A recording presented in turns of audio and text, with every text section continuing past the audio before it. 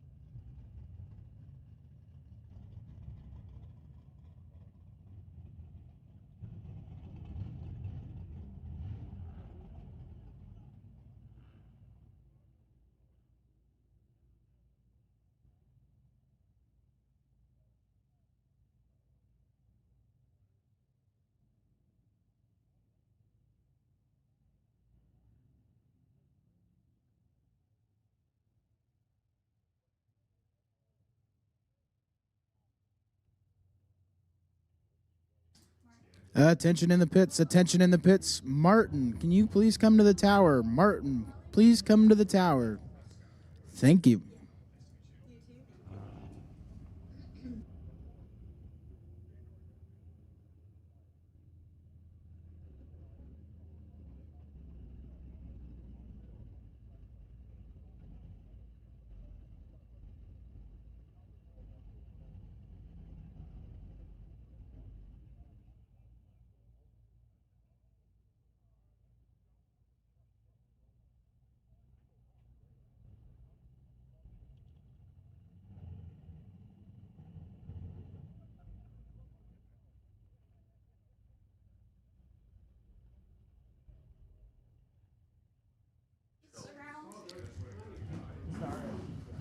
Yes, Mark Schultz. Oh, it's right there.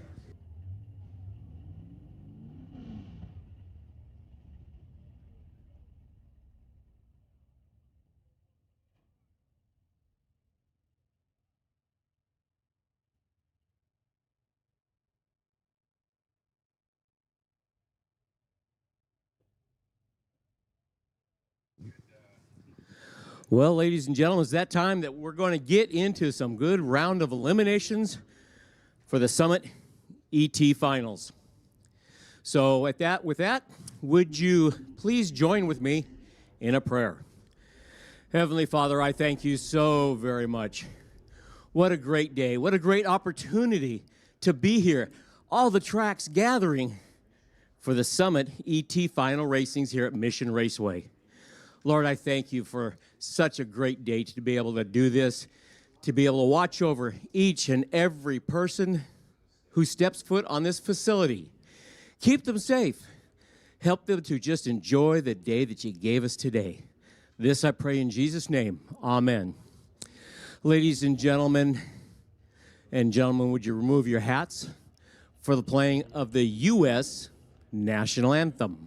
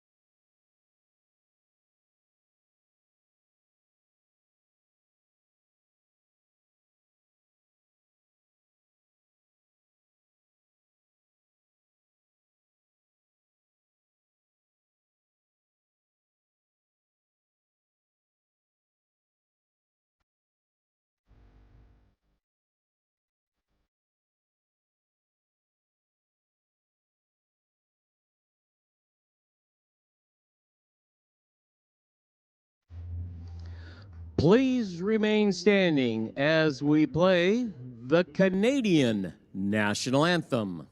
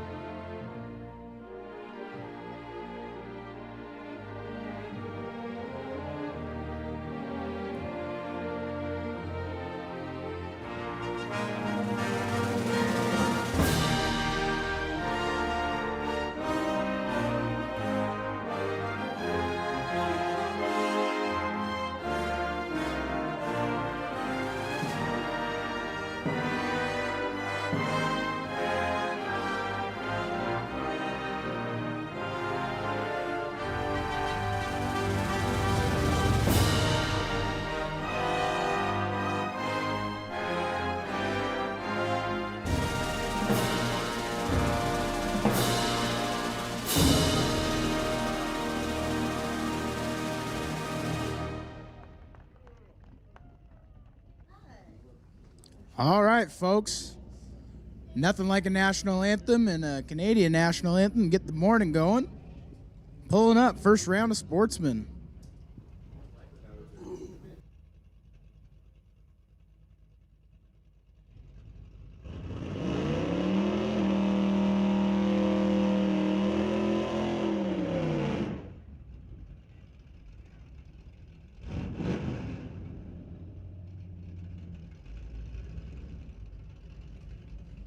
All right, first round of Sportsman underway. We got Eric Hansen and Alan Kessner.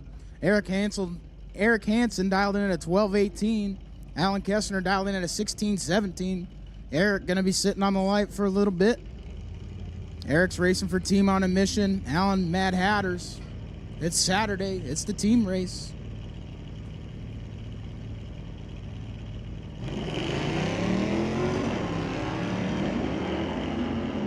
Pair of red lights coming out of the gate. Eric Hansen going to take the win. He's 84 red to Alan's 156 red. Eric Hansen runs a 12:16 with a 3 on the 12:18.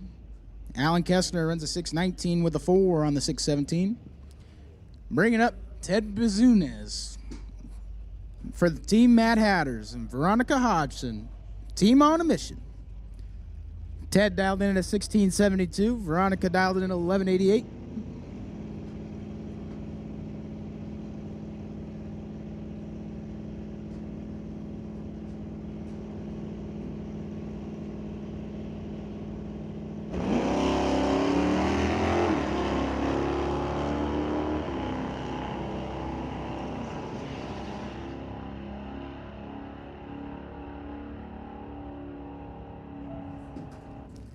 Team on a Mission going to take the win. Veronica Hodgson runs a 12:07 with a 9 on the 11:88 dial. She's 124 up front. Was a little behind at the starting line, but she came around him and got it done, taking 30 thou at the stripe. Ted's 80 up front. Goes to 16.99 on the 16.72. Gave it back. Brings up Sylvia Hookstins. Team on a Mission. Skylar McFall. Portland International Raceway. Sylvia dialed in at 12:13. Skylar McFall dialed in at 13:63. One of these drivers is good on the light.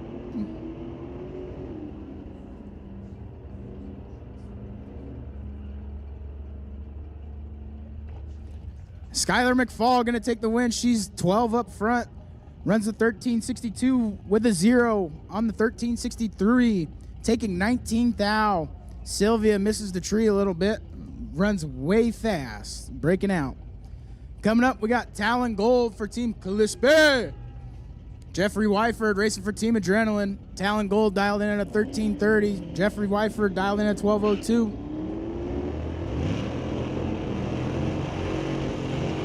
Anybody's game at the stripe.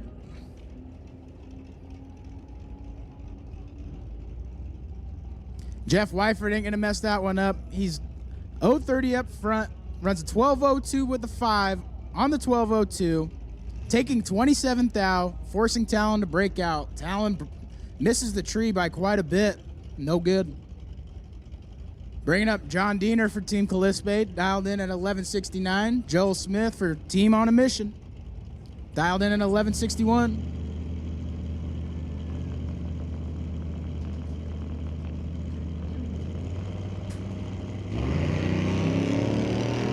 And John Diener going to take the win there. Joel Smith, 13 red up front. John Diener, 34.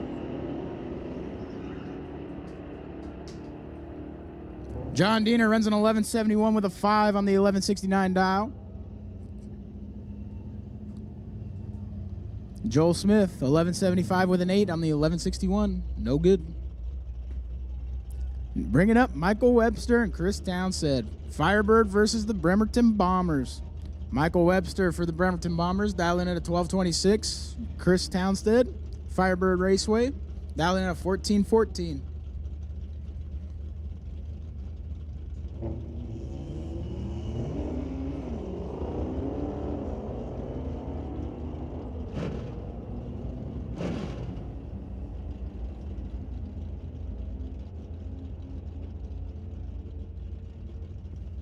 Michael Webster going to take the win there for Team Bremerton. He's 002 up front, runs 11.31 with an 8 on the 11.26 dial, taking 99 at the stripe. Chris Townsend can't do much when you're 110 against a 002. Bringing up Jacob Cleve and Keith Hadley. Bremerton Bombers versus Renegade Raceway. Jacob Cleve dialed in at 11.65. Keith Hadley dialed in at 12.25.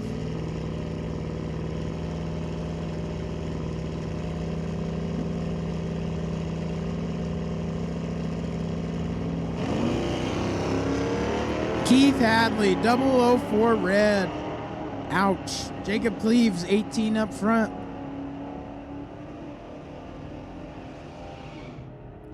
Jacob Cleve runs an 11.60 with a 1 on the 11.65 dial. Keith Hadley, 12.17 with a 3 on the 12.25, going 004 red for the loss. Bringing up Stephanie Biscay, Ashley Isabel. Team Woodburn Warriors versus Rad Torque Raceway. Stephanie Biscay dialed in at 11.80. Ashley dialed in at 11.98.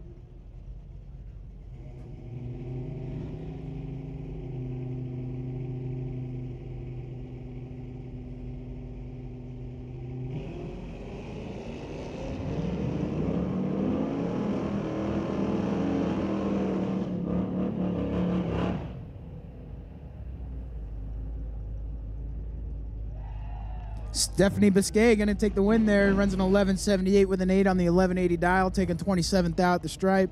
Ashley misses the tree a little bit. Runs an 11.89 with a 3 on the 11.98 dial. Bringing up Tapio for Renegade Raceway. John Hooval. Woodburn Drag Strip, 11.85 to an 11.65.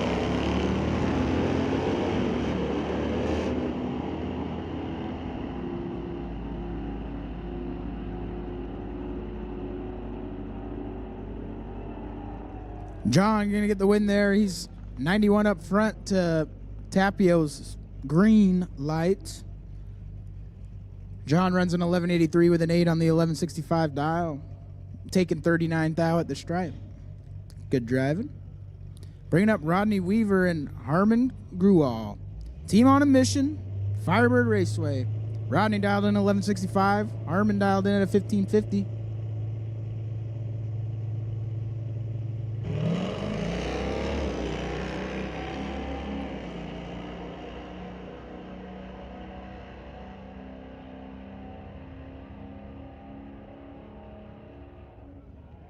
Rodney Weaver going to take the win. He's 50 up front. Runs an 11.63 with a 5 on the 11.65 dial. Breaking out 14th thou, taking 68th thou at the stripe. Harmon misses the tree. Gets behind for the loss. Breaking out. Jake McLean, Team Adrenaline. Wendy Grandal, Firebird Raceway. 12:32 to a 14:50.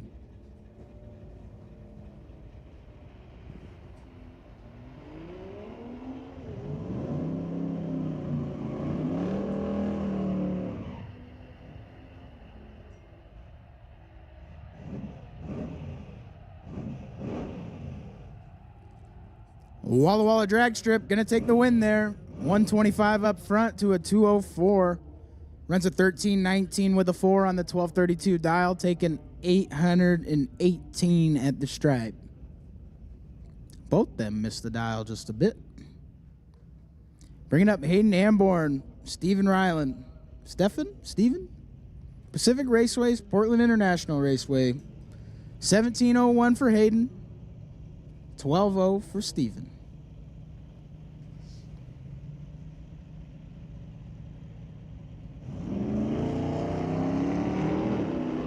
15 thou, separate them up front.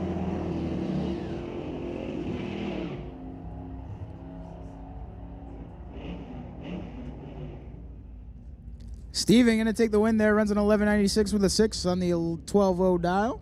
Breaking out 34. Feeding Hayden a bunch of stripe. Fed him 45 to break out by 60. Bringing up Jimmy Hereford and Dennis Hatley. Portland International, Team Adrenaline. Dennis Hatley dialed in at 11.60. Jimmy dialed in at 12.30.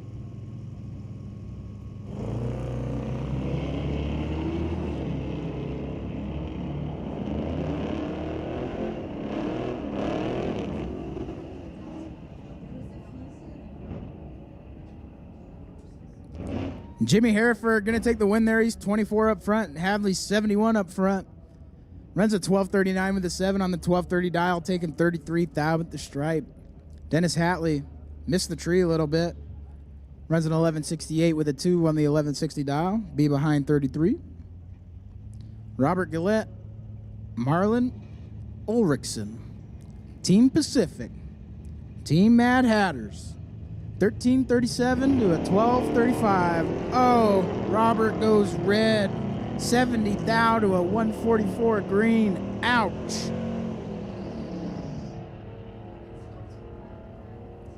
Attention in the pits. Attention in the pits. We need Sportsman 5 through 9. Sportsman 5 through 9 to the lanes, please. Sportsman 5 through 9 to the lanes. Thank you. Coming up next here, we got Bill Wells, Team on a Mission, dialed in at 11.60. Mike Slavens for Team Gillespie, dialed in at 14.95. Oh, Slavin goes red 57. Bill Wells goes red 005. Knocking Team Gillespie out. Moving on, Team on a Mission. Bill Wells moves to an 11.65 with a 2 on the 11.60 dial. Mike Slavin's going to want that one back. He's only 3 thou under, but 57 red. All he had to do was go green. Who would have got the win? Larry Brewer, Kylie Bostick.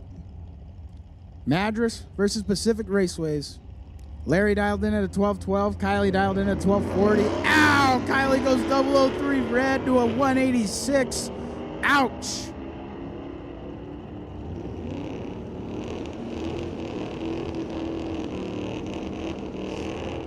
Kylie runs a 12.39 with a 9 on the 12.40. Wow, she's going to want that one back. Ow. Larry Brewer. Bringing up Roland Lowen and Danielle Bowler. Team Gillespie versus Team on a Mission. Again. 12.87 the dial for Team on a Mission. 13.85 the dial for Danielle and Team Gillespie.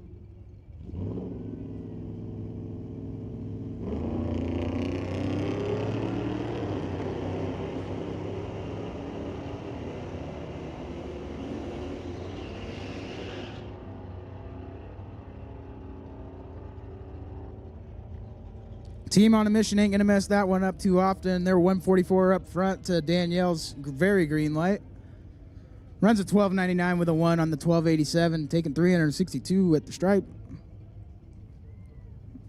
Danielle misses the tree and misses the number. No good. Bringing up Brendan Piskacek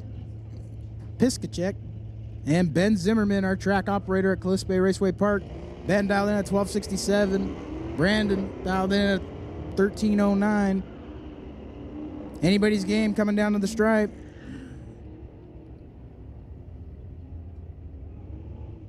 Ain't gonna mess that one up either. He's 21.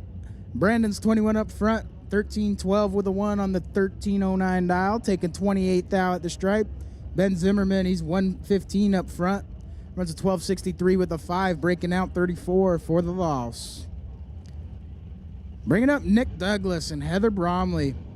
Nick Douglas racing for Team on a Mission, dialed in at 1221. Heather Bromley dialed in at 1181. Team on a Mission gonna get the win. 45 green to a 19 red.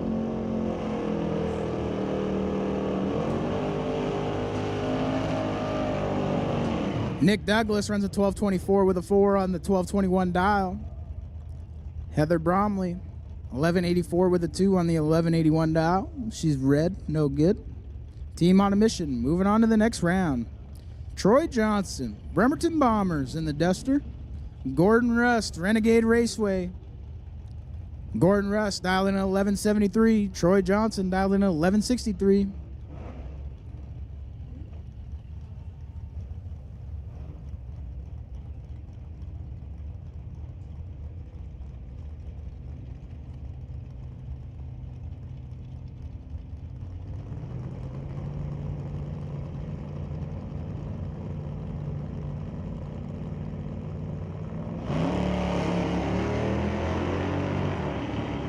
Troy Johnson clicks at 25 red for the loss, giving Gordon Rust the automatic bid into the next round. Gordon Rust, let's go 26 up front. Runs an 1172 with a 2 on an 1173 dial, under 7th thou. Bringing up Shane Schaefer, Firebird Raceway. Natalie Erickson, Team Bremerton. Shane dialed in at a 1477. Natalie dialed in at a 1583. Team Firebird versus the Bremerton Bombers. Fly like an eagle. And Shane Schaefer goes red, 92 thou. Natalie Erickson going to take the win there. She's 155 up front. Some of these Sportsman drivers need to drink some Red Bull or something. A lot of 100s going on. Stayed up a little too late watching the band last night, huh? Next up, we got J.R. Hawkins and Cole Dickoff. Cole Dickoff racing for Bremerton Bombers. J.R. Hawkins racing for Team Firebird, flying like a bunch of eagles.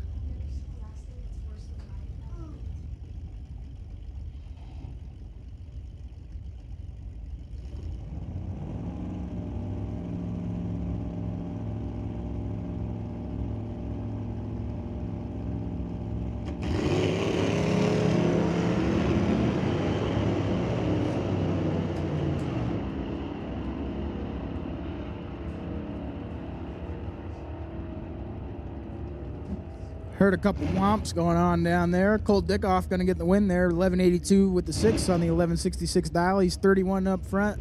JR's 89 up front. JR runs an 1192 to be behind 51 thou for the loss. Bremerton Bombers going on the next round. Brings up Gabby Halverson.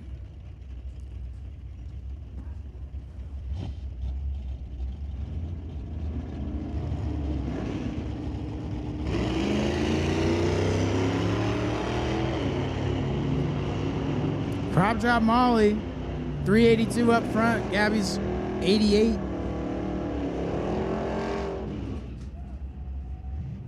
Ain't gonna mess that one up. Gabby Halverson's 84 up front, runs a 1228 with a 3 on the 1210 dial. Taking 32 thou at the stripe. Nice driving. Cassidy Langley, Gary Gandy. Team Renegade versus Team Pacific. Cassidy dialed in 1178. Gary dialed in at 1383.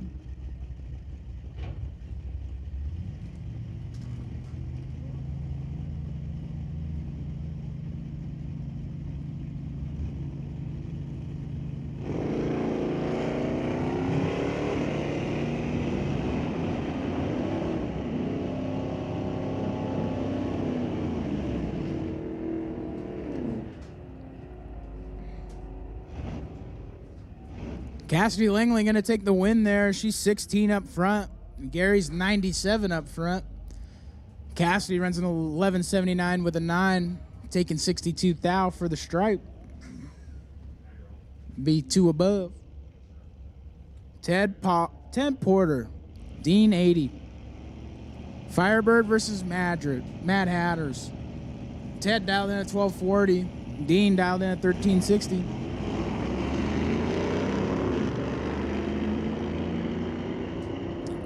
Ted Porter trying to chase down Dean. Who's going to do it?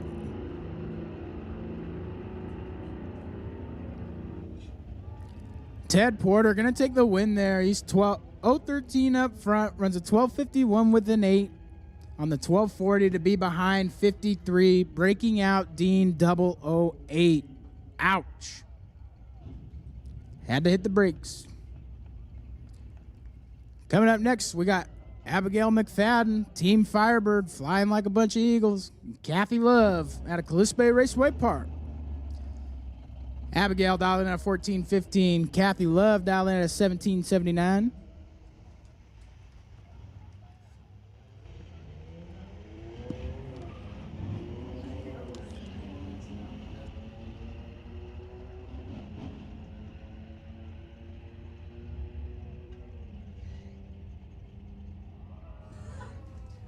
Kathy Love going to take the win there. Has a huge starting line advantage, but she was not great on the tree either. Runs an 11.88 with a 7 on the 7.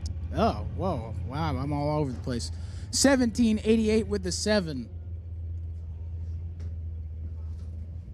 It was a long night last night. Bringing up Damian Chin, Callispe Raceway Park against my buddy Connor New. Sorry, Connor. I'm rooting for my team today. Damian Chin dialed in at 15.32 in the Mustang. Connor New dialed in at 12.71. Mustang on Mustang. 07 versus 13.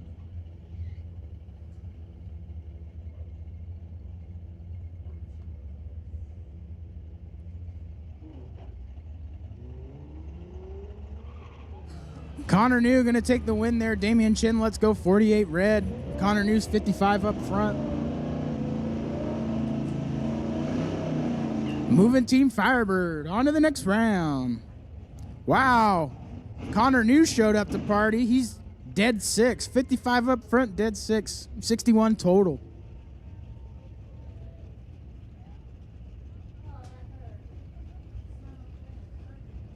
Bringing up Richard Love out of Osoyos, racing for Team Callispe. And William Cardinell, Team Firebird, another Callispe on Firebird crime. Richard Love dialed in at 1170. William Cardinell dialed in at 1163.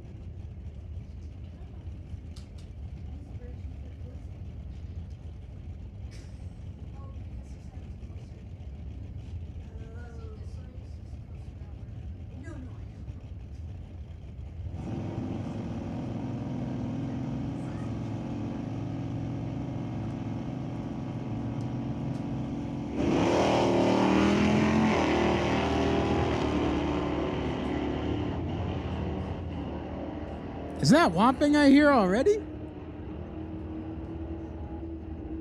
Ain't gonna work.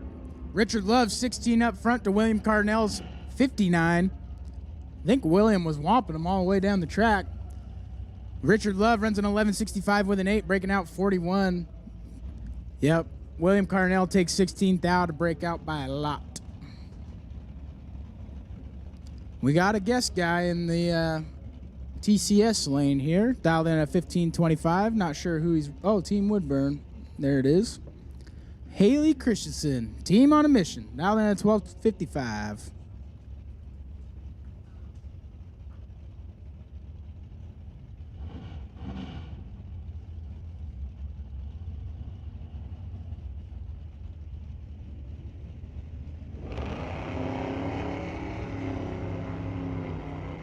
.138, separate them up front. Who's it going to be?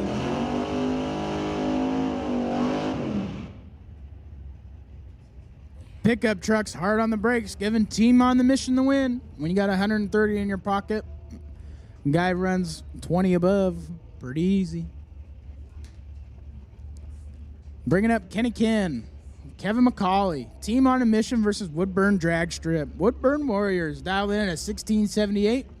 Kevin McCauley dialed in at 1185. Don't forget, Sportsman, we need 5 through 9 in the lanes. If you're not there, you should be. Thank you.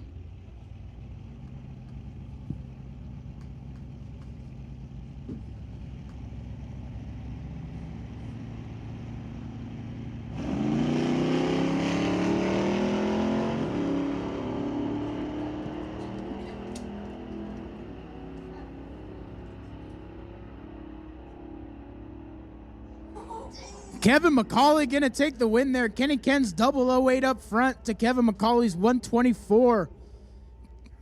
Kenny Ken breaks out 19 thou, taking 178 at the stripe, giving team on the mission the win. He's 124 up front, runs 1189 with a 3 on the 1185 dial to be behind 178 for the win. Wow. 008 up front, no good. Ouch. Bringing up Amy Cole, Sherry Larson.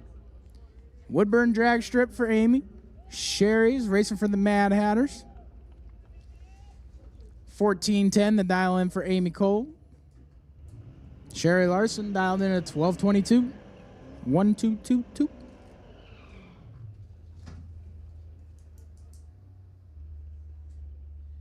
It's cutthroat out here this morning. 2 go down, 1 go back, no buybacks.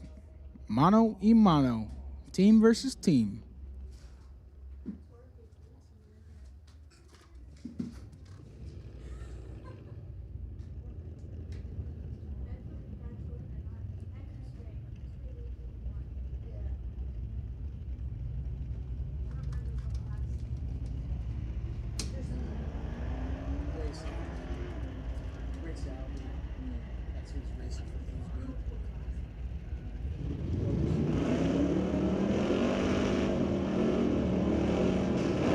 Amy Cole going to take the win there. She's 56 up front, has 100 in her pocket, and she knows what to do with it. 14-12 with a 9, backing into him 88. Runs a 14-12 with a 9 on the 14-10 dial. Sherry Larson misses the tree, 2 above for the loss. Bringing up Derek Jackson, Woodburn Warriors. Ron Wright, my uncle, Gillespie Raceway Park. 1184 to an 1185 dial.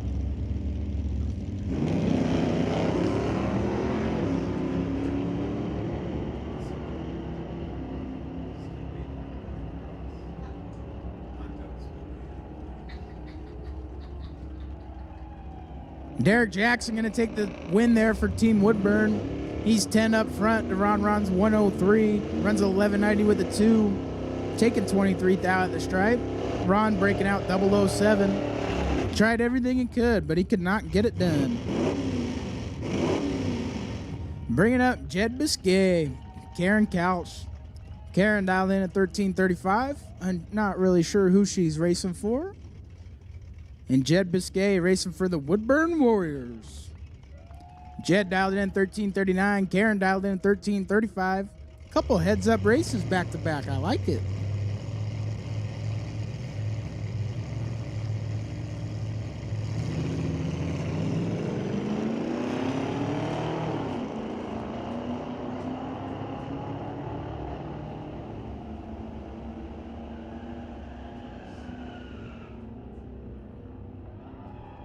Jed Biscay going to take the win there. He's 73 up front to a 130.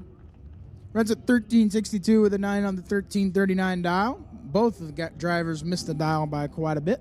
Sending Karen home. Elizabeth Wagner, Renegade Raceway. Jason Biscay, Pacific Raceways. Elizabeth dialed in at 1478. Jason dialed in at 1354.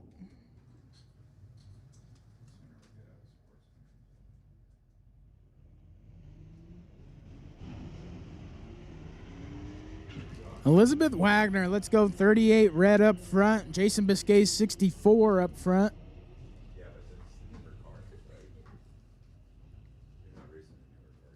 Jason Biscay runs a 1351 with a 5 on the 1354 dial. Elizabeth Wagner 38 red, 1480 on the 1478.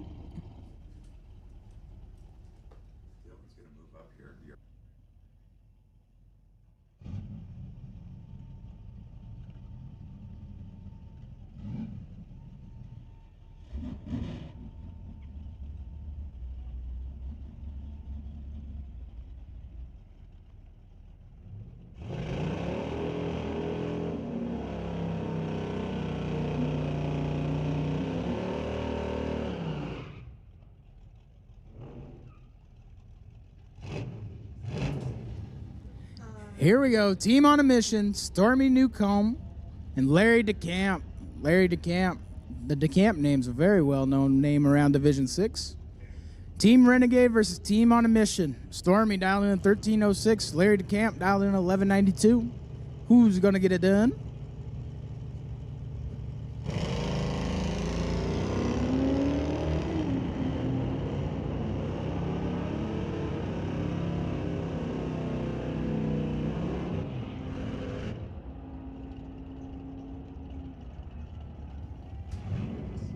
Larry DeCamp going to take the win there. He's 1187 with a 1 on 1192.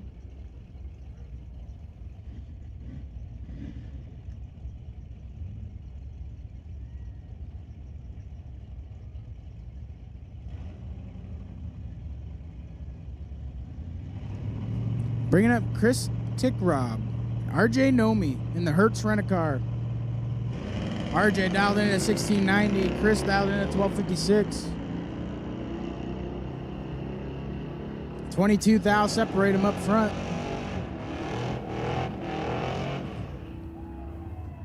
Team Woodburn Warriors going to take the win. Chris is 045 up front, dead 8. Feeding RJ a bunch of stripes so he breaks out. RJ 67 up front has no chance. Bringing up Chris Holloman and Joseph. Mess that up every time. Sparkatella. Spaccarutella. What Team Woodburn versus Pacific?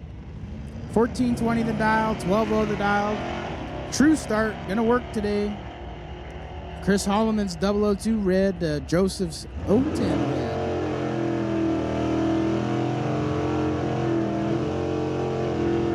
Man, these Woodburn Warriors are sure moving on to the next round here. And bringing up Jahaniel Biscay and Ken Eldridge. Team Adrenaline. Woodburn Warriors, 1485 the dial in for the Woodburn Warriors, 1160 the dial in for Team Adrenaline.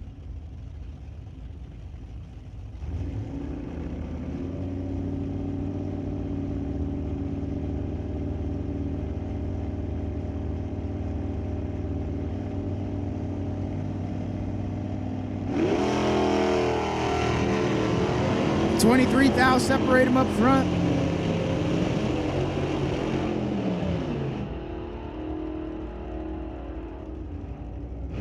Give Ken Eldridge the win. He's 23 up front. 1160 with the 3 on the 1160. Wow, 26 total in Sportsman. Jahaniel's 40 on the tree and has no chance. Bringing up JT Sherlock and Bobby Bergovix. JT dialed in at 1177. Bobby dialed in at 1225.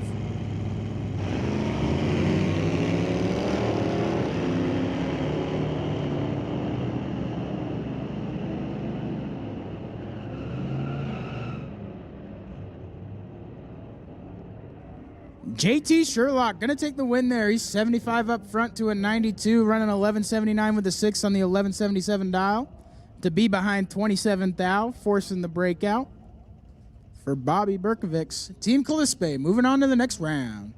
Bringing up Ken Green and Braden Wilcox. Ken Green, Portland International Raceway, dialed in at 1232.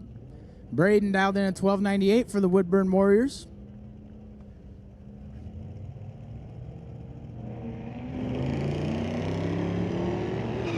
$20,000 separate them up front. Anybody's game at the stripe. Who's it going to be?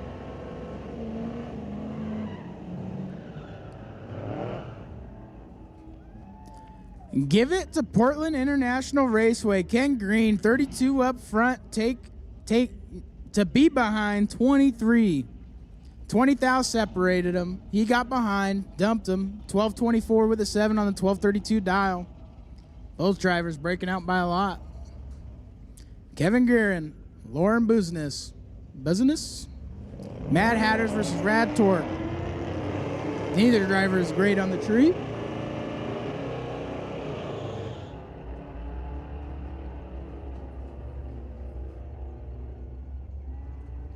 Give the win to Kevin and Rad Torque Raceway. Runs an 1172 with a 1 on the 1163 dial, taking 89 at the stripe. Had a 115 light to Lauren's 156. Had a bunch in his pocket. And he figured out what to do with it on the big end.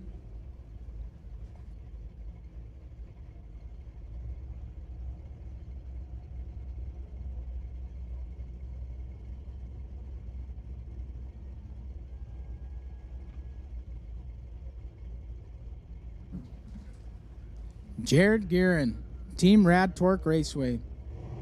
Nyla Nomi, Callispe Raceway Park. 1520 the dial in for Nyla. 1169 for Jared.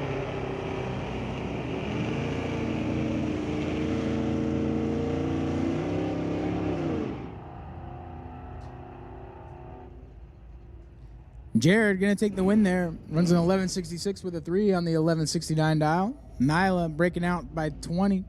By 2. Taking 17th out at the stripe. Needed to get behind. Blake Peterson, Kyle Leftwich, Bremerton Raceway versus Pacific Raceways. 1160 the dial for Blake. 1211 for Kyle.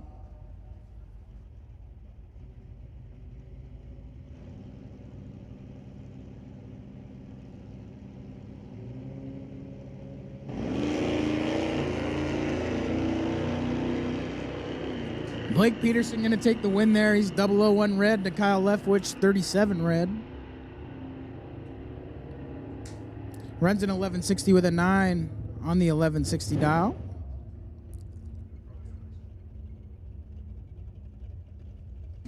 Bringing up Kip Poole and Stephen Watkins. Kip Poole, Bremerton Bombers. Stephen Watkins, Team on a Mission. Kip Poole dialed in at 1353. Stephen Watkins dialed in at 1202.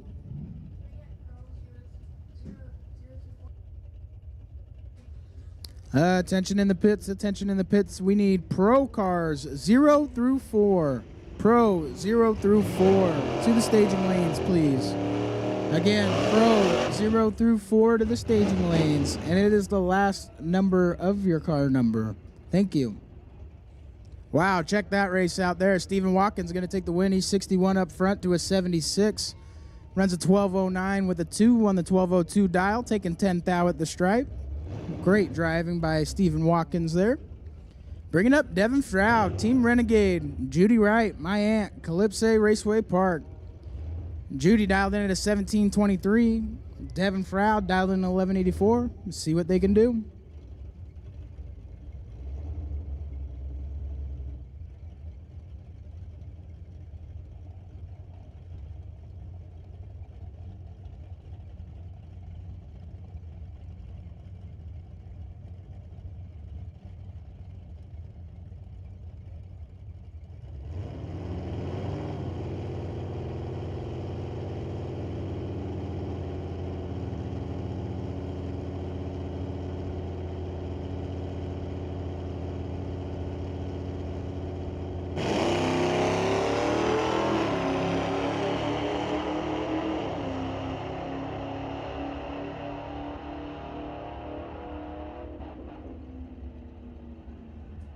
A lot of whomps going on at the big end there. Judy misses the tree by a lot.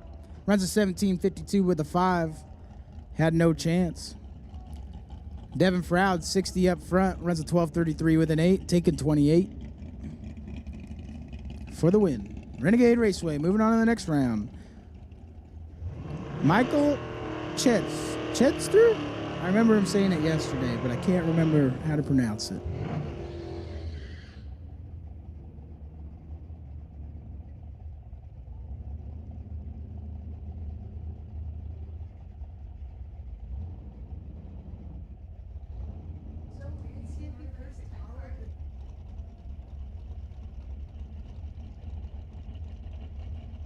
Waylon Carlson racing for Rad Torque Raceway. Michael racing for Portland International, dialing on 1181. Waylon 1278.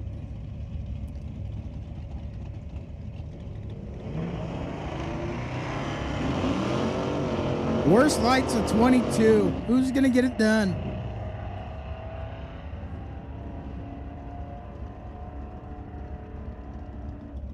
Waylon Carlson gonna get it done. He's trip zip up front, 45 thou under. Feeding the stripe to Michael, 60. That way he goes and breaks out. Michael's 22 up front, did all he can, just couldn't get there. Tyler Hereford, Carl Thorsett. Carl Thorsett went some rounds last night. Tyler Hereford dialed in at 1291 for Portland International. Carl Thorsett, 1181. Don't forget pro cars. We need 0 through 4. Pro 0 through 4 to the staging lanes. Pro 0 through 4 to the staging lanes. 6,000 separate them up front. Excuse me. Giving Tyler Hereford the win there. He's 13 up front. Runs a 1288 with an 8 on the 1291 dial. Giving it back 11.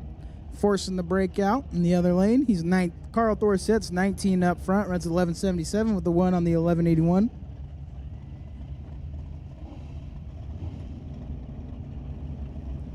Bringing up Cherie Wilhelm and Gary Howe. Cherie dialed in at 1237. She's going to go 59 red for the loss, giving Gary Howe the automatic bid into the next round.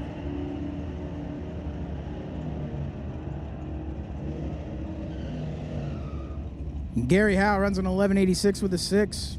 He's 44 up front. Cherie, 1235 with a 8 on the 1237, going red. Paul Warner, Dennis McGregor, Portland International, Rat Torque Raceway. 1190 the dial for Paul, 1410 the dial for Dennis.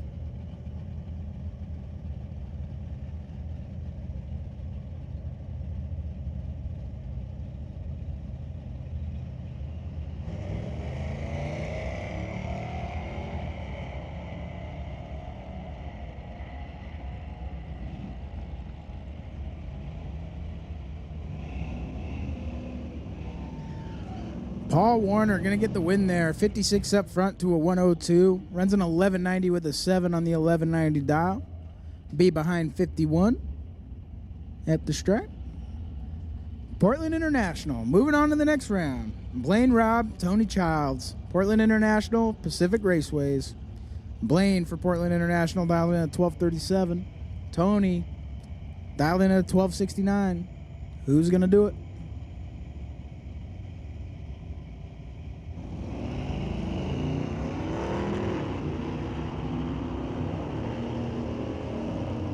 $21,000 separate them up front.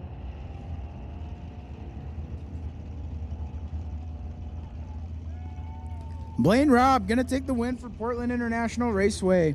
He's 46 up front to Tony Childs 27 to be behind 58, running a 1238 with an 8 on the 1237. Wow, great driving by Blaine Robb there.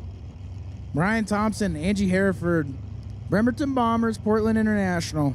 1291 the dial for Brian, 1315 for Angie. Angie, let's go 98 red. Brian Thompson's 41 green.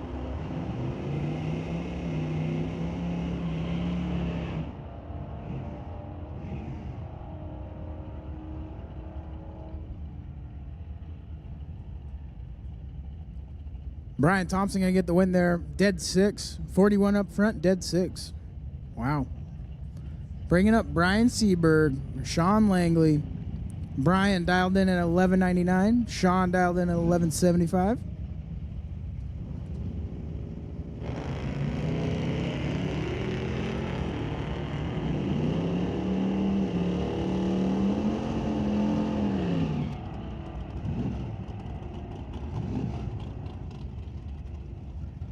Team Bremerton going to get the win there. 24 up front, runs a 1201 with a 2 on the 1199 to be behind 39, forcing the breakout for Sean Langley. Sean Langley lets go 54 up front and runs 1170 with a 3 on the 1175 dial. Bringing up Bobby Berkovics and Grant Smids. Team Renegade versus Bremerton Bombers. 1198 the dial, 1273 in the dial for Grant.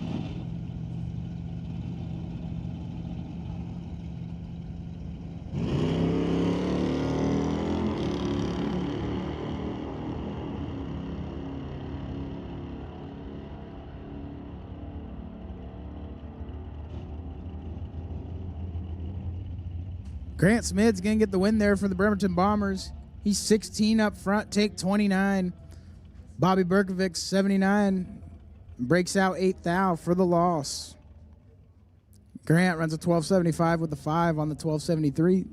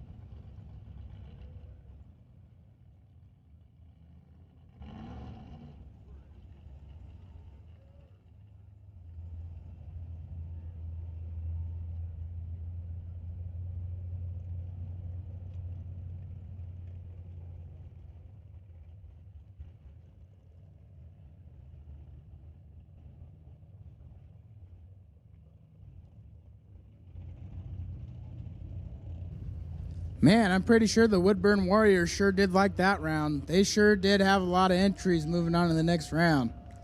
Team on a Mission, they got 7 moving on. Wow. Oh, 9, excuse me. Woodburn's got 7 moving on to the next round. Team on a Mission's got 9. And Bremerton also has 7. Wow, what a first round.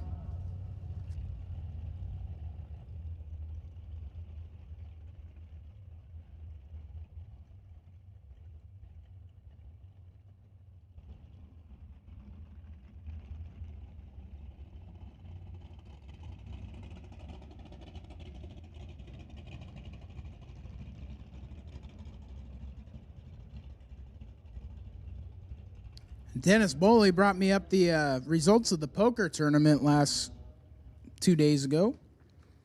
In number 1, we have Mission Raceway with 47 points. Bremerton Raceway in second place with 31 points. Third place, Walla Walla with 24. Oh, was that last year? No, this is for the poker tournament for this year. Okay. Sorry. Fourth place, Calispe Raceway, team number 2, 18 points. Fifth, Calispe Raceway number 3, 16 points. Sixth place, Bremerton Raceway number 2, team 2, 14 points. Seventh place, Firebird Raceway. Eighth place, Calypse Raceway 1. Woodburn Drag Strip, 9th. Medicine Hat, 10th.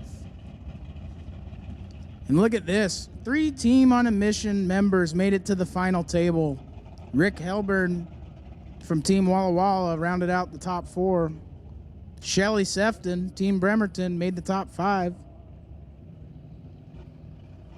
Jeff Field in 6th. Jason Dickoff in 7th. Nyla Nomi, 8th place. Don Sefton, 9th place. Danielle Lake, 10th place. Here we go, moving into our pro class.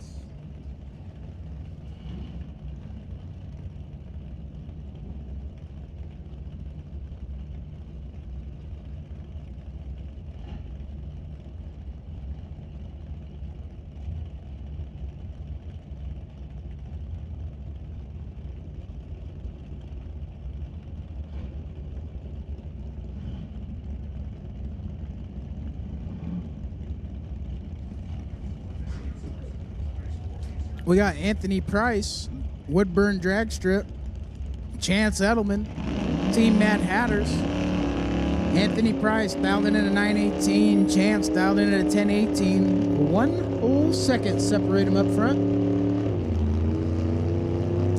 Anthony gonna be chasing down Chance. Can Woodburn keep the momentum going?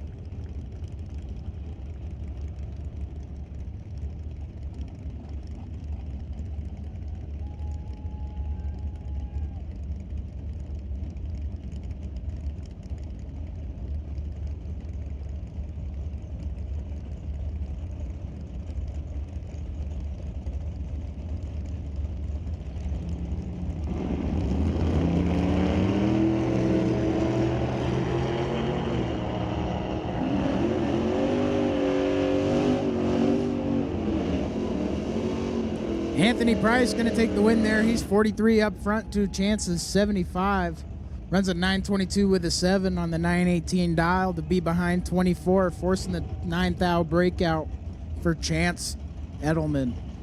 Team Woodburn drag strip. Moving on to the next round. David Bronneck, Woodburn drag strip. Greg Kilman, Portland International. Greg Kilman dialed in at 10:11. David dialed in 9:26.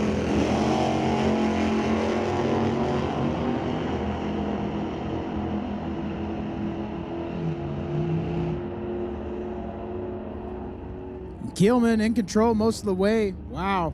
27 up front to an 80. Taking 005. Runs 10:15 with a 0 on the 10:11 dial. Forcing David Bronneck to break out 6th thou. Nice driving, Greg. John Masterman, Randall Garner. Portland International, Bremerton Raceway. 21 thou separate them up front.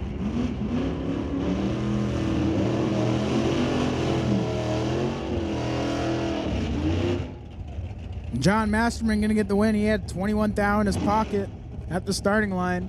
Runs a 12:54 with a 3 on the 12:54. Taking 25 thou at the stripe. Randall Gardner did all he could. He was 6 thou off his dial, but had no chance when he left the starting line. Brings up Race Albee, our lone wolf from Coos Bay. Mike Hansen, Woodburn Warriors. Race dialed in at 9:52. Mike dialed in at 10:39.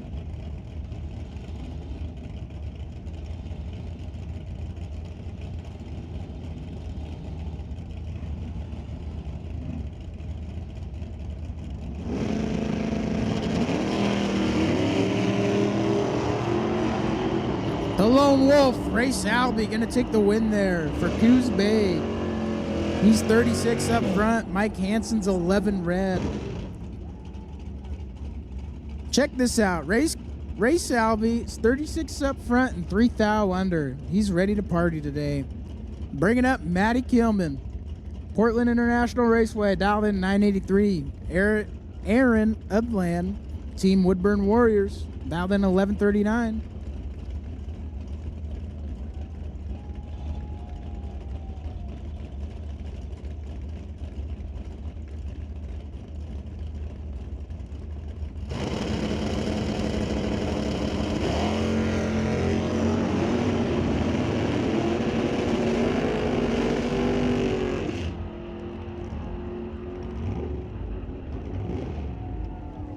Matty Kilman going to take the win there. He's 29 up front. Aaron's 119 up front. Matty's going to whomp his way to a 56 thou stripe. Runs a 988 with the 6 on the 983. Bringing up Jacob Phelps and Jeff Wyford. Wow, this is going to be a good one. Jacob Phelps dialed in at 973 for Team Firebird. Jeff Wyford dialed in at a 1024 for Team Adrenaline.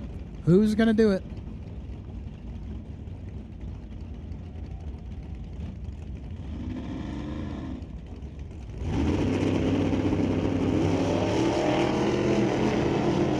Jeff Wyford gonna hand the win to Jacob Phelps. Jeff Wyford's 29 red. Jacob Phelps 51 up front.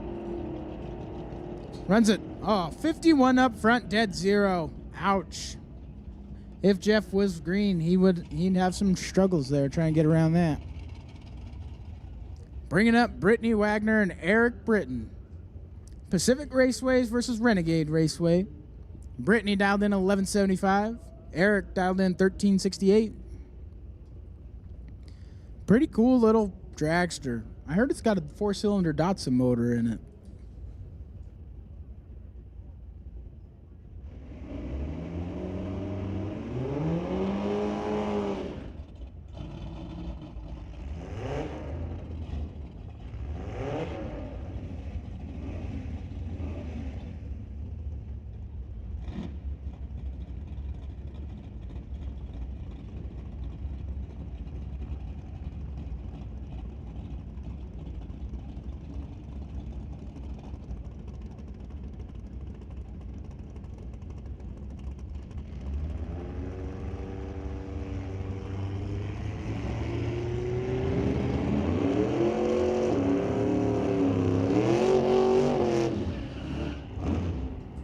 $31,000 separate them up front.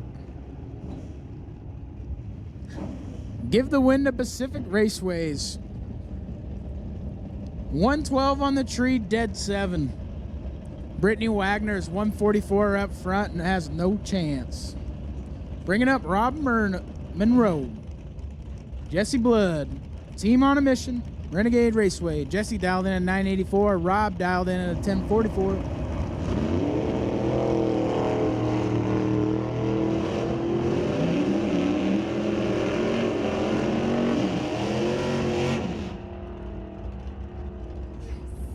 Team on a mission gonna take the win there. He's 22 up front to Jesse Blood's very green. Runs a 1052 with a 2 on the 1044 dial. Bringing up James Cleve and David Knutson. James Cleve dialed in at 1007. David Knutson dialed in at 1023.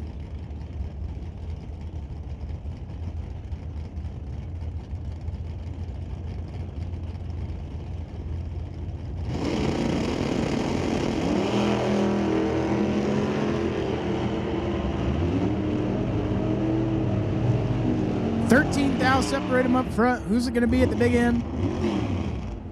Give it to James Cleve. 0-10 on the tree, dead 8. 18 total for the win. David Knutson's 23 on the tree and has no chance. Bringing up Jake McLean out of Lewiston, Idaho, racing for Team Adrenaline. Jason Bourne, Rad Torque Raceway. Jake dialed in at 970. Jason dialed in at 1005.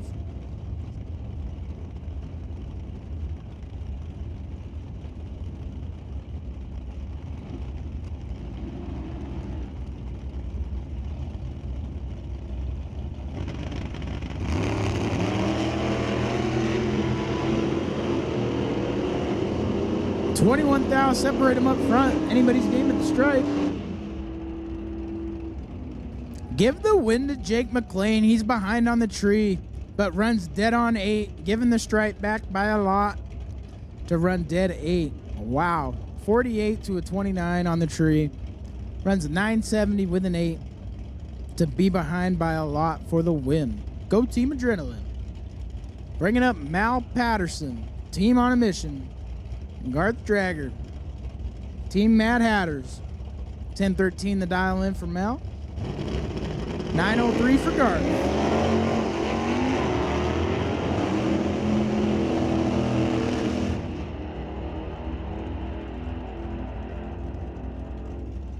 Garth gonna get the win there. Had a huge starting line advantage. He's 32 up front to an 84. Runs a 905 with a 3 on the 903 dial, taking 16 thou at the stripe. Mal Peterson forced the breakout. Well, Garth forced the breakout. Mal Peterson for the loss. Bringing up Jim Wyford, excuse me. George Weimer. Team Adrenaline versus Madras. Madras! James Wyford dialed in 1035. George dialed in 931.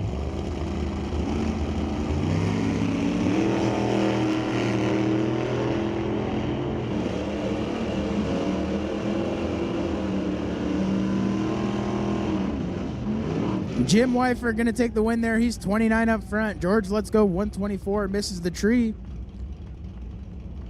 Jim Wyford going to go on to the next round. Runs a 1037 with a 3 on the 1035 dial. Taking 75. George tried to do all he could. Ran dead 3. Just missed the tree. Bringing up Matt Warner and Corey Seekins. Team on a mission. Madras drag strip. 1048 to a 945.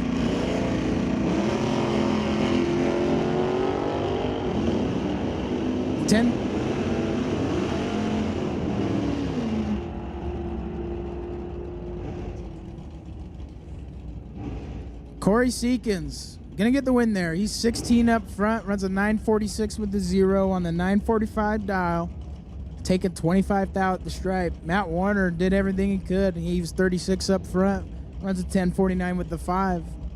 No chance. Bringing up Ross Walker, team on a mission. Travis Marion, Team Mad Hatters. 1012 the dial for Ross. 1049 the dial for Travis.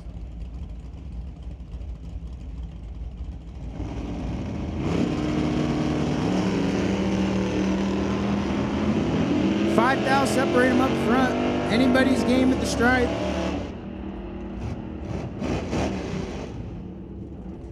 Give the win to Team on a Mission. Ross Walker's 20 up front to a 25 of Travis. Runs a 10-18 with a 7 on the 10-12 dial, taking 38th out for the win. Michael Breno, Tanya Malziewicz. Rad Torque versus Pacific Raceways. Michael dialed in at 10:36. Tanya dialed in at 9:05. Attention in the pits. Attention in the pits. We need pro cars 5 through 9. Pro cars 5 through 9 to the staging lanes. Attention in the pits. Attention in the pits. We need pro cars 5 through 9 to the staging lanes. Thank you. Michael Breno going to get the win there. He was in full control off the starting line. He's 31 up front to Tanya's 135. Runs a 10:36 with a 7 on the 10:36 dial. Taking 79th out at the stripe. Bringing up Philip Hull. This will be a good one. Philip Hull, Robert Steffen. Team Walla Walla versus Team Renegade. Philip dialed in at 10:72. Robert Steffen dialed in at 10:81.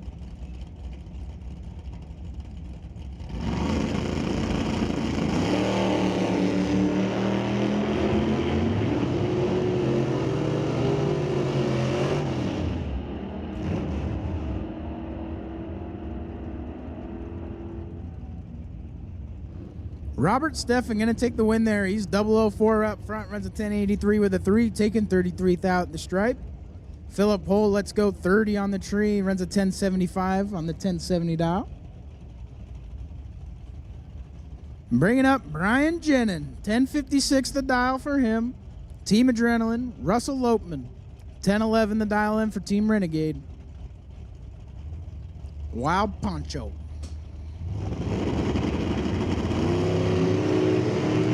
Ouch, ouch, ouch. 004 red for Brian Jenin. Russell Lopeman's 45 up front.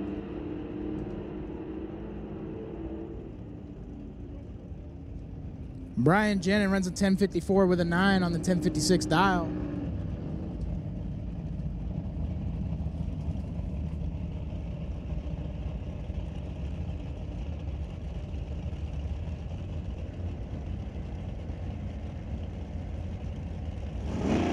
Brings us to Thomas Garvin and Brent Buckingham. Thomas goes 13 red, Brent goes 20 green, giving Brent the win, and the Mad Hatters going on to the next round. Brent runs a 1054 with a 2 on the 1055 dial. Thomas goes red. Phil Amborn, Woodburn Drag Strip, dialed in at 963. Douglas Klassen, Mad Hatters, dialed in at 968.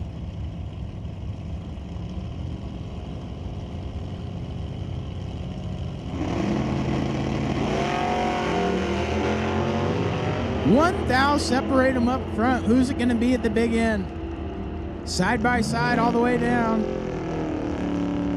Give the win to the Woodburn Warriors. Wow, look at this race, people. Phil Amborn's 10 up front to Doug Klassen's 11. And runs dead on 9 to be behind 23 thou for the win. Way to go, Woodburn Warriors. Coming up next, we got Lauren Swartz, Team on a Mission. Mike Masters, Calispe. Mike dialed in at 1080. Lorenz dialed in at 1020.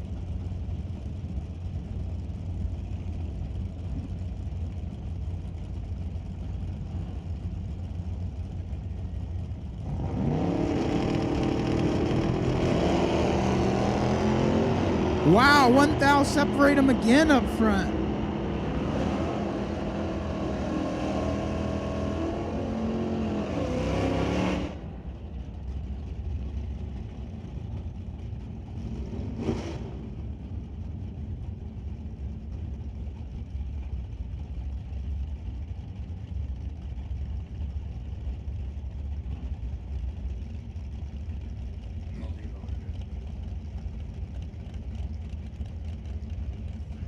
Lorenz going to take the win there. Missed the information on the screen. Was busy talking. My bad. Craig Johnson, Team on a Mission. Unsure of who's in the opposite lane. 1171 the dial, 1187 in the Lordco lane.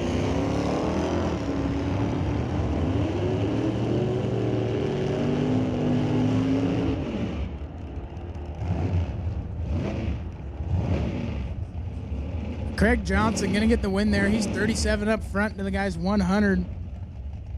Runs 1183 with a 0 on the 1171 dial. Bringing up Bill Betts and Carter Johnson. Carter Johnson dialing in 9-0. Fastest he can in pro. Bill Betts dialing in a 1032. Bremerton Bombers versus Team Renegade.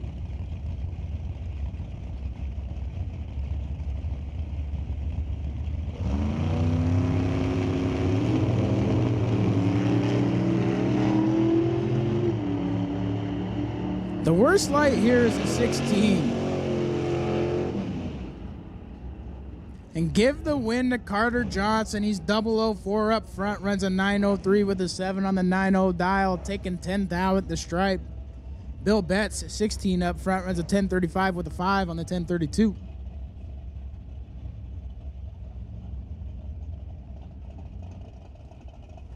Steven Ryland, Jason Harmon. Pacific Raceways dialed in at 1242. Jason Harmon dialed in at 1052 for Portland International.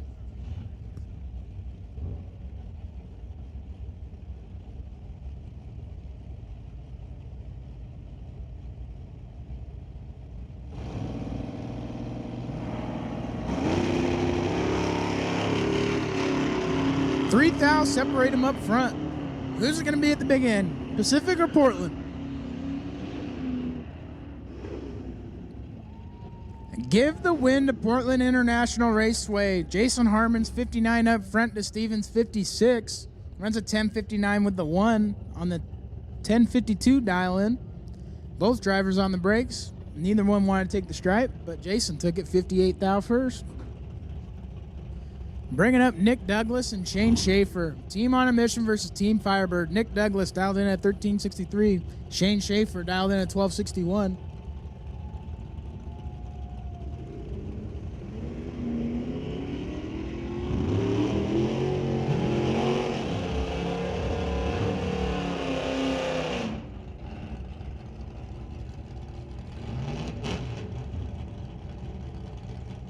Nick Douglas going to get the win there for Team on a Mission. He had a bunch in his pocket at the starting line and he took advantage. Goes 10 above for the win.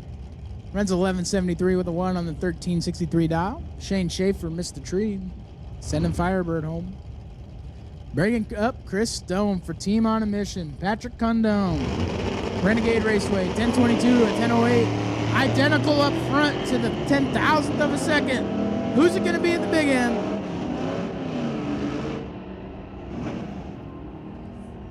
Give the win to Renegade Raceway. Wow, look at that race. They're 045 a pair. Patrick goes 1008 with a 3 on the 1008 dial to be behind 14th out, forcing the breakout for Chris Stone. Wow. Ralph Ellers. Martin Condon. Team on a Mission. Renegade Raceway.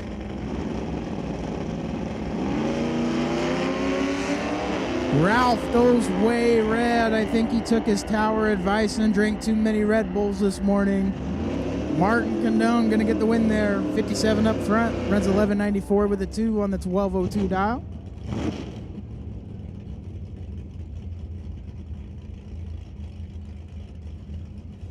Zachary Zerbrug. Richard Love. Team Bremerton versus Callis Bay Raceway Park. 1025 the dial for Zachary. 1395 for Richard Love.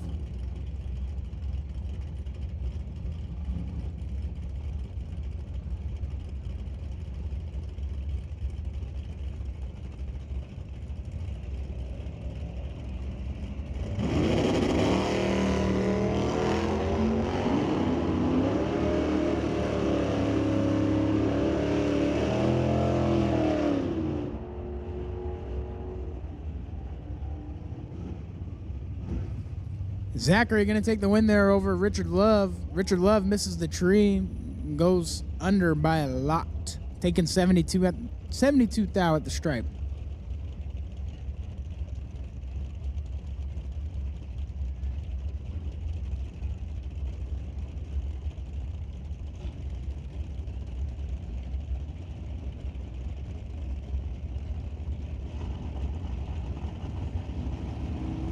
Here comes Hayden Amborn, Team Portland. Racing for the Patriots.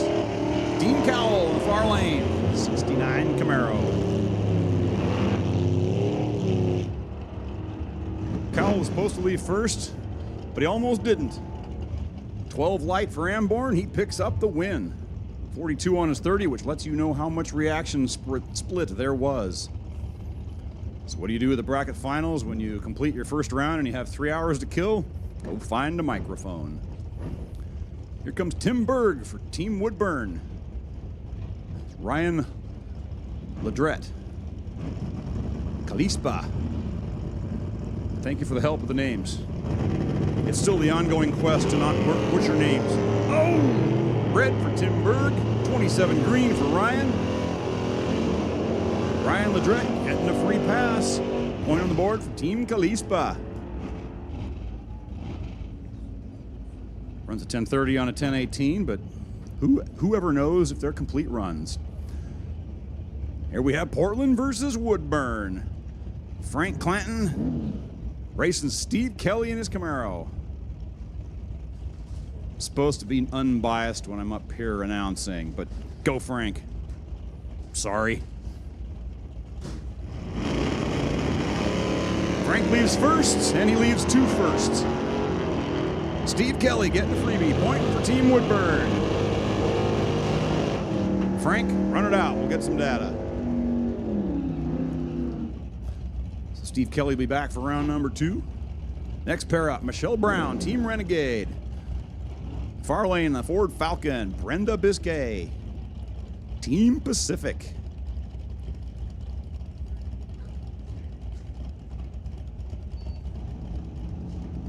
You've heard of the everlasting gobstopper? Well, here is everlasting pro bracket. Ooh, we got bad light, worse light. But by golly, they are both green. Biscay chasing Brown. Will she get there? Yes, she will. Runs 19 on a 14. Point for Team Pacific. Getting away with a reaction time that needs some adjustment. We'll just put it that way.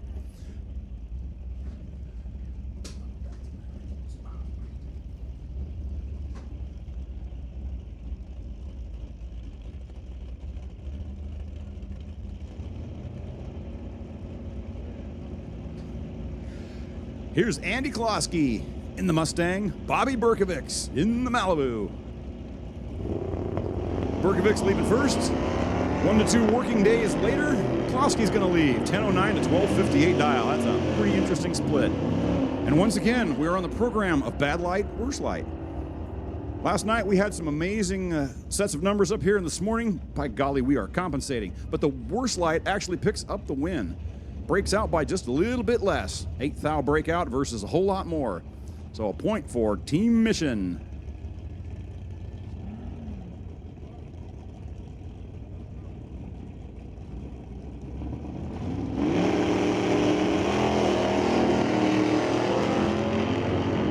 Mike Mosewick.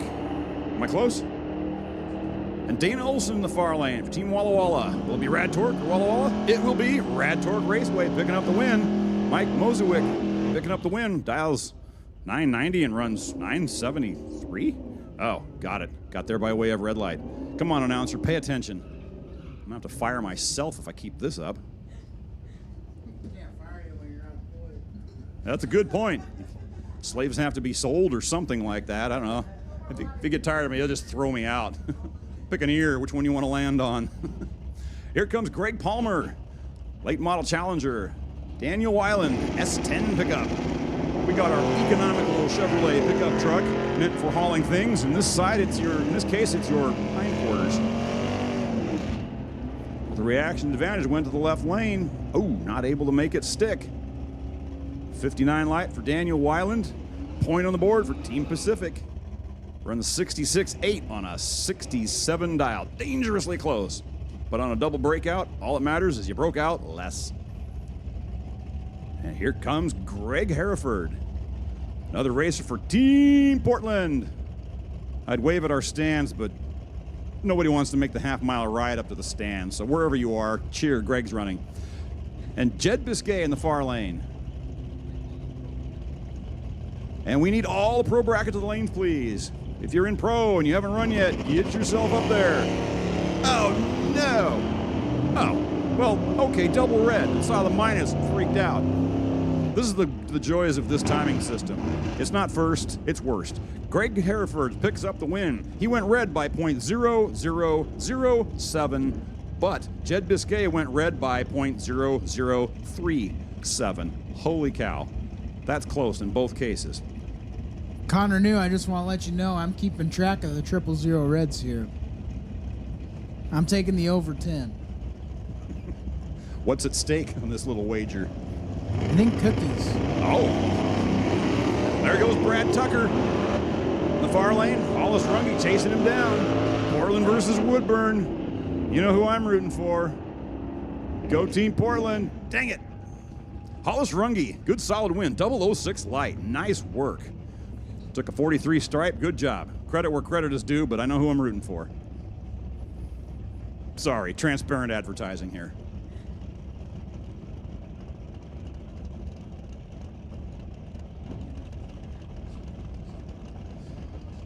Here is Daryl Tippy in the Nova wagon. Michael Clement,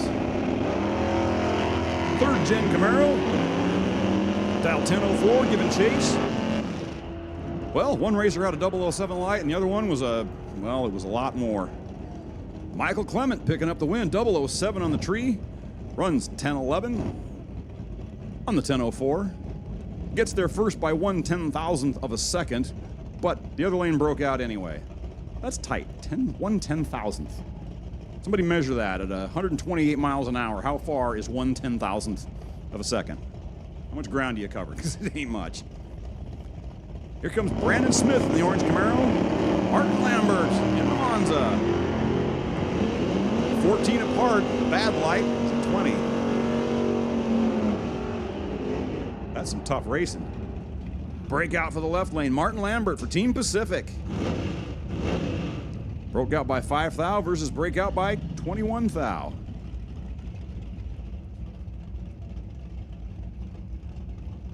Here's Ryan Widholm in one of these structural components Camaros for Team Renegade. That's Rick Green in the far lane. Now, not being a Ford guy, correct me here, but is that an SN95 chassis? Did I get that right? Anyone? All right. Well, okay. The boss knows there's no stock automatic. I can understand that one too.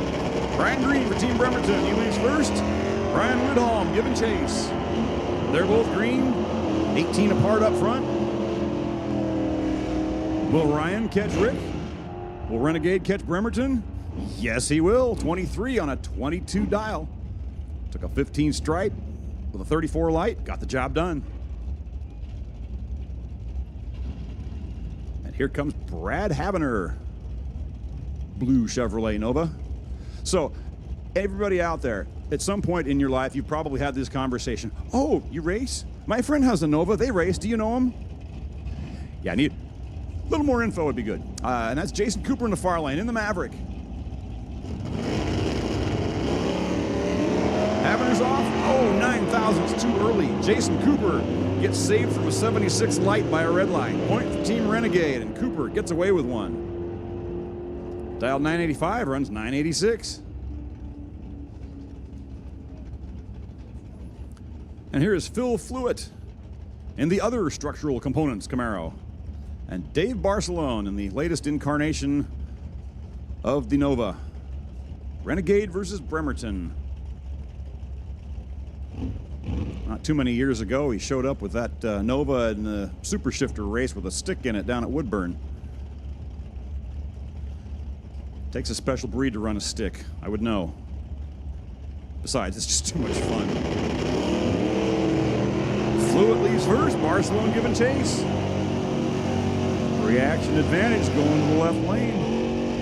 Can Barcelone make up the difference? Will Phil give him enough room? No, he will not. Phil Fluitt, Team Renegade, picking up another point. Crosses 4,000s in front. Does the job nicely. Here comes Luke Bannon. Now the 3rd gen Camaro body. They're okay looking as street cars, but they look more proper to me when they are tubbed race cars. That just seems to be their natural state. That's how they belong. But no one asked me, so, you know, whatever. That's Kip Poole in the Roadster. Oh my. 0.0009 reaction time in one lane, and the other reaction time started with a 2. Well, it's the reaction time that had 3 zeros in it. Kip Poole, Team Bremerton, picks up the win. Luke Bannon, well, it was green. Next up, 1970 Plymouth Duster. Lance Cherchuk. Am I close? And Brian McGinnis in the far lane. Cherchuk? All right. Cherchuk leaving first. McGinnis giving chase. Big reaction advantage here. You may see the right lane slow down a little bit. And there you have it. McGinnis picking up the win for Team Bremerton. He eases across to a 35 on a 32 dial. He was up at the tree, 12 to 47. That will certainly help your cause. Here comes someone from your home turf. Yeah, we got Dave Wayne in that beautiful mauve Cornet. Dialed in at 1090, Tony Pierce from Bremerton Bombers, 1021 the dial. I remember the year that he painted that car, and I asked him, he says, the color is called mauve, and I wasn't sure when it came back from the paint booth, but once it was put together, it looked awesome. Like, I agree. Dave Oyen not going to get the win there. Tony Pierce is 29 up front to Dave Oyen's 36. Tony Pierce taking 39th out at the stripe to be 2 above for the win. Point for Team Bremerton. Next up, Brian Thompson. Fox Body Mustang, Team Bremerton as well. We got Jim Bonner, Callispe Raceway Park, number 2 in points over there behind Brian Jenin. Dialed in at 1039. Well, pretty much every pass here is battle of the big dogs somewhere. Attention in the pits, attention in the pits. We need Super Pros 0 through 4. Super Pros 0 through 4 to the staging lanes, please. Thank you. Well, Thompson with the reaction advantage. He makes it stick for the win. Takes a 38 stripe, but he was up by 12 thou at the starting line, and that was enough to get the job done. Point for Team Bremerton. Bringing up Shannon Campbell, Team Firebird Raceway, dialed in at 11:15, and John Tabak, Team on a Mission. 10:52 the dial in for Team on a Mission.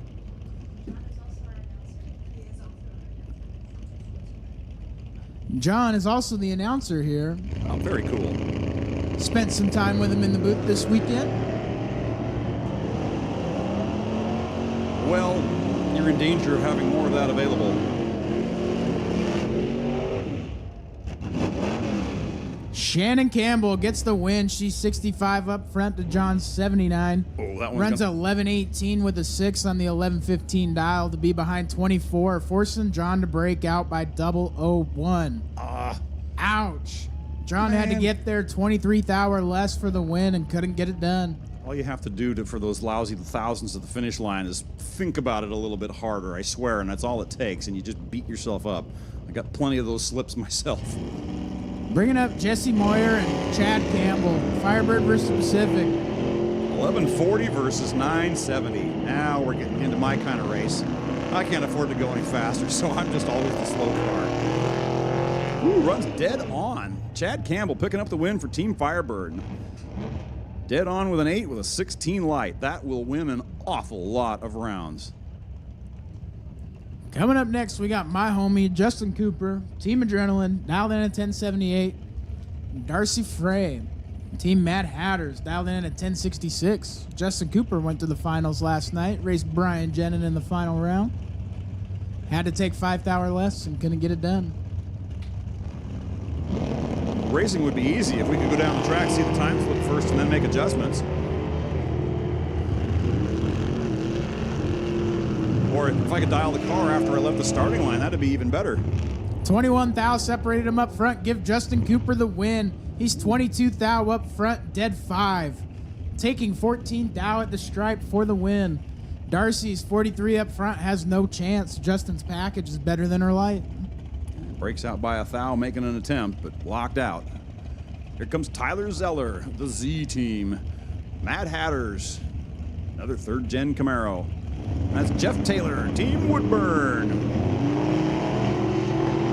With an uncharacteristic slow light, but it doesn't matter. He gets away with this one. As Tyler Zeller went reds, Jeff Taylor taking the freebie. Runs dead 6 with a 43 light, point for Team Woodburn. Bringing up Monty Beagle, Chester Angelmeyer. Team Renegade versus Team Mad Hatters. Monty Beagle dialed in at 905. One of the faster cars in our pro class. Chester dialed in at 1076 for Team Renegade. Now, me being a very slow pro car, when I race the 9.0 cars, I have to remember what the car looks like at the starting line, because at the finish line, I don't have enough time to even have it register. Yeah, 100%. They look totally different when they get to the stripe. All of a sudden they're not there, and then all of a sudden they're there. And gone just as fast. A whole bunch of reaction advantage going to the faster car.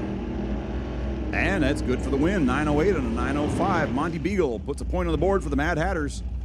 Team Medicine Hat. Bringing up David Denning, Team Renegade. Wow, look at this matchup. David Denning versus Kenny O'Keefe. Woodburn drag strip. 1196 to dial for Kenny. David Denning, 1067 to dial. I had to go and ask Kenny, why did you race for Team Woodburn this year? And he was ironing out some bugs with the car, went down there for a test session, thought, run the bracket race, and won the event. He's like, oh, well, all right, fine. Okay, fair enough. Oh, boy.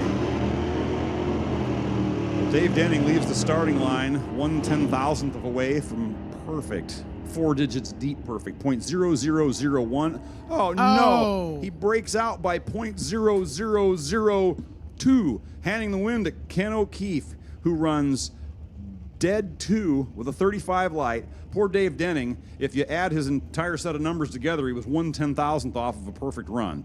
2 10,000ths breakout, 1/10,000th light. Yikes. Welcome to the bracket finals. Derek Knudsen was the recipient of the lucky draw for the single in the first round. 27 light, runs 953.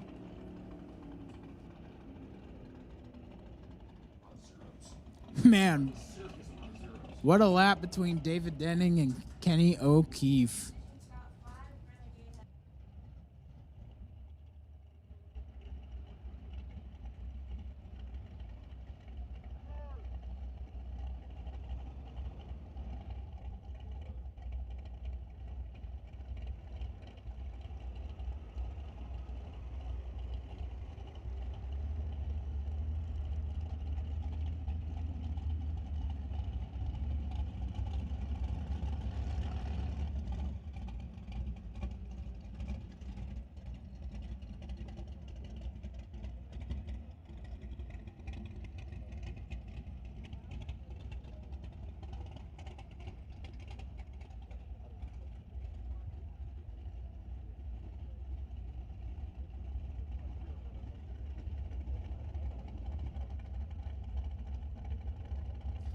So, all of you that run the Halloween Classic, do they still run the 2490 race over there?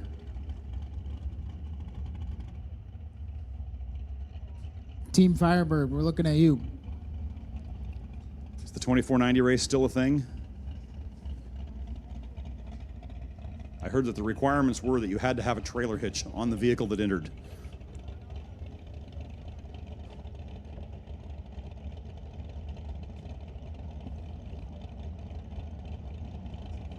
Now, this is just proof that you guys don't listen to us anyway. But we understand. We don't take it too personal.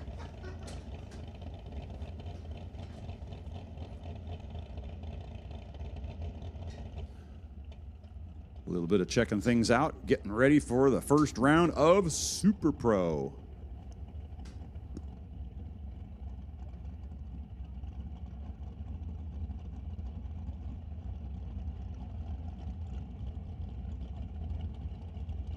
Don't forget, Super Pro, if your car number starts with a 1 through 4, you need to be making your way to the staging lanes ASAP. Oh, yeah, and 0. 0 through 4. make your way to the staging lanes if you're in Super Pro. 0 through 4, make your way to the staging lanes. If not, you're going to miss the school bus. And we got to be careful because we will confuse them and they will become angry.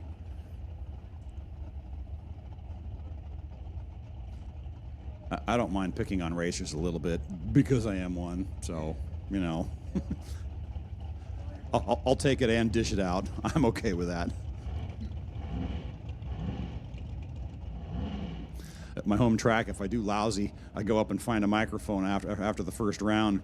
And after that, it's a contest. Well, are you going to let me talk, or is someone going to pay my $10 entry fee into the loser bracket to buy my silence? You make the call, but I don't pay for the loser bracket. I ran in it several times, but I don't pay for it.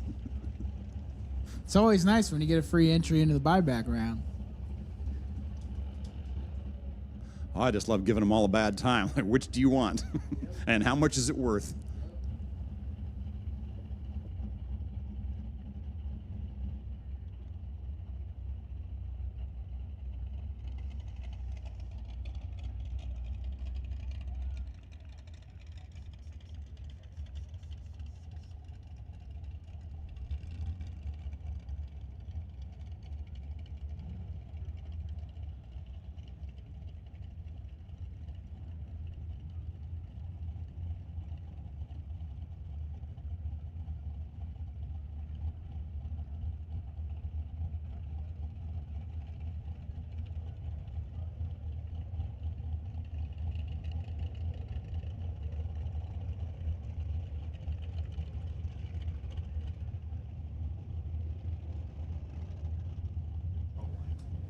All right, folks, we just got an updated point tally for the team race.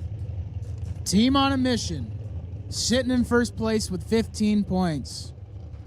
Team Woodburn, Team Renegade, tied for second at 13 points. Team Bremerton, Team Portland, tied for third place at 12 points.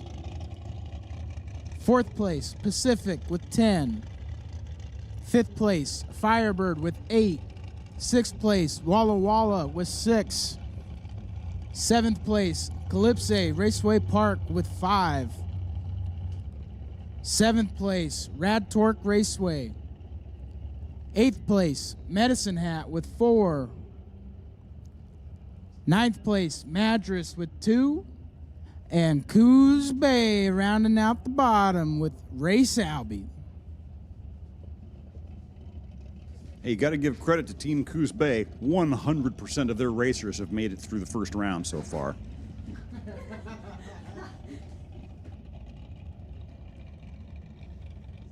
Hey, we're homing in on any positive vibe we can find in a lot of these cases, and we only have half a team for Team Portland, so the fact that we're even close to the top of the board right now, I mean, I know how many injuries we have in Super Pro, so guys, enjoy it while it lasts. It's going to be shaping up to be a good competitive day of racing. Team on a Mission in first. Woodburn and Renegade in second. Portland and Bremerton in third. Pacific's not too far behind. Firebird's not too far behind. I know Walla Walla's got a bunch of Super Pro racers ready to line up. Should be interesting.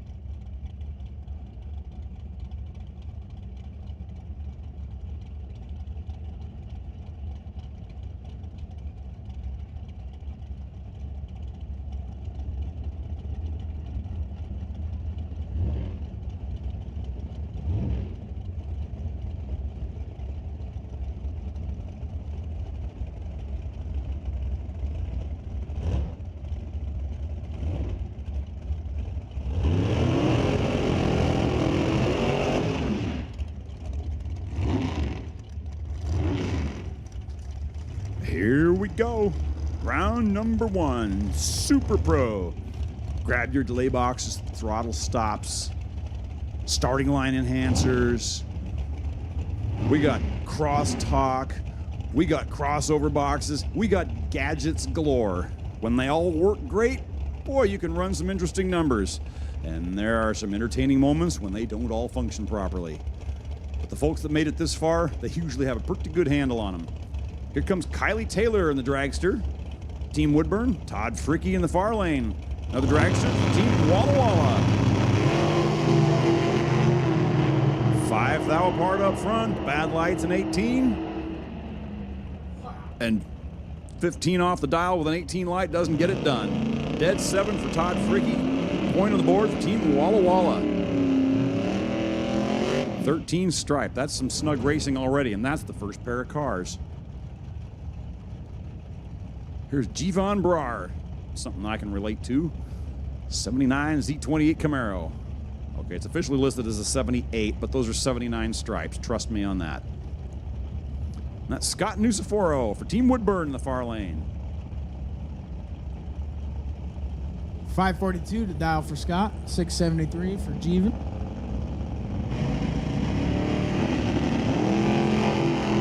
Jeevan Barr goes 21 red, giving Scott the win, sending the Woodburn Warriors on to the next round. Runs a 544 with a 2 on the 542 dial. Man, go 21 red and then drop it dead 1. That hurts. Ouch. I joke often that packages like that do wonders to increase alcohol sales. Hide the sharp objects. Yes. Hannah Huber, Bremerton Bombers, dialed in at 467. Donald's Spark. Spacarotella, if I'm reading that right. We just got to get you up to speed on your tongue twisters. That'll get everything all limbered up. Rubber baby buggy bumpers. 605 the dial for Donald. 8 thou separate him up front. Wow, look at this race. 472 with the 0 for Hannah. Let's go 11 up front, taking 45 at the stripe. Both drivers missed the dial in a little bit, but it's all right. Goes in Hannah's favor. Now, I have noticed that both of us get caught by this, so for those of you listening, as soon as we start to give you some data after the finish line, you'll notice a quick little glitch. That's because all the data moves from the left side of the screen to the right side of the screen, and we have to go chase it down and refocus again. Now you know why. I mean, you're still going to pick on us anyway. I don't care, but that way you know why. Brings up Robert Smith and Warren Jacobson. Warren Jacobson, team on a mission, dialed in at a 703. Robert Smith, Bremerton Bombers, dialed in at 527. They're all getting staged up. There goes Warren. Here comes Robert. 1 thou separate him up front. Give the win to Robert Smith. Runs a 529 with a 3 on the 527. Taking 0001 at the stripe. Wow. 1 thou separated him at the front. And he took 1 thou at the stripe. Gonna win a lot of races that way. Well, here comes the subject of yesterday's story hour. Here is Jeremy McGee. He won Sportsman bracket in 1994 in a Buick Century wagon in what's now called Sportsman bracket with a throttle stop and a delay box. Go figure. Hey, they were legal that year. That's Mike Sizemore in the Mustang in the far lane. Team Adrenaline, dialed in at 586. Let's go, Team Adrenaline. Jeremy once rented a Cadillac for a doubleheader event down at Woodburn over the weekend, and the whole talking point was he left the car running the entire weekend. Well, 005 light for McGee, and a Smokey and the Bandit light for Mr. Sizemore. Yeah, Come on, ask. Anyone? That one hurts. Not sure what happened to Mike on that one, but he missed the tree. Smokey and the Bandit light is when he lets his girlfriend in the fancy car talk on the CB. She gets done and he says, "Let go with the button." So now you know. Zach Mazier coming out of Firebird Raceway. If you notice, he's got that big old number 1 on his hood scoop. Going for the three-peat this year. But he's got to get through Cora Seekins. She's done very well at learning that car, and that's the former many race-winning car of Dave Saddam. 483 the dial for Zach Mazier. 512 the dial for Seekins. Madras versus Firebird. Can Zach Mazier fly like an eagle today? Or will he fall and fail under the heat of the Madras team? See how I did that? Can't fault Cora for running for the alternate team, let's say, because she is number one over there, and she was only like 5th or 6th at Portland. Something about working and not racing. What? Get your responsibilities straight, young lady. Well, they're green. They're 10th thou apart. Well, game effort. 2 thou breakout for Cora. 8 10,000ths breakout for Mazier. That's close. Yeah, Mazier's 10 up front. Decora's 20.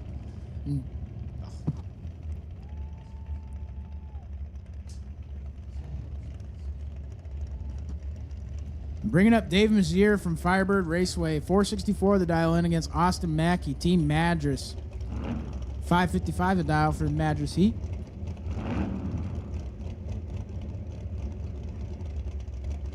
Dave out of Escondido, California. Long haul to get all the way up here to Canada. Yeah, I'll say.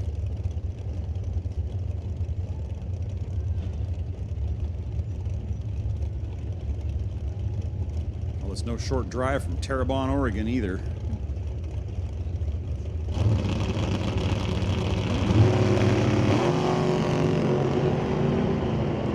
Red light start for Mackey. Dave Mazier picks up the win. 14 light, 2 off the number. That's a point for Team Firebird. Bringing up Robert Siemens, Team Firebird, Ogden, Utah. Another far traveler from Firebird. Dialed in at 448. My boy Justin Jones, Callispe Raceway Park. Dialed in at 559 on the throttle stop.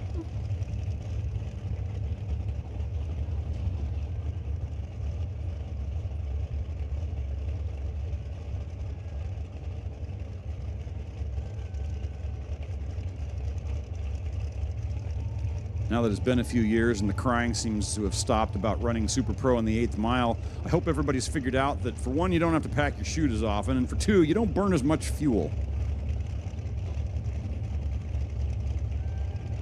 But I'm a little partial to 8th mile because that's what I've run for 32 years.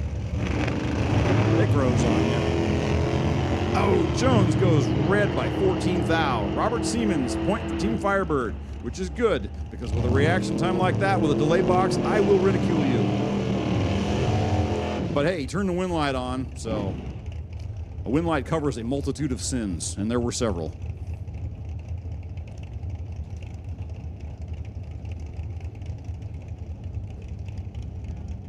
Bringing up my buddy Will Dewey in the 84 Camaro. Dialed in at a 657, racing for Team Callispe.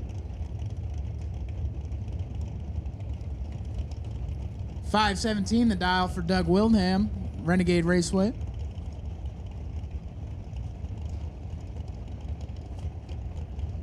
Doug and Will race each other quite frequently, as Doug races in Spokane as well. I'm pretty sure he's in the top 5 in points over there.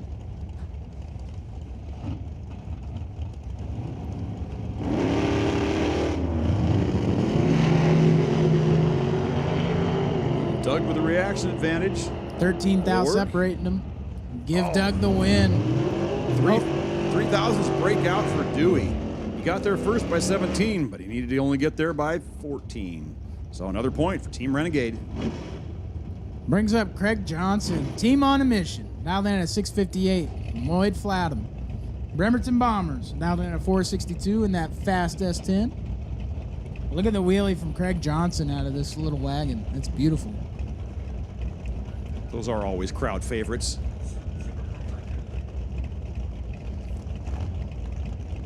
Attention in the pits. Super Pro. If your competition number ends with 5, 6, 7, 8, or 9, it's your turn to come to the staging lanes. Again, Super Pro, 5 through 9, ready for you in the staging lanes. One of these days, one of these two is going to pull in. There we go. Somebody decided to give in. We'll see what happens with all of that effort. Didn't seem to affect him. 8th thou apart, both amazingly good lights. And Craig Johnson picks up the win. Flatum breaking out. Gotta try and catch up with the info. Boy, they move fast here. Breaking out by 14th thou. Craig Johnson picking up the win. 18 on the tree, 61 on a 58. Bringing up Greg Dowdy in the dragster against John League in the Camaro.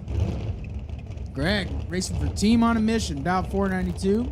John racing for Bremerton Bombers, dialed in at 534.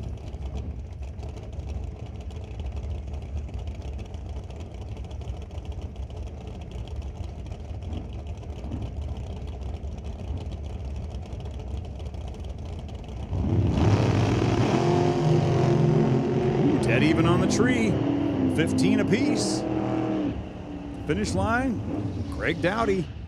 And again, a double breakout, 1 thou versus 10 thou. Runs 91 on a 92. Point for the home track, Team on a Mission. Here's Jason Gibson, Fox Body Mustang. Now, here's where I'm torn, because I'll always root for Tony Schroeder in the far lane, but he is running for Team Woodburn. But it's okay. Tony's a friend. Kind of crazy. Anybody that loans someone a motor for a race car. Anyway, got me through the 10 season. 7th thou separated him up. 7th thou separated him up front. Jason Gibson going to get the win there. He's 17 to a 10, taking 009 at the stripe to beat dead 6. Wow. Great lap. Tony was a 10 light and 2 off, and it wasn't good enough. This is tough racing. Jim Bruns, Jonathan Jenkins. Jonathan Jenkins racing for Team on a Mission, dialed 659. Jim Bruns racing for the Bremerton Bombers, dialed in at 642. Reaction advantage going to Jenkins in the right lane. Oh, but he breaks out, staying out in front. He takes a 66 stripe. Not good in this case. Jim Bruns, Bremerton Raceway, picking up a point. Runs 43 on a 42. Makes up for that reaction time. Here comes the legend in his own mind. Bill Hurd running for Team Portland. Ford Pinto. Kevin McNichol in the far lane, racing for the home track. Team on a Mission.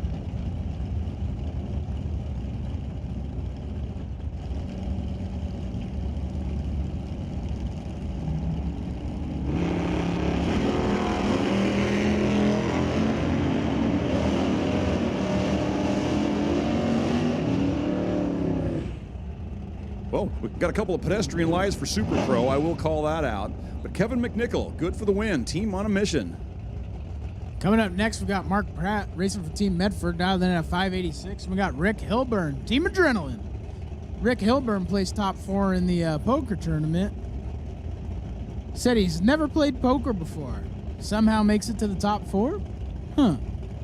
I don't think they call that a hustler. I mean, if I play pool, I look like I'm trying to bait somebody because I'm just that bad. I'm sure poker would be the same because I honestly don't know how to play it. Oh, boy. Rick Hilburn's in total control here. Rick Hilburn going to get the win. He's 35 up front, runs a 608 with a 0 on the 605 dial. Hey, Bandit. Mark Pratt, he's missed the tree, goes 90 up front and runs 1 above. Be behind 37th thou at the stripe.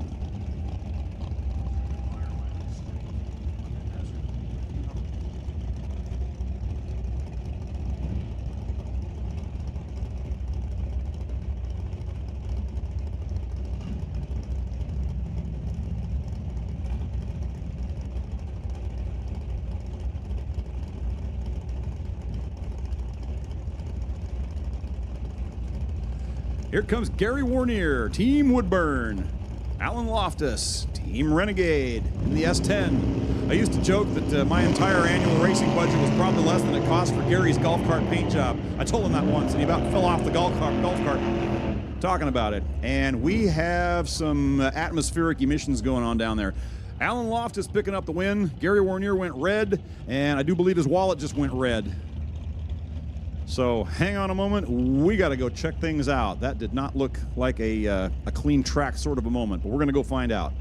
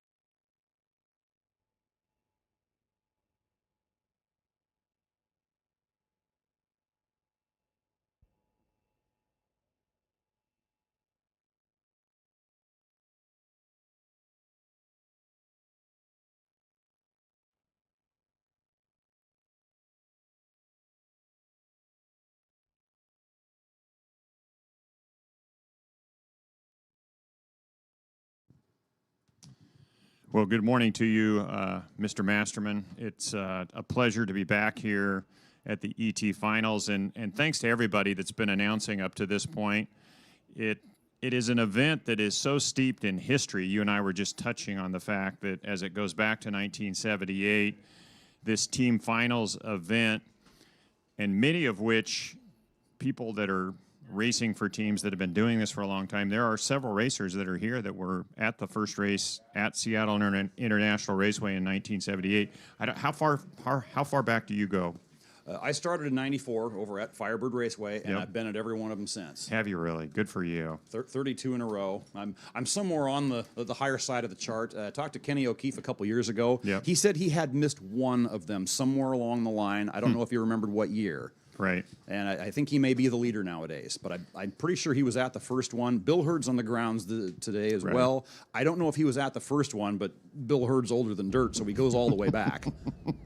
Well, it's just, to me, we're such historians when it comes to trying to preserve and give an opportunity to the future generations that come along and participate in this like we have done for so many years. And so I was just going to share with everybody that I've kind of helped to document and bring forth all the way up to 2024, all of the prior history, all the way back to 1978 when it originated 47 years ago. And it takes hours and hours and hours, but I think it's really genuinely something to me, and I know to you as well, you being somebody that is fascinated with champions from the early days, whether it's at PIR or myself at Firebird. The same thing holds true with the team finals, because it brings together such a great cross-section of people that all root and cheer each other on. It's so different than our sport that's so individual in nature, where you're thinking generally about yourself and trying to do the best you possibly can. But in this environment, God, it is so cool to have such team camaraderie and everybody rooting each other on. And it's been so fun here coming back to Mission for the first time in 10 years to be a part of this once again up in Canada. But yeah, I just wanted to jump on the mic here for a minute and wish everybody best of luck as the day continues along. It's been fun to watch to this point. It just amazes me because we come from Firebird where it's 6,000 feet of corrected air, typically in July and August, and you come down here and we're standing right next to the Fraser River, next to the staging lanes, and it just blows my mind how fast the air, the racetrack, and the environment, but everybody's getting it figured out. There's no doubt about that. We have issues with sorting out the quarter-mile side of things, but the sea level part, we're okay. Our track level is 20 feet. Right. I mean, we're below the dikes that keep it from flooding. Yep. No, very cool. So it's not uncommon to have a negative elevation at the very beginning or the very end of the season out there. But we'll still see 3,000 feet on a miserable day in the summer. Right. When it's 95 or 100 degrees. Well, we can't race when it's much past 95 anymore because of all the marvelous guidelines that cover the city of Portland. Serious? When the heat index passes 90 degrees, outdoor workers have to have a 20-minute break every 2 hours, or a 10-minute break every 2 hours. Once the heat index hits 95 degrees, every outdoor worker has to have a 20-minute break every single hour. So you would literally need an additional person to cover every 2 staff members to even hold the event, so they have to pull the plug at that point. You can't staff it, we can't run it. Oh my goodness. Did not know that. Learned something today. We had 19 races scheduled this year. We only lost one of them. It wasn't the rain, it was the heat. Oh my goodness. Here goes Tim Schrodel. One of my favorite cars because it's in Super Pro and it's slow. But Schrodel goes red. Mark Loftus picking up the win for Team Renegade. Got to make sure we get in the official race update while we're talking history. Yeah, you get me started, and it's hard to get me to shut up because I just love so many parts of having had a champion. And when I was there in '78, I was 17, and to me, it was just the biggest thing I'd ever been to in my life with my father and my brother. One of my brothers went with us, and although we didn't contend for the championship, Woodburn won that first one. Dallas Isom was our first champion in Super Pro Eliminator, and it was like one of the highlights of all time. And there it is, the very first event is 2 more ready to go. Wow. Well, Zach Zerberg got his car fixed. Unfortunately, he goes 6,000ths red. Tim Lewis picking up a point for Team Renegade. 35 on the tree, runs dead 6. And this series and the team race has come down to where there's been huge margins at the end of the day, and then there's been those years where we've actually been tied. And yes. I've been in the middle of that a couple of different times in both the Track Managers Cup and pulling off a win at Woodburn a couple of years ago, and then dating back to the year we hosted one of the races, came down to a tie and had to go to the Jags All-Star tiebreaker system because Woodburn and us, we were both tied, and it ended up favoring Joey and Sherry's team, which it took me not days but months to get over that because it was, you wanted it so bad, and to finish second is not all that much fun. Well, Jerry Brown picking up a win for Rad Torque Raceway. He turns it green. Nicholas Carr for Team Woodburn, unfortunately going 9 thousandths too soon. It's just fascinating to me where for 45 consecutive years up until last year, and of course they have curfews and different things you got to work around at Pacific. Last year was the first time we inverted, and I was always somebody that felt the team race should be on Sunday, but I think Mike Games brought a fresh new perspective to the fact that today is the team race that for, like I said, 45 years was on Sunday. Now we're running it today, and then the Tournament of Champions, or the Race of Champions as it's recognized in today's age, is tomorrow. And it's grown on me, and I think it's a cool concept, and there are some people, maybe not at this event because the majority of people do get in the Race of Champions, but when it's 600 cars, I mean, if people do want to head home a little bit early on Sunday, I kind of get that concept, and it plays to some's advantage. Here comes William Vest in the wagon, Team Renegade. Vicky Shepard, Team Woodburn. And Vicky Shepard just got a gift. William Vest going 12th thou red. Vicky Shepard cutting the amazing 85 light. But it worked. Snuck that one through. Point for Team Woodburn. Yeah, I doubt she'll frame that time slip, but she'll like the fact that there was a W at the bottom of it. Well, like I said, a win light covers a multitude of sins. Pretty cool that Will Carnell didn't bring one, didn't bring two. He brought an army, which included 2 complete stackers that he and his father owned. They've moved up from Utah and now lived in the Treasure Valley. And so he was 3 cars, and with Chad and Shannon Campbell, they brought a trio of cars in a rig that Will loaned to them. So the Carnell family is set up with all kinds of race cars, transports, and it's super cool to have him a part of our Idaho racing team and taking on a good one from Woodburn. Now, here is Tom Avgerakis, Chevrolet Beretta. Now, at some point, I'm going to come up with an amazing little comparison and joke regarding babies and race cars, so stay tuned. Okay. And it does apply.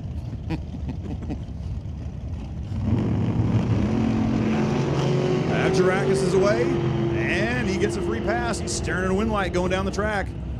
Turns at 34 green, runs dead 9. But William Carnell, unfortunately, leaves by 20 thousandths too early. So what do babies and race cars faster than 640 have in common? Tell me. They both make your day a whole lot easier when they're wearing their diapers. Oh, nice. Gary Warnier's issue down there, that could have been an hour cleanup, but You're right. I'm told everything was contained in the diaper. Isn't that wonderful? Bad Yes. news for him, but good news for his Yes. peers, the racetrack crew, just everything in life. That Indeed. is a good thing.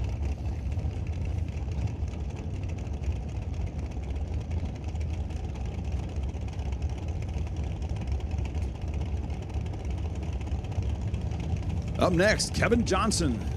In the near lane in his dragster, David Chun. What world team is he running for? Oh, he's running for Team Woodburn. He moseys around a little bit. Well, Kevin Johnson going red. David Chun picking up a win for Team Woodburn. Yay, David. Boo, David. you get both. Yeah, that's a fact. We're supposed to be impartial up here in the tower, and it is not always easy. That's No. frustrating. Completely frustrating. I'll be perfectly honest with you as an announcer that's been doing this for a bit. Yeah, that sucks. Totally sucks. 2 in a row. What am I doing on the PA? I got this whole superstitious thing. Sometimes if I get on the PA, we lose a couple of cars, I'm like checking out. Well, I think we only have 2 cars in Super Pro, so I'm in a pretty safe spot, and we already lost one of them. So even if we lose 2, I mean, you could God, say we John. lost all of that, but anyway. Nicholson's still coming up somewhere. Here goes Stephen Robert, leaving first. David Prack, running Danny's car, unless that changed ownership. I can't keep tabs on him anymore. But David Prack picking up the win, 55 on a 46, 22 on the tree. Perhaps not the most spectacular set of numbers in both lanes, but by golly, we have a winner and a loser every pass, no matter what.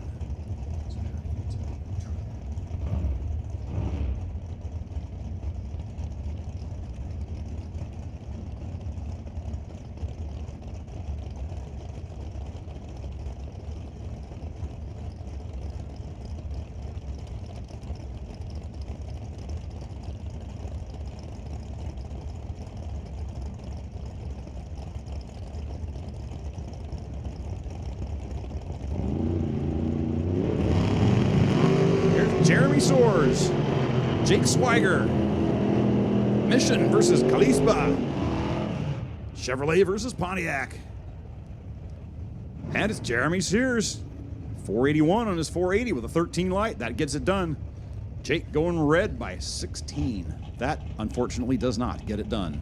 I got to be honest, those are probably two of the coolest cars on the planet. Two of my favorites, the 55 Chevy, the GTO. I mean, that is at the top of the food chain when it comes to, like, contenders for best appearing.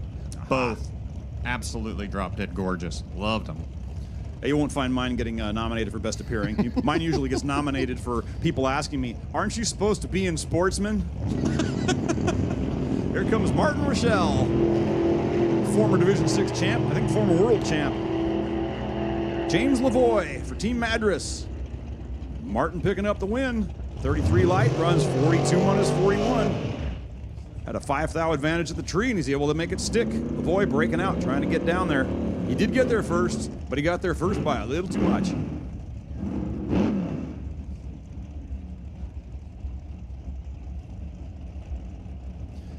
It's not that often you get this much of a split on the 8th mile in Super Pro, but I always get a kick out of it because I'm so slow that it just messes with people's brains. So seeing a 645 dial versus a 494 dial, that just makes me smile.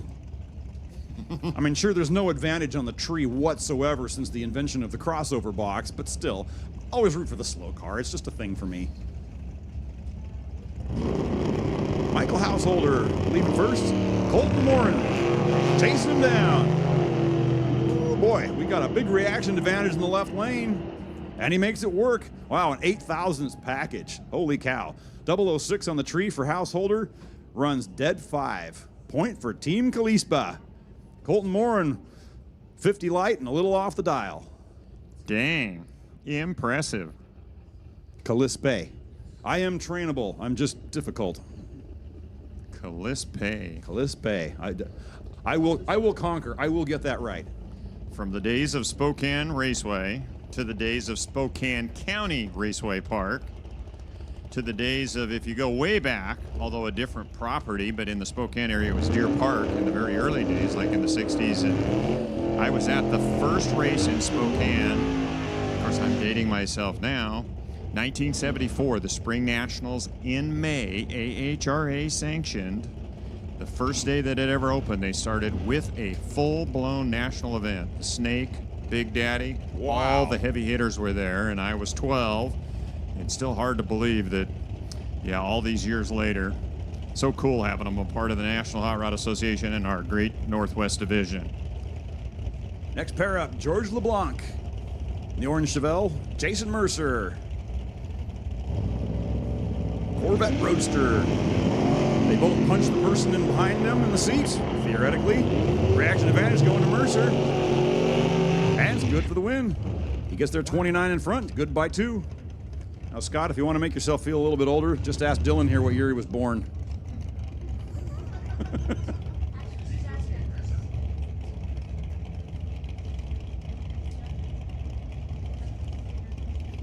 The bracket finals is special to me because it's the only go-on-the-road event that I have ever gone to. I've run at Portland for all the way through, Woodburn here and there, run the stick series, but I've never one time gone on the road for a race outside of those 2 tracks besides 32 bracket finals. Isn't that amazing? Never. It's on your calendar 365 days a year. Yep. Just about. Pat Dohanick coming up with a win for Team Rad Torque. 52 on his 52 with an 18 light. Chad Welch not quite getting the numbers that he needed. Next pair, Andy Hatton, 69 Camaro. Dave Wakefield, 71 Chevelle. Ooh, hey, while everybody's listening, is by chance that Chevelle the car that was formerly owned by Gary Hostetler? Do we know? It's a good question. Because, boy, that looks awfully familiar.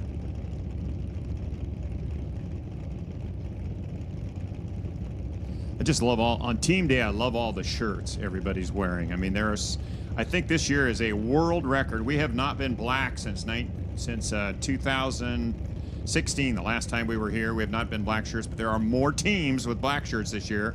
We were counting them up. I think there's like 6 teams that are all in black. Wow, we've never had black shirts before. Ever. This is the first. I don't know if it's a mojo thing. Maybe we're thinking that's going to work, or hard to say. Back to the superstitious deal. Well, the good light in Super Pro was a 31. Dave Wakefield picks up the win. Andy Hatton, well, Smoking the Bandit's going to be on soon. You'll get tired of that reference if you guys keep doing that at the starting line. He'll be tearing up that ET slip. That will not be his favorite of the weekend. I think that's why they only allow you to bring so much beer across the border. Listen to you. What? I'll pick on anybody. Gotta love it. Well, they saw something down there. You don't normally see a quad coming the opposite way up the outside of the racetrack taking a look, and they jump out also to take a closer look. It looks like over in this left side something may have been out of whack, and always good to be to the cautious side. Safety first and foremost for any of these scenarios, and they're looking a little closer just to see if there is something out there that shouldn't be out there. Well, I know that if I'm going down the track, I'd rather wait an extra few seconds for them to check rather than go find something shiny down there that I didn't want. And a cool day like today, I mean, it's negligible, but boy, when it's 90 degrees, and your cars turn into a sauna, don't they, inside it? Well, if you don't do genius things like paint it black, that certainly Right. helps, but, you know, that's on me. Yeah, it's on me. Well, looks like we're all clear. Next pair up, Kyle Moser, running for Team Woodburn. Very swoopy looking 4th gen. Jace O'Hara for Team Renegade, Shoebox Nova.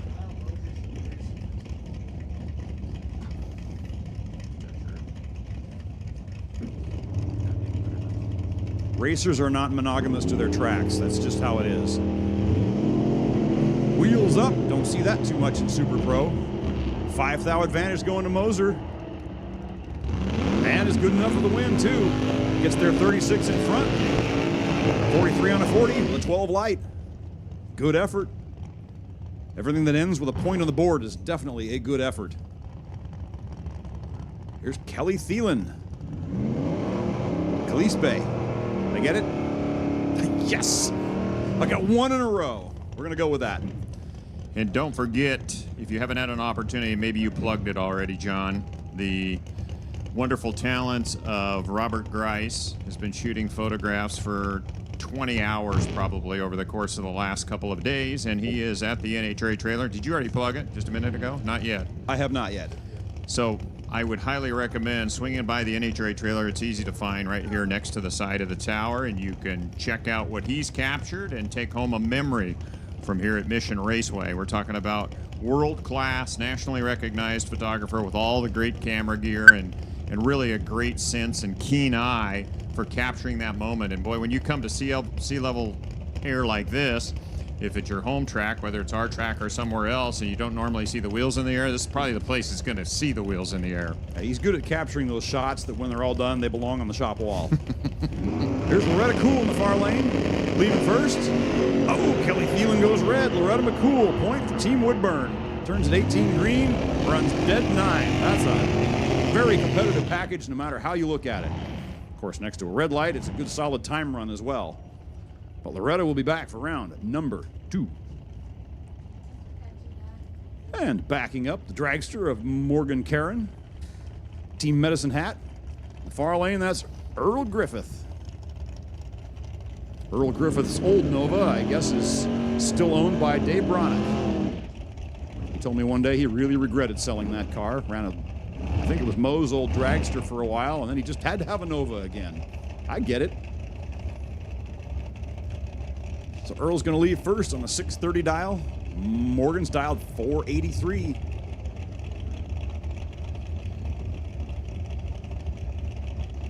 I love the tower view of Super Pro because you watch both racers, and as soon as that top bulb comes on both sides, you will see them try to punch out the invisible person that's not sitting behind them.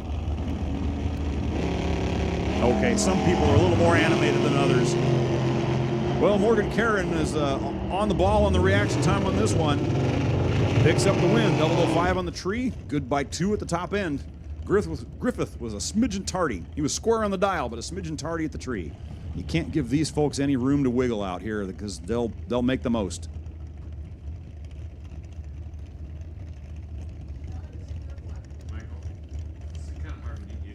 Next up, dragster and door car.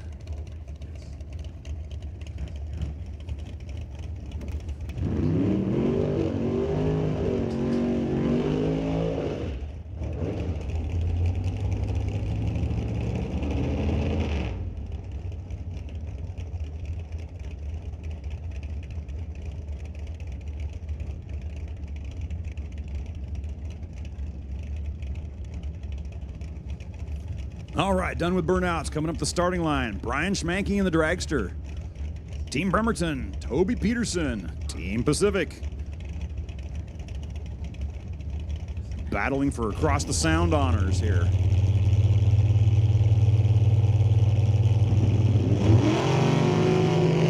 And they're off. They're both 00 lights. 2 thou advantage for Toby. And breaks out by a little bit less.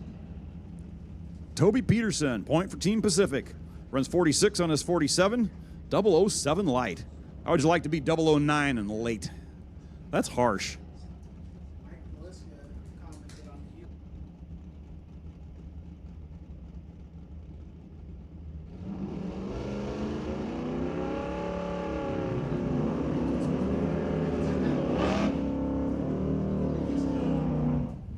I just love cars, John, that have old school paint. For me, Barn Fresh is the ultimate, me being a hot rodder, you know, like the 32 Ford that somehow, some way still exists in grandma's garage.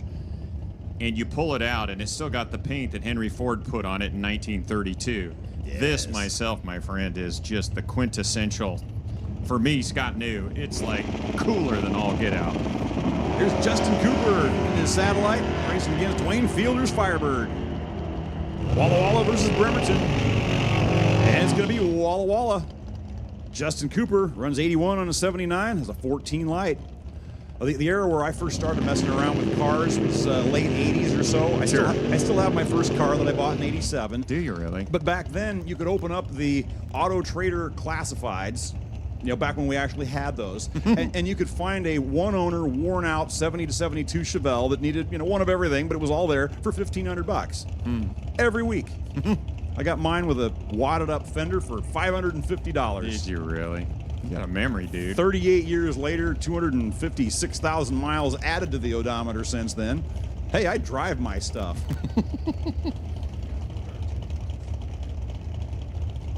Here's Aaron Steinke in the dragster. Team Medicine Hat, James Elliott, Yellow Maverick. Well, this is not a clinic for Super Pro numbers. Well, the left lane won that one. Steinke coming up with a win. He had the better reaction time with a 38. The right lane, well, delay box training. We'll be updating the points, John, and maybe you've mentioned this a few times, after a category is concluded, but coming into, and maybe you guys already mentioned this, did you guys talk about the points after pro? Yep. And this is new to me because Kevin just came up and reopened the laptop so that we could see it. With Mission at 15, this is coming into Pro Eliminator, is leading the roost as Woodburn and Renegade at 13 and 13, Bremerton at 12 and tied with Portland, Pacific rounding out the top half dozen teams at 10, Firebird at 8, and so on down the list. It's a rather uncomfortable spot to be in if you're from our racetrack or our neck of the woods, but hey, congratulations thus far to Mission in the home track scenario here, looking awfully good, but we're miles and miles from getting towards the end of the equation, probably somewhere in the vicinity. What do you think? Maybe 70 points to win, 65? Oh, it depends on how evenly spread it is. Yeah, that's just a ballpark guess. Well, here goes our second Super Pro entry. There's Michael Nicholson heading on down track. But unfortunately for Mike, unfortunately for Matt Condon picks up the win. Runs dead zero with a 009 light. 9 thousandths package. Holy cow. Nicholson didn't stink on that one. He was an 18 light and ran dead one, but it just wasn't good enough. Ouch. That's some close racing. Next up, dragster James Taylor. That's Jason Bagerly in the far lane. Motorcycles and sleds. Excuse me, John. Now, do I need to call these Timbits to eat them, or since I'm an American, can I call them donut holes? All right. Oh, Lord. I'm going to call them digested. Thank you for the donuts. Wonderful. Bikes and sleds, this is your call to the lanes as we see. You can't really see out the back of the tower from up here. You kind of see out of the side. You can see the Fraser River over there and a lot of trees and bushes. And bikes and sleds, this is your call to the lanes, John. Hey, how about an 0-2-3? Good job to Team Pacific, 5.50. Right on the money, honey. Sorry, you caught me chewing. Yeah. John's mouth is busy a lot, either talking or consuming food. And Donut hole man. You caught me trying to do both. They at were the same good. time. Did you get some with a little bit of something in the middle? That was pretty tasty. Mine was. I liked it. I used to get the chocolate donut holes from Dunkin' Donuts back when they actually did donuts, like 50 years ago. Yeah, I know. guess. You don't eat donuts because you're like slim, trim, ready to go run 5 miles. Well, I don't know about the run 5 miles part. I've Well, enjoyed you look good. I've enjoyed the exercise of being a half a mile from the tower out there. Those bike rides are doing wonders. Easy way to get 10 or 15,000 on your Fitbit. Yeah.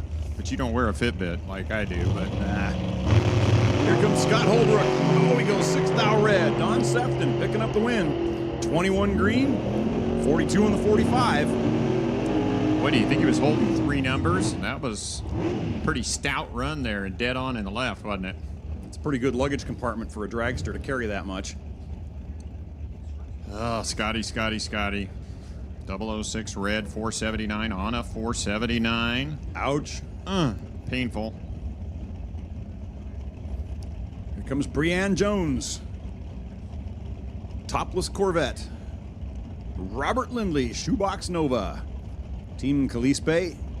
Team Bremerton. Hey, did I get it right again? Yes, 2 in a row. Calispe. Huh. Calispe, I'm going to say it again, so I'm 3 in a row. Oh, 56 red for Breanne Jones. Robert Lindley, good in the tree by 31. Good by 4 at the top end. No. It's okay. I tend to just start rambling for no apparent reason, and you can just keep going and going and going. And well, it's fun to share. This is fun. I know. Yeah, Two-way. we're short Stevie, but it's fun to come up here and talk about racing. And it's a racer talking about racing at a racetrack. I mean, that's utopia, really. Oh, you do a great job. All you guys do a great job. We dig deep. And like they announced that first day when Stevie was unable to make it, everybody's pitched in, which is great. Now, something regarding Stevie. You updating all of the Division 6 bracket finals history, that is wonderful and amazing, and you just shot down every single trivia question Stevie will ever have about it again. This is now all published. It's all documented, yeah. There goes Lonnie Sharkey heading on down the track. Mark Simmons giving chase. Will Medicine Hat catch Bremerton? Yes, Nice. he will. 27 light. Ted 6 gets the job done. He got there 6 thousandths first, 6 10,000ths first, but Sharkey broke out by 5 thousandths trying to stay out in front. So a point for Team Medicine Hat. That extra digit kind of throws you off. My Lord, I've never announced on a system like this. I've done several, but even back to the days of Klondike and our Neutronic system, there's been lots of systems throughout the course of time. But yeah, that extra digit from an announcer's perspective, that takes a little bit of, it's like going back to school. Still working on it. Yesterday was kind of the training day. The first hour or so was What is a lot of going on? squinting, looking at it going, hang on here, but we're getting it. So Mike Ames is up here in the tower, who is a very fine announcer too, as well as our division director. So we could not, everybody cares. Are you kidding me? I wouldn't say something if it wasn't factual, but I kind of care, so that's one. We have lots of Utah racers that come and race at Firebird these days. You know, Mike used to operate Rocky Mountain Raceway, and we get pulled for the buy, right? A Utah racer, and why can't it end up an odd field at the back of Super Pro? There's just something wrong with that. Pat Osmondson picking up the win, beating out Scott Howell, so a point for Team Walla Walla. Breaking out by 9 thousandths versus breaking out by 17 thousandths. But Osmondson picking up the win. 33 on the tree, makes it up at the top end. Did you hear what he said? At least you got lane choice. I'm supposed to feel comfort in the fact that we got lane choice. This track, they're just like even lane to lane to lane. Remember in the olden days when there was a difference sometimes at some places as you'd go race and you'd have to treat each lane a little bit differently, but not here in today's age. I don't make enough power for it to make the slightest bit of difference ever.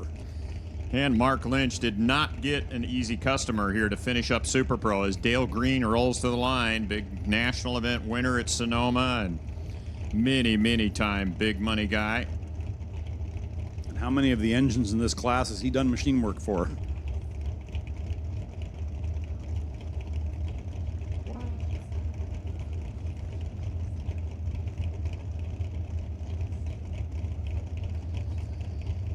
So the end of Super Pro.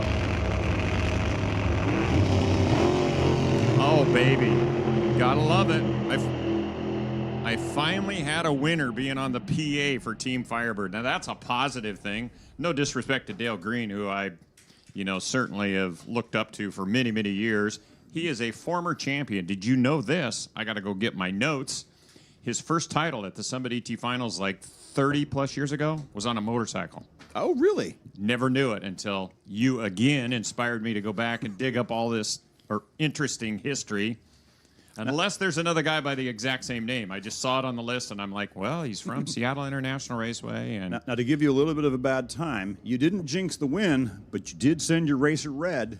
Well, that's perfectly fine. But they were less red. There's still a W over in that left side, right? Exactly. Oh, thank God. That green light down there fixes a lot of stuff. Sometimes the impartiality that Stevie often has to remind me of when we're at the team finals tends to get thrown right out this window that's next to the announcing deck because it's impossible. We're all humans. You're going to... Dad's not here to watch, so we have to behave amongst ourselves, sort of. I did talk to him, though, when they met some challenges trying to get up into the great Canadian province of British Columbia, and Stevie went back to start working on computers. He's helping me with some computer setups for our racetrack that as we all move forward in life, they tell me that a computer lasts X number of years, right? And I guess I'm up at 8, 9, 10 years, and Stevie says, about every 4 years you need to update everything. And I took him to heart, even though I haven't had any issues with any of our computers at our office. And so Stevie's work the day you just dread, and thankfully I'm pretty smart about it. And he's helped a number of different tracks, a number of different businesses. That's kind of his background for people that don't know. Stevie Wong, even though he's not here, he is a resident computer, nearly a genius, I guess you might say. He's built lots of computers, and he understands it in and out. And the day that he taught me how you could work on my computer remotely was one of the more fascinating things, where you could just dial in and he could stop playing with the mouse, Scott, and check this out. Well, John, things so much more interesting as Kevin has now just updated the laptop. Have at it. Excellent. Well, our leader right now with 21 points, team on a mission. Woodburn and Renegade, they're tied for second. Dylan, I'm going to give you a little bit of a bad time here because if you have a two-way tie for second place, the next one in line is actually in fourth place. Because if they were in third place, then they didn't automatically go back to fourth place. Anyway, Woodburn and Renegade tied with 19 points, 2 points out of the lead. Fifth place, we got Bremerton, 17 points. Portland still has 12 points because, like I said, we only had 2 players in Super Pro. Right. So we have a 3-way tie for 7th place. 12 points apiece for Portland, for Team Pacific, and Team Firebird. Walla Walla is close behind with 11. Rad Torque Raceway and Medicine Hat, both with 7 points each. Calise Bay has 6. Madras has 2. Coos Bay has 1. And Medford's on the board with 1. Fascinating.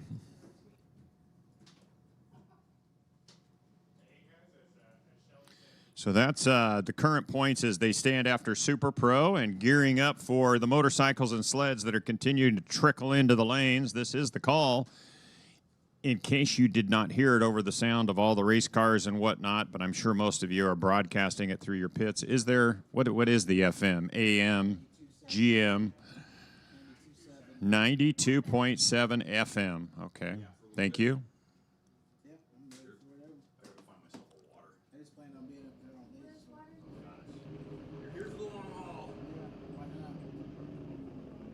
So bikes and sleds, thanks again, John. It's been fun. I'll come back up a bit later, buddy. Have at it. Thank you. Appreciate you guys giving me a little break there. Here we go. Bike sled pulling into the water box. Paris. We got a bar bike and a sled. 2 go down, 1 come back. Gonna try to get as many points as you can for your team. Team Calispe, you're looking good in the stands. Could use some more of you. If you're not racing, Team Calispe, you need to be in the stands cheering. That goes for everybody. Everybody needs to get in team spirit mode. All right, here we go. Daryl Storzak, team on a mission. 854 the dial on a Pro Tree. Bob Henry, Renegade Raceway, 912 the dial. 2 go down, 1 come back.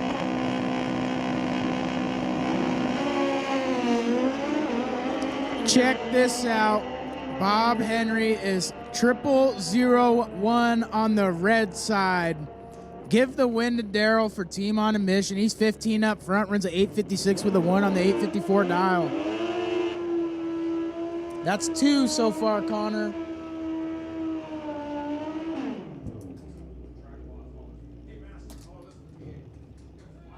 Tom Turan, Joe Burney, Team on a Mission, Team Renegade Raceway.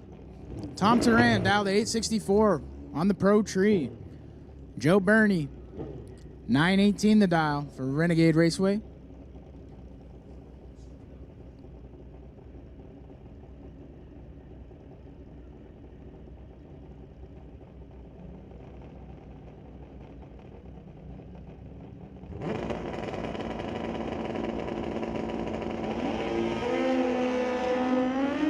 Tom Turan for Team on a Mission, gonna take the win. Joe Burney goes 28 red. Tom Turan's 28 up front. See what he clicks the board at. Runs an 865 with a 5, 15 above for the win. Way to go, Team on a Mission. Coming up next, we got Mike Evans for Team Woodburn Warriors. Racing against my buddy Jay Lake, Calispe Raceway Park, dialed in at 1222. 908 the dial for Mike Evans.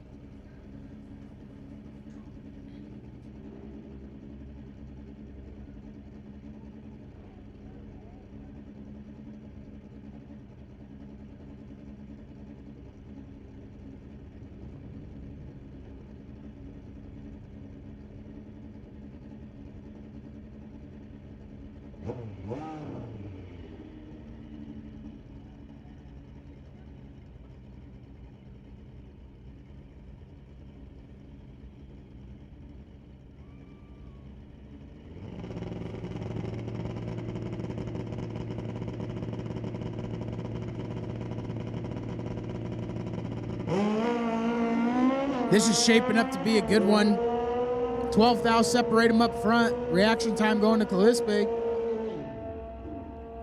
And Calispe's not going to get it done. Jay Lake goes 004 up front, breaks out by a whole bunch. Runs a 12-0 on the 1222, taking a bunch of stripe.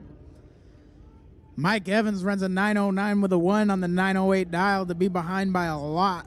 He was 18 up front. Jay Lake had the advantage, just took too much stripe. Coming up next, we got Kevin Bromley for Team Woodburn Warriors, and we got Ken Pearson, Calispe Raceway Park. Ken dialed in at 1215. Kevin Bromley dialed in at 883. Bromley with the starting line advantage. Bromley going to take advantage of the starting line. Wow, look at this. He goes 089 up front, take 004 to drop it 10 above. Ken Pearson misses the tree. Kevin Bromley almost gives it back. Coming up next, we got Terry Holloway, multi-time national champ, Renegade Raceway, dialed in at 926. And Talon Gold, dialed in at a 14-0 for Team Calispe. Attention in the pits, attention in the pits. We need Junior Thunder, Junior Thunder, all cars. Junior Thunder, all cars. Junior Thunder, all cars to the staging lanes, please.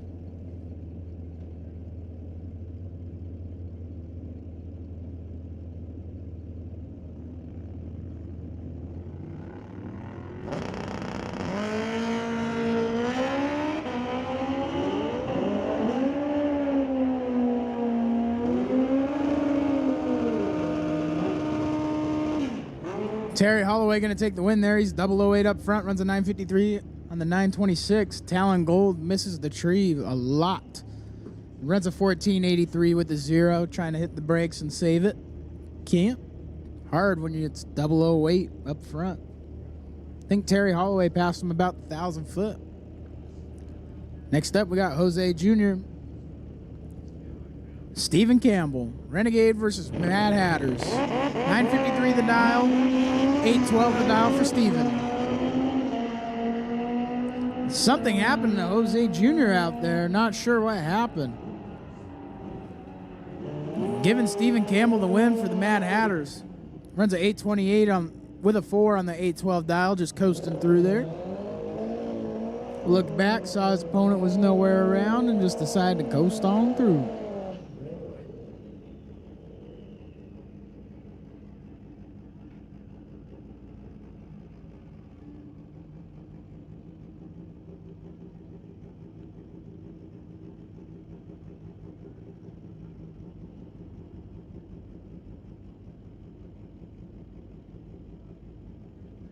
Coming up next, we got Don DePeel racing for Team Woodburn. Corey Craig racing for Team on a Mission. 801 the dial for Corey Craig. 845 the dial for Don DePeel. Both leaving on a pro tree.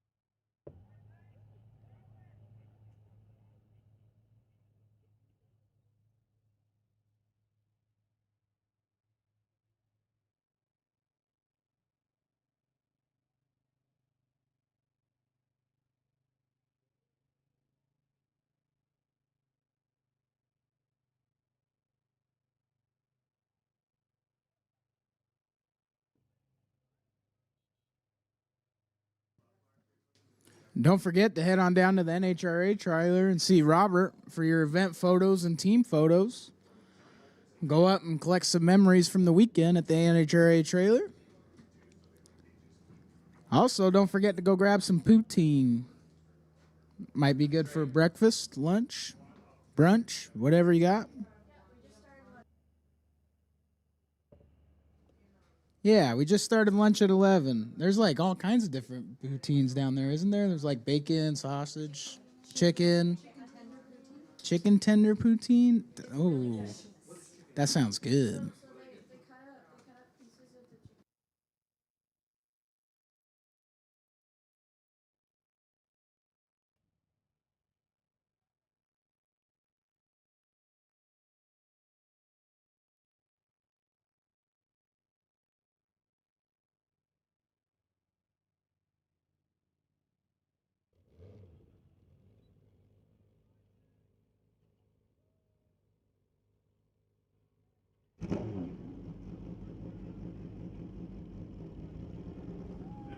All right, here we go. Don DePeel, Corey Craig. Corey Craig dialed in at 801 for Team on a Mission. Don DePeel, 845. Woodburn drag strip. Woodburn Warriors.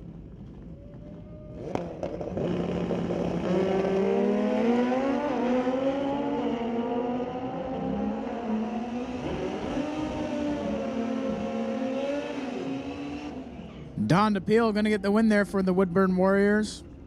Has an 0.36 reaction time and breaks out by 31 thou. Runs an 841 with a 9 on the 845 dial. Taking 45 thou worth of stripe. Corey Craig misses the tree, goes 113 up front and runs a 794 with an 8 on the 801 dial. We got Zach Toth. He made it to the semis last night till he met up. 823 for the Mad Hatters. Roy Barrera, your winner last night, flying like an eagle. Dialed in at a 779 for that Firebird Raceway team.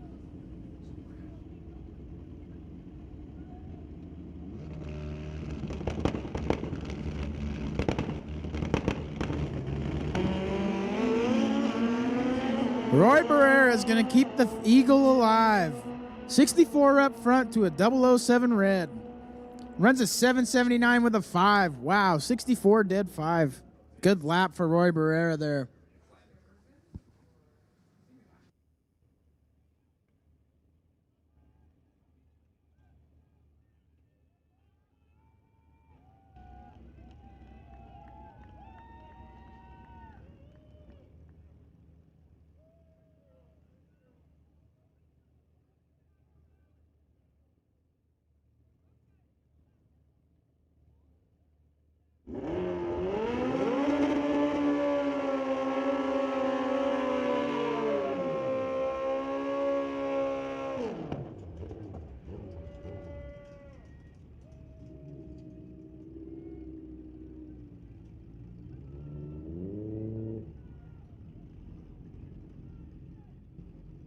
Coming up next, we got Bob Osborne for the Woodburn Warriors. Excuse me. $8.97 the dial for Bob. We got Team Adrenaline, Lindsey Miller, dialed in at a 940.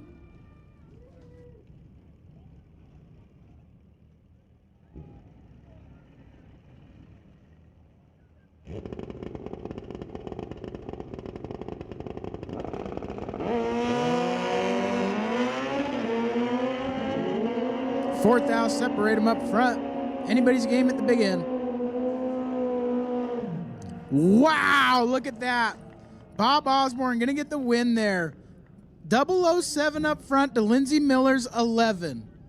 Bob Miller goes 900 with a 9 on the 897, taking 0004 at the stripe for the win. Wow. Coming up next, we got Travis Washburn and Angela Compton. Travis Washburn racing for Team Firebird, dialed in at 933. Angela racing for Team Madras, 1367 the dial in for her.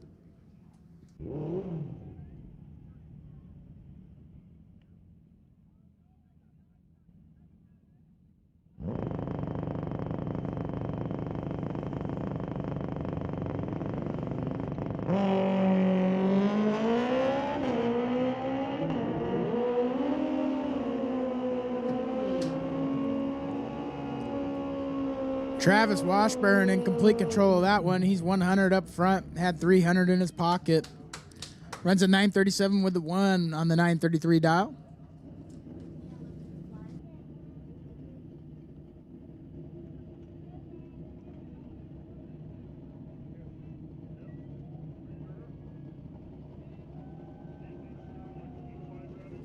Liz Micheletti racing for Team Firebird. Cody Compton racing for Team Madras. 863 the dial for Liz.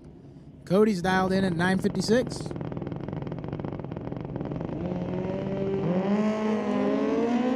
Double 01 red for Cody Compton, sending Team Firebird to the next round. Wow, check that out. Liz is 48 up front, dead 4. Woo! Riley Toth, Frank Scully. Riley racing for Mad Hatters, dialed in at 845. Frank Scully racing for Team Woodburn, dialed in at 828.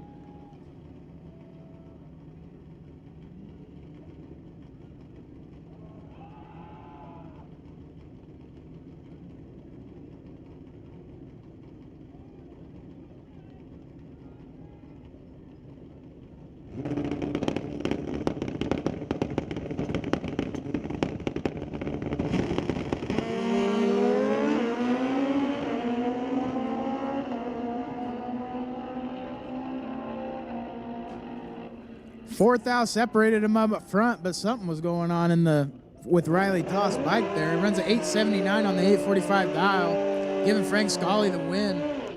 They're 32 to a 36. Frank Scully runs an 840 with a 5 on the 828 dial. They'll bring up Dave Toth with the Mad Hatters, dialing in at 845, and bring up Steve Miller, Team Adrenaline, dialed in at 927.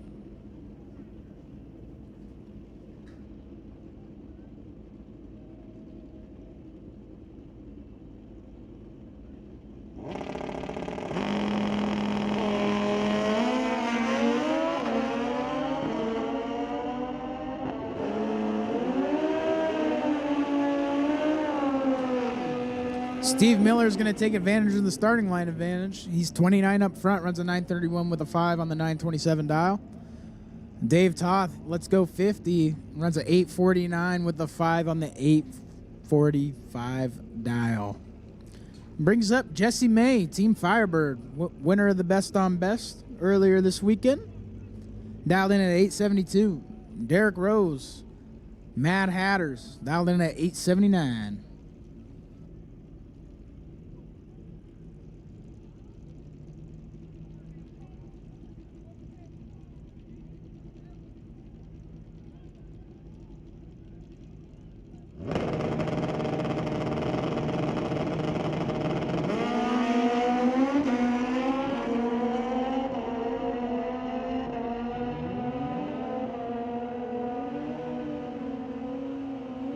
And Jesse May going to take the win there. He's 12 to a 31.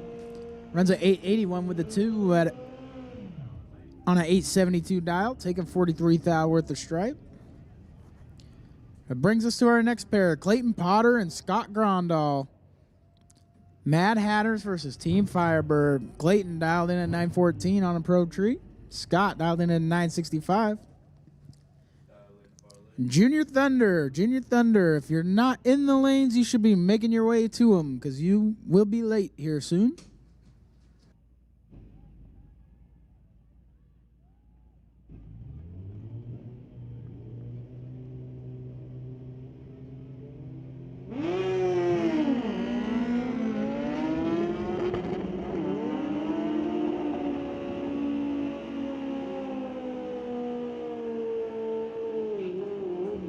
Something going on over there. Giving Clayton Potter the win. Runs a 946 with an 8 on the 914 dial-in. Something was going on with Scott Grondal's bike. Maybe missed a shift or something halfway down. Brings us to our next pair. Depending on if we can get that bike off the track.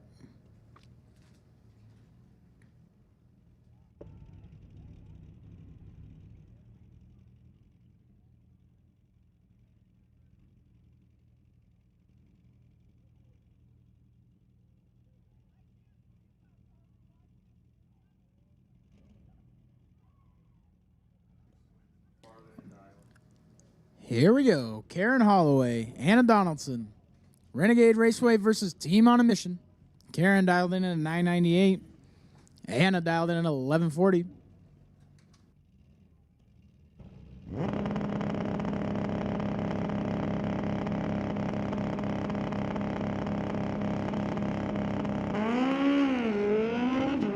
Karen Holloway is going to want that one back. She goes 006 red to Anna's 100. And runs dead on 6. 006 red, dead on 6. Ouch. Brings us to our next pair. Stephen Kaufman, Renegade Raceway. Adam Hetler, Mad Hatters. 1002 the dial for Stephen. 971 for Adam.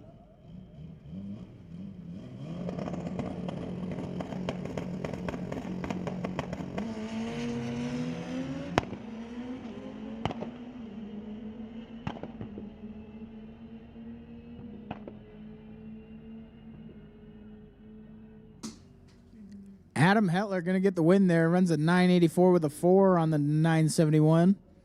Stephen Kaufman breaks out by a lot. Taking a bunch of stripe. Don't forget, if you're out there watching at home, like and subscribe. Make sure you help the Lordco TV program out. They produce an awesome live stream, and it's free to watch. Next up, we got Damian Chin, Jay Dudley. Callispe Raceway Park dialed in at 956 on a pro tree. Jay Dudley dialed in at the 974 for the Mad Hatters.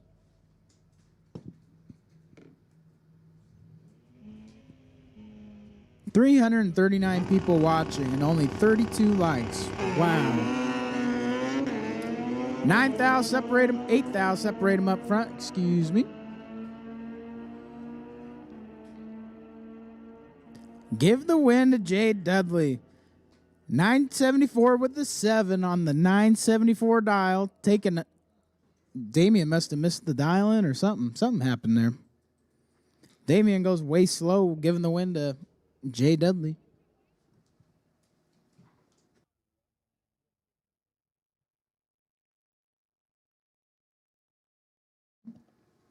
Can we at least get 50 likes on the YouTube channel before Junior Thunder's over?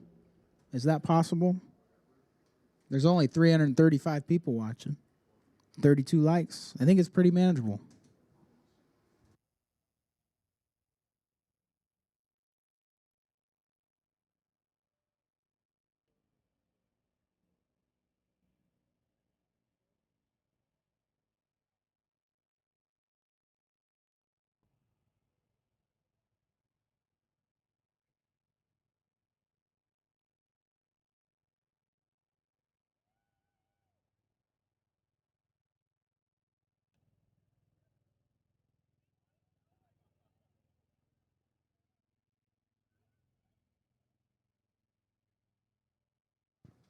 All right, here we go. We got a shake up. We got ET final team points. Tied in first place, Mission Raceway Park and Woodburn Warriors. First place, 24 points. Following that, we got Renegade Raceway at 20. Bremerton at 17. Wow, Firebird jumped up a little bit. They're 16 points. Portland, Pacific, and Walla Walla follow at 12 points. Medicine Hat at 11. Rad Torque at 7. Callispe at 6 points. Madras at 2. Coos Bay at 1. And Medford's at 1. Brings us into our Junior Thunder category. We got Lincoln Secondi, Cody Evans. Lincoln Secondi dialed in at a 13-15. Cody Evans dialed in at a 12-16 for the Junior Thunder. Lincoln racing for Team Renegade. Cody Evans racing for Team Callispe.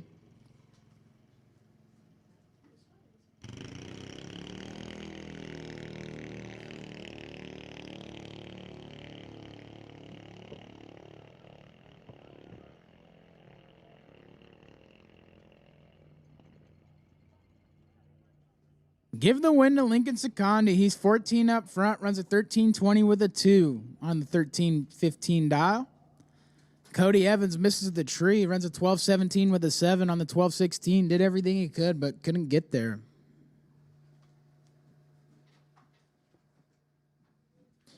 Giving another point to Renegade Raceway.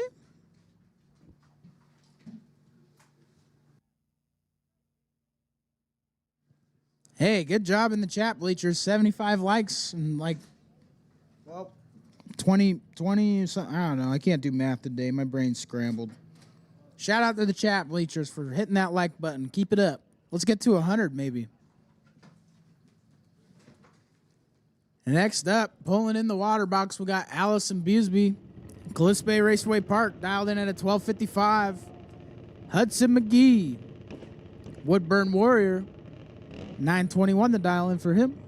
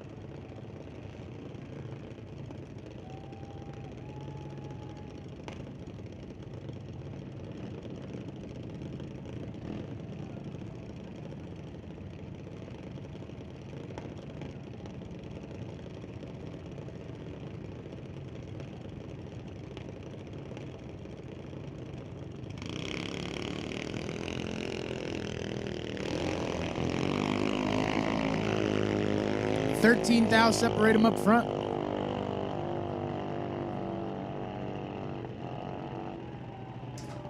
Give the win to Hudson McGee. He's 17 up front, runs a 9:19 with a 3, breaking out 17,000. Allison Busby breaks out 37,000, taking 007 worth of stripes. She needed to get behind by a bunch. Couldn't do it. She's behind at the tree.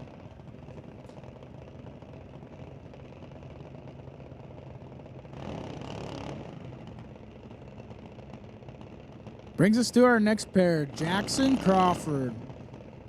Racing for Pacific Raceways, dialed in at a 9:17 against Grayson Fossum.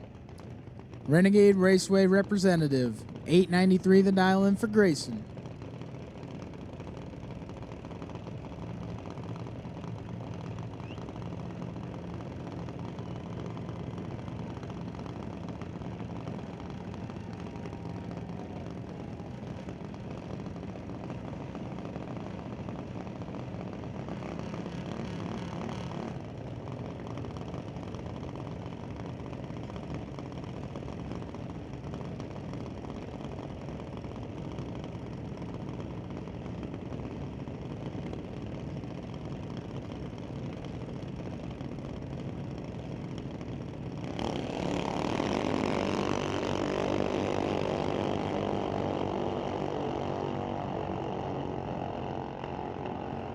Some whomping going down on the big end. Give the win to Jackson Crawford. He's 30 up front to Grayson's 73. Runs a 928 with a 3 on the 917 dial, taking 77 at the stripe. Grayson Fossum runs a 907 with the 7 on the 893 dial.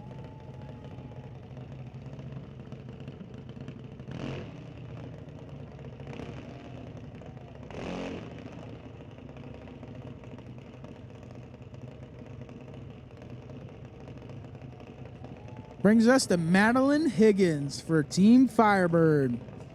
Flying like an eagle today. 12-0 the dial for Madeline against Ashlyn Katanick. Team on a mission. 895 the dial in for Team on a mission.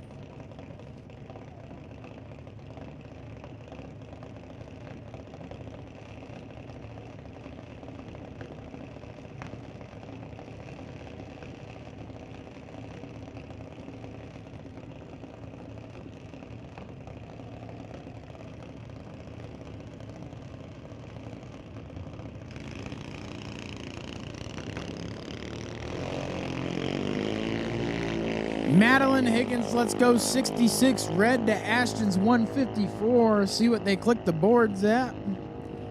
Ashton with the win, runs a 903 with a 4 on the 895.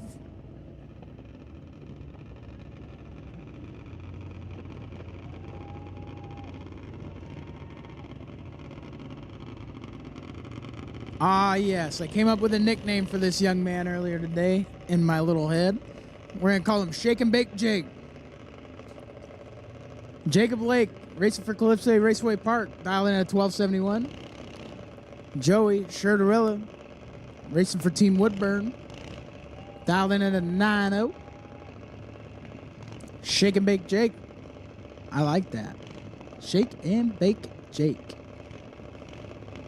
Well, his brother's name is Racing Jason, so we had to give him a cool nickname too.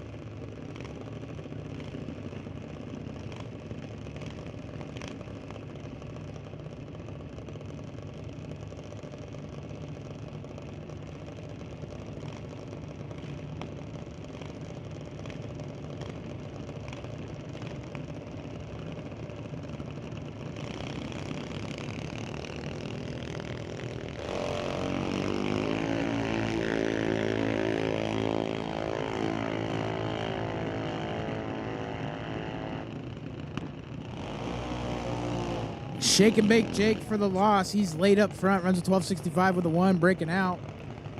Giving the win to Joey. He's 40 up front, runs a 903 with a 9 on the 90 dial. Giving her a couple womps, taking 66 now at the stripe. Bringing us to our next pair, Revy Swagger out of Team Adrenaline. Walla Walla Dragstrip. 914 the dial for Revy against Landon Huber, Bremerton Bomber, dialed in at an 891.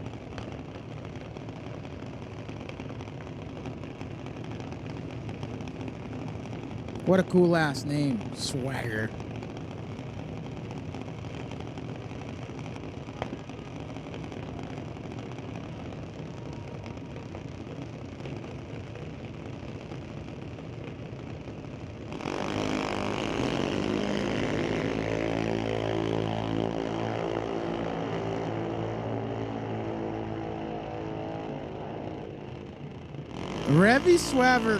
Revy Swagger can't take control of the starting line advantage. He's 20 up front to Landon's 81. Takes 155 at the stripe to break out 008. Ouch. Bremerton Bombers move on to the next round. Miles Sullivan, Calypso Raceway Park, dialed in at 1064. Tyson Sanchez, Renegade Raceway, dialed in at 899.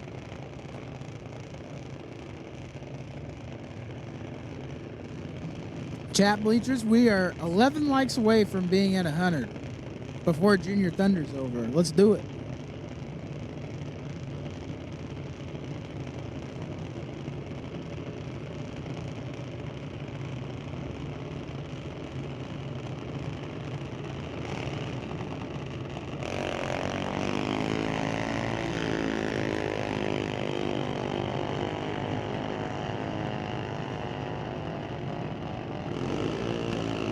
Something going on with Miles' dragster there. He had the starting line advantage, but his dragster lets him down, giving the win to Tyson Sanchez.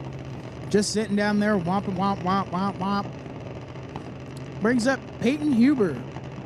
Bremerton Raceway, $8.93 the dial in for Peyton. Racing against Alex Green for Team on a Mission, $8.94 the dial in.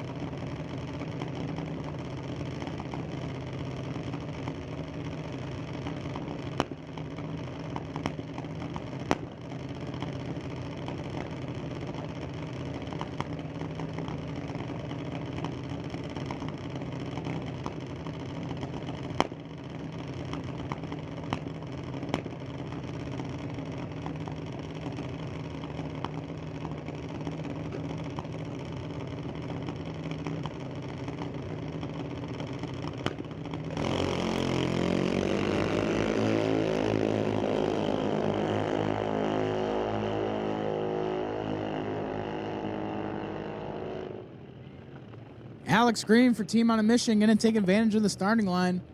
Runs at 8.97 with a 3, taking 77 thou. Way to go, Team on a Mission.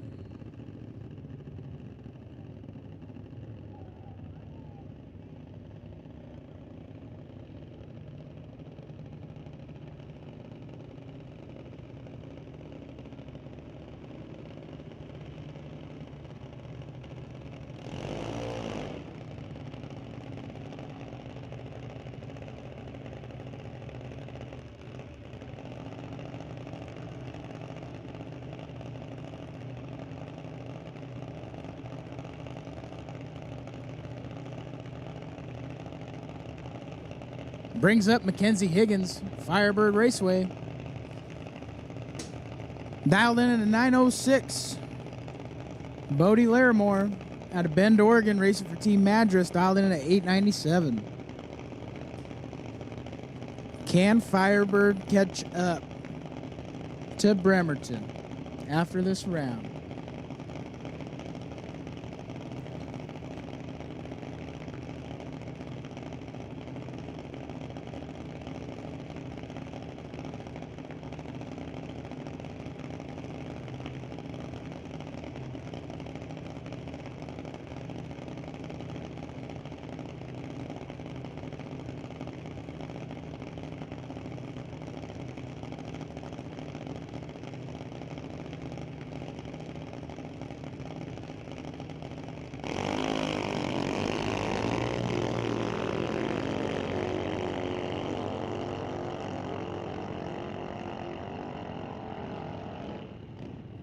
Bodie Larimore goes 24 red. Mackenzie Higgins goes 155 green for the win. Runs a 914 on the 906 dial.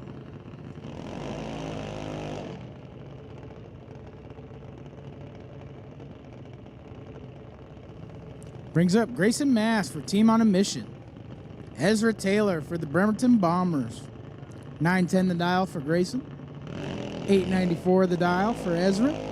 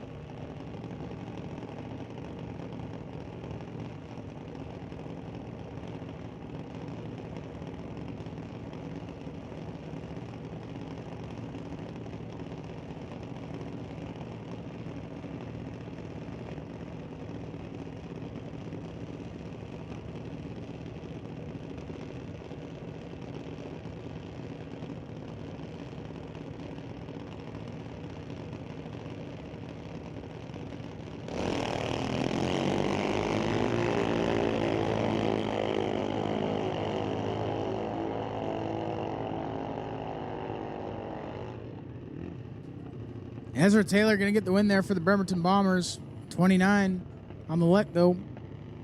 Runs an 894 with a 5 on the 894 dial. Taking a bunch of stripe. Won it all at the starting line.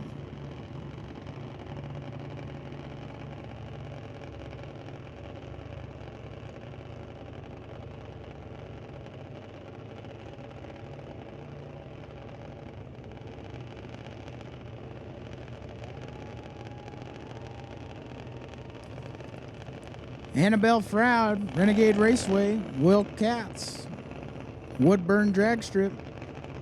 Annabelle dialed in at 931, Will dialed in at 897.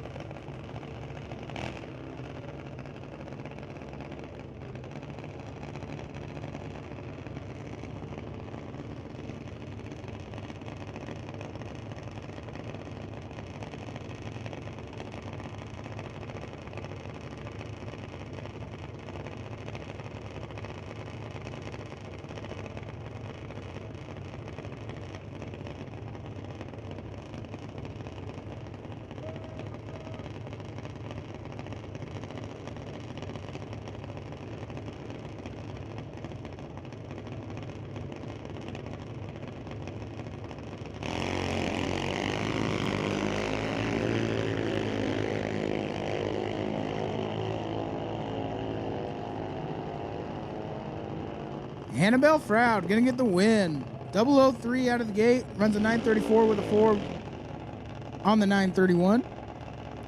Will Katz, let's go 130. Misses the tree. Tries to get behind and doesn't work out. Brings up Reese Heaton, Cadence Rodriguez. Team on a mission. Portland International. Reese dialed in at 908. Cadence dialed in at 893.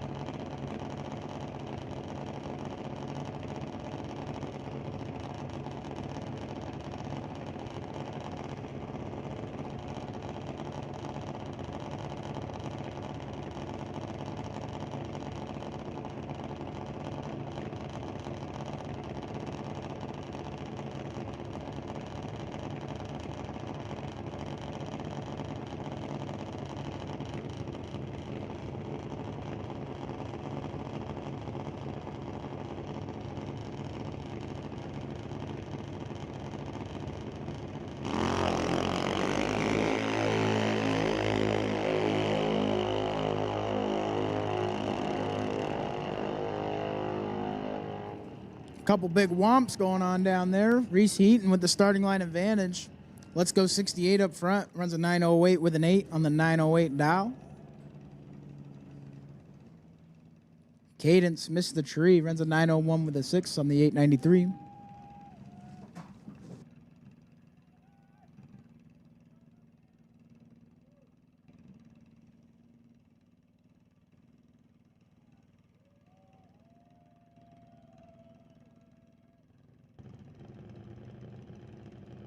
We got Oliver Adams and Journey Morrell. Team Firebird versus Team Woodburn.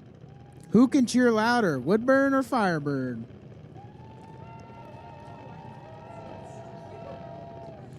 Oliver Adams dialed in at 1235 for Team Woodburn. Journey Morrell dialed in at 894.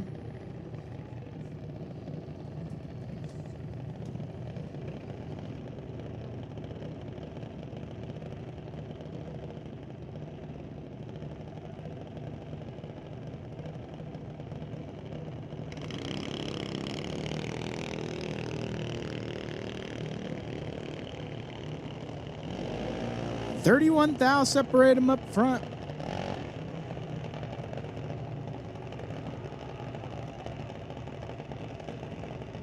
Journey Morrell going to take the win for Team Firebird. Runs a 902 with a 4 on the 894 dial, taking $31,000 at the stripe. Good job, Team Firebird. Next up, we got Wesley Armstrong. Team on a mission, dialed in at 907. I'd ask Team on a mission to cheer, but I do not see anybody in their bleachers. Easton DePeel, racing for Woodburn Warriors, dialed in at a 902.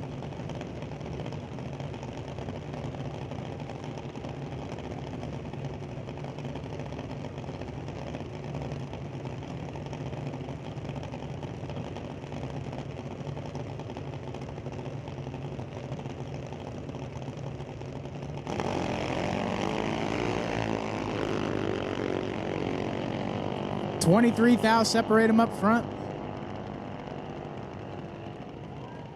Advantage went to Wesley. Couldn't get it done, though. Breaks out. Runs an 896 with a 5 on the 907 dial. Easton DePeel runs one above. Be behind 137 for the win. Brings us to our next pair. Natalie Holloman and Caitlin Pratt. Woodburn Warrior versus a Medford drag strip.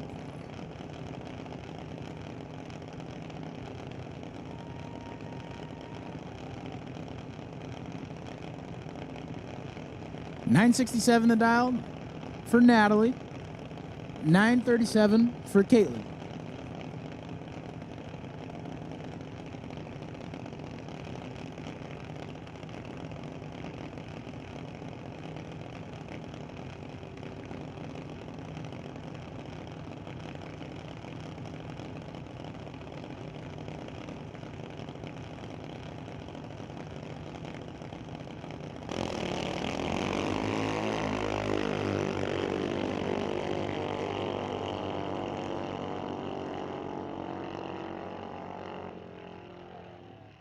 Caitlin Pratt going to take the win there for Medford. Runs a 940 with a 5 on the 937 dial. Both racers not stellar lights, but Caitlin had a bunch in her pocket. She makes it work.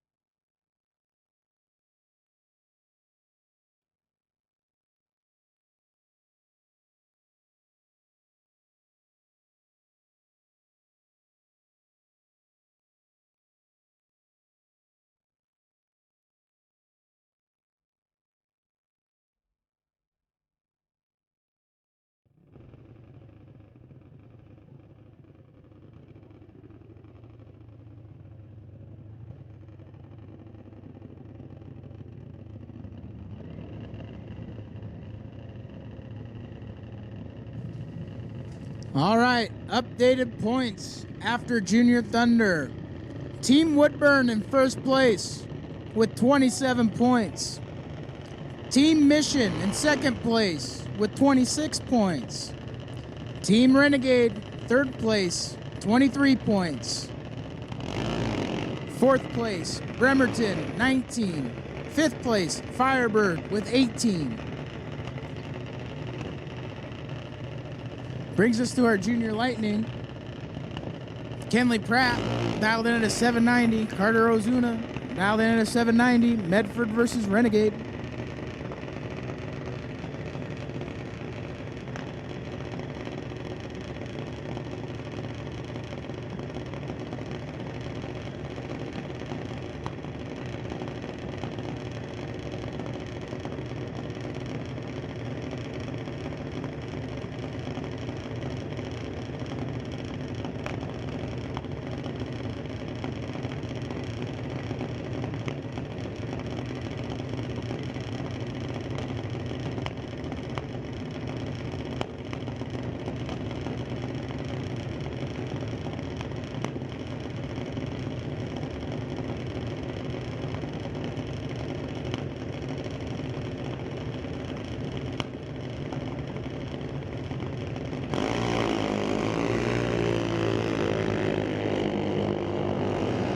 One thou separate him at the starting line.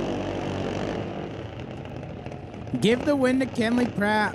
117 up front to a 118, runs a 792 with a 1. Feeding Carter Ozuna, 28th thou at the stripe, so he breaks out 7th thou. Had to take 21 thou or less to be there.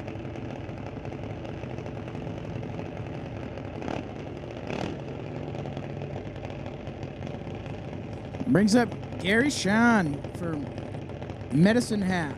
Dialed in at 8:05. Ellie Brown at a Renegade Raceway. Dialed in at a 790.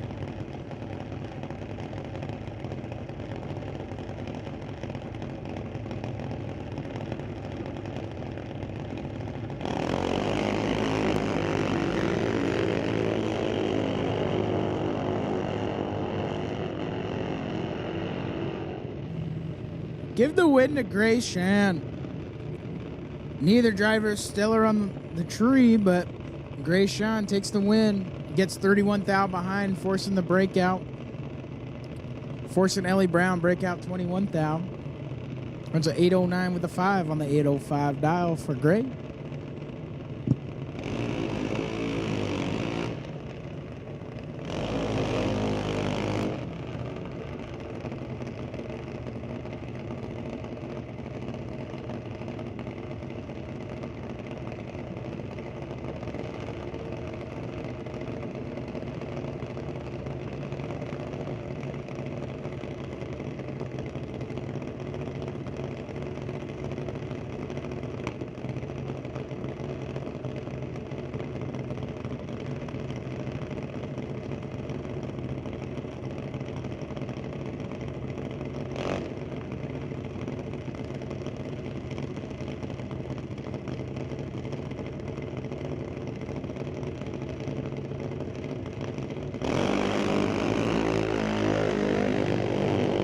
Not sure who's in our TCS lane, but they just let go 001 up front.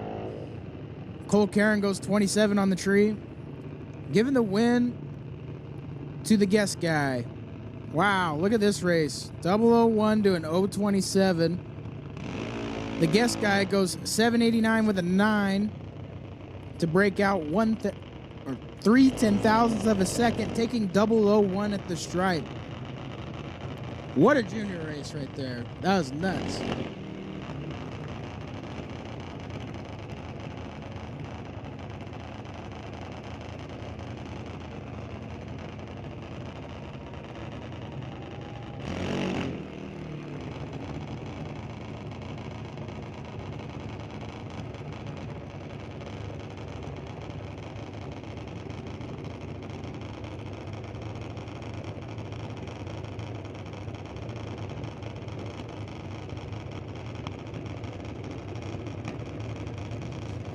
Attention in the pits, attention in the pits. We need Sportsman, cars number 0 through 4. Sportsman, 0 through 4 to the lanes. Attention in the pits, attention in the pits. We need Sportsman, 0 through 4 to the lanes. Thank you.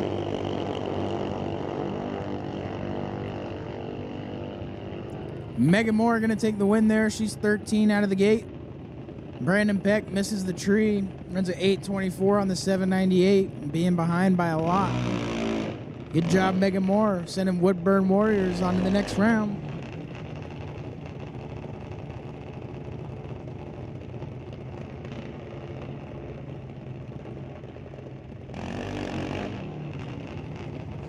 Next up, we got Rachel Place, dial to 791 for Portland International Raceway.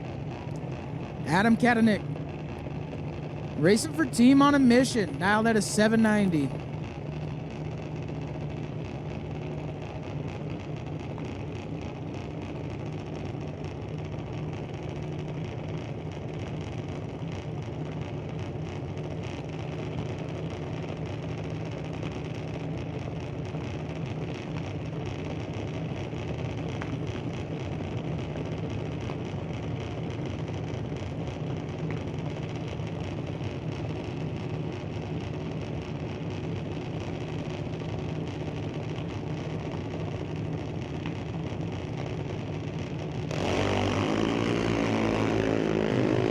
Adam goes 003 red. He's going to want that one back. Wow, goes a bunch under too.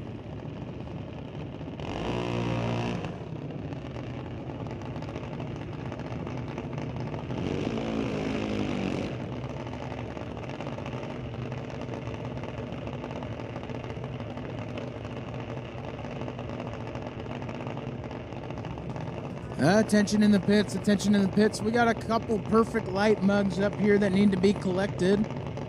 Car number 699C, car number 6647, and car number 1, Zach Mazier. Zach Mazier, 6647 and 699C. You guys have perfect light mugs waiting for you in the tower. Come get them. Coming up, we got Gage Charles out of Cliffs Bay Raceway Park against a guest guy in our TCS lane.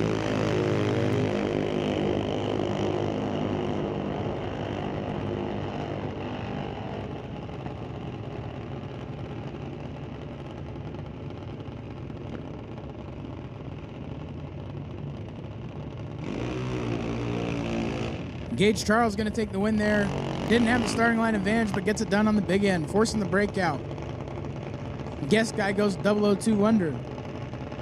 Don't forget, folks, if you don't have anything to do right now, make your way to the NHRA TV trailer and go get yourself some event memories. They got all the team pictures there, probably several pictures of your car leaving the line.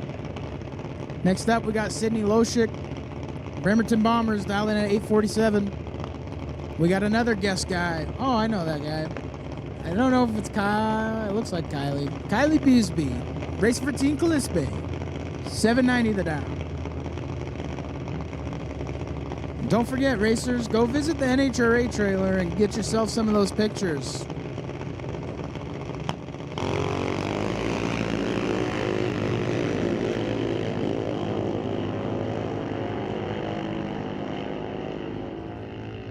Sydney was in total control of that one all the way down.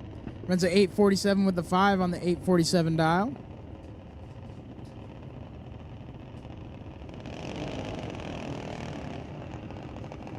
Don't forget, go check out some of that poutine. I heard they got chicken fingers in one of them.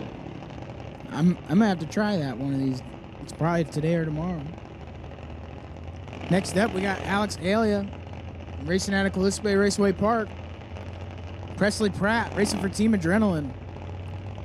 Alex dialed in at 953. Presley dialed in at 790. You got Chad Welch down there helping Presley.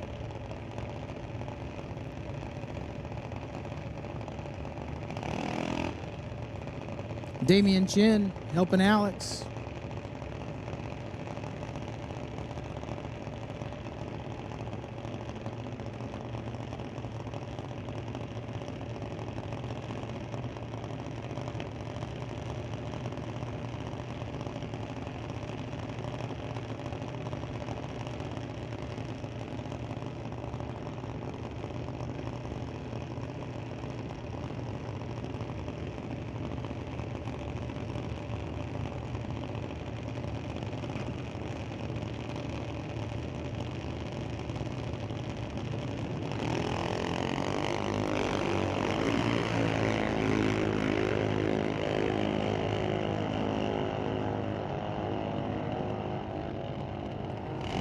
Presley Pack gonna take the win there. Was way behind on the starting line, but breaks out by less for the win. I don't think Alex looked back. Coming up next, we got Brentley Johnson versus another guest guy. Unsure of who's in the opposite lane over there. Natalie Erickson, I just got word. Dialed in at 790. Racing for the Bremerton Bombers. Brentley Johnson, Mission Raceway Park. 850 the dial in for him.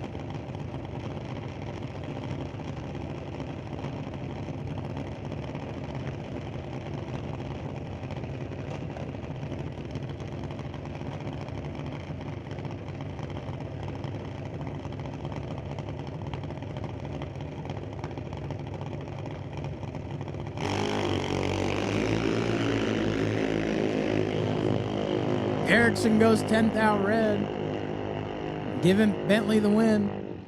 Runs at 847 with a 1 on the 850 dial-in.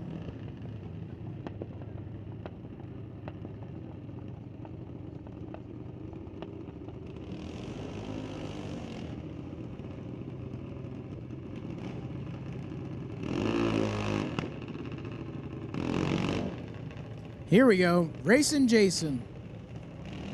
Out of Calispe Raceway Park, dialed in at 11:45.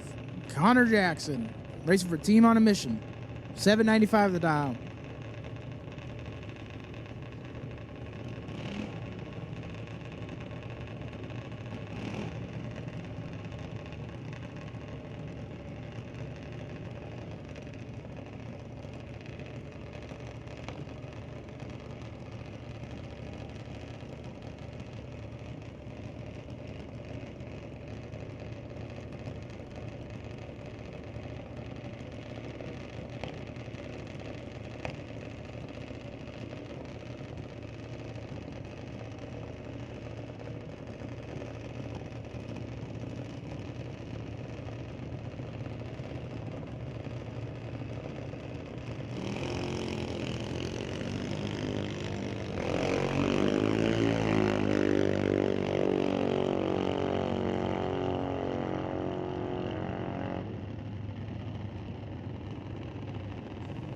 Team on a Mission going to advance to the next round. Had a bunch on the tree and takes advantage. Runs a 796 with the 7 on the 795 dial.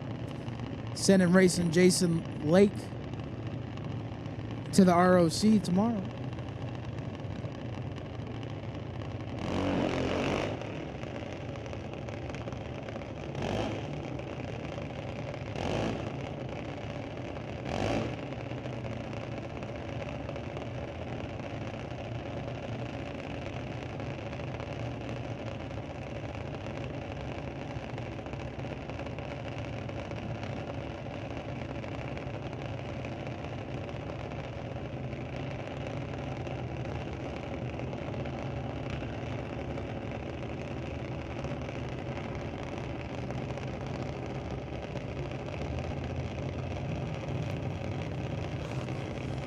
Well, here we go. Looks like we're down to just a pair and a half left in round number 1. Xavier Heaton in the right lane for Portland International Raceway. And Ashlyn Harris for Team Firebird. So Heaton in the right lane, dialed 808. Ashlyn Harris predicts 8 seconds exactly. So just 2 thou difference in reaction times. And at the finish line, it is Ashlyn Harris scoring a point for Team Firebird. 806 on the 8 flat dial. To the stripe first by 27 thou.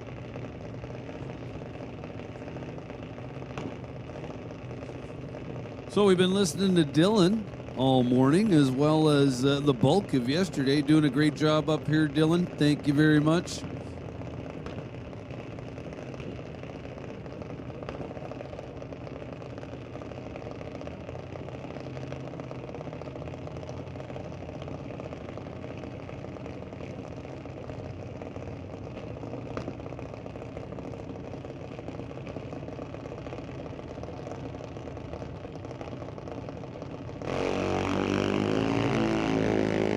There goes Jed Holbrook for Team Walla Walla.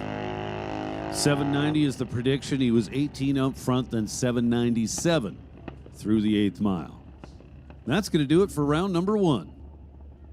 So points update coming up momentarily.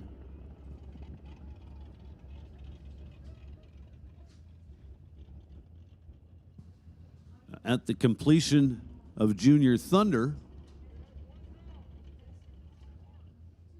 it was the Woodburn Warriors in the lead, with Mission in 2nd place and Renegade in 3rd. So we'll see what it looks like after Lightning.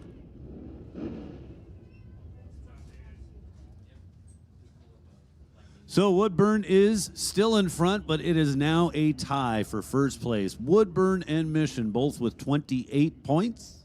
Renegade still holding on to 3rd place with 24 points. Bremerton in 4th place with 20, and rounding out the top 5, Team Firebird with 19 points.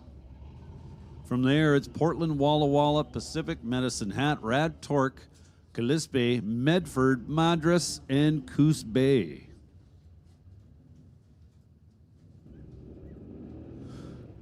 So a little bit of a change to the way points are accumulated. in the team race.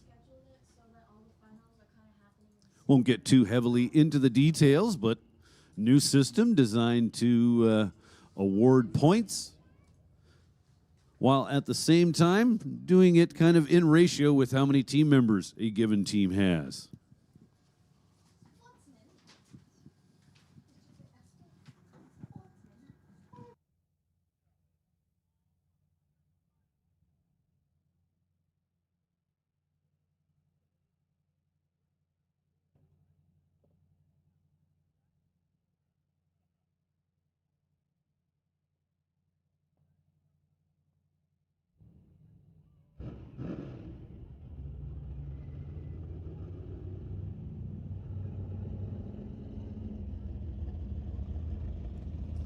So as I was talking about, a little bit of a change to the way points are accumulated. So that's going to get calculated following the completion of, no?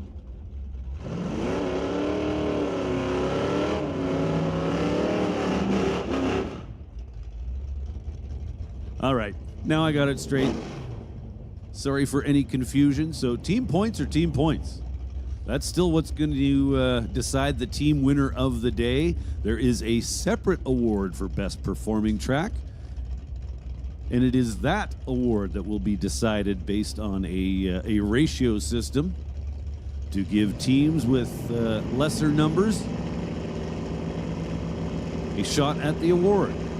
So here we go. First pairing, Sportsman, Jacob Cleve and Cole Dickoff. Cole Dickoff for the Bremerton Bombers in the right lane.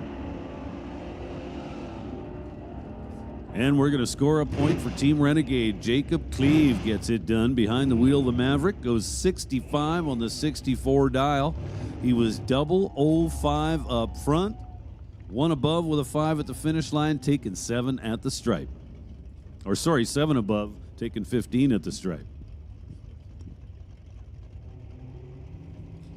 Hey, listen up in the pits. Attention in the pits. Sportsman, car numbers 5 through 9. Sportsman 5 through 9. This is your call to the staging lane. Sportsman, car numbers 5 through 9. We need you in the staging lane. Well, there's a point for Woodburn Drag Strip. Stephanie Biscay, 1179 on the 1172.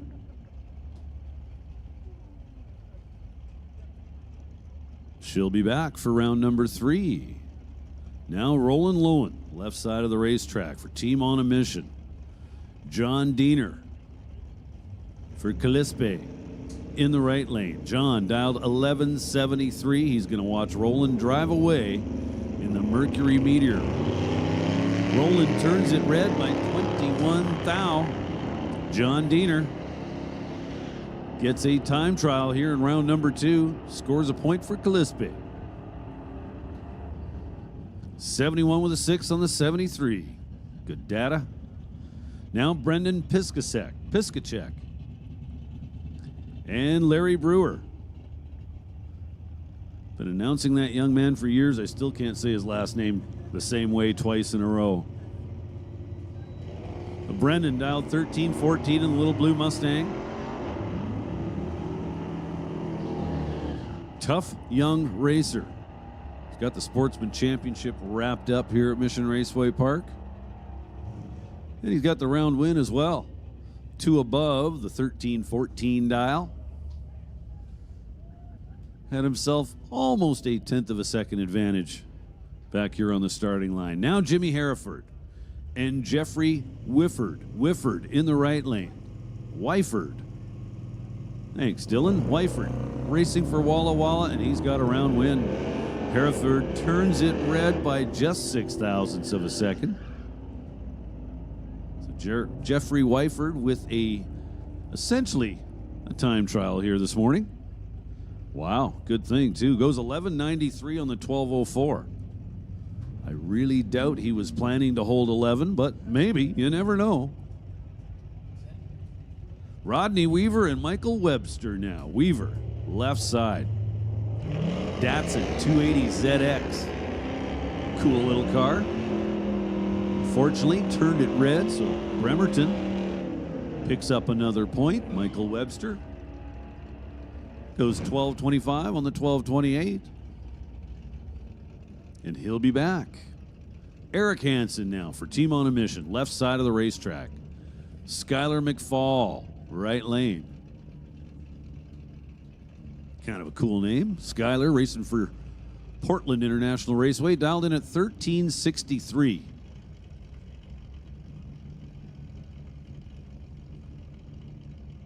Couple of Mopars. Eric Hansen dialed 1218.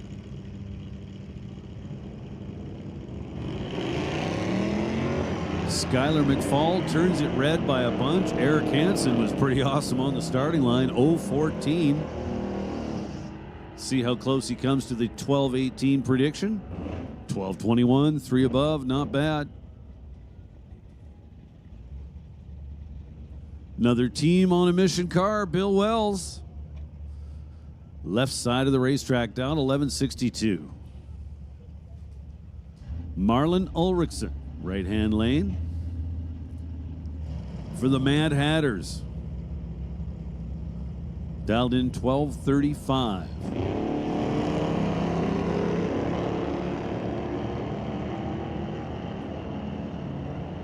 So nobody's spectacular as both drivers' reaction times start with a 1. At the finish line, it is Bill Wells picking up a win on a huge double breakout. Wells was under by over 500ths. Ulrichsen under by over 800ths. So Bill Wells coming back. Now Jake McLean and Grant Smids. Smids, right lane, behind the wheel of the Camaro. For the Bremerton Bombers. Dialed in at 1275, the Camaro will leave first. A little BMW, Jake McLean, tower side for Team Walla Walla. Dialed in at 1232. 27 thousandths advantage on the starting line for one of these drivers. And it would be the guy with the win light on. Grant Smids, one above, 1276 with a 7 on the 1275 dial. Found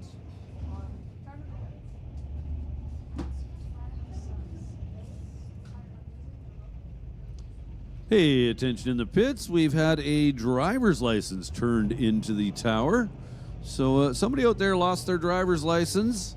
That would be Brandy Lynn Shea. Brandy Lynn Shea from Spokane. We've got your driver's license up here.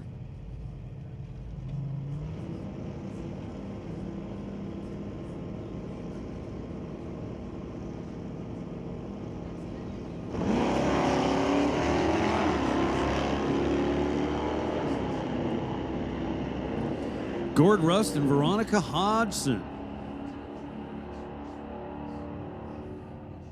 It's Gord Rust with the win light on. Gets to the stripe first by 82 thou. 1178 on the 73 dial.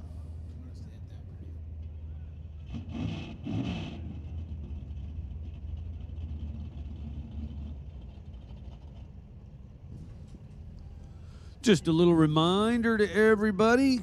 Head on over to the NHRA trailer. Go see Robert Grice. Check out the event photos. He'll have one of your car. Take home a nice memory. Ted Porter and Nick Douglas. Nick Douglas, last night's runner-up. Racing for Team on a Mission in the right lane. Couple of Chargers. Well, one's a Super B. The Charger's the winner. Ted Porter getting it done here in round number 2, 1249 on the 1245 dial. It was Nick Douglas to the stripe first, but under by a fair bit.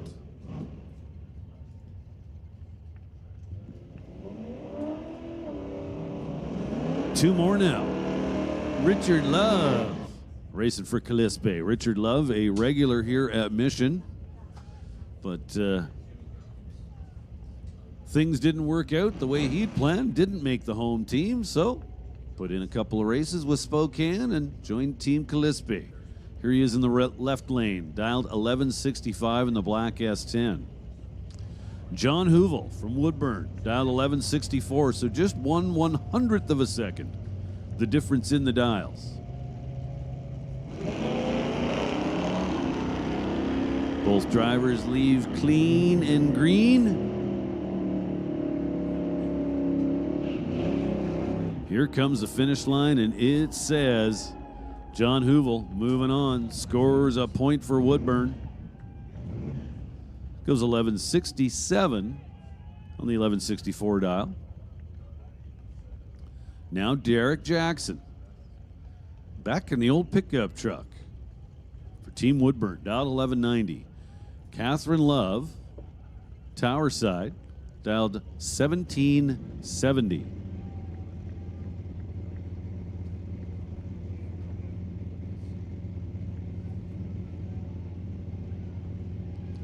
Jackson having to practice some patience on the starting line.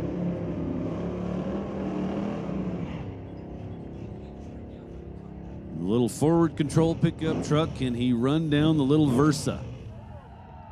Yes, he can. 12:04 on the 1190 to score a point for Team Woodburn. Now it'll be Pacific versus Firebird. Steve Ryland, Tower Side, 1967 Coronet 500. The dial 1196. He's going to do the chasing. Connor New. Apparently Connor was a big part of the announcing team here last night with Dylan. So Connor racing for Team Firebird. No surprise there. Dial 1274. There he goes. Couple of green lights. One a little better than the other.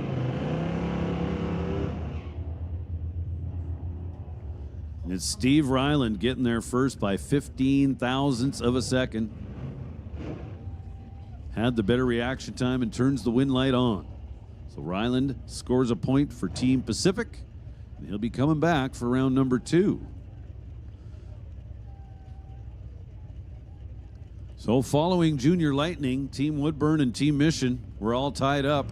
And here we are facing off. It's Woodburn in the right lane, Mission in the left.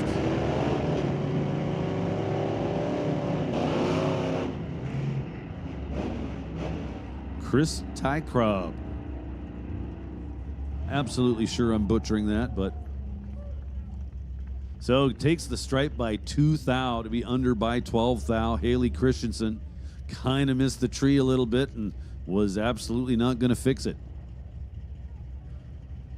So there's a point for Woodburn. Now Cassidy Langley, Devin Froud for Team Renegade in the right lane.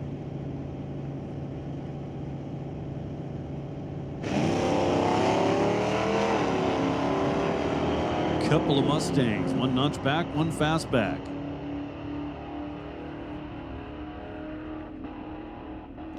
And this is looking like a point for Team Renegade. Had a fair bit of room up top. Takes 8 thou to be under by 1 thou. Now Woodburn versus Portland. Portland in the right lane. Tyler Hereford dialed 1293 in the white Camaro. Chris Holloman, the Magnum wagon for Team Woodburn. Unfortunately, turns it red by 19 thousandths. So there's a point for Portland.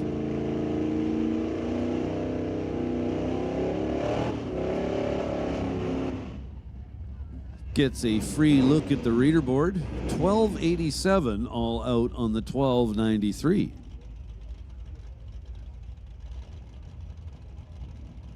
Now Blaine Robb and Jed Biscay.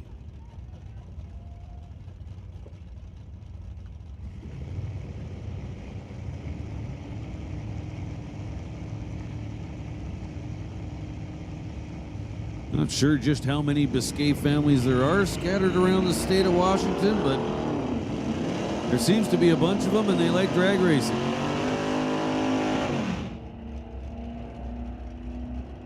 So just 4 thou the difference in reaction times, and there's a well-earned point for Team Woodburn. Jed Biscay getting behind to win. Now Kevin McCauley and Larry DeCamp. Larry DeCamp for Team Renegade. Kevin McCauley for Team On a Mission. 1185 in the left lane, 1190 in the right lane.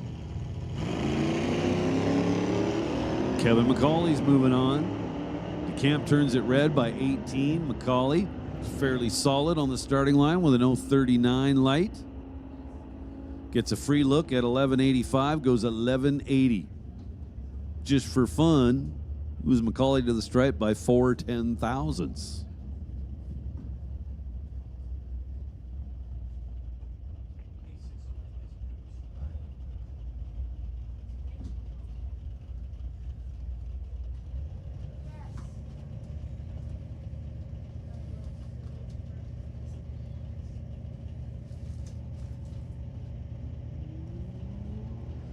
Paul Warner and Natalie Erickson. Erickson in the right lane for the Bremerton Bombers. Warner in the left lane for Portland International Raceway.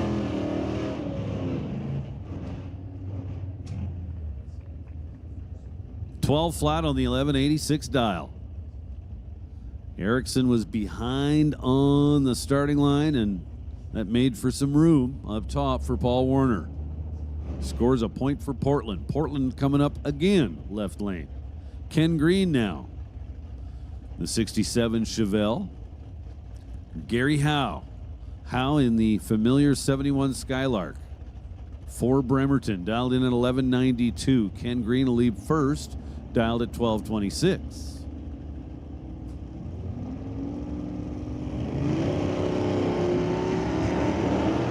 Well, it is on. 71 thou difference in reaction times. So you could hear Gary on and off the gas at the top. He gets it done despite being behind by 71 thou on the starting line. Ken Green was 005 up front, but then could only manage 1239 on the 1226 dial. Gary Howe winds up 1195 on the 1192 dial, and moving on to round number 3. Now Amy Cole and Ken Eldred. Eldred for Team Walla Walla in the right lane. Hey, listen up at the pits. Attention in the pits. Pro bracket 0 through 4. Pro bracket 0 through 4.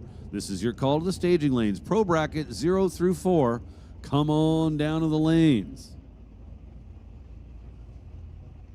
Amy Cole with another point for Woodburn. Ken Eldred turned it red by 34. Amy Cole moves on. Now Pacific in the left lane, Bremerton in the right. Brian Thompson in the rag top Mustang. Dial 1294. Highly unlikely anybody's winning this on a hole shot.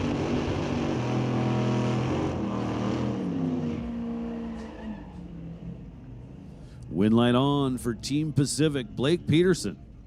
1165 with a 6 on the 1163 dial. So he did have the starting line advantage, but it was only by 4/10,000ths of a second, matching 034 lights.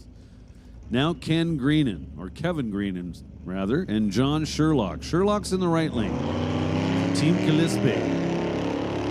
Kevin Greenan for Rad Torque Raceway.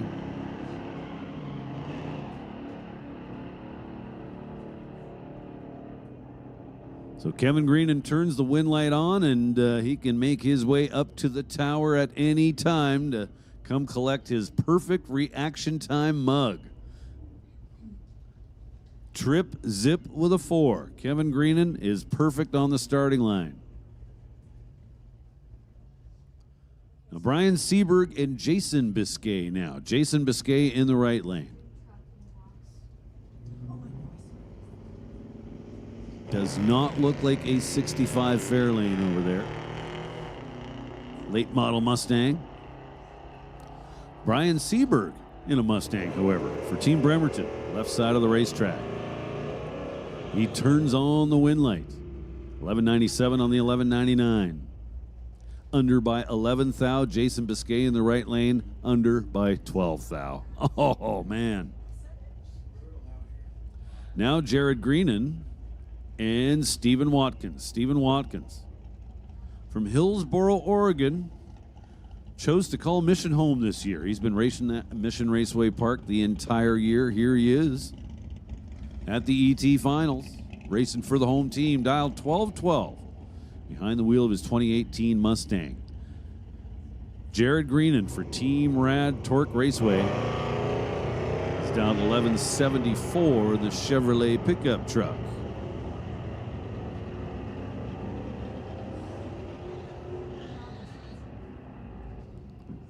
So Steve Watkins with the brake lights on, did a nice job at the finish line, 0-11 at the stripe, but does not get the win on a double breakout. Goes to Jared Greenan, under by 3 thou.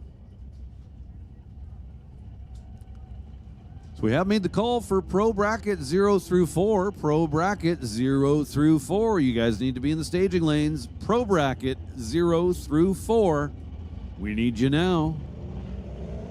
5 through 9, get ready. You are on standby. Waylon Carlson with the freebie for Rad Torque Raceway.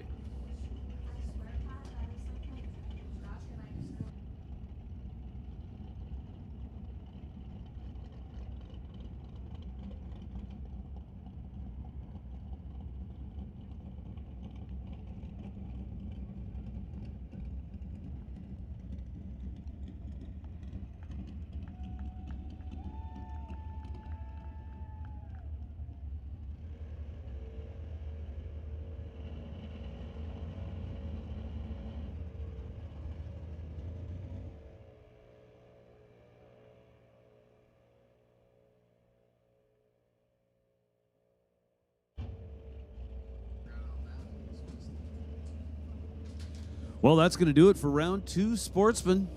Pro Bracket will be rolling around the corner momentarily. We're going to have a points update for you soon.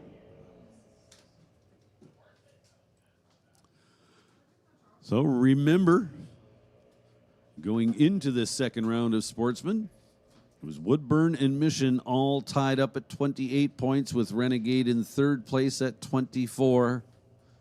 Bremerton fourth was 24, and Firebird 19.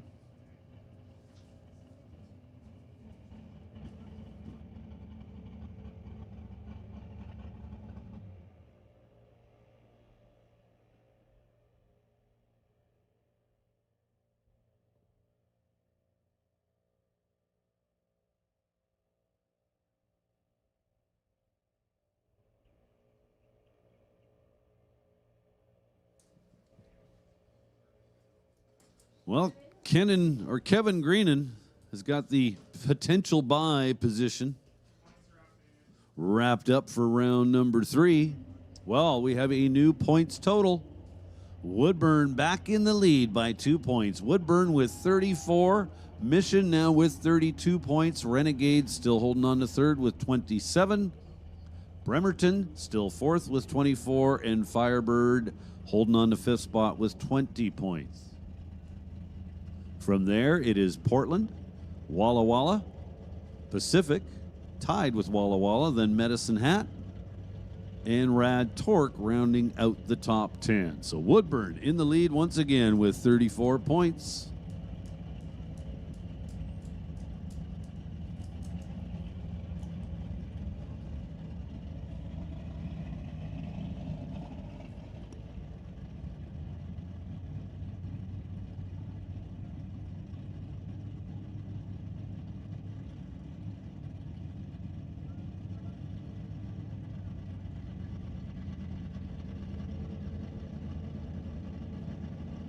So I see we still have this driver's license up here in the tower. Brandy Lynn Shea. Brandy Lynn Shea from Spokane Valley, Washington. We've got your driver's license up here in the timing tower.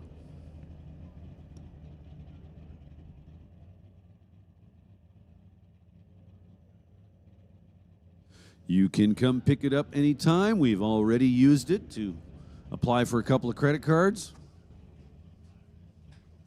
do a little shopping on Amazon.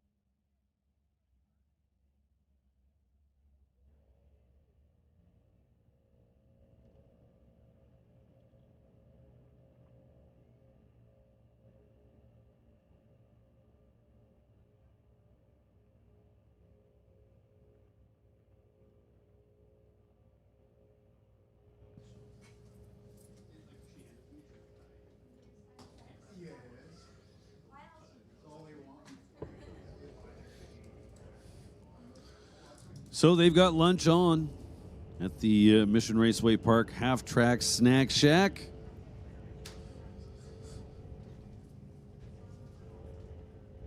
The Pro Shop also open. That, of course, is where you would find this weekend's event t-shirt.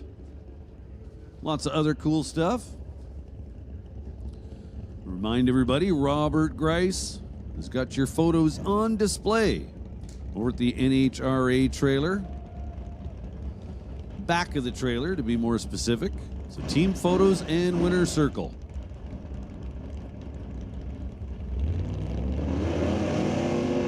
Go check that out. What a great memory to take home with you. First pair, Pro Bracket round number 2. Anthony Price for Team Woodburn. Specifically remember losing to this guy last year at Pacific Raceways.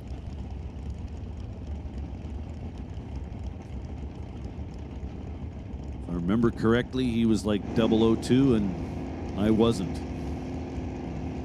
James Cleve, right-hand lane, 72 Maverick.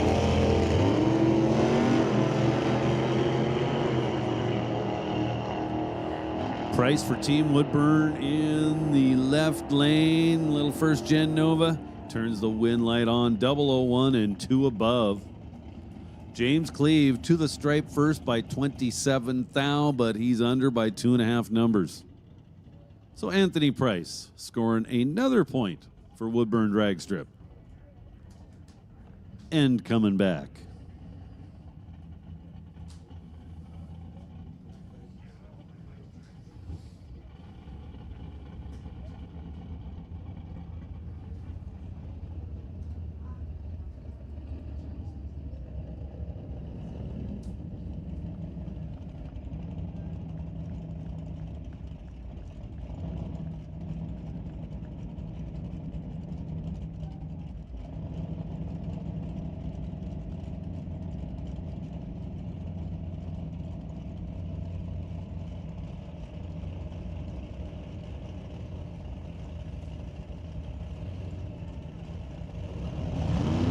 Cool little truck coming at us left side of the racetrack. Phil Amborn out of Oregon City, Oregon for Team Woodburn. 53 Chevy pickup. Dialed 958. Russell Lopeman for Renegade in the right lane. The Magician.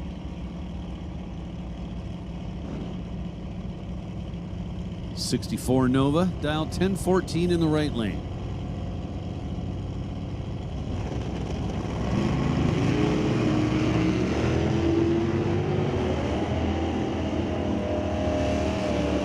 Couple of green lights. Woodburn scoring another point.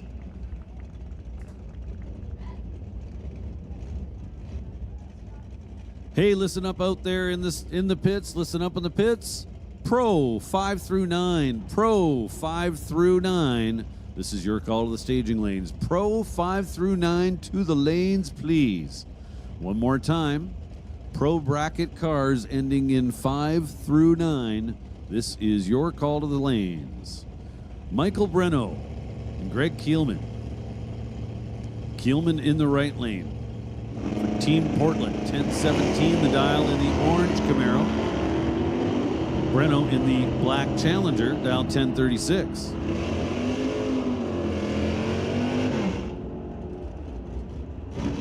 Team Pacific scores a point, 1036 with a 5 on the 1036 for Breno. He was 15 up front, 20 thou pack. So Greg Keelman is turned away. Now his son Matt is going to take a crack at it for Team Portland. Matt in the left lane, dialed 984 in the black Nova. James Wyford for Team Walla Walla. Jim Wyford for Team Walla Walla, dial 1037.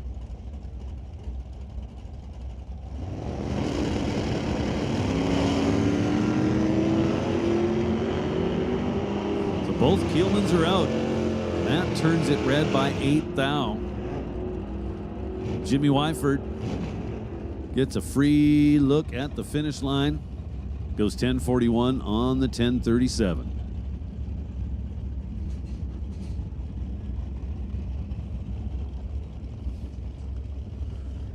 Two more cars rolling forward into the beams. Eric Brittain in the right-hand lane for Team Pacific in a very unique little dragster.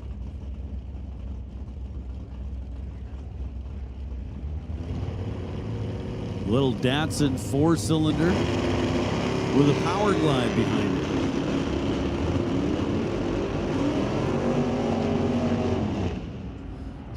So nobody's winning this on a hole shot.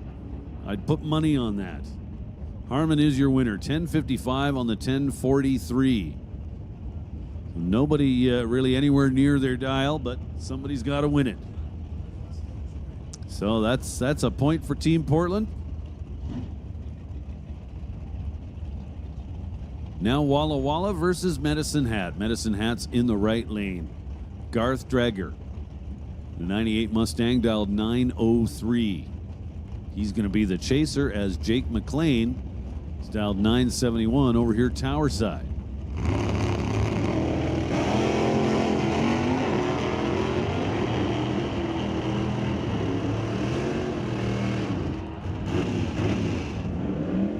Looked like Medicine Hat caught him pretty early. Did have a 31 thou advantage on the starting line. Finish line 905 on the 903. More than good enough. McLean winds up 77 on the 71.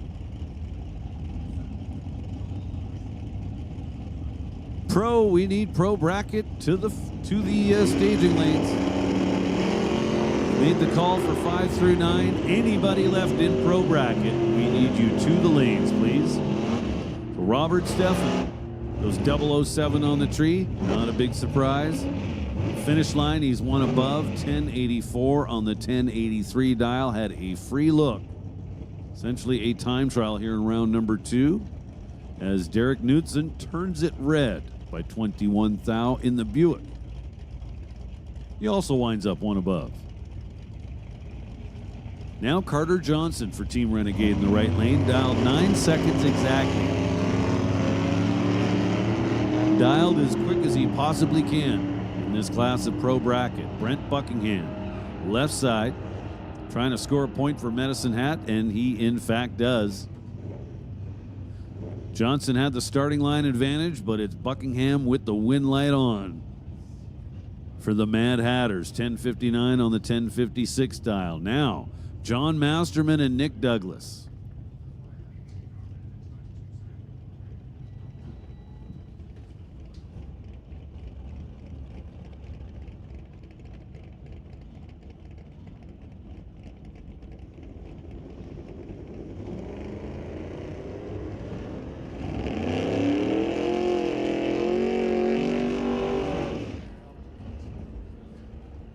John Masterman, left side, one of the announcers from Portland, turns a win light here on in round number 2. One above exactly. He was 008 up front, 18th out, not bad. Nick Douglas was 077 on the tree and not able to fix that. Now for Team on a Mission, Rob Monroe. Going going to take on Jacob Phelps. Phelps for Team Firebird in the right lane, dialed 974. Rob Monroe's dialed 1045. The 69 Acadian. That's right, it's not a Nova. 3,000 difference in the reaction times. At the finish line, it is Phelps with the win light on. Dead on with a 2. Monroe goes under.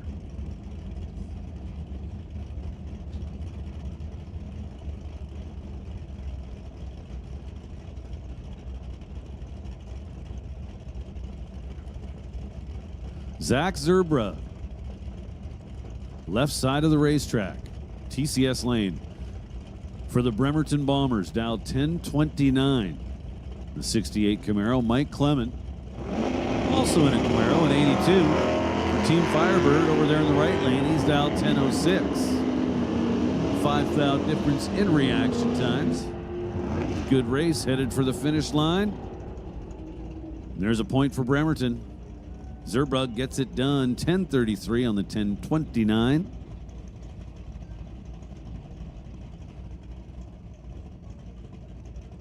Hollis Rung for Team Woodburn. This guy was the end of my day yesterday. Let's see if my teammate Ross Walker has any better luck against him. Walker, well, he does. Walker is moving on by way of a red light. Hollis Rung was 002 when I faced him yesterday. 69 red today. So Ross Walker, 1016 on the 1011 dial.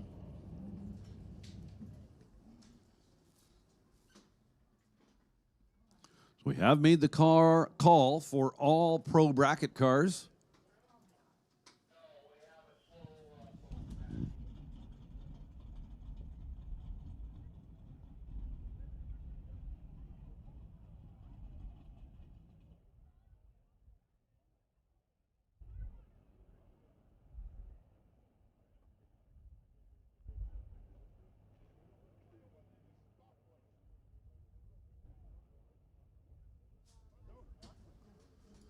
Got a driver, a little tardy, getting his equipment ready.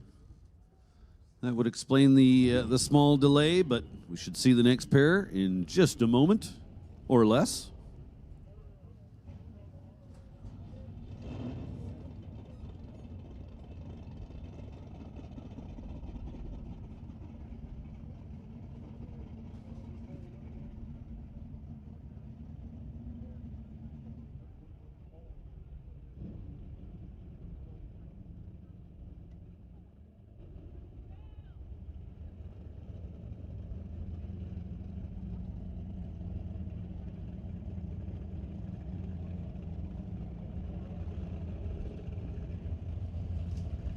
And here comes the next pair.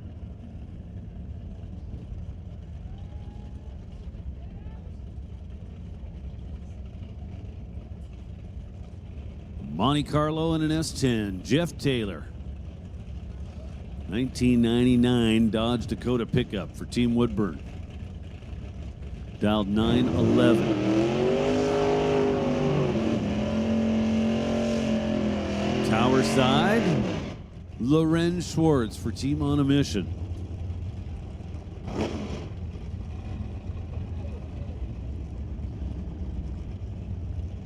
Lorenz, 1 weekend ago at Smoke, Fire, and Thunder, went undefeated in Super Pro and electronics off the bottom bulb. So Lorenz in the white Monte Carlo, dialed 1020. He's going to leave first.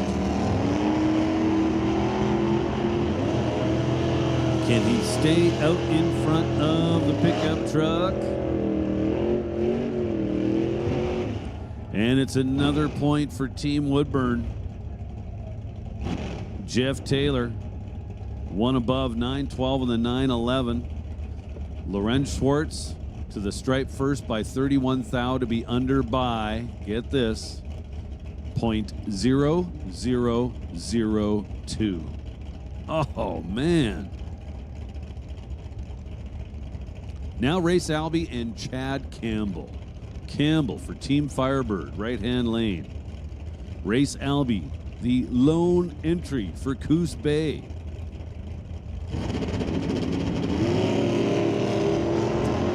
And Coos Bay is done for the day. Albie turns it red by 9 thou against a 107 light.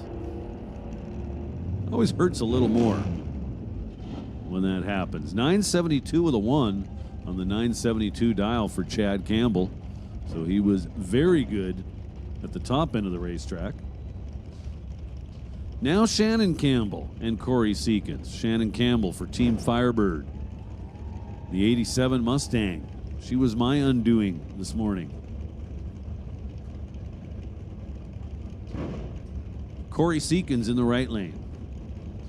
The Madras Heat. Dialed 947 in the 65 Nova. 0.02 the difference in reaction times. There's a point for Team Madras. 948 on the 947 for Corey Seekins. Had the starting line advantage, 014 to 016. Now Craig Johnson and Steve Kelly. Kelly in the right lane for Team Woodburn. He's got himself a new belt this weekend. He's dialed 972. Craig Johnson for Team On a Mission. Dialed 1175 in the Money Cuddy.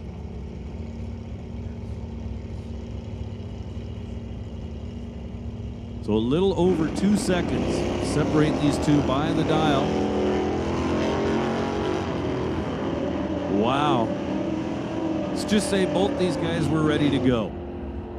Johnson was 007, Kelly was 005 at the finish line. It is Johnson winning the double breakout. Kelly taking the stripe by 4 thou to find himself under by 4 thou. So Craig Johnson with a big point for Team On a Mission. We'll be back in round 3. Hayden Amborn and Jason Cooper. Jason Cooper. The 72 Maverick, right-hand lane, dialed 988. Hayden Amborn dialed 1031. Chevy pickup truck and a Ford Maverick. 3 thou difference in reaction times. Top end, the point for Team Renegade. Jason Cooper turns on the wind light.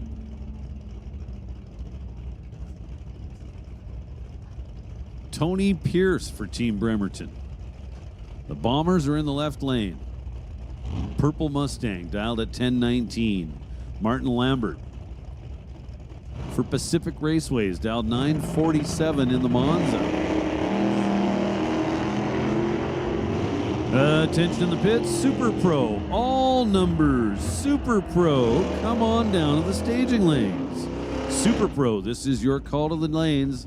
Super Pro, all numbers. Once again, Super Pro, all numbers. This is your call to the staging lanes. Tony Pierce scores a point for Team Bremerton. Was 007 up front. And that's really where he won the race. Now Brian McInnes and Patrick Condon. McGinnis for the Bremerton Bombers, left side of the racetrack in that gorgeous 56 Chevy, dial 1033. Condon in the Roadster, dial 1010. Condon turns it red by 57. McGinnis is strong with a 19 light. Gets a free look here in round number 2. How about dead 7? Sure, why not? 26 total.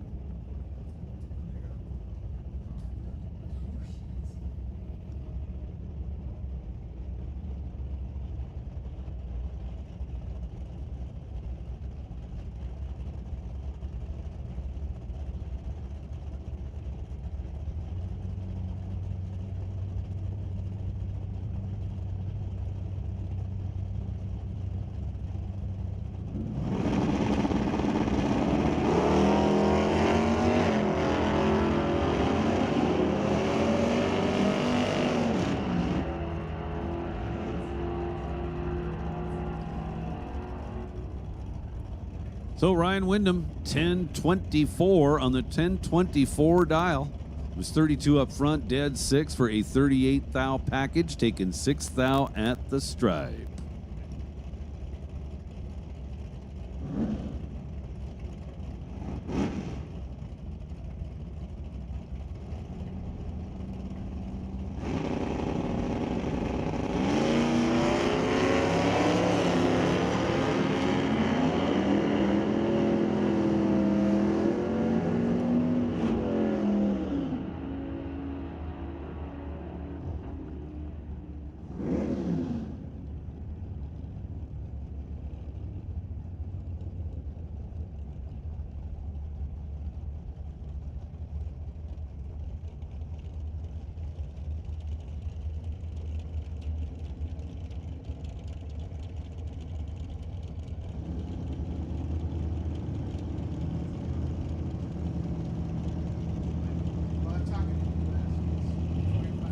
Condon with the win for Team Renegade in that last pair. Took the stripe by 1 thou.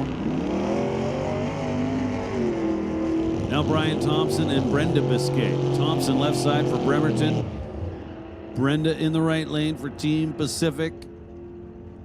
And it's Brian Thompson going 1260 on the 1248. Not sure what happened to Brenda, but nowhere near the 1016 dial. See a 162 60 foot, so I don't know, maybe spun. Now Ryan Ledrette for Team Calispe, another mission regular.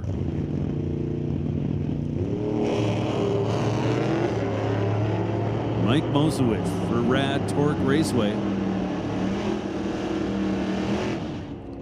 The late model Challenger was sharp on the tree, let me tell you, 004. Ryan was 059 and in big trouble. Finish line, Mosewicz comes up, 82 on the 80 dial, so he'll be back for round 3. Now Pacific in the left lane, Woodburn in the right. Kenny O'Keefe. Dial 1199 in the 69 Malibu. Weiland for Team Pacific dialed 968 in the S10.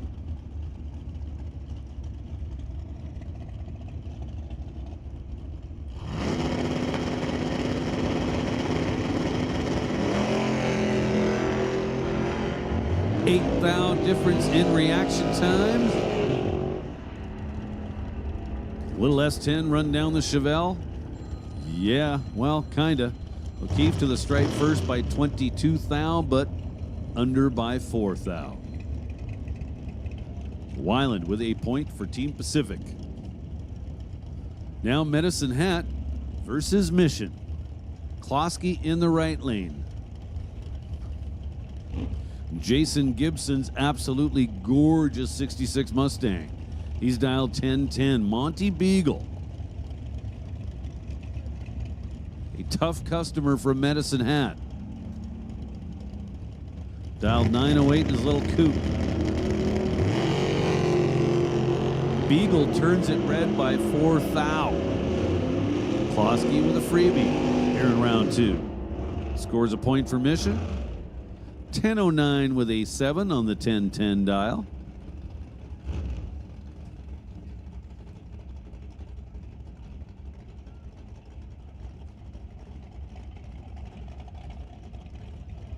Phil Fluite. Sure, that's probably not even close to being correct. Phil from Renegade. Let's go with that. 67 Camaro left side of the racetrack dial, 1016. Kip Poole in the little Roadster, right hand side for Team Bremerton. He's got a win light on. Gets a freebie here in round 2. 047 up front, 932 on the 935 dial at the finish line. Hey, listen up. Anybody who had some success in yesterday's Gambler, we've got some checks ready. Now listen closely. If you made it this far, there is a check for you up here in the tower. So Super Pro paid back to the 8th finals. Pro Bracket paid back to the 8th finals. Sportsman paid back to the 8th finals. Bike Sled paid back to the quarterfinals. EV will pay winner and runner-up. Junior Street paid back to the semis. Junior Thunder paid back to the quarters. And Junior Lightning paid back to the quarters. So again, we have checks ready up here in the tower for our gambler race yesterday. And once again, I'll read back how far back we paid out in your class. If you made it that far, there is a check waiting for you up here in the tower. Please come retrieve it. So Super Pro paid all the way back to the 8th finals. Pro Bracket paid all the way back to the 8th finals. Sportsman paid all the way back to the 8th finals. Bike Sled paid back to the quarterfinals. Junior Thunder and Junior Lightning paid back to the quarterfinals. Junior Street paid back to the semifinals. And EV will pay winner and runner-up. So with the completion of Pro Bracket, we have an updated points tally for you. Once again, Woodburn still out front. They are number 1 with 37 points. They maintain their 2-point lead over Team on a Mission. Renegades still back in 3rd with 31 points.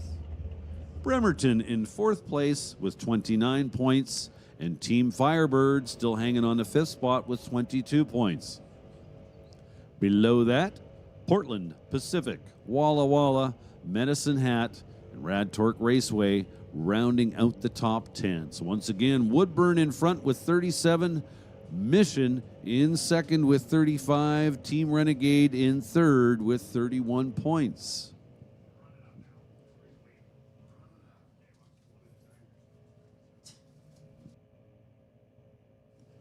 So we have made the call for all Super Pro cars, all Super Pro cars. You guys should be either in the lanes or very much so on your way there.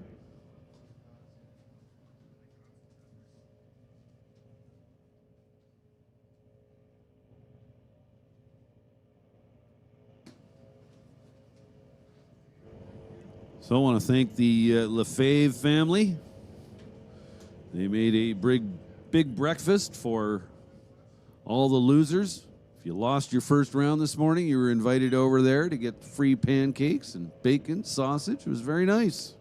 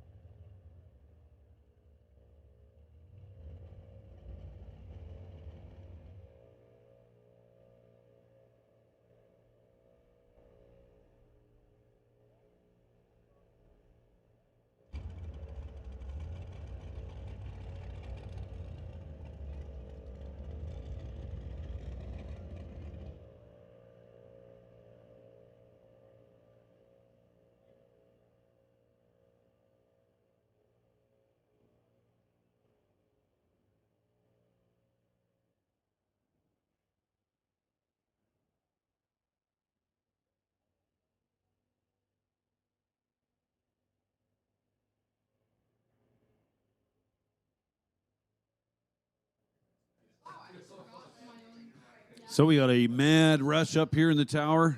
People picking up their checks promptly, as asked. Thank you very much. One more time. If you went some rounds in yesterday's Gambler, there may be a check up here for you. So Super Pro pays back to the 8th final. Pro Bracket pays back to the 8th finals. Sportsman pays back to the 8th finals. Bike Sled paid back to the quarterfinals. Junior Thunder and Junior Lightning paid back to the quarterfinals. Junior Street paid back to the semis. And EV pays winner and runner-up. So if you made it that far, we've got a check for you. Come on up here to the timing tower and pick it up.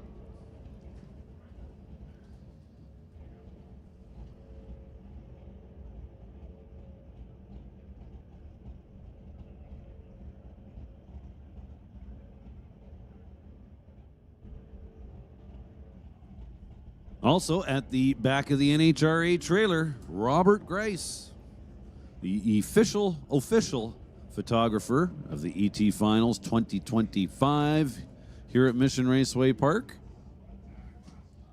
has got photos on display. Most certainly he's got one of you. Team photos available.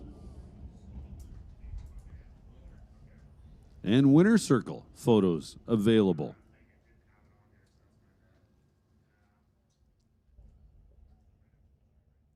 So go check that out, back of the NHRA trailer. If you haven't got your event t-shirt yet, those are available at the Pro Shop, along with all kinds of NHRA and Mission Raceway Park collectibles.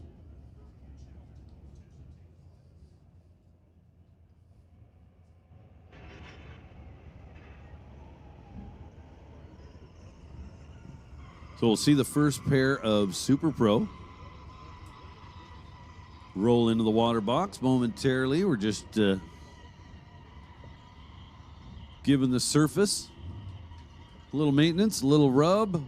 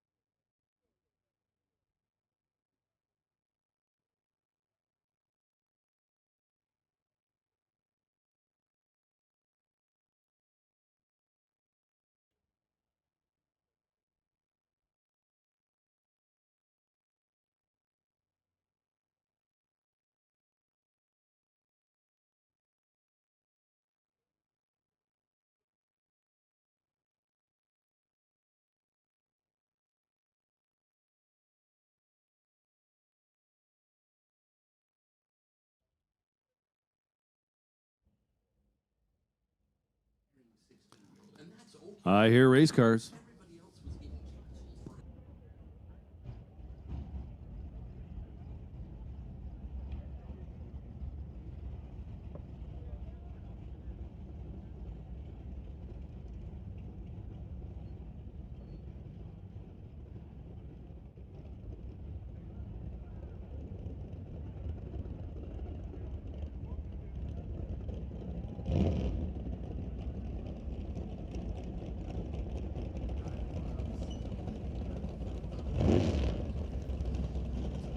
Well, here we go. Super Pro round 2.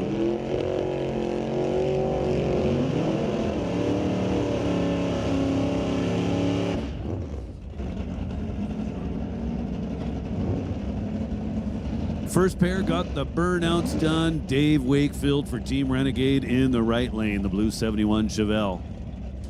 Dave Pratt, left side for Medford.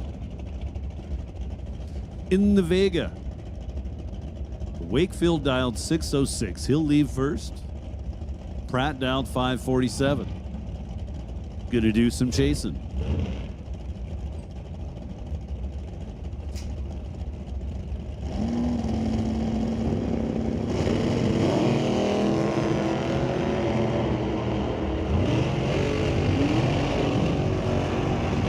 Eighth thou difference at the starting line, and at the finish line, it is Dave Pratt moving on.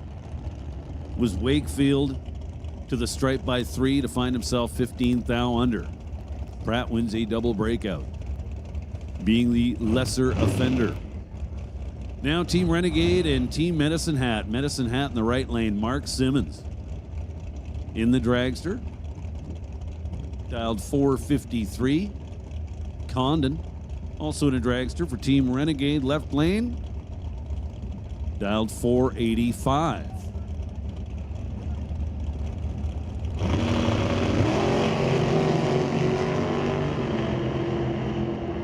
One driver, 14th thou better than your other, and it was your winner. Condon was 23 to start, then 2 above with a 6 through the stripe, taking 9th thou.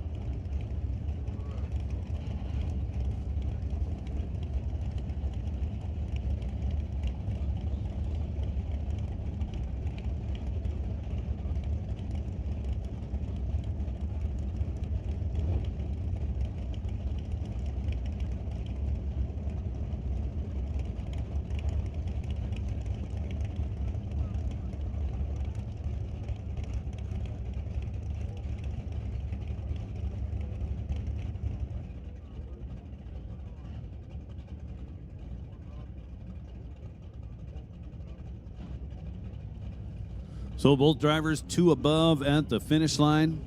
It was Condon with the starting line advantage, and Condon with the win light.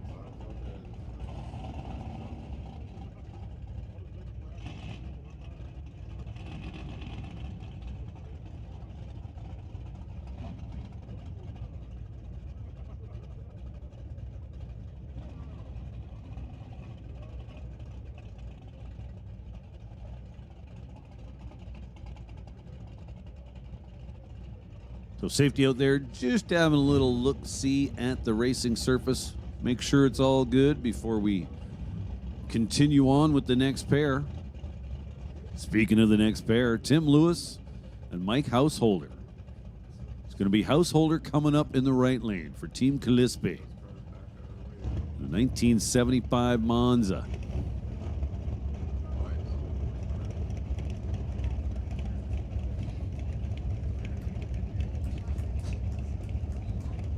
Well, it didn't seem like that long of a delay to me, but we're going to redo the burnouts by the looks of it. Tim Lewis, again, left side. The 1975 Duster for Team Renegade.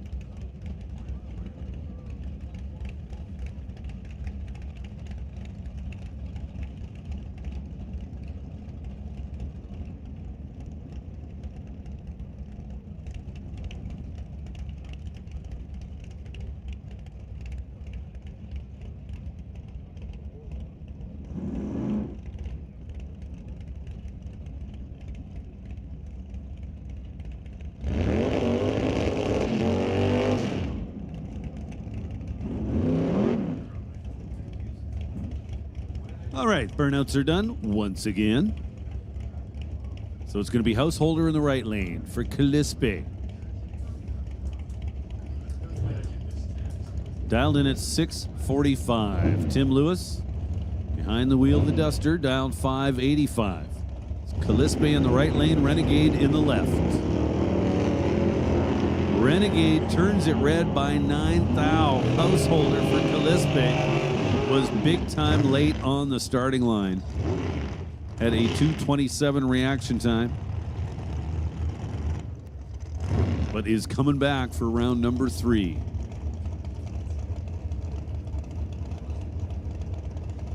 Tim Lewis, as I mentioned, 009 red, then dead on with a 7. Just to rub it in a little more, you know. Now Todd Frick for Walla Walla. Fricky. Todd Fricky for Walla Walla in the right lane. Don Sefton, tower side for Team Bremerton. Win light on for Fricky. Gets it done. 11 thou the reaction time, then exactly one above to be 21 thou total. Taking 1 thou at the stripe.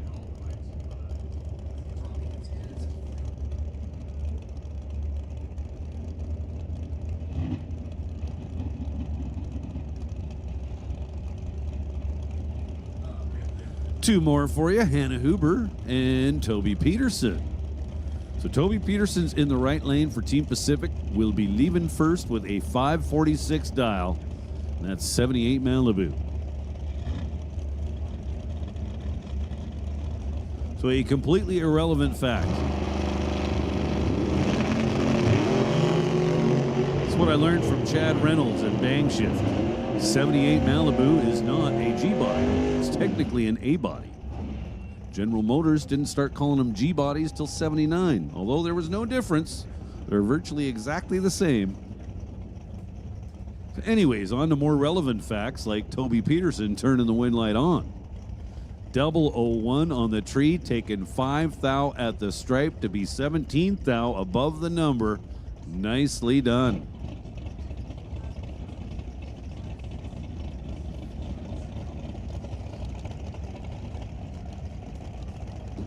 Thomas Abdurakis for Team Woodburn, left side.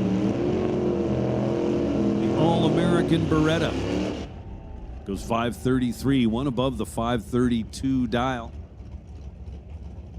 15 thou above, to be a little more precise. Add that to his one light for a 16 thou total package and another point for Team Woodburn.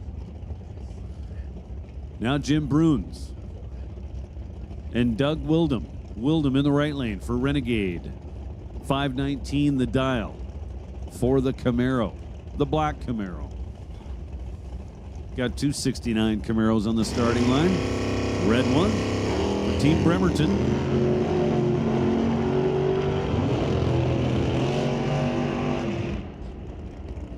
It's Wildham with the win light on. 520 on the 519 dial. Gets the job done to the stripe first by 14 thou. Jim Bruns was dead on with a 0, but to no avail. Now Dorcar versus Dragster. Rob Lindley for the Bremerton Bombers. Dialed 556 in the left lane. Little first gen Nova. Cool looking car. Pat Osmondson for Team Walla Walla, dialed 502 in the Dragster. Just a little over a half second will separate these two by the dials.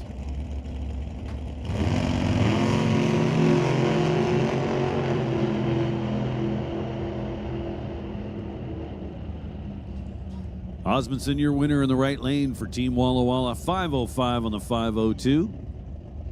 Had the starting line advantage, and we'll be back for round number 3.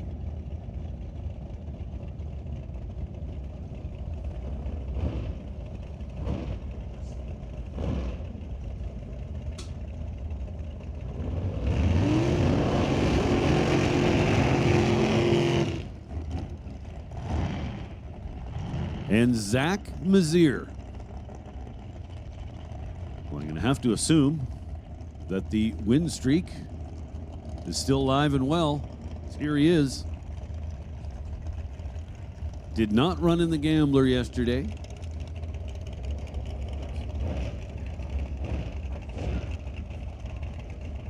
So it'll be Zach Mazier in the right lane for Team Firebird and Morgan Karen in the left lane for the Medicine Hat Mad Hatters, and both cars are dialed 484. Heads up here in round 2.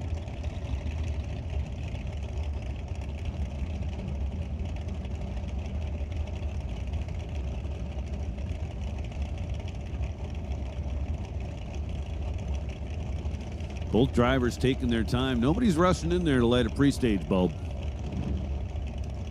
Now Morgan Karen's in. Zach Mazier sporting the number 1 world champ 2024. And the round win streak remains alive. Karen turns it red by 49. Mazier was green by 22. The finish line, Karen was holding a little more. Not that it matters.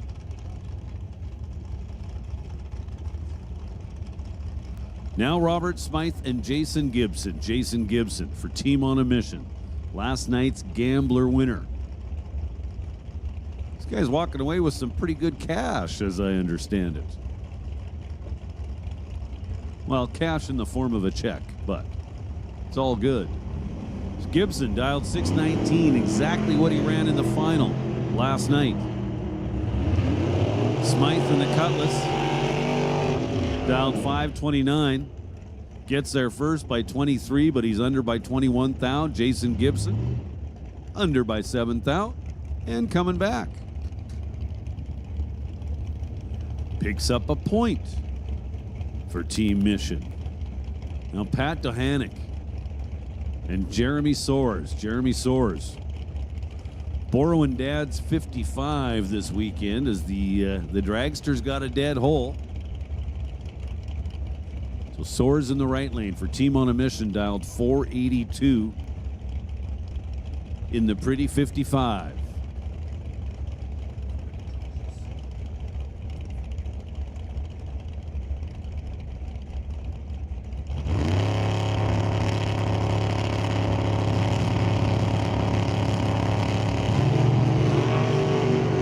Wow. Well, after all that, legs are rather surprising. 002 both sides. Wow. Soares is 002 dead 7 to get turned away. Wow. Dohanick is 002 and dead on with a 1-3 total.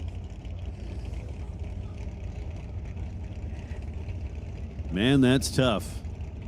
Maybe worth mentioning that Paul Soares, just a couple of weekends ago, put together a perfect run at Pacific Raceways. Well, that was not the case today. Put together a really good run, but it wasn't good enough. Mark Lynch and Rick Hilburn for Team Walla Walla.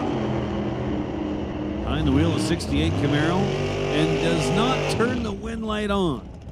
He had well over a 1.5 second starting line advantage, but did not take advantage of it at the stripe. Took almost 0.2 of a second. Those are the kind of losses that you play in your over and over and over in your head. Swear to never do it again and then promptly go find a new way to lose. Greg Dowdy now for Team on a Mission, left side of the racetrack, taking on Woodburn. This is a pretty important point. It's like a twofer. Just 2 thou difference on the starting line, finish line, says Greg Dowdy. Scores a big point for Team on a Mission. 493, one above with a 7. It was 005 up front, 23 total. That definitely works. Scott Nusiforo for Team Woodburn took the stripe by 25 thou to be under by 6 thou.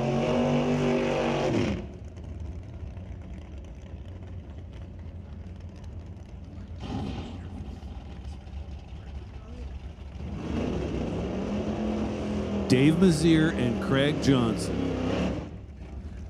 Dave Mazier. 466 the dial. Craig Johnson, 661 the dial. Well over 2 seconds will be the difference. Not a big deal for Dave. He's got a delay box. He's going to let go on the top bulb. It's going to come on the same time as Craig's. Now for Craig foot brakes in Super Pro with a fair bit of success. This could be a good race. Craig goes ahead, lights the pre-stage. He'll build up some RPM and take his time putting it in. Dave Mazier trying to rush him along. It's going to be hard to shake Craig Johnson.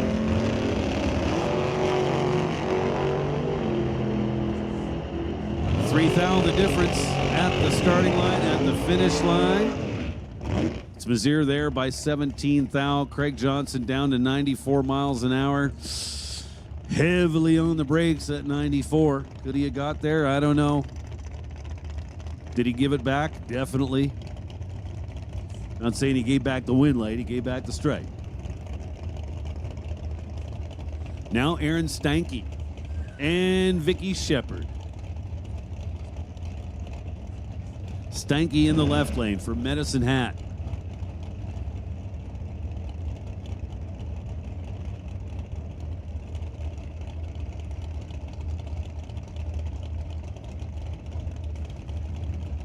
Aaron Stanky dialed 440. One of the quickest cars on the property this weekend.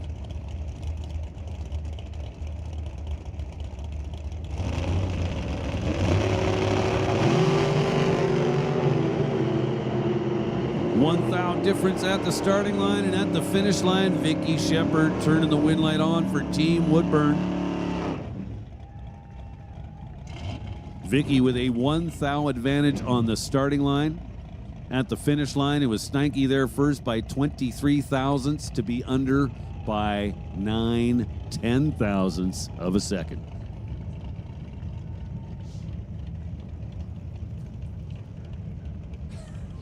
Now Martin Rochelle and Loretta McCool.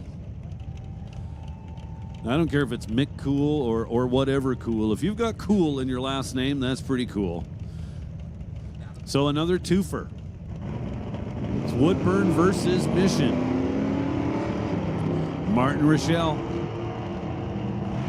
trying to get a double point for Team Mission, and he does so. He was 13 up front. McCool missed the tree a little bit with a 59 at the finish line. Rochelle there in plenty of time to be one above the 644. Bike sled. We need bike sled to the staging lanes. Listen up out there in the pits. Motorcycle sled. This is your call to the lanes. Just to be clear, all motorcycle sled to the lanes, please. Now Alan Loftus and David Chun. David Chun for Team Woodburn in the right lane. Dialed 579. Wow. Alan Loftus in the left lane. Turns the win light on. Gets a perfect light. He's under by 5 thou, but he wins the double breakout. Nice lap there for Alan Loftus.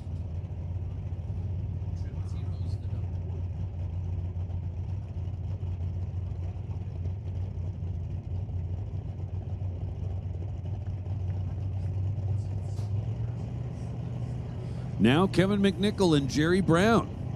This is Team on a Mission versus Rad Torque Raceway. Both drivers doing a good job on the starting line. Finish line says it is a team for Rad Torque. Jerry Brown getting there second. McNichol getting there first, but under by 9 thou.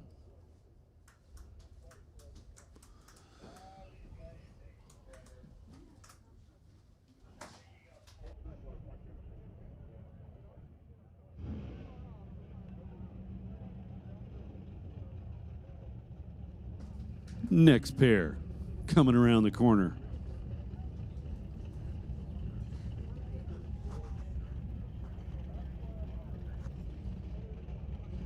Jason Mercer is going to be in the right lane. Corvette Roadster.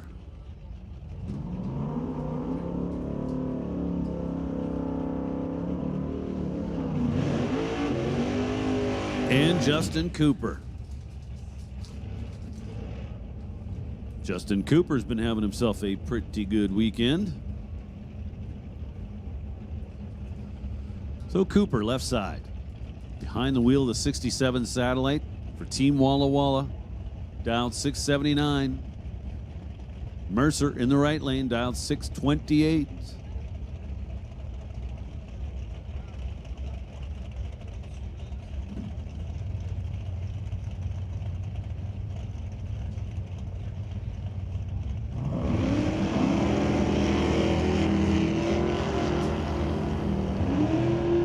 Couple of strong green lights.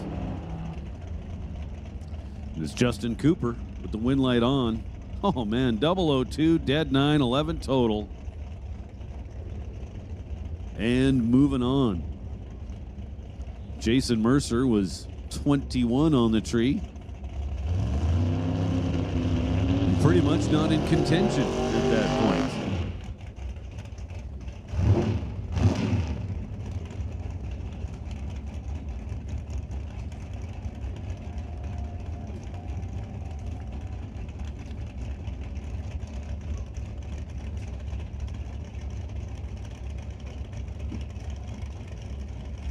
Kyle Moser and Robert Siemens. Siemens for Team Firebird in the right lane. Dialed 488 in the dragster.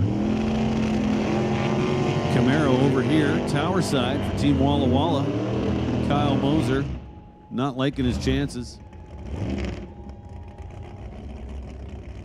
Had an almost 2/10 of a second reaction time. Robert Siemens was 0.23.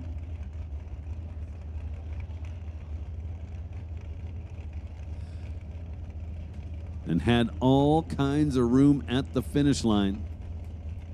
Was super safe, 608 on the 488 dial.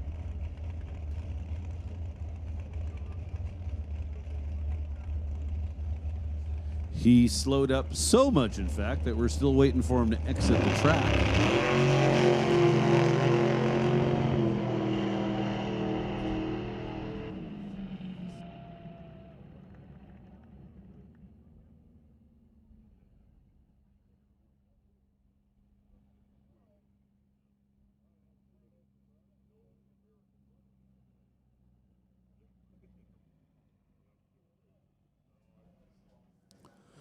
So Jeremy McGee, last car down the track in this second round of Super Pro. In doing so, scores another point for Team Woodburn. So we're going to have to wait a moment or so before I give you the points tally update. However, just kind of based on seat of my pants kind of counting there, I think Woodburn's still going to be in front, but we'll make that official, or either we won't momentarily.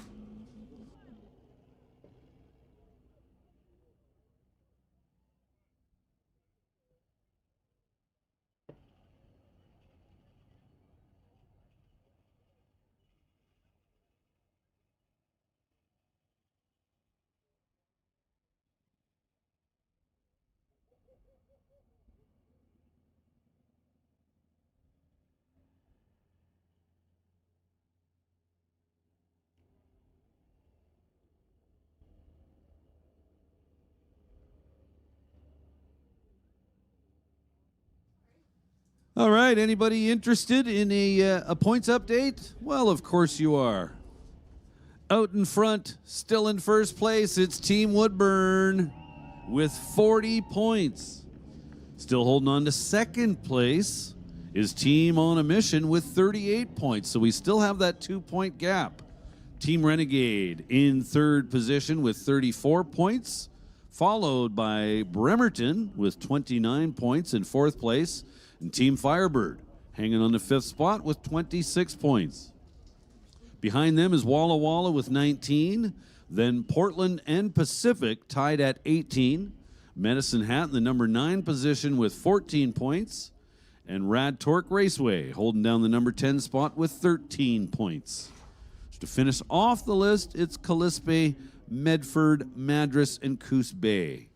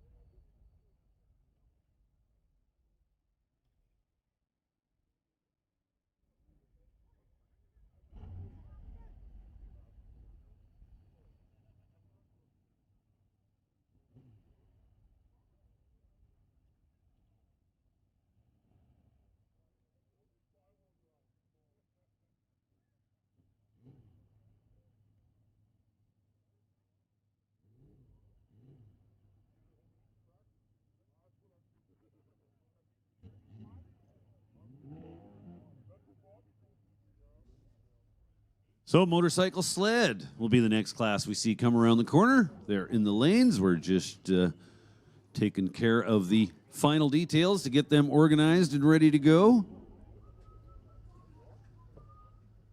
So again, while we have some quiet time, just want to thank everybody for coming out to Mission Raceway Park this weekend for the ET Finals. We're thrilled to host this race, and we're thrilled to have you here.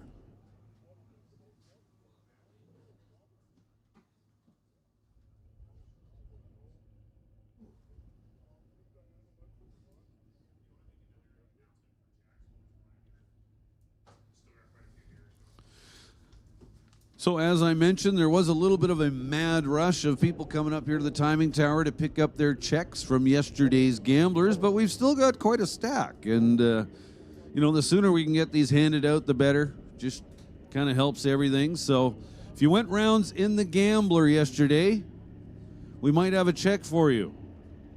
All depends how many rounds you went. So in Super Pro, Pro, and Sportsman, if you made it to the 8th finals, we have a check waiting for you. In Bike Sled, Junior Thunder, and Junior Lightning, we're paying back to the quarterfinals. So if you made it to the quarterfinals in Bike Sled, Junior Thunder, or Junior Lightning, we have a check for you. In Junior Street, we're paying back to the semifinals. And EV, we pay the winner and runner-up. So if you got a check waiting for you, come and see us up here in the tower. We would love to see all the checks picked up. Just makes things much easier at the end of the weekend.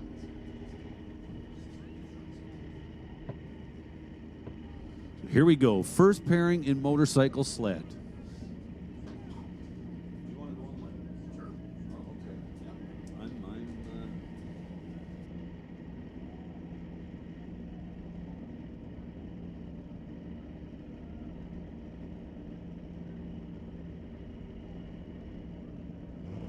Make a call now for EV. EV, this is your call to the staging lanes. EV, come on down to the staging lanes.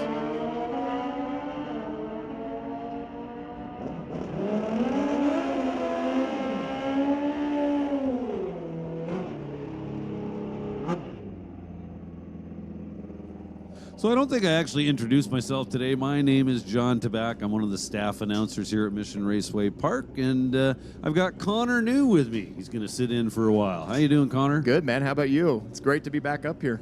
Well, I'm doing pretty good today. We could, you know, I'm well on the way to erasing the memory of the first round loss, right? So it's getting easier. Right? Yeah. Yeah, there's no such thing as first round losers. They're just runner-ups. The first round runner-up. That does sound a little better. I'll admit that. So who do we have out there now? We got Stephen Campbell and Terry Holloway. Team Renegade, Team Medicine Hat, top end. How about that Terry Holloway? 9.30 on the 929 dial. He was 0.11 in reaction time. Stefan was 0.16, 8.14 in the 8.13. That was just a good race. Well, look what we have here. It's Team Mission and Team Woodburn. Man, these two have been going back and forth all day. Yes. So another twofer. Anna Donaldson, in the left lane for Team On a Mission, and Kevin Bromley for Team Woodburn in the right lane. So drastic difference in these two bikes, performance-wise, about 2.5 seconds. There goes Anna Donaldson. And there goes Kevin Bromley. Anna Donaldson out in front for now. Can she stay there? That's the question. Well, yeah, she can, but to her own undoing. Kevin Bromley wins a double breakout by a fair margin. We'll just leave it at that. Just a little bit, right? Just a little bit. As Travis Washburn and Jay Dudley around. Travis Washburn racing for Team Firebird, Fly Like an Eagle. And Jay Dudley over there in the right-hand side lane racing for Medicine Hat. He's dialed at a 967. Pretty comparable dial-ins here. 933 over here for Washburn. Dudley, 967. You'll see him lead the starting line first by a small margin. And they're off and away. Oh, no. One of these two has a big, big starting line advantage. Can they make it work at the top end? You bet. Jay Dudley, 972 on the 967. 022. And unfortunately for Travis Washburn, when your reaction time starts with the 1, that's not normally going to get you a round win.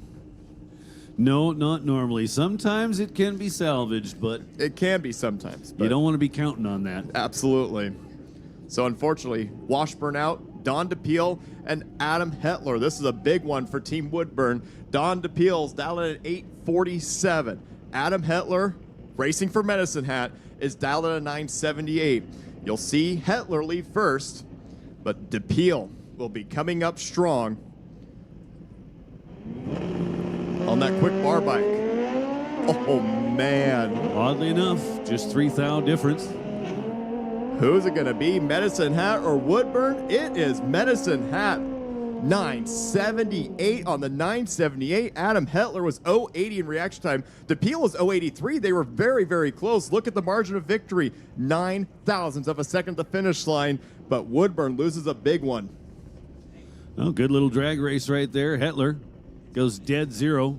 Unfortunately, he's still an 80 thou package. Right. All reaction time, but it's all good. Important thing is the win light.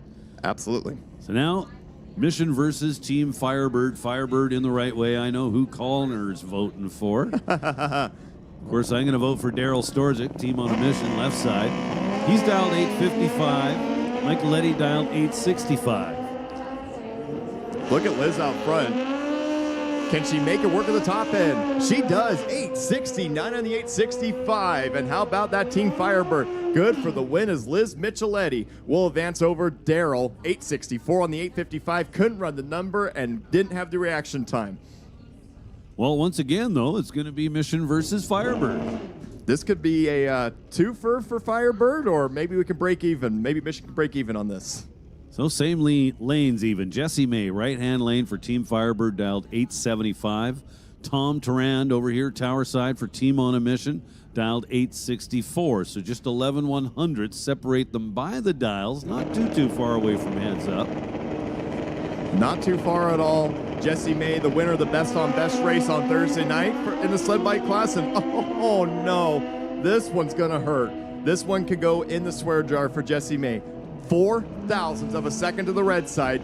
Tom was 109 in reaction time. And there's that slim margin that the 100 reaction times can get away with.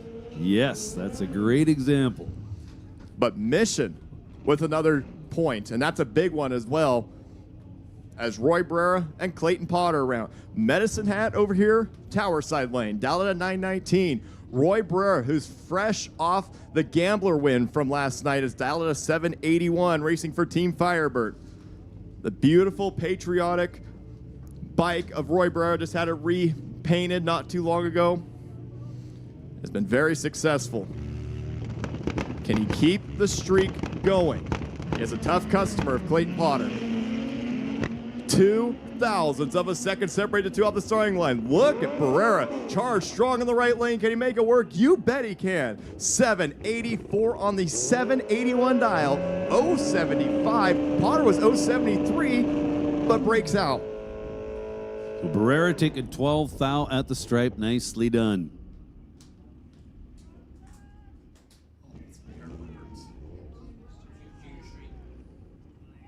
Hey, listen up in the pits. Junior Street. Junior Street. We need Junior Street to the staging lanes, please. Junior Street. This is your call to the lanes. Junior Street to the lanes, please. So it's Woodburn versus Woodburn. Man, Woodburn is just, I guess, dominating in bike sled. They have two going against each other. Cool. Going to go way out on a limb here and say Woodburn's going to pick up a point. I will almost bet you. I don't even want to bet you on this one. Woodburn is going to win this. Frank Scally and Bob Osborne.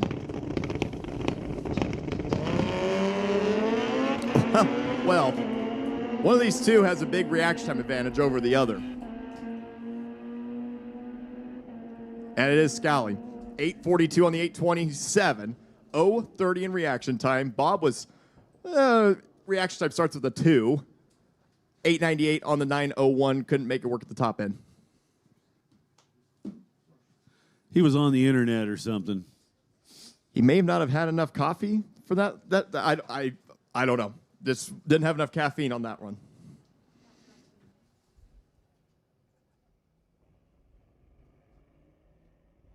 So that's going to do it for round number 2 in bike sled. I gotta say, John, I was Dylan and I were up here talking yesterday on the mic, but this is my first time coming to Mission ever. My dad, John, Scott, my uncle, they've been here multiple times, but this place is absolutely beautiful. Beautiful scenery around here, beautiful facility. We can't thank you guys enough for being able to host this race. Well, thank you very much. We certainly appreciate kind words like that. We put in a little bit of effort into this place. And, Absolutely. On that, tell you a little story. Street Outlaws, we had a couple of those guys here last weekend. I heard. They were also here a year ago, and I remember both Jeff Lutz and Boosted saying that this is their new favorite track. And they actually seemed kind of sincere about it, as though they don't say that everywhere, and they went on to describe the place, and they're talking about it being sea level and dead smooth, and there's a river and the trees and the mountains and everything else. But for Jeff Lutz, what put it over the edge is they've got bald eagles nesting in the trees beside the track. That is so cool. That is so cool. And not mean to interrupt, but here is a points update after sled bike. And not really much has changed in the top 3. Number 1, Woodburn Warriors with 42 points. Number 2, Mission with 39 points. Renegade, number 3 with 35 points. Bremerton at number 4 with 29, and closing the gap in number 5, Team Firebird with 28 points. Walla Walla with 20 in number 6. Number 7 is Portland with 18, tied with Pacific, and so on and so forth. That is your top 7 or 8 so far right now in the points updated after sled bike. So Woodburn stretches out their lead by 1 more point over Mission. Now 3 points separating the top 2. You know, this is what makes it exciting. When we get to the middle rounds of the eliminations, kind of like where we are right now, and you have a point spread of less than 5 points, anything is possible. Absolutely. All right, attention to the pits. Final call for Junior Street. Final call for Junior Street, and first call for Junior Thunder. Junior Thunder, round number 2. This is your call to the lanes. Junior Thunder, round 2. To the lanes, please. So you mentioned it was your first trip to Mission. Yes. I have been to your neighborhood, Firebird, but it was only the one time, but absolutely great memories of that facility. You guys really do it right over there at Firebird Raceway. I think that's just kind of an accepted fact amongst anywhere in Division 6. But like I said, it's only been there the one time. Plan on making it there again eventually. But great facility that you guys come from. Well, we appreciate it. And it's a long drive. I mean, I was telling Dylan yesterday, it's like, 11, 12 hours for some of us, and especially for the racers that come all the way from Utah, which we have a lot of racers from Utah that are racing on Team Firebird. It's almost just about 1,000 miles for them to be able to make the trek, but they wanted to come to Canada. They wanted to see Mission, and it's great that they made the trip, and they're also enjoying it as well. Well, glad to hear that. Again, thanks for coming out to Mission Raceway Park. We so appreciate you having us here. I haven't heard an official car count, but I know we are well over 400. So that is awesome. The pits are absolutely packed. Absolutely. So now we got EVs coming into the water box and around the water box.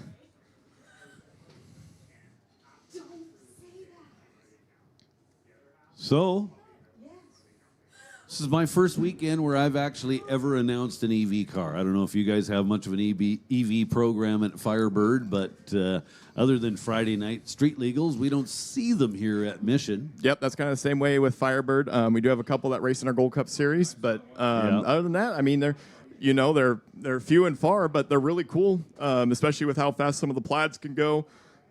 We've yet to see a Cybertruck at Firebird. We've seen them a couple of them at Seattle last year for the ET Finals, but I do recall that. It's just mostly Teslas out there. So like I said, as an announcer, I kind of learned a lesson a little bit because, sometimes you might turn away to answer a question or to chat with somebody, and you'll be counting on hearing guys get on the two-step or whatever to when you need to turn back to the track. Right. Well, I eventually turned back to the track, and they're like over the finish line, and the next guys are staging, and I'm like, oh yeah, these are pretty quiet. Yeah. And first pair, Ali Mazier racing for Team Firebird and Michael Webster racing for Team Bremerton. Well, one of these two has a big reaction time advantage, and it is Michael Webster. 12:22 on the 12:26. Bremerton with another point as Ali Mazier runs a 12:04 on the 12:19. She picked up a ton. Her reaction time wasn't as stellar as Michael Webster. Webster was 0:19 and good for the win.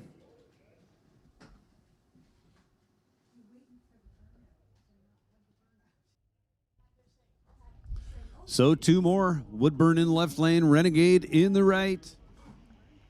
Woodburn going to do the chasing.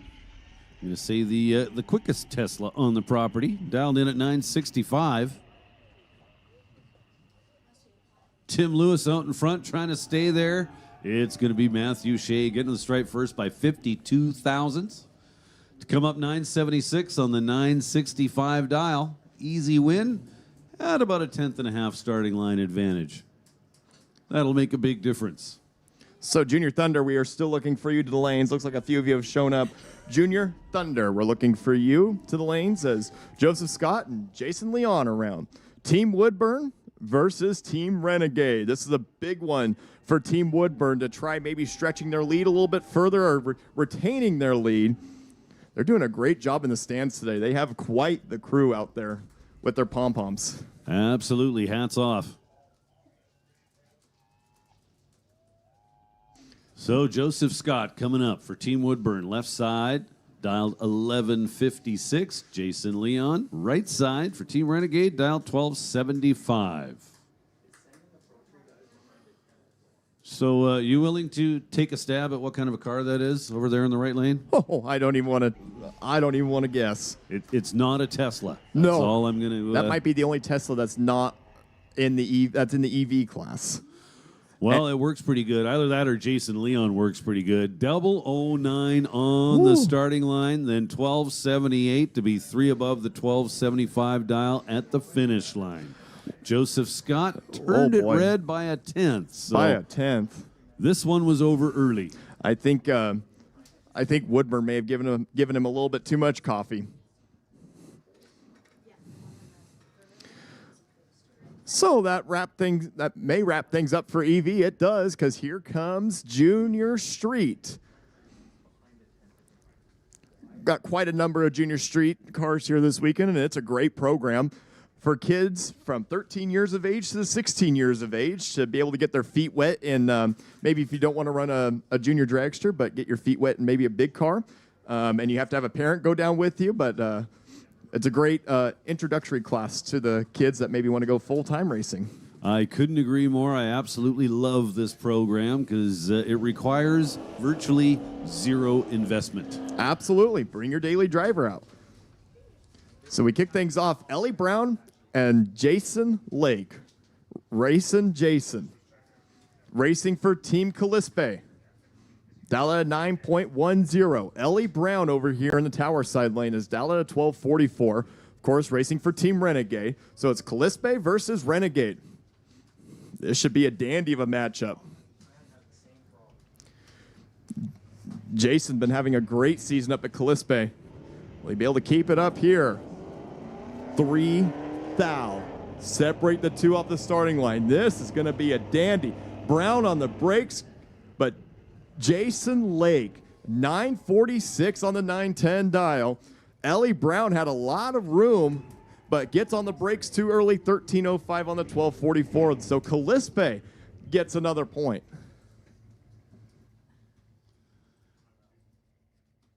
It's all about the learning curve.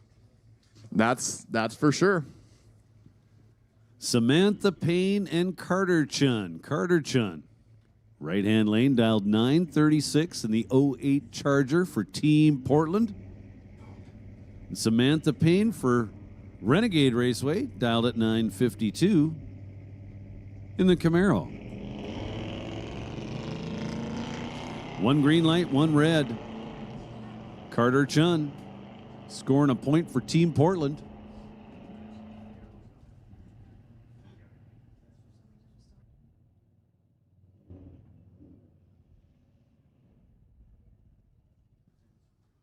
So just a little reminder to our junior street competitors, well, anybody on the property, if you happen to be in something that resembles a daily driver and has AC, you need to turn the system to off. You don't just need to turn the AC off. You need to turn the entire system off. Most cars will utilize the AC compressor, even with heat on, just to dry the car out a little bit. What it does, though, is it makes the car leave puddles. So turn your heat system, cool system, whatever you want to call it, completely to the off position. You'd be surprised. It does save time, especially from having to mop up all the puddles and stuff. And how about Taryn Monroe?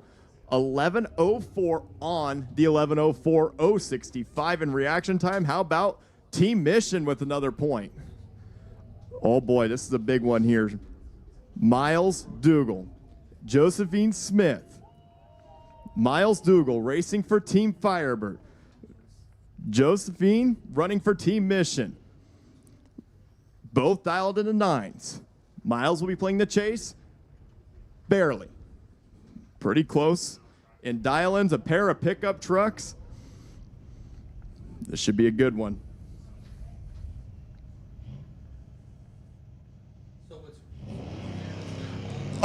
Oh no. Miles Dougal turns a red 063 the red side. How about it for Josephine Smith? Josephine with a freebie. Look at that. Wow. Dead on with a 1. 037 up front, 38,000 total. Not bad for a junior street package. Not bad at all. As unfortunately, I don't know if Miles would have a lot to work with. 952 on the 962. He picked up a lot. As we turn the page to a big one. Kenna Hawkins and Brody Kelly. Team Firebird versus Team Woodburn. Team Firebird in the left lane. Team Woodburn in the right. Brody Kelly in a 1971 El Camino. See, he's got the tailgate down. I'm assuming for a little more mile per hour. Maybe. Unfortunately for Kenna, just a little red. Just a little.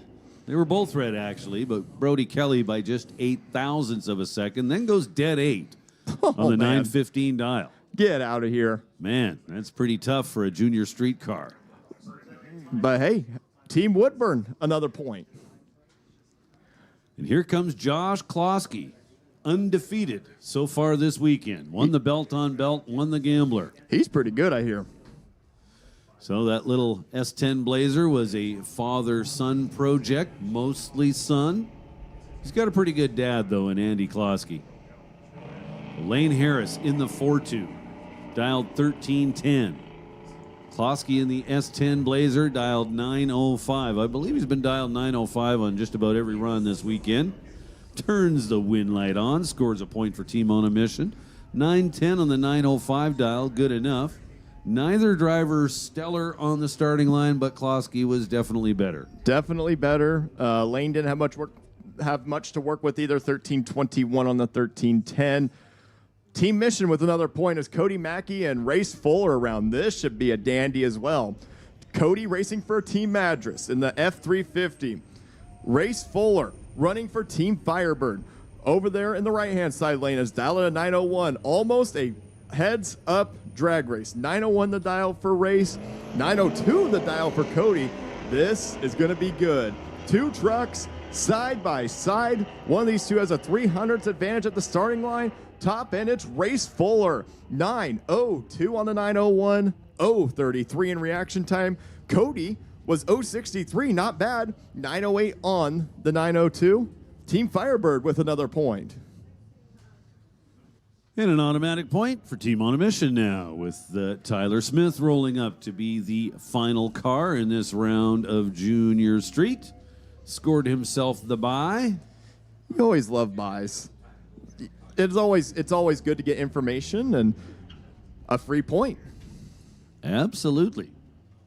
So, good time to turn at 33 red when you're on a bye, you know. Then 1098 on the 1089 dial. So that might be some good data to move forward with. Absolutely. Corrective data, maybe. So that's going to do it for Junior Street. Junior Thunder should be the next class around the corner. Making our way through round 2 here on the team race day at Mission Raceway Park for the 2025 ET Finals. Absolutely. So we'll have a points update coming up here momentarily, I think. Possibly Mission might have I think they gained. gained a little bit. Oh, boy. I think we just got the update. Oh, my. Oh, yeah, we sure did. So Team Woodburn still out in front, absolutely, with 44 points. Mission, however, closed the gap by 2 points. Mission now in the number 2 spot with 43 points. Team Renegade with 36 points, still holding down the number 3 spot. Team Bremerton in number 4 with 30. Right behind them, Team Firebird with 29. And to round out the top 10 is Walla Walla, Portland Pacific, Medicine Hat, and Rad Torque. So nice and tight points battle here on Team Race Day. Still anyone's race. And that wraps up the complete first round of everybody. I know we're in second round of most of the classes, but EV and Junior Street just ran their complete first round, so we are completely through round number 1 of everybody. Excellent. With just Junior Thunder and Junior Lightning upcoming to complete the second round.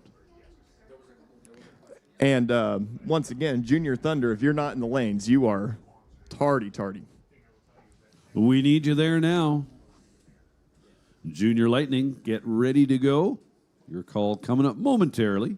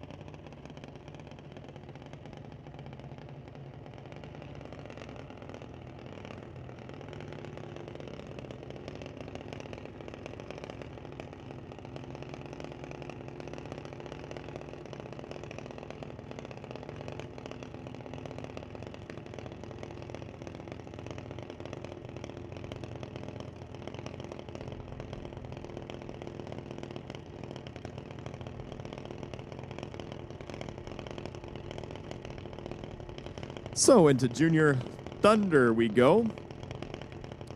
Caitlin Pratt, racing for Medford, out of Woodburn, Oregon. Over your tower side lane, ready to take on Lincoln Secondi. Racing for Team Renegade out of Ellensburg. It's down at 13:18. We'll get the head start. Caitlin will be playing the chase down at 9:35.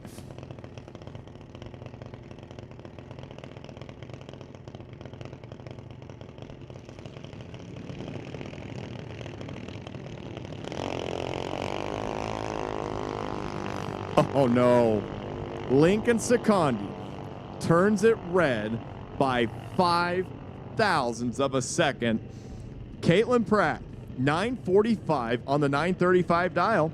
So Medford scores the points. And she'll be back in the next round. And this, my friends, is going to be a good one. Ashton Katenick and Joey Sharadella. Two very stout junior racers in the Junior Thunder category. Ashton racing for the home team, Mission Raceway, team on a mission, and Joey racing for Team Woodburn. This is a monster race, as both teams are fighting for first place in the points. Every point matters, no matter if it's the first pair out in round number 1 or to the final round. Every point matters, and both these teams are looking to escalate either a points lead or tie it up. So it's Katenick and Sharadella in a big-time matchup here in round 2 of Junior Thunder.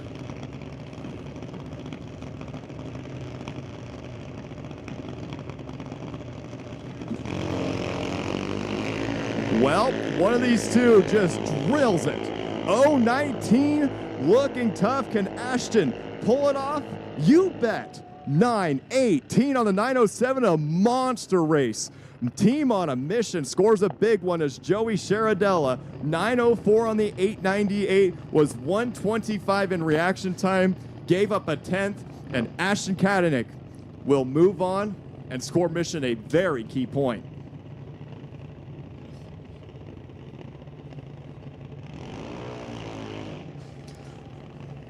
Now Hudson McGee and Mackenzie Higgins. Mackenzie Higgins in the right lane for Team Firebird, dialed 916. Hudson McGee for Team Woodburn, left lane, dialed 918. So just 0.02 of a second difference in the dials. Almost heads up.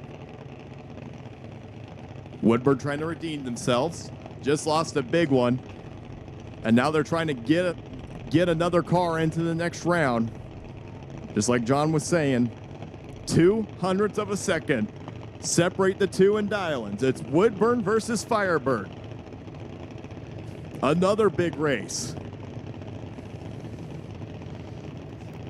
Higgins in first. Here comes McGee. Oh no.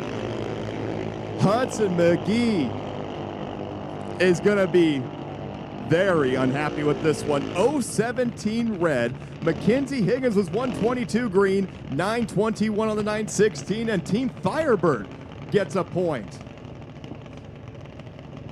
Here comes Alex Green, hometown boy. Kind of cool story about Alex Green when he was, well, a few years younger than he is now. His very first Junior Thunder race, he went all the way to the final and turned on the win light. Wow, that is pretty impressive. It absolutely is. He's turned on a whole bunch since, too. I'm sure. So Landon Huber for Bremerton in the left lane, dialed 897. Alex Green in the right lane, dialed 893. Again, almost heads up, just 0.04 difference. So Alex Green in the green car, right-hand lane.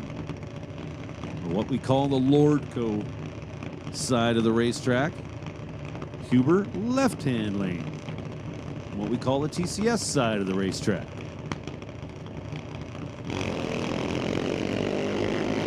Two green lights. One of them was awesome. Whoa. Well, one of these two has a lot to work with and gets it. 9:06 for Landon Huber on the 897. 001 in a junior dragster, John. That's pretty impressive. Absolutely. Nice job there by Landon Huber. He'll be back for round number 3. This is a big one here. Journey Morrell and Easton DePeel. Journey Morrell out of Eagle, Idaho, racing for Team Firebird, the defending ROC champion in Junior Thunder, which was ran at Pacific Raceway last year. She's dialing at 895. Ready to take on last night's big winner, or big runner-up, excuse me, Easton DePeel. dialed in at a 9:04, racing for Team Woodburn. It's the Warriors of Woodburn, ready to take on Team Firebird Fly Like an Eagle.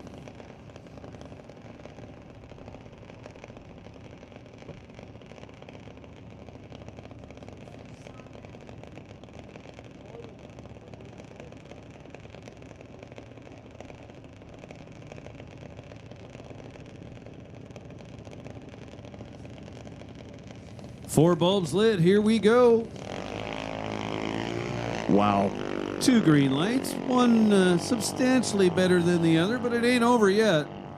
Can Journey catch Easton? You better believe it. 9:01 on the 895, and down goes another Woodburn Junior Thunder car. 9:11 on the 9:04. Easton Appeal tried, but his reaction time wasn't as good as Journey, and that's another point for Team Firebird.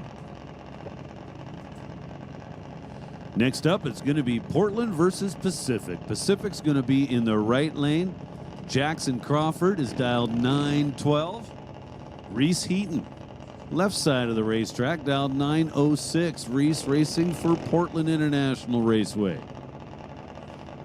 It's a couple of 12-year-olds. Going to face off here in round number 2.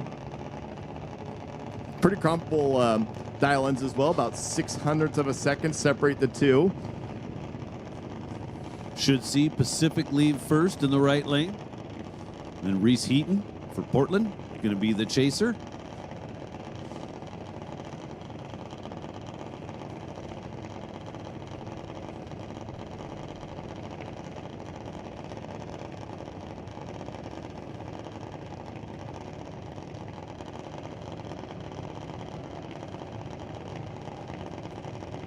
Both these drivers taking their time. We got 3 bulbs lit.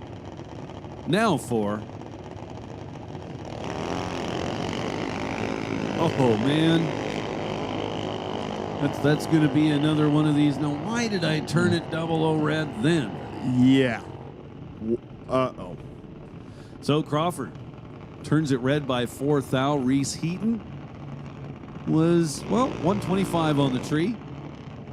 Gets the win light. He was dead too at the finish line on the 906 dial. So Reese Heaton will be coming back for Portland. Ezra Taylor and Tyson Sanchez. Ezra running for Team Bremerton, dialed at an 890. Tyson Sanchez is dialed at a 9 flat, racing for Team Renegade, 2 Washington tracks. Ready to go after it as Bremerton came in right before Junior Thunder, sitting at the number 4 spot, Renegade in the number 3 position. So this is a big race as well. Tracks that are right up there in the points. They're fighting for points for sure.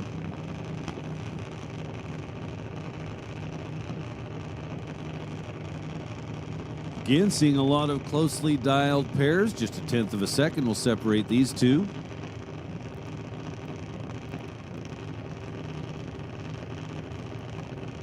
And there's the 4th bulb. So again, one light about twice as good as the other.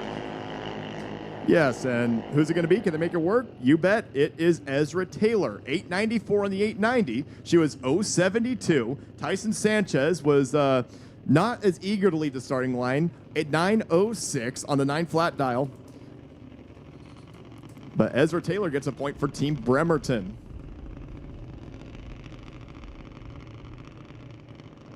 And here comes a single run, Annabelle Froud. As it looks like this will be the last car in Junior Thunder.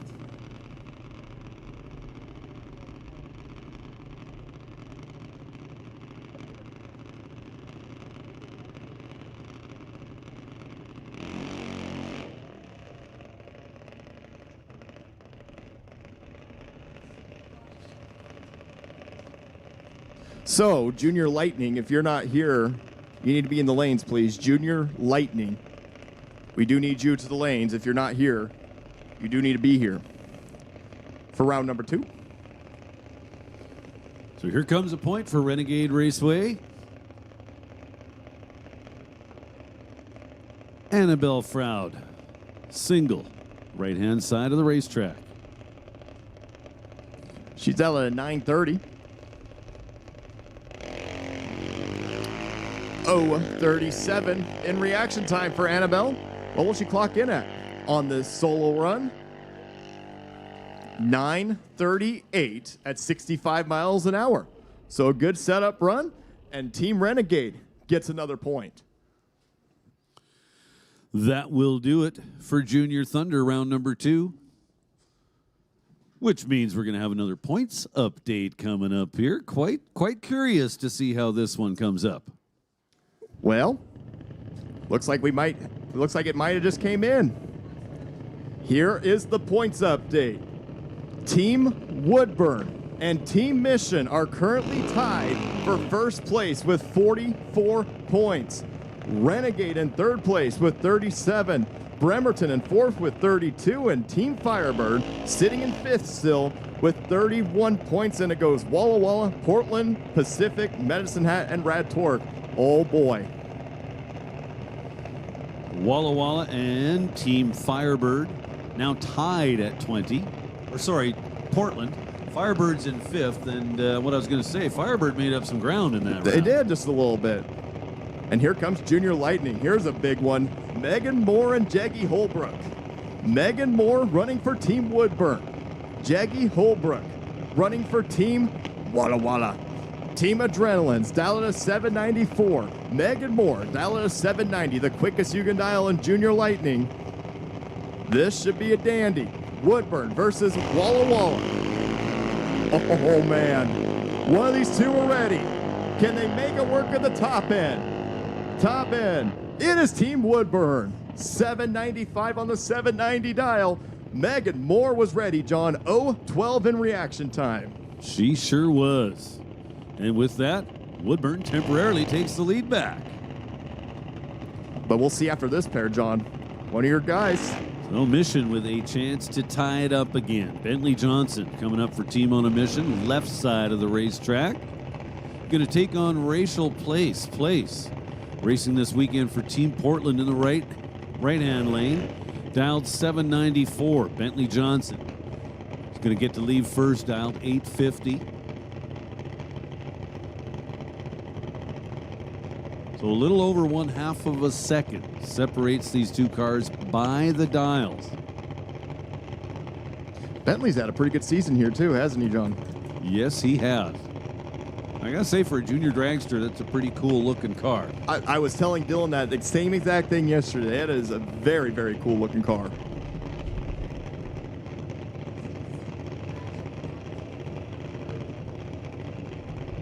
So Bentley in first, Rachel to follow.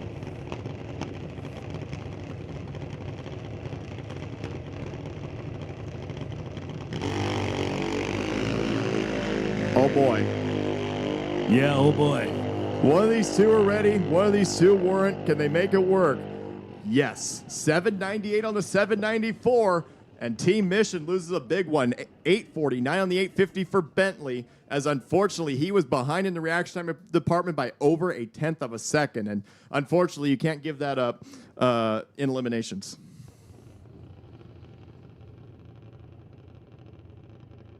A tough break for Bentley Johnson. Rachel Place doing a nice job. She'll be back. Now Connor Jackson and Sydney Hoshick. Hoshick in the left lane for Team Bremerton out of Buckley, Washington. Sydney dialed in at 849. Connor Jackson in the right lane. Another cool looking junior dragster, no doubt about it. He's dialed 792. Connor Jackson driving a 2014 Mike Boss Jr. Connor's 13 years old, Sydney's 16.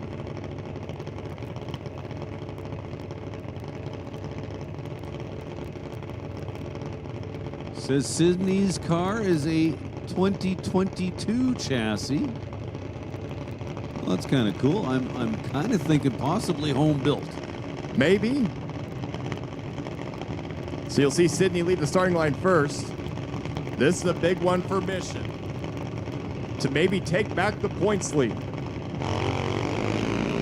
Nope. Unfortunately, they both turn it red.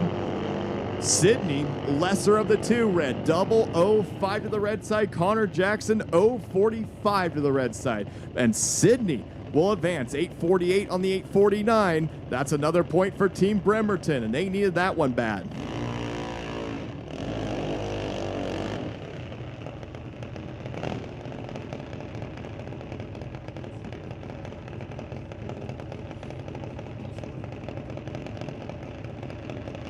Attention in the pits, attention in the pits.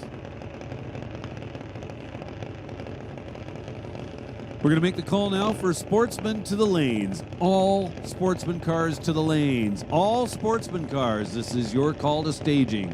One more time, Sportsman, this is your call to the lanes. We need all Sportsman cars to the lanes, please. How about Gray Sean and Presley Pratt? Gray racing for Medicine Hat, dialed in at 8:04. Presley Pratt racing for Team Walla Walla is dialed at a 7.90 for Team Adrenaline. So it's Medicine Hat versus Walla Walla. Oh no. Presley Pratt, just a scotch red. Well, both reaction times start with a 1. One was green, one was red.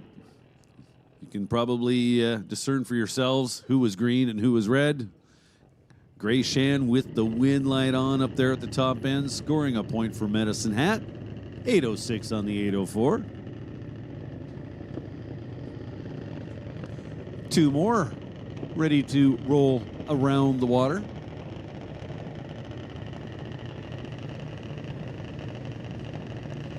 How about Kinley Pratt running for Team Medford. Running for Team Medford out of Woodburn. Gage Charles over on the right-hand side lane out of Liberty, Washington, running for Team Calispe. It's cool to see Calispe. They are over there on their side, cheering on their racers in their bleachers. Their bleachers look really, really nice.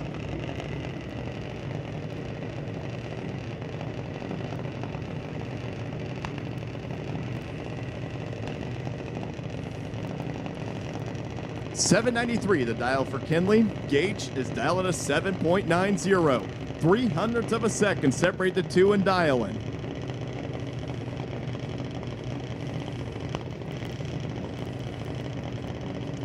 A trip to round number 3 on the line.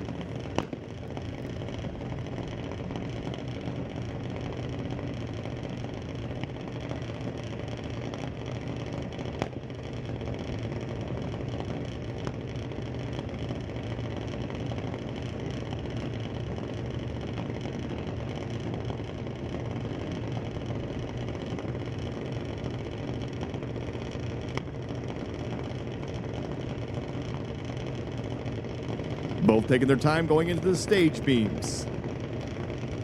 They're locked and loaded. And unfortunately for Kinley Pratt, turns it red 074 to the red side. Gage Charles, 792 on the 790 dial, 096 in reaction time. And how about that for Calispe? They get another point. Two more now. Michelle Brown and Ashlyn Harris. A couple of young ladies. Michelle Brown, left side of the racetrack. For Team Renegade, dialed in at 790. Wants to go as quick as she can. Ashlyn Harris, right lane for Team Firebird, dialed in at 8:06. So 16/100ths of a second. The difference in the dials.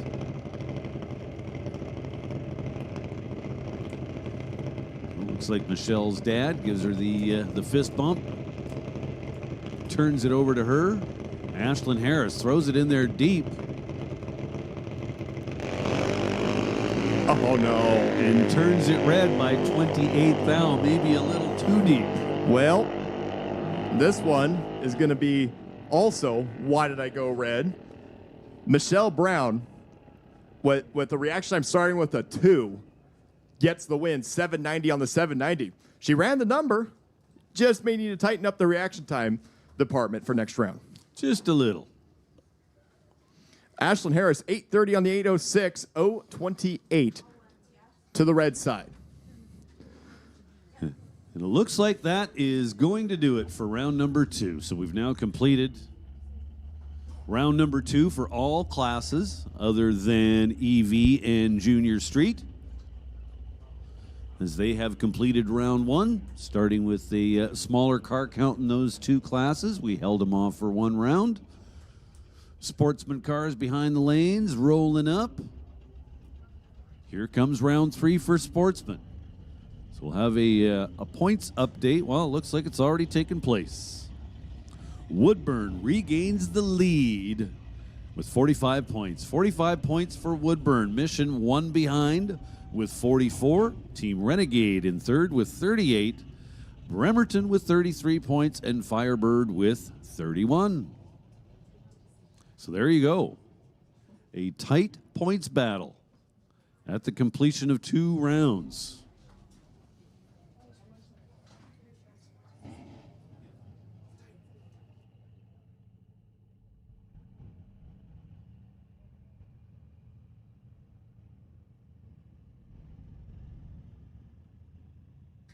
So just like you said, John, Sportsman is rolling into the lanes for round number trace.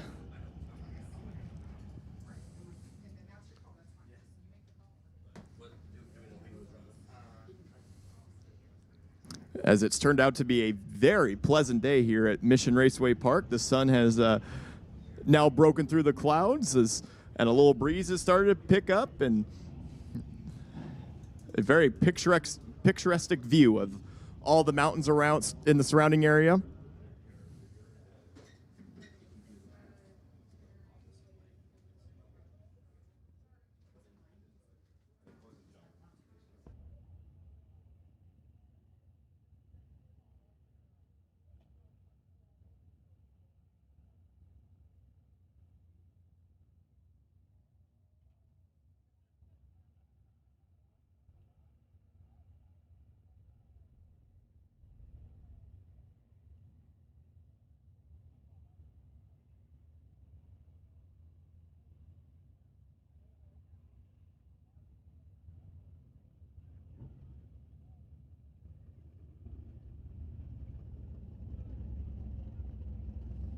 And here comes the first pair in Sportsman for round number 3.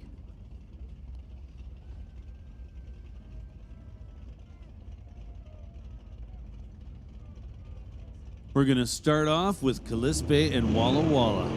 Walla Walla's in the right lane, dialed 1202. That would be Jeffrey Wyford.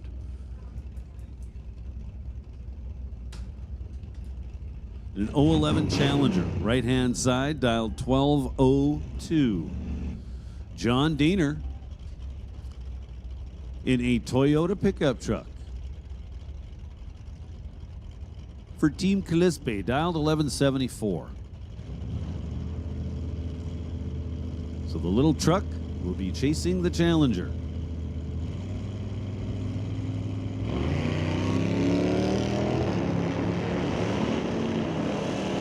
Challenger leaving first.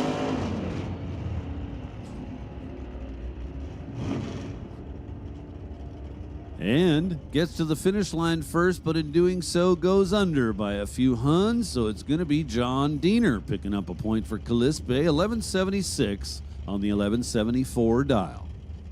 Now Kevin McCauley and Jared Greenan. Greenan for Team Rad Torque. Kevin McCauley for Team On a Mission. McCauley turns it red by a bunch. Greenan was good. 018 on the tree off the bottom. Foot braking. Nicely done. He's going to pick up a point for Team Rad Torque. So 1175 on the 1174 as Amy Cole and Eric Hansen around. This is a big one. Amy Cole racing for Team Woodburn. Dialed at a 1408. Eric Hansen running for Team On a Mission is dialed at a 1221. Big race here. There goes the Mustang. Oh no. Unfortunately for Amy Cole, red lights by 2 thousandths of a second, giving the win to Eric Hansen. 12-19 on the 12-21, and there's Mission with another point. Well, Hansen rather, was 26 on the tree, so he was strong on the starting line. He was. Brendan Piskacek now for Team on a Mission. The little blue Mustang dialed in at 13-18. All right, attention to pits, Super Pro, we're looking for you to the lanes, please. Super Pro, all numbers, we're looking for you to the lanes, please.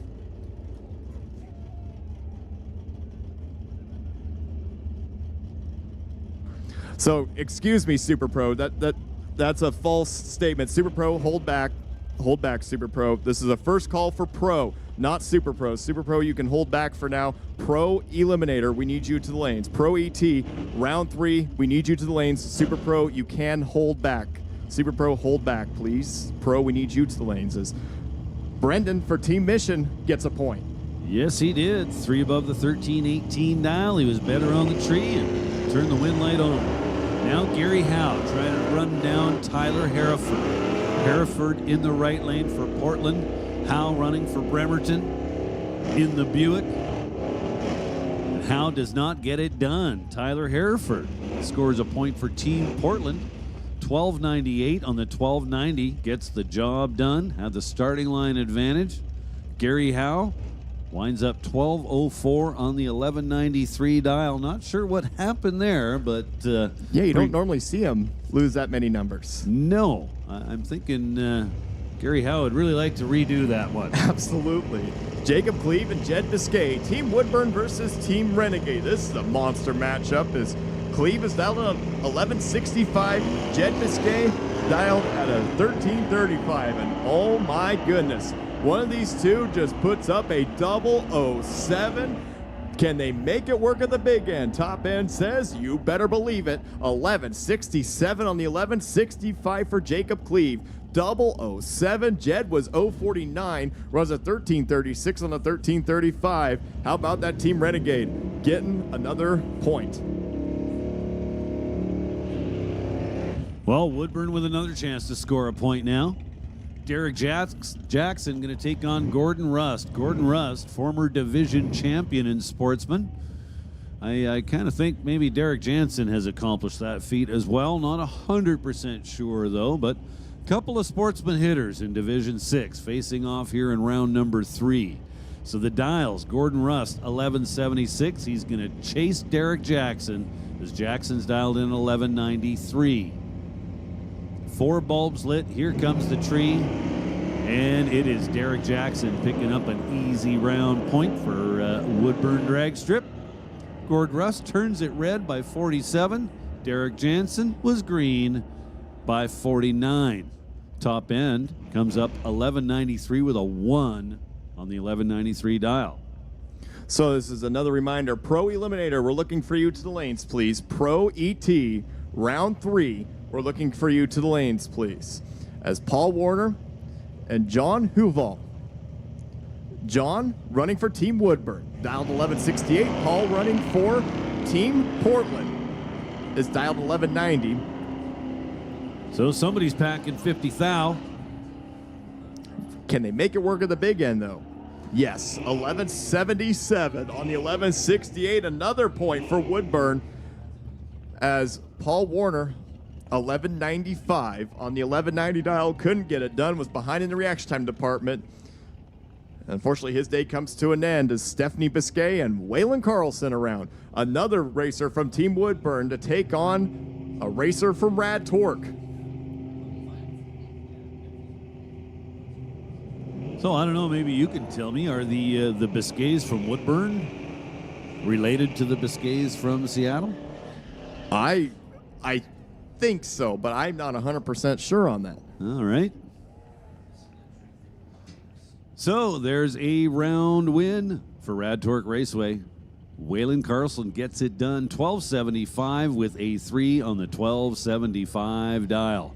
Stephanie Biscay had the starting line advantage, 049 to 096, but could not parlay that into a win. So I just learned, John, that all the Biscays are related. All right. Big family. Ah, I see. We've got Sherry up here in the tower. I'm sure Yes. she was the Just the learned source of facts. From the one and only. Blake Peterson, Grant Smids. Grant Smids for Bremerton. Blake for Pacific Raceway, and it is Grant Smids with the win. Scores a point for the Bremerton Bombers. 1280 on the 1276. Had the starting line advantage, 026 to 060. Now Bill Wells boy. and Chris Tycrob. Isn't this a big matchup? Woodburn versus Team on a Mission. A twofer. Oh, wow. Oh, no. Bill Wells turns it red by just 10 thousandths. Tycrob was 056 in green.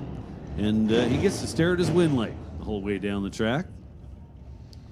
1266 on the 1259 for Chris. And Team Woodburn scores another point. Good job to Team Woodburn as Devin Froud and Brian Seberg around. This is a big matchup as well. Devin Froud, racing for Team Renegade, is dialed in 1177. Seberg is dialed in 1199, racing for Team Bremerton. And I will bet you money a Mustang wins this matchup. That is money well spent. Sounds like a winning deal to me. So Seberg in the right lane. 69 Mustang. Wondering if it doesn't have a 2-barrel under the hood. Seberg does a lot of stock eliminator racing. Oh, no. Seberg with the win light on. He was 28 to the good. Devin Froud for Team Renegade turning it red by just 4 thou. So Seberg moves on to round number 3. Now Stephen Ryland and Mike Webster will make up our next pairing. It's going to be a 1967 Coronet 500 up against a 2017 Hellcat. So a couple of Mopars. Each one equally cool in their own right, but drastically different.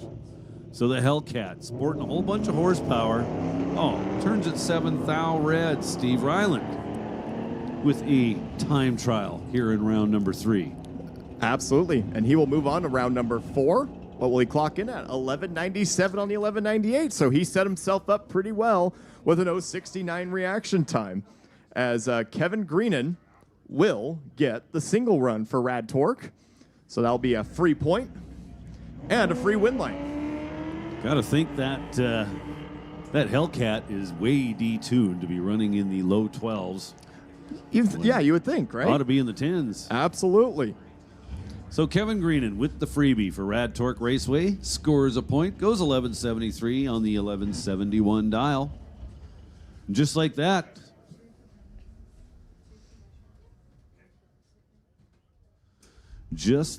looks like we're done with Sportsman. So it's the way these drag races work. As you work through the day, you have less and less cars. The rounds go faster and faster. Absolutely.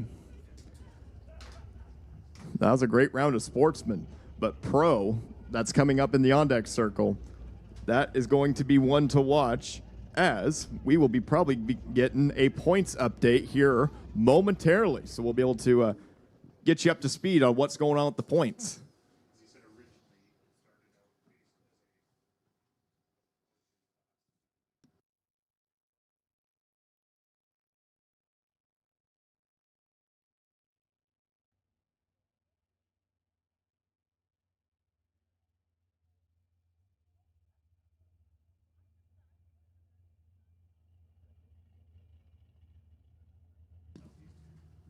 Tick, tick, tick, tick, tick, tick. Hey, and the update is in.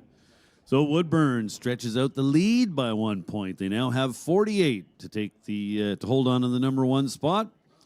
Team on a Mission, number 2 spot with 46 points. So a 2-point lead now. Team Renegade still in third with 39. Bremerton in the number 4 spot with 35. Firebird still in the number 5 spot with 31 points. And it doesn't really look, we may have had a little change there. So it looks like Portland may have jumped Walla Walla. They have 22 points. Walla Walla has 20, followed by Pacific, Medicine Hat, and Rad Torque. So there was a little flip-flop in the action there. So Woodburn and Mission still neck and neck, just 2 points separate them. This is getting fun.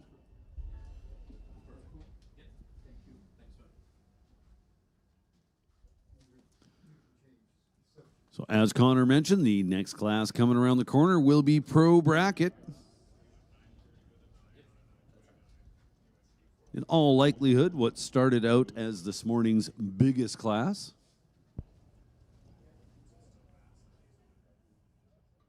Round number 3.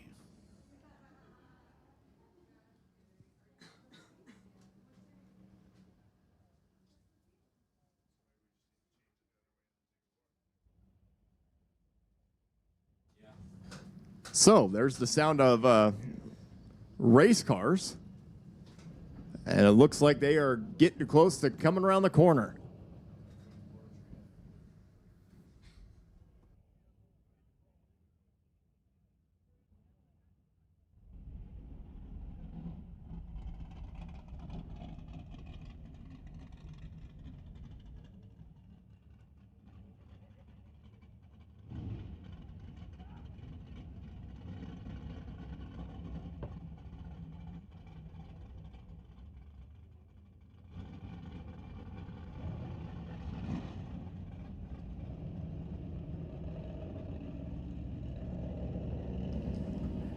Here comes the first pair into the water box.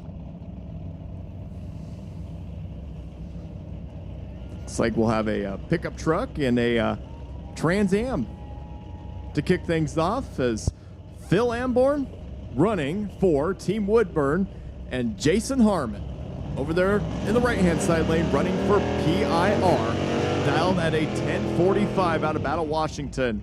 Phil out of Oregon City, dialed at a quick 9:58. This is a big one. Can Woodburn keep stretching the lead? Or will Portland steal a point from them? Neighboring tracks. A lot of the racers go to both tracks.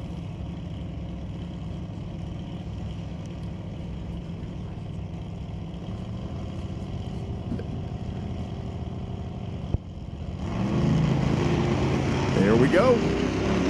Well, 2 green lights, just 4 thou, the difference between them. this is going to be a dandy. The truck's catching up. Can he get it done at the big end? No, he cannot. 10:43 on the 10:45. It's a double breakout race as Phil is under by 3, Harmon's under by 2, and Portland gets a point over Team Woodburn as Jacob Phelps and Dan Whelan around. Team Pacific over here in the Tower Side lane, dialing at 971. The Phelpsmeister racing for Team Firebird is dialed in at 977. This is a big one for Team Firebird. They do need the points. S10 and a Vega. My, oh my, one of these two was ready. The pickup truck and the Vega. Who's going around for top end? It is Jacob Phelps. 982 on the 977. He'll be tickled with that. 018 in reaction time. Whelan was 046, 970 on the 971. But Jacob Phelps gets another point for Team Firebird. Whelan taking 30 at the stripe, needed to take 26 or less. It's a story I think I've heard somewhere before. Right? Now Brent Buckingham and Brian Thompson. Thompson for Team Bremerton. Buckingham for Medicine Hat in the blue Camaro. Oh, well, this one's over. Thompson's moving on. He was 38 on the tree. Buckingham turned it red by 43. At the finish line, well, why not put it dead on? 56 with a 4 on the 56 dial. Oh boy, this is another big race. Jeff Taylor in the colorful Dakota pickup truck running for Team Woodburn. Ready to take on Chad Campbell in the 64 Falcon running for Team Firebird. 2 very beautiful cars right here on the starting line. Campbell's dialed in at 976. The Dakota of Jeff Taylor will be playing the chase, dials in at a 913. Campbell and Taylor, who do you got going to round number 4? big race here for Woodburn and for Team Firebird. Oh no! Unfortunately for Chad Campbell, he's going to be kicking himself 0.02 of a second to the red side. And how about it for Jeff Taylor? 9:14 on the 9:13. And John, that's a very valuable point for Team Woodburn. Yes, it certainly is. Nicely done. Well, look what we've got down on the starting line now. James Whifford, Robert Steffen. Whifford for Team Walla Walla, Steffen for Renegade Raceway. Steffen, the 78 Nova, dial 1087. Wyford, dial 1045. Couple of green lights. Wow. 125 thou better than the other. This is anyone's race still as they get down there to the quarter mile. Robert Steffen crosses first, but does not get the win light. He loses on a double breakout. James Wyford was 4/10,000ths of a second under. That's not very far. No, not far at all. Steffen wasn't that far under, 14 thou, but that is definitely more than Trip Zip with a 4 under. So that's going to be the day for Robert Steffen. James Wyford is moving on, picks up a point for Walla Walla. And now our next pair, John Masterman and Kip Poole. Kip Poole. Wow. Ends the race early, goes 2 thou red. Masterman was 50 up front, gets a free look at 12:59, goes 12:60 with a 9. And scores a point for Portland. Bremerton loses a good one, 12:06, lifts early, knowing that his day has ended as Ryan Whithelm and Brian McGinnis, Team Renegade over here in the Tower Side Lane, dialed at a 10:26. Brian McGinnis, running for Team Bremerton, is dialed at a 10:38 out of Kent, Washington. One of the best in the West in bottom bulb racing in a very stout 56 Chevy. Very pretty car. Very Right-hand lane, no doubt about it. Oh, man. Couple of strong green lights. This will be a good race at the finish line. Anybody hanging out down there? Here comes the show.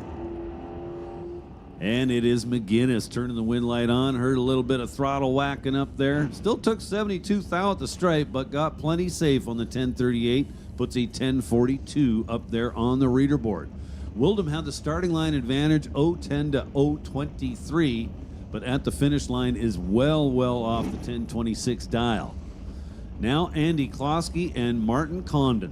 Martin Condon, the 1967 Dart right-hand lane racing for Team Renegade, dialed in at 1199. Klosky in a borrowed Mustang, dialed 1015. 17 thou, separate the two off the starting line, and this is going to be a good one. Renegade versus Mission. Give it to Team Mission. 10:18 on the 10:15 for Andy Klosky as Martin runs a 12:04 on the 11:99, slows up a bit, didn't have the reaction time advantage, so how about another point for Team Mission? And now Craig Johnson, CJ Bracket Racer, as he tries, as he likes to call himself. He's pretty tough on the bottom bulb, likes to foot brake. He don't need no button. Garth Dreger is in the right lane for Medicine Hat, dialed 903. Craig's in at 1175. So just shy of 2 3/4 seconds will be the difference by the dials. There goes Craig. He's good. He's green. Can Mission go 2 in a row? Johnson way out in front of the Cutlass. Here comes that Mustang top end.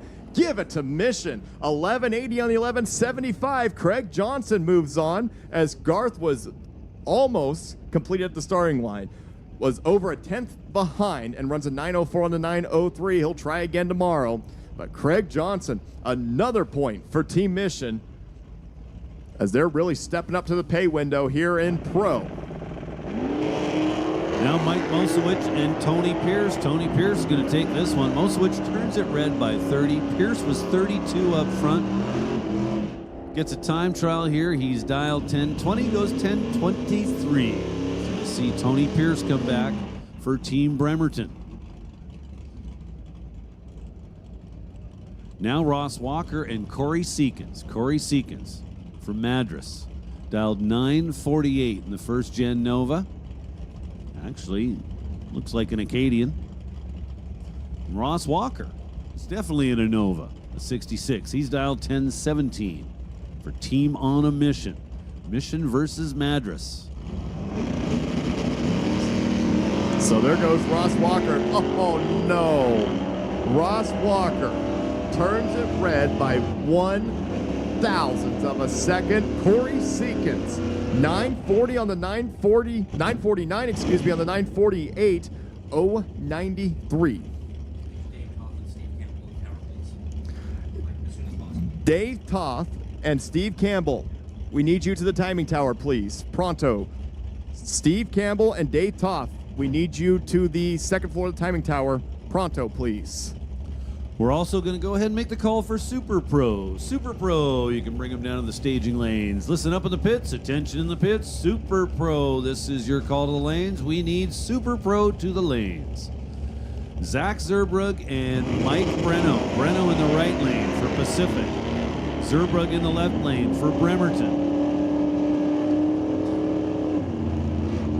Zerbrug with a sizable starting line advantage. He was 005 to a 105 light, so that'd be exactly a 1/10 of a second. Breno, unable to fix it. Zerbrug, 1033 on the 1032 dial. Now Jason Cooper and Anthony Price. Anthony Price for Woodburn, dialed 924 in the right lane. Cooper, dialed 991 for Renegade in the left lane. So this is a big one for Woodburn. So just 6,000 difference in reaction times. This will be a tight race at the finish line. Here they go. Top end says, give it to Jason Cooper. What a race. 989 on the 991. 017 in reaction time. Price was 011, but breaks out just by a scotch more. Wow. So oddly enough, the lights were 11 versus 17, and the amount that these guys both ran under was 11 versus 17. Wow. What a race. Just about canceling each other's numbers out. You guys had a really good race.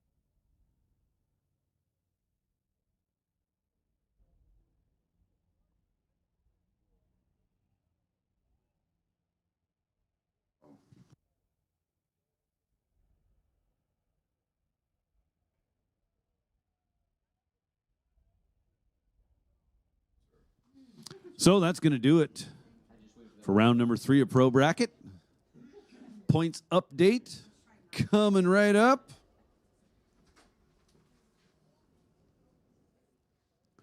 So kind of a beautiful overcast day. I'm sure there's probably not too many of us out there disappointed that it's not smoking hot today, you know.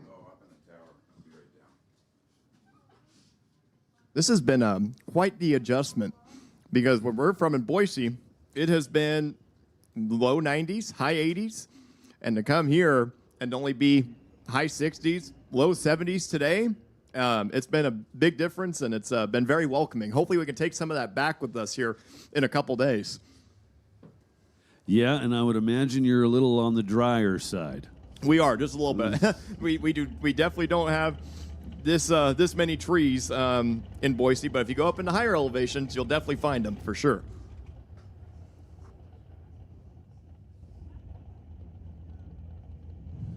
Well, it looks like the points have been updated, and, well, Mission has closed in a little bit. Woodburn still out in front. Woodburn number 1 with 49 points. Mission in the number 2 spot with 48 points. So just 1 point separating the top 2 at this point. Renegade with 40 points is in number 3. Bremerton had themselves a good round, moved within 1 point of Renegade. They now have 39.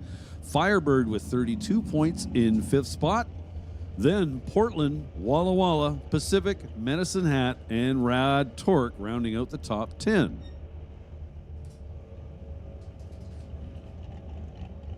So thank you, Super Pro, for starting to make your way to the lanes, as it's going to get just a little bit more interesting.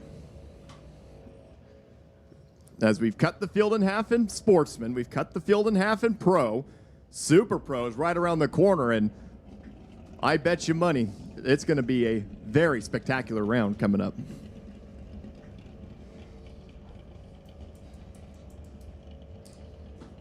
So a little reminder to everybody, Robert Grice is on the property. I'm sure you're well aware. He's going to have event photos, team photos, and winner circle photos available for viewing and purchase right now. The back of the NHRA trailer located right beside the timing tower. Looks like business is brisk down there. It has. I've seen a line out the trailer all day long. I've seen a few racers have sent me pictures of the pictures that Robert's gotten, and he's taken some really, really good shots this weekend.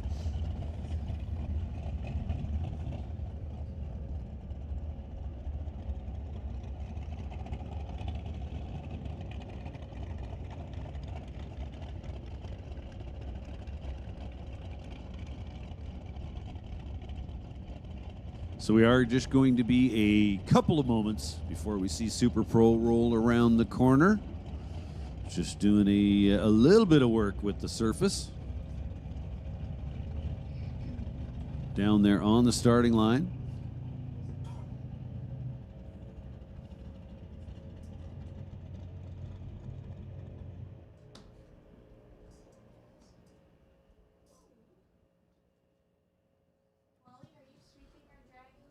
So just saying hello to everybody tuned in online on Lordco TV.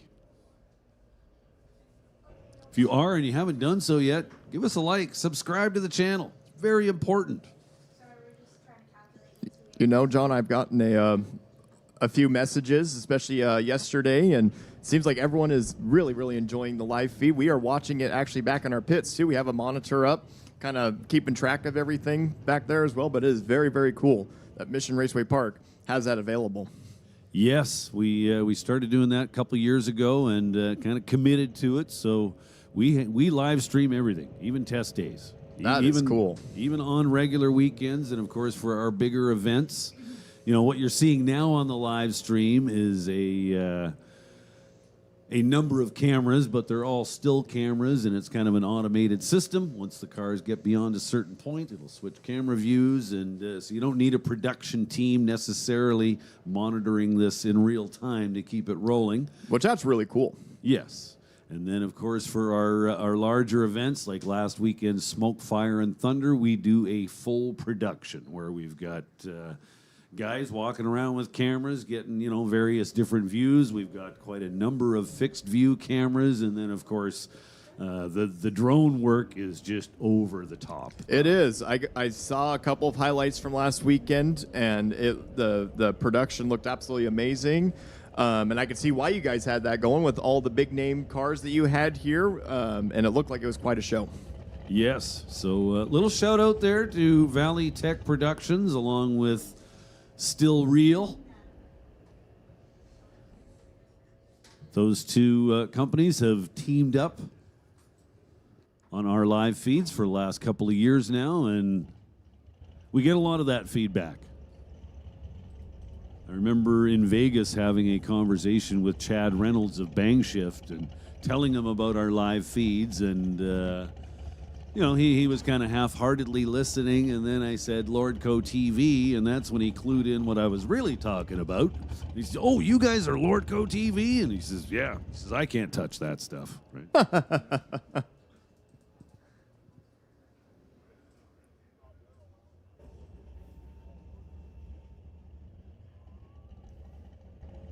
So again, for anybody not aware, and if you're listening to this conversation, just to clarify, go on to YouTube, really simple, search Lordco TV, and you'll find everything.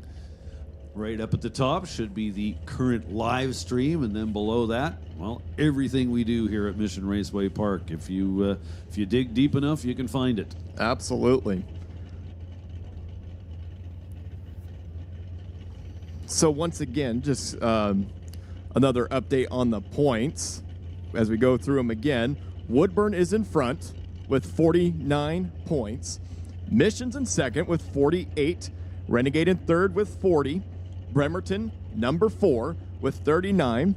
Team Firebird currently sitting in the 5th spot with 32, and followed by Portland, Walla Walla, Pacific, Medicine Hat, and Rad Torque.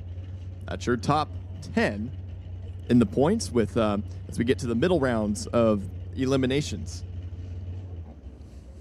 And thank you, Super Pro, for making your way back to the lanes.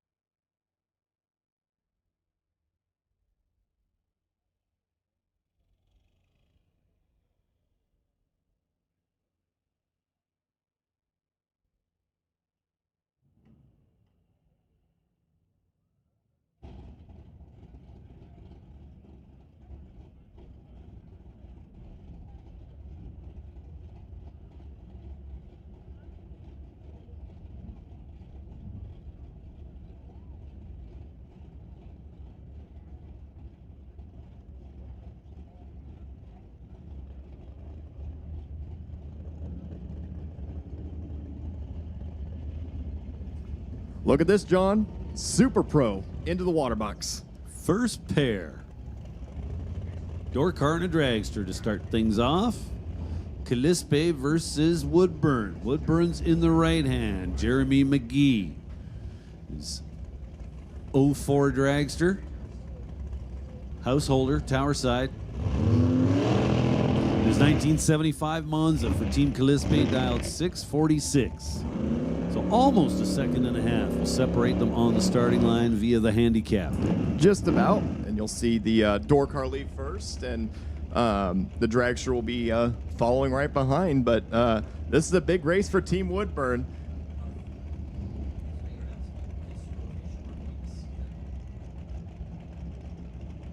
All right, attention to the pits, attention to the pits. This is a public service announcement. We are going to be skipping bike sled this rotation. We are going to be skipping bike sled this rotation. Just a heads up to all the bike sled competitors that are still in, but look at this. Jeremy McGee, 5:02 on the 5:01, 0:24 in reaction time. That's a big one for Team Woodburn as Calispe loses a big one, 6:47 on the 6:46. As Doug Whithelm and Toby Peterson. Toby in the Malibu, racing for Team Pacific, is dialed at a 5:48.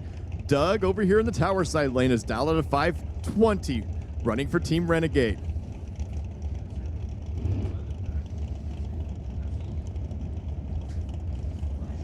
Two door cars, ready to go at it.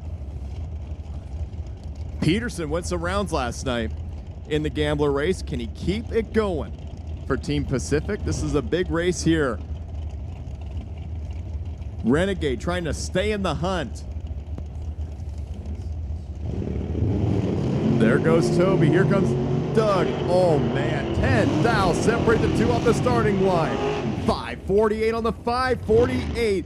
0:12 dead four for Toby Peterson. Make that a 16 thousandths package for Toby Peterson as Doug Whithelm. 5:24 on the 5:20. He was 0:02, had the reaction time, but just couldn't run the number. Peterson advances. And now Mark Lynch versus Todd Fricky. It's Team Firebird versus Team Walla Walla. Walla Walla in the right-hand lane, the Lordco side of the racetrack, dialed 479. If all goes according to plan, Todd's going to be the chaser. So 10,000 difference in reaction times. That's pretty close. Wow. Finish line, it is Mark Lynch scoring a point for Team Firebird. 488 with a 2 on the 488 dial. Taking the stripe by 1,000. Woo! What a race as Team Firebird gets another point. This is a big one. So I'm sure glad that Tom Adjarakis is in the computer. Otherwise, I'd have no idea what country he's from. Avjarakis in the left-hand lane for Team Woodburn in the All-American Beretta, dialed 534. He's going to chase David Pratt, dialed in at 549. It's Woodburn trying to run down Medford, but it's Woodburn getting another point. 534 on the 534, dead 7.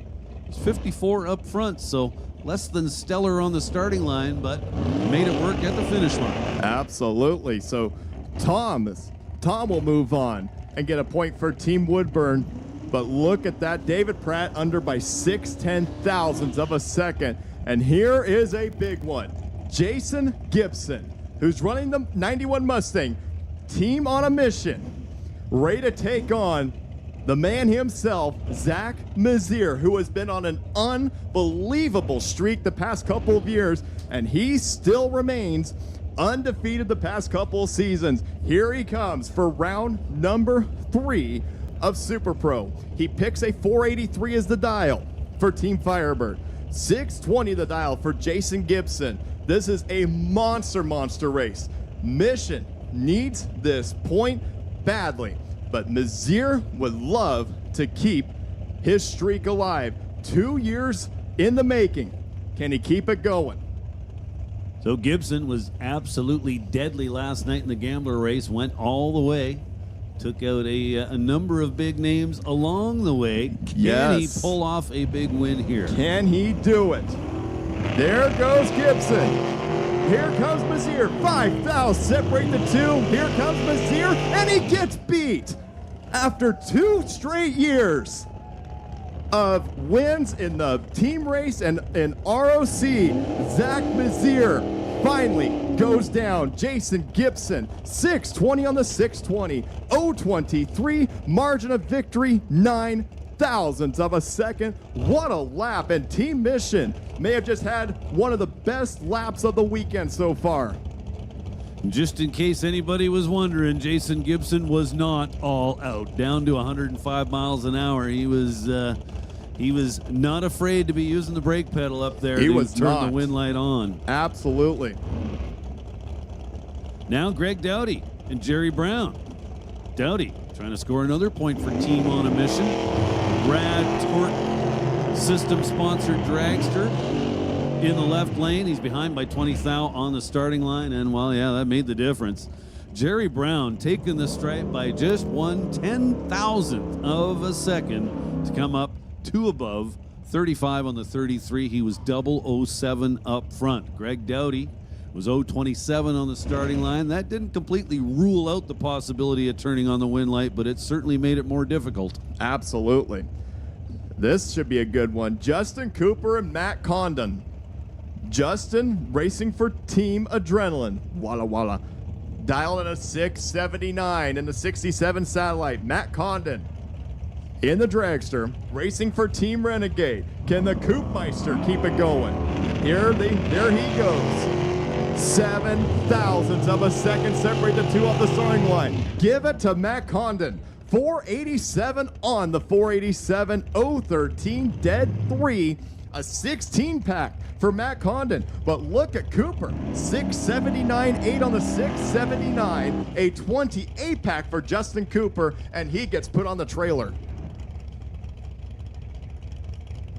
Some good racing here in the team race of the ET Finals 2025 at Mission Raceway Park. Attention in the pits, attention in the pits. Junior Street, this is your call to the staging lanes. We need Junior Street to the lanes, please. Motorcycle, once again, I know we're skipping over you. That was the game plan, and nobody's making a mistake. We haven't forgotten about you. We need Junior Street to the lead. Junior Street to the lanes, please. Martin Rochelle and Pat Dohanick. Not really looking good for Pat. Martin Rochelle, 018 up front, then dead on with an 8 at the finish line. A little bit dangerous, taking second and or a half, 1.5 tenths at the stripe to be dead on. That's getting pretty risky there. However, it did work. So there's another point for Team on a Mission. Now a couple of dragsters. Bob Siemens and Vicky Shepard. Bob Siemens out of Ogden, Utah, one of the racers that traveled from Team Firebird almost 1,000 miles just to get to Mission Raceway. Dialed in at 490. Vicky Shepard running for Team Woodburn. Dialed at a 5.00. This is a big one, not just for Team Woodburn, but for Team Firebird as well. They need a point badly.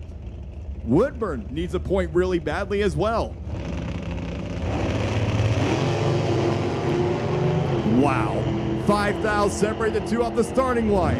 Give it to Vicky Shepard. 499 on the 5 flat dial. She is under by 7 thousandths of a second. Bob Siemens is under by 500ths of a second. And how about that Team Woodburn getting another point?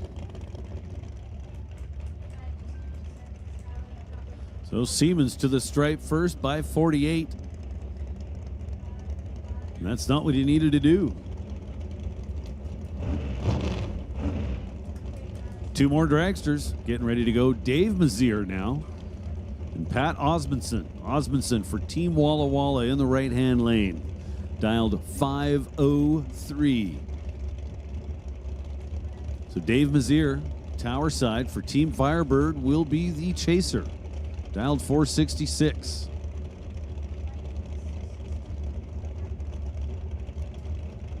So, big race here. Dave trying to keep trying to keep in for the Mazier claim. But Pat Osmondson, running for Team Adrenaline, trying to end the Mazier's day, as this should be a really, really good race. Both stage bulbs are lit. 10,000. Separate the two off the starting line. Top end. Give it to Pat Osmondson. 5:06 on the 5:03. 0:22 in reaction time. Mazier was 12 on the reaction time, but clocks in at a 4:81 on the 466 dial. He slowed up quite a bit. Yes, and I saw why. Drastic tire shake at about 100 feet. Looked like he kept the hammer down and tried to drive through it. He did. He tried. Definitely some lost time for Dave Mazier at that point in the run. But Team Adrenaline gets one through. So that, in fact, will do it for Super Pro. Do you know what that means? We got another points update coming. Oh, boy. Can't wait to see how this one turns out.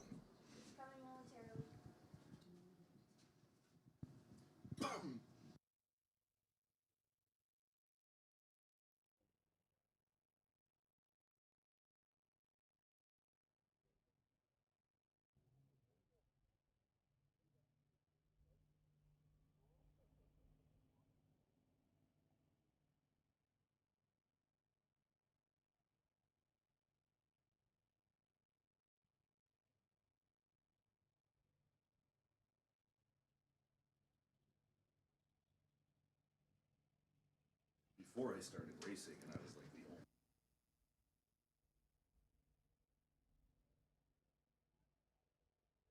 For 30 hours sometimes.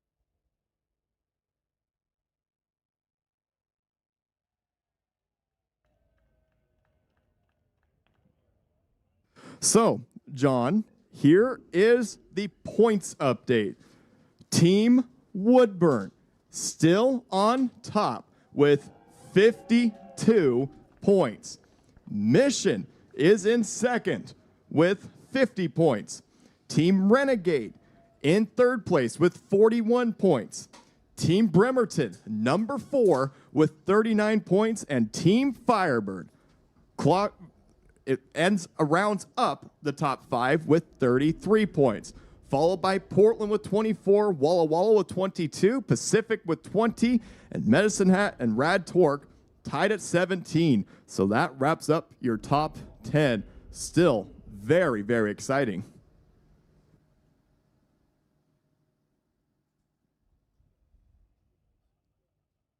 So definitely a tight chase for those top 2 spots.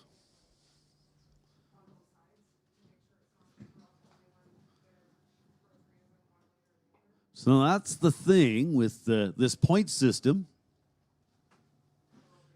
Is that as you gain points through a given round, not only did you gain those points, but you've got those racers coming back in the next round. Conversely, for your racers that lose in any given round, not only did you not get the point in that round, but there's no possibility of getting any more points out of them in upcoming rounds. So, absolutely. Just like I've said, every point matters, no matter if it's the first pair of the day in round number 1 of Sportsman or the final of the day, whether it's in Super Pro, any class.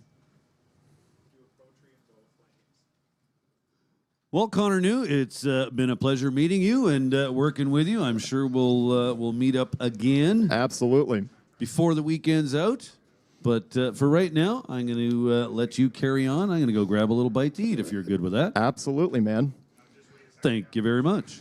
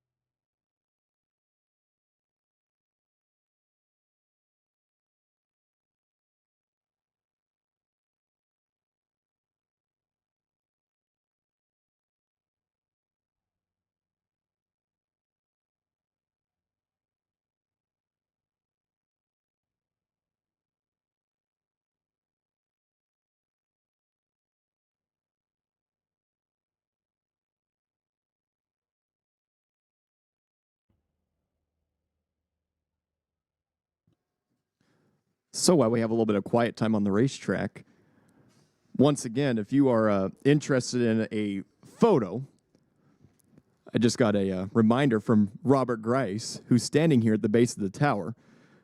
You can go see him in the NHRA trailer. Him and Brandy are down there selling pictures. If you want to take a look at some pictures and maybe get a photo printed, you can see Robert in the NHRA trailer. Just make sure you use the back entrance. I've seen a line there all afternoon, and I'm sure he'll be busy the next couple of days.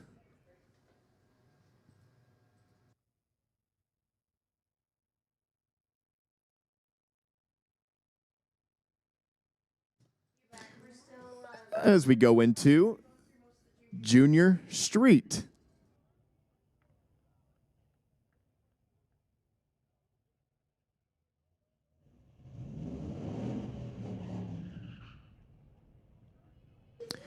All right, tension the pits, tension the pits. Junior Thunder, we need you to the lanes, please. Junior Thunder, let's get you rolling to the lanes, please.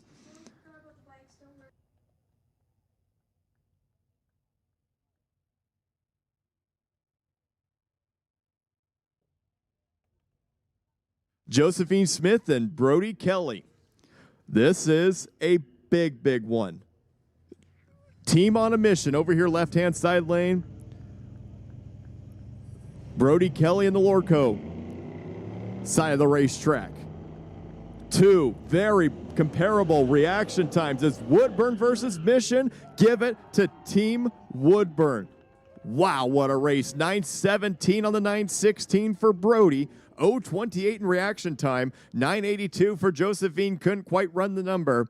So Brody Kelly gets a big point for Team Woodburn as Tyler Smith and Jason Lake around. Racing Jason, racing for Team Calispe. Tyler Smith running for Team on a Mission. And unfortunately for Tyler Smith, turns the red light on by 18 thousandths of a second. So another Mission racer down for the count. Jason Lake, 927 on the 910 dial. And how about Calispe getting another point?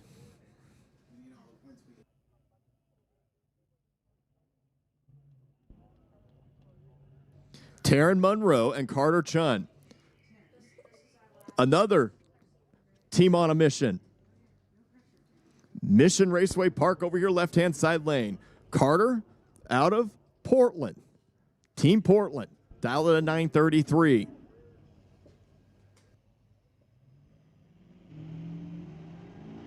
About 300ths of a second separate these two off the starting line.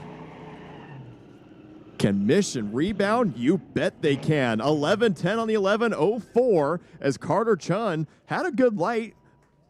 9:36 on the 9:33. 0:56 though, couldn't quite get it done. So Taryn Monroe for Team on a Mission gets another point. This is a huge race. Josh Klosky and Race Fuller, Team on a Mission over here in the left-hand side lane to take on Team Firebird. Race dialed at a 9:02.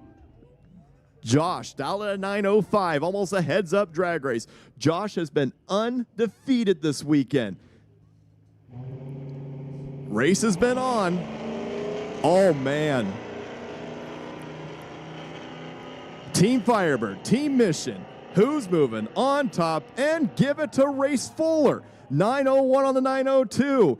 And not just the Team Firebird stands go crazy, Team Woodburn stands go crazy as well, because that was a big race in the points chase. 8:99 on the 9:05, and for Josh Klosky, he is undefeated no more this weekend as Race Fuller moves on and Team Firebird gets another point. All right, attention to the pits. Junior Lightning, we need you to the staging lanes, please. Junior Lightning, let's get you rolling to the lanes. And Junior Thunder, if you're not here, you should be here. But Junior Lightning, we are looking for you to the lanes. So what a race. Race Fuller was under by 5 thousandths of a second. Josh was under by 500ths of a second and was behind in the reaction time department.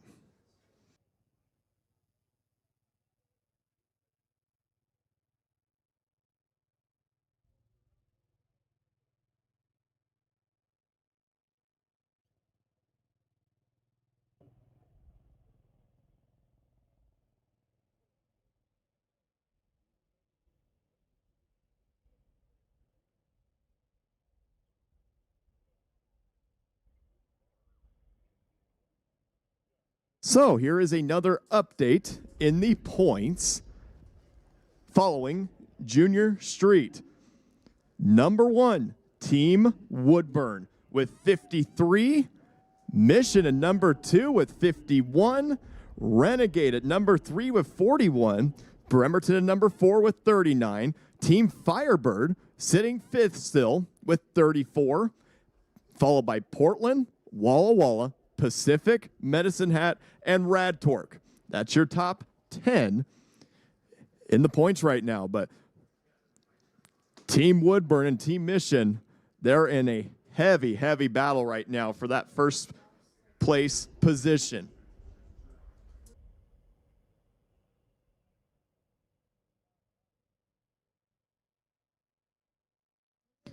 So once again, Junior Lightning, we do need you to the lanes, please. Junior Lightning, we need you to the lanes, please.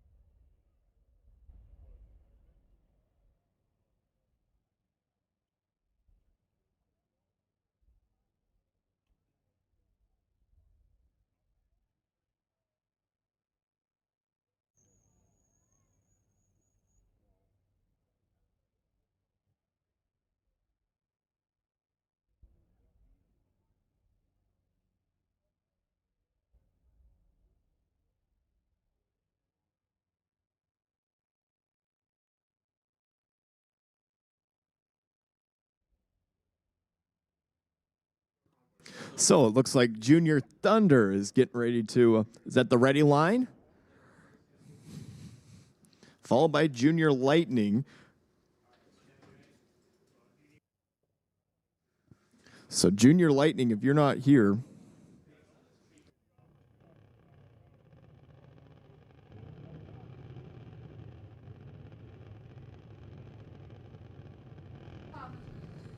so Junior Thunder's all in. Junior Lightning, if you're not here, we need you into the lanes, please. Junior Lightning, we need you in the lanes, as here comes Junior Thunder.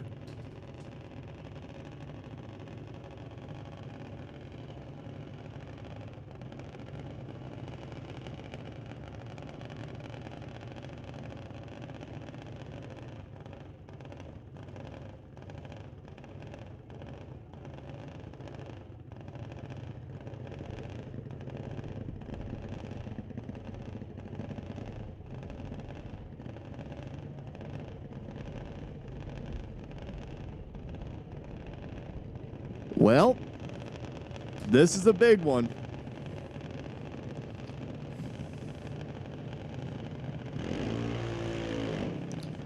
Annabelle Froud over here in the tower side lane, running for Team Renegade. Dialed in at 932. Ashton Katanick running for Team on a Mission. Dialed at a 913. This is a monster race. Can Mission get a junior through to the next round? Or will Annabelle pull off a win for Team Renegade? You'll see Annabelle leave first by just under 0.2 of a second.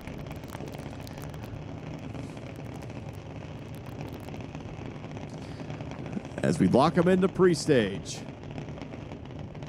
Here we go.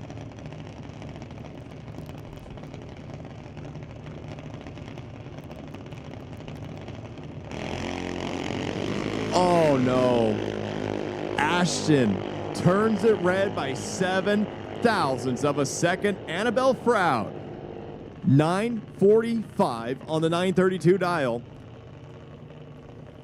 What a light. 0.13 in reaction time. And Renegade gets one through. As Journey Morrell, running for Team Firebird, fly like an eagle, ready to take on the always tough Ezra Taylor, running for Team Bremerton out of Belfair, Washington. Dials an 892 in the Lordco lane. Journey Morrell over here in the tower side lane, dialed in at 896. Calls Firebird her home track, only lives about 10 minutes away from Firebird, as she is the defending ROC champion in Junior Thunder. And this is a big one for Team Firebird. This is a big one for Bremerton as well.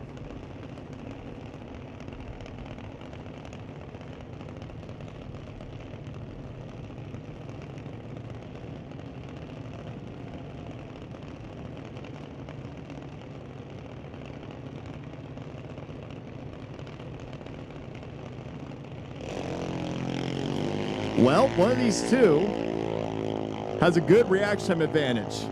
3 Huns separate the two. Top end says, give it to Journey Morrell. 898 on the 896. 058 reaction time. Ezra was 085, but slows up to an 898 on the 892 dial. So Journey Morrell gets a point for Team Firebird. And here comes another Team Firebird racer, Mackenzie Higgins, Mac Attack. Dials in at a 923 in the Lordco lane. Caitlin Pratt, running for Team Medford, is dialed at a 9.40.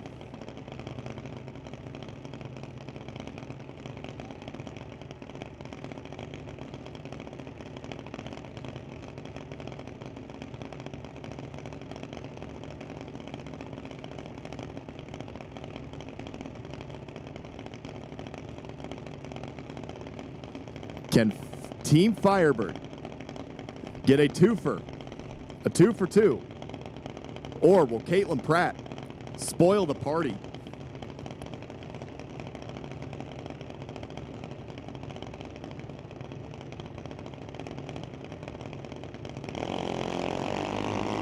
Well, one of these two has a big, big reaction time advantage. Caitlin looking tough, gets it. 9:45 on the 940, 0:86 in reaction time. And unfortunately for Mackenzie Higgins, when your reaction time starts with a 2, that's not good news. 9:14 on the 923, she'll try again tomorrow. But another point going to Medford as Landon Huber and Reese Heaton around. Bremerton over here in the left-hand side lane. Landon dialed at a 9:01. Reese racing for Portland. She's dialed at a 9:05. 0.04 of a second separate the two and dial in.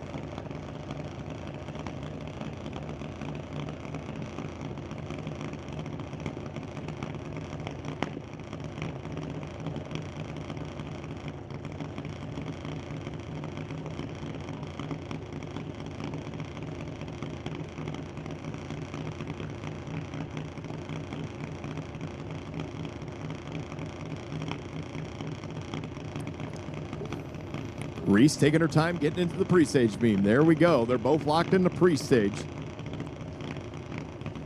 All 4 bulbs are lit. Well,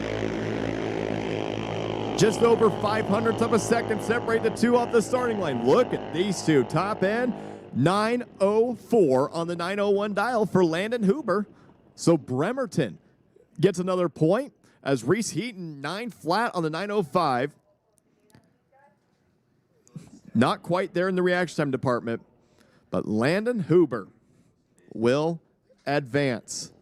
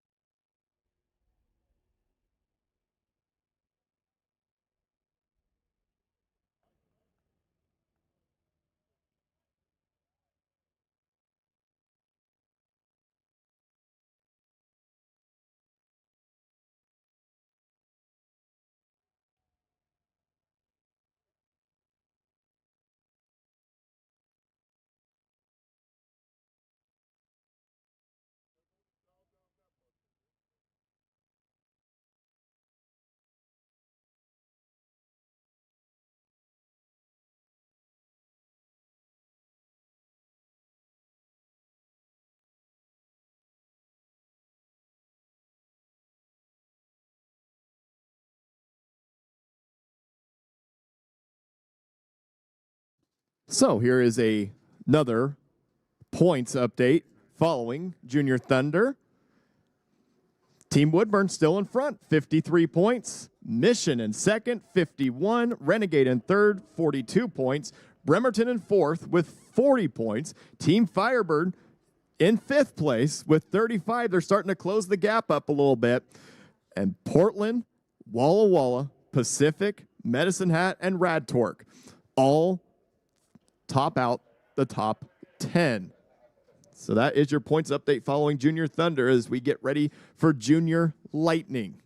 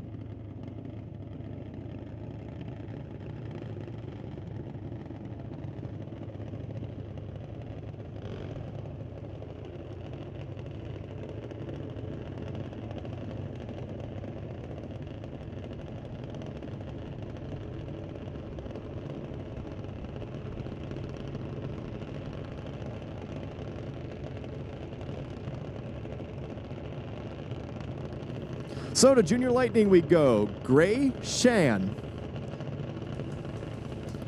and Sydney Holschick. Gray dials in at 8:04 over here in the tower side lane. Running for Team Medicine Hat. Sydney running for Team Bremerton. Dials in at 8:47.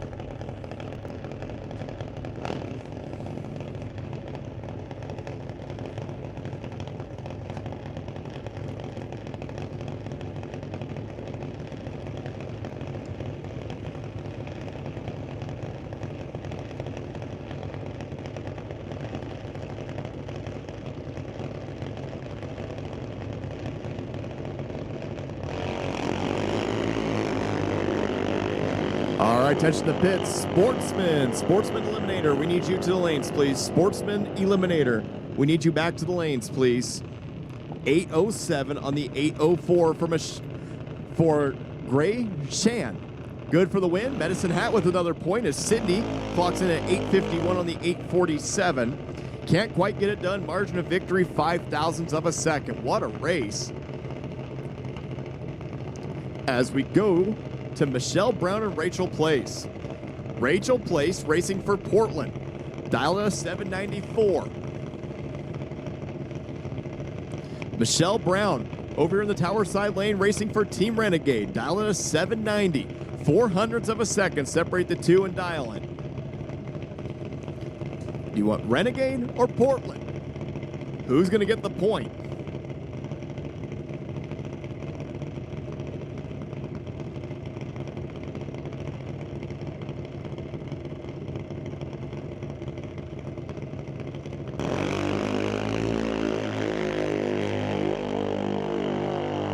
Wow, one of these two has a big reaction time advantage top end.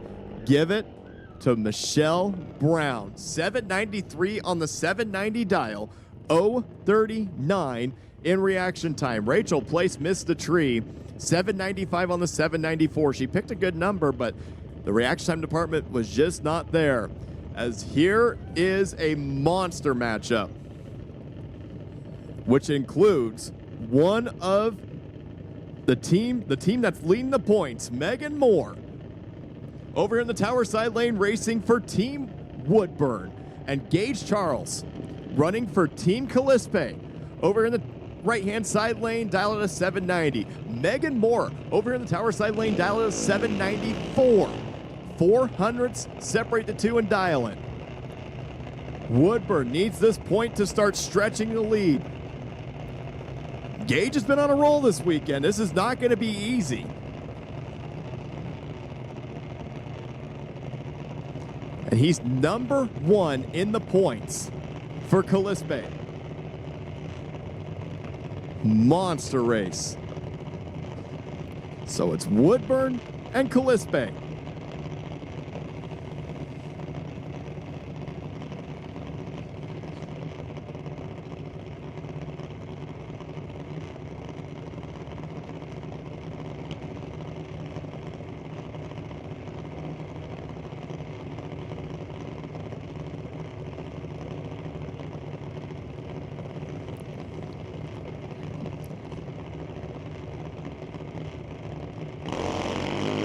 Wow. One of these two, big time reaction time advantage. Can they make it work at the top end? Yes, they can. And Woodburn is speechless. 789 on the 790 dial. Gage Charles just throws down an 015 light on Megan Moore. Megan Moore, unfortunately, 064, 792 on the 794. So Gage Charles pulls off a big win, and Calispe gets another point.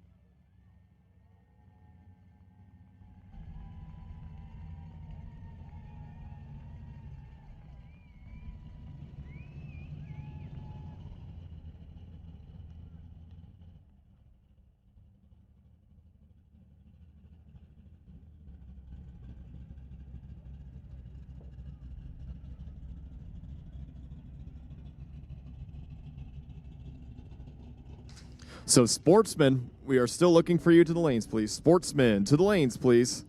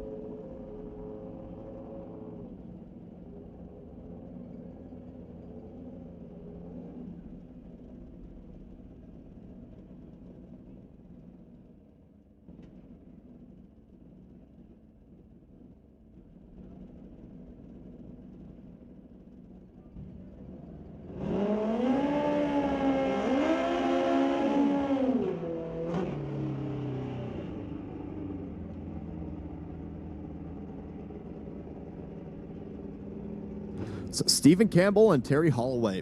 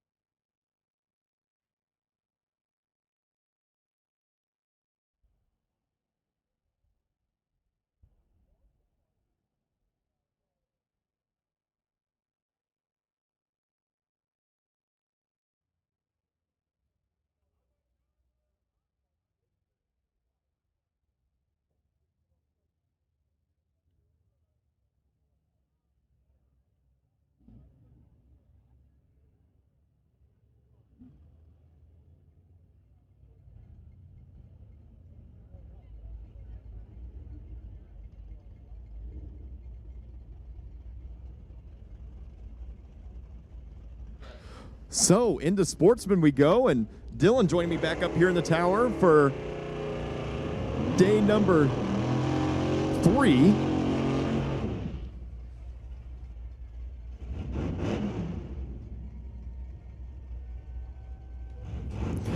How about John Diener and Jared Greenham? John Diener dialed in at 1177. Jared dialed in at 1175. These two are going to be staring at each other all the way down the track. fender to fender the whole way. See who gets her done. Team Calispe and Team Rad Torque. Oh no. Diener goes red, 43 thou to a 92 green. Ouch. So you'll see Jared Greenan back, 1177 on the 1175. For John Diener, he clocks in at 1173 on the 1177.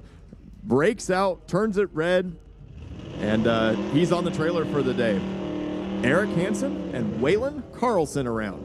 Oh man, this is the big one for Team Mission.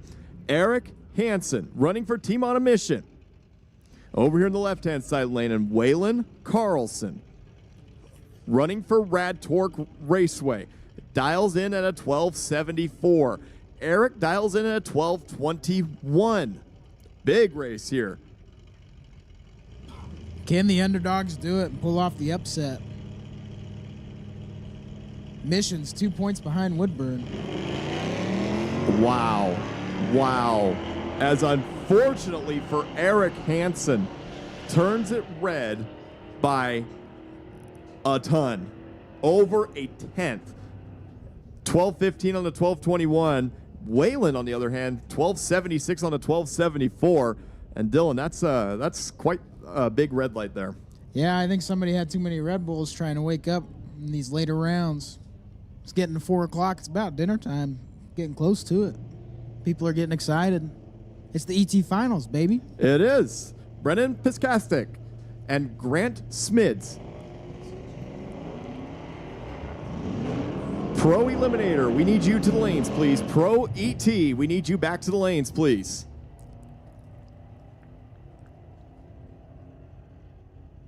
Brendan Pisacek with the win. Has 70, let's go 76 to a 121. Runs a 1319 with a 6 on the 1315 dial. Get behind 002, forcing the breakout. And Team on a Mission with another point, as this is a big one. Tyler Hereford and John Hoovel. Tyler running for Team Portland. John running for the Team Woodburn Warriors. Monster race. Can Woodburn strike back with another point? Oh my goodness. One of these two, 007. Can they make it work? And one of these two is in big trouble. 1295 on the 1292. Tyler Hereford drops a 007. And Woodburn loses a big one. 1168 on the 1168 for John. But Dylan, this is interesting. Yeah, these guys are chopping the tree down. They're getting ready to go. 007, taking a couple whomps, take about 37 at the stripe. Get you done all day. Stephen Ryland, Derek Jackson, Woodburn versus Pacific, 1194 for Derek Jackson, 1198 for Stephen Ryland. Team Pacific. Wow. 4 thousandths of a second separate the two off the starting line. Jackson and Ryland. Top end says it is Derek Jackson. What a lap. 1194 dead on 3 with an 057 reaction time. Stephen Ryland tried 1196 on the 1198. Took just a little bit too much stripe, and unfortunately his day comes to an end. A little bit too much. You had to take 1/10,000 to get that win. Here's another Team Woodburn and Team Rad Torque. Chris Titchrob and Kevin Greenan. Top end, give it to Chris. 1286 on the 1263. Had plenty to play with. Yeah, I saw a lot of brake lights there at the top end pretty early. Jacob Cleve, Brian Seberg, Renegade versus Bremerton. 1166 for Jacob, 1201 for Brian Seberg.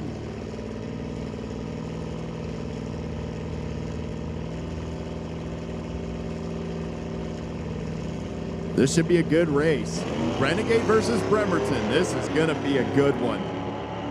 One of these two, 013. As they race down the quarter-mile stripe, they go 1168 on the 1166 for Jacob Cleve. He's been on a roll with an 013 reaction time. Seberg was 73 on the tree, runs an 1199 on the 1201. But Jacob Cleve gets a point for Renegade, and he'll be back for the next round. Yeah, you know, you sit there and you take your lights 13, then you take 17. That's going to set you up for a lot of round wins later on tonight. Absolutely.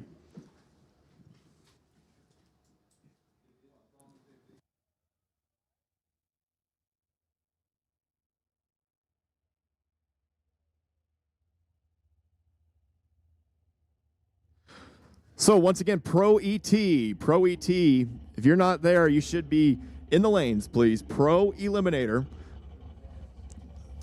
There's a few of you down here. I know there's more than just a few. We need you to the staging lanes, please.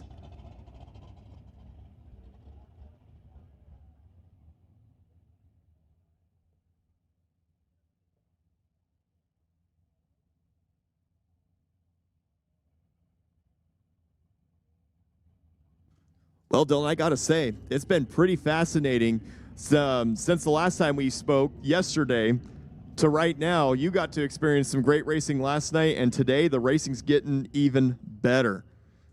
Yeah, I'm up here pacing around in the tower already, and we're only in, third round, something like that? Absolutely. We're only midway through as Sportsman just wrapped up, and Pro will be coming up into the burnout box here shortly. You know, we get all excited watching racing, and adding these team points on top of it just makes it even more exciting. I'm sitting here staring at the screen waiting for it to update. Absolutely. I'm updating it for you.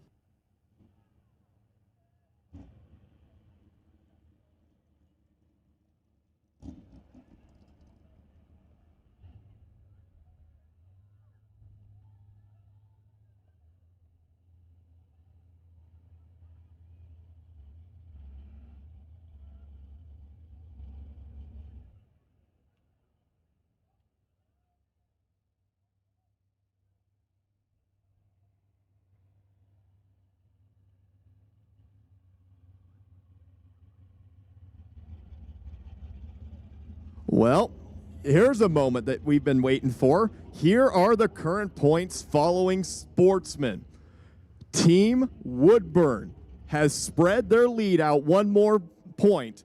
They are leading with 55 points. Team Mission is right there in the mix with 52. Renegade in number 3 with 44. Bremerton in 4th with 40. Team Firebird rounds out the top 5 with 35, followed by Portland, Walla Walla, Pacific, and Medicine Hat, and Rad Torque. That is your top 10 in the points. Man, this is going to be good. Watch out for Team Renegade there. They got a bunch of heavy hitters on their team. I know that. They do. They still got some left. There are heavy hitters everywhere. It's just like we were talking about earlier. You know, last night we were looking around, and it's just like it's a final round almost every round here. It's insane. You got Matty Kilman versus Brian Jenin, Matty Kilman versus Steve Kelly, Justin Cooper versus Brian Jenin.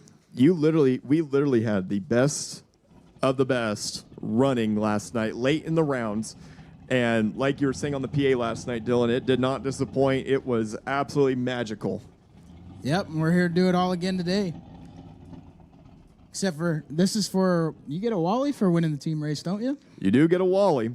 Nice big shiny gold Wally. And of course, the winning team gets the bragging rights for the next year of who will be the 2025 team champion, which will of course be decided at the end of the day.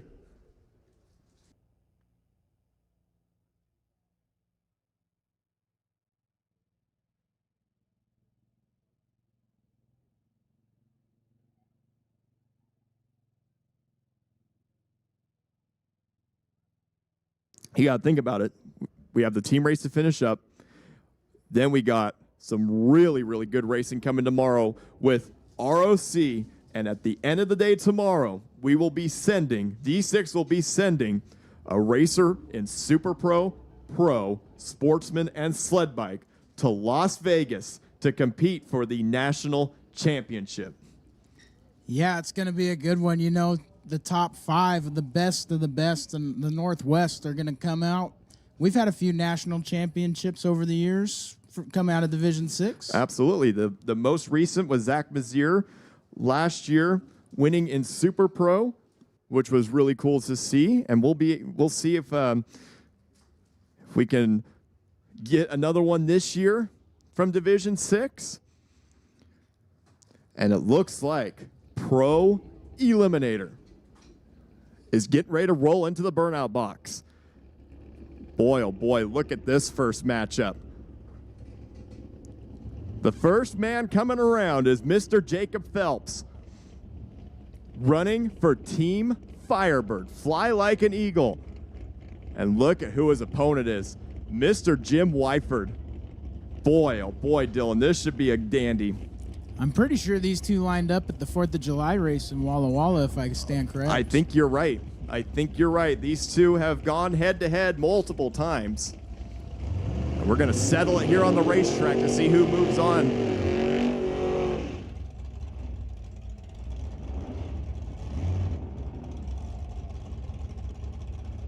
So Jeff Wyford, racing for Team Walla Walla, dials in 11:47. Jacob Phelps is dialed in at a 9:82.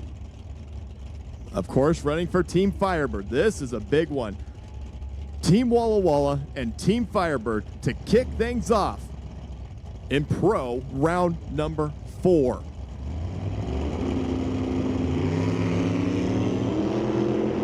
Clean and green. 3300ths of a second separate the two off the starting line. Look at these two. Top end says, give it to Jacob Phelps.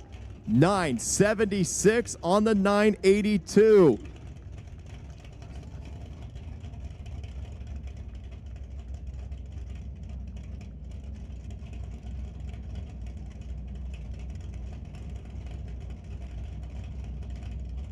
So Jacob Phelps gets one for Team Firebird.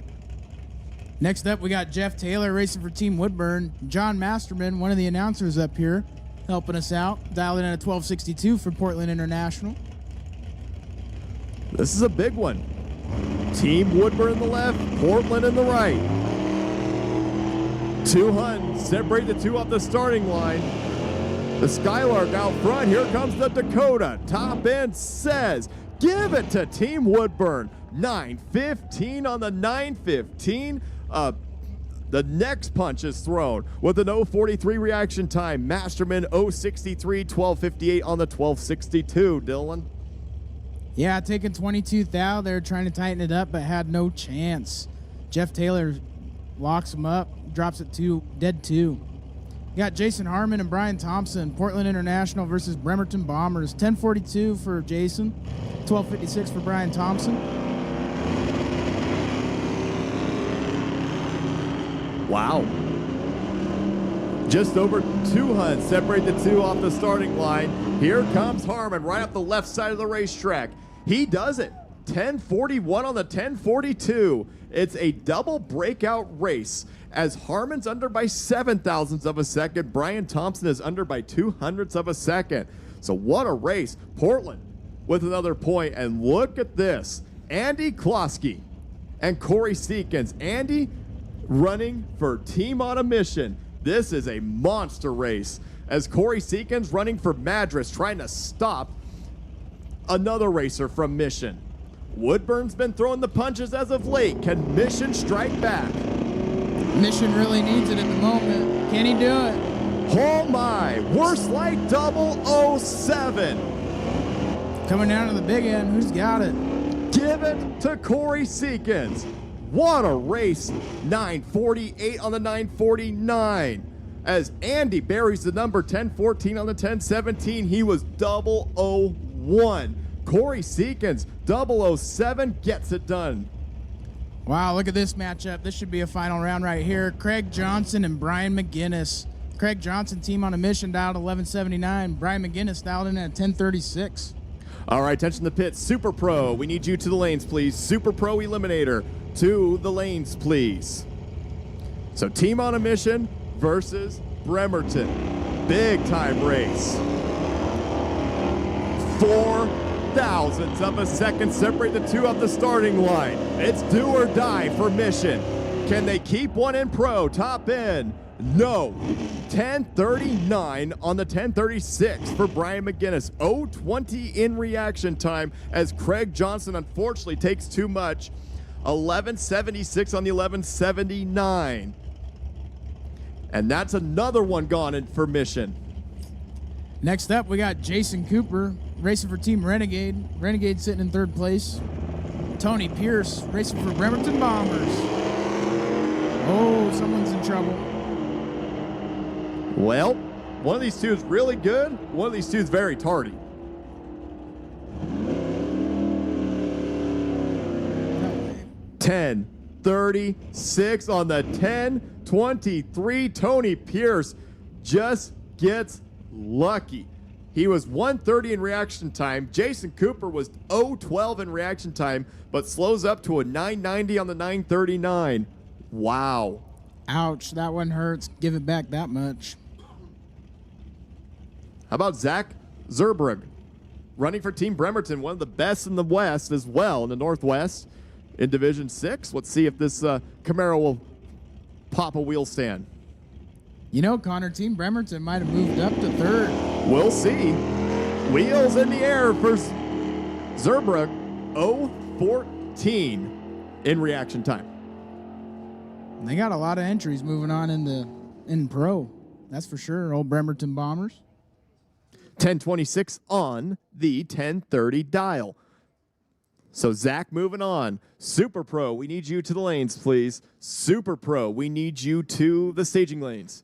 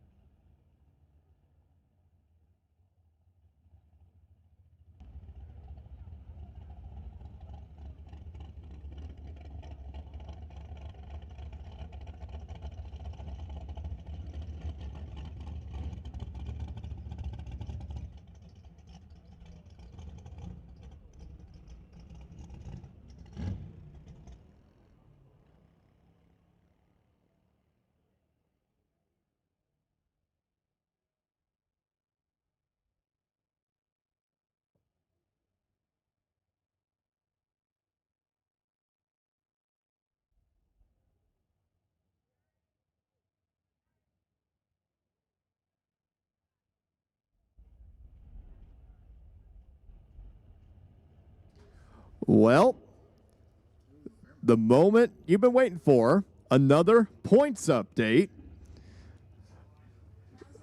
Drum roll, please. In number one, they have spread their lead to 4 points. Team Woodburn with 56. Team Mission in second place with 52. This third and fourth place race is getting pretty interesting. Renegade in third place with 44. Fourth place is Bremerton with 43. And Team Firebird sitting comfortably in fifth with 36. Team Portland, Walla Walla, Pacific, Medicine Hat, and Rad Torque all round out the top 10. So that is your current points update, as Super Pros making their way to the staging lanes.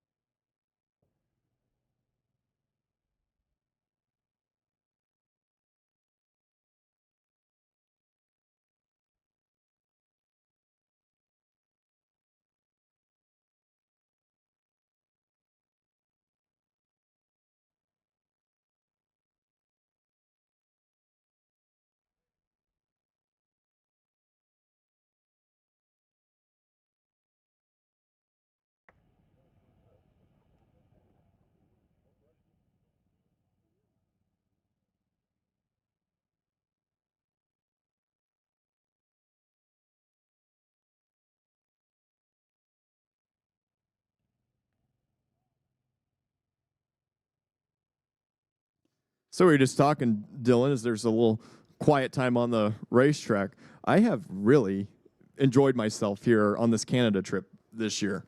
And this is my first time. This is my first time ever traveling out of the country, which might seem crazy, but this is a very beautiful area. Yeah, beautiful area. My first time traveling out of the country, I went to Mexico a couple of years ago, and I think Canada looks a lot better than Mexico. That's for sure. I see pictures of this place all the time, and you never know what an actual place looks like until you get to the actual location, and you can make up all these theories like, oh, it looks.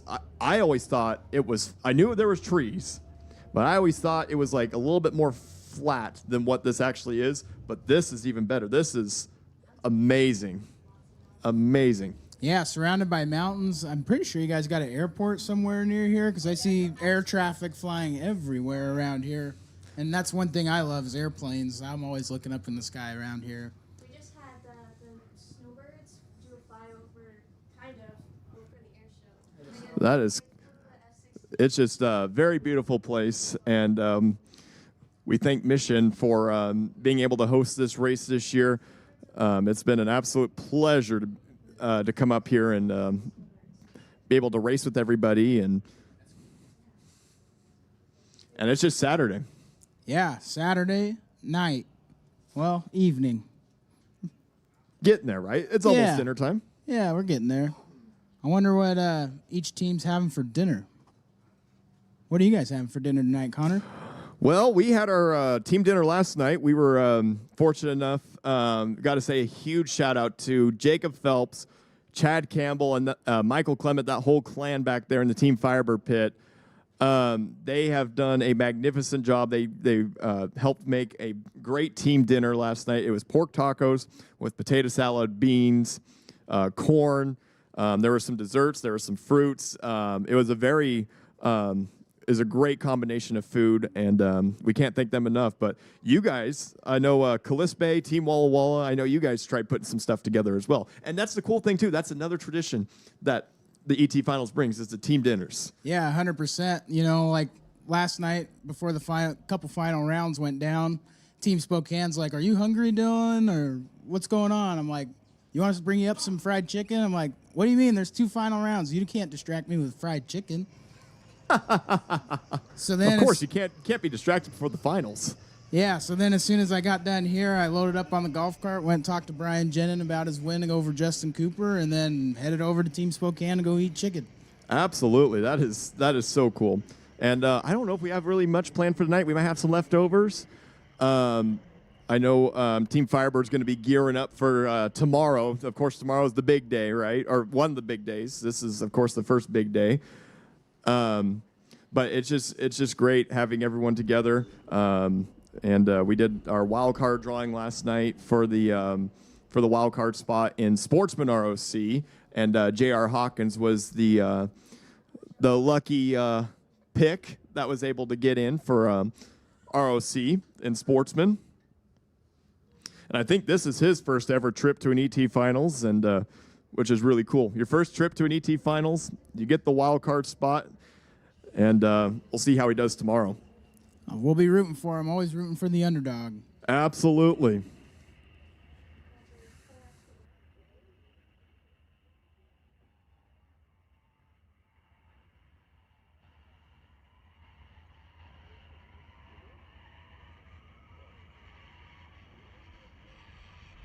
And here's another public service announcement from Robert Grice.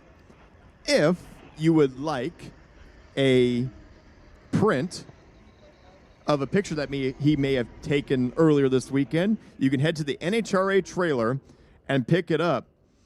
And I'm looking out the window right now and seeing some of these pictures, and there are some really, really cool pictures that he has taken. But go check him out. I know he has the team pictures probably up, and then you can get prints of your car, your personal car, and yeah, go see Robert Grice. Just go right into the NHRA trailer, right in the tailgate's open. Just walk right in. He's had a crowd all day. I'm sure he will the rest of the weekend, for goodness sake. I'm pretty sure he's got winner circle pictures over there, too. Yes, he probably does.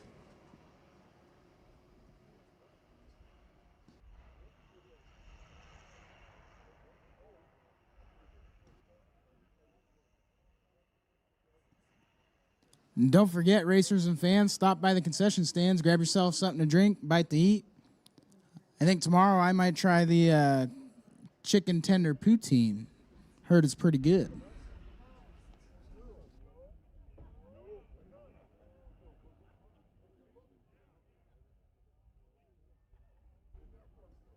Have you seen all these cool hats wandering around there, Connor?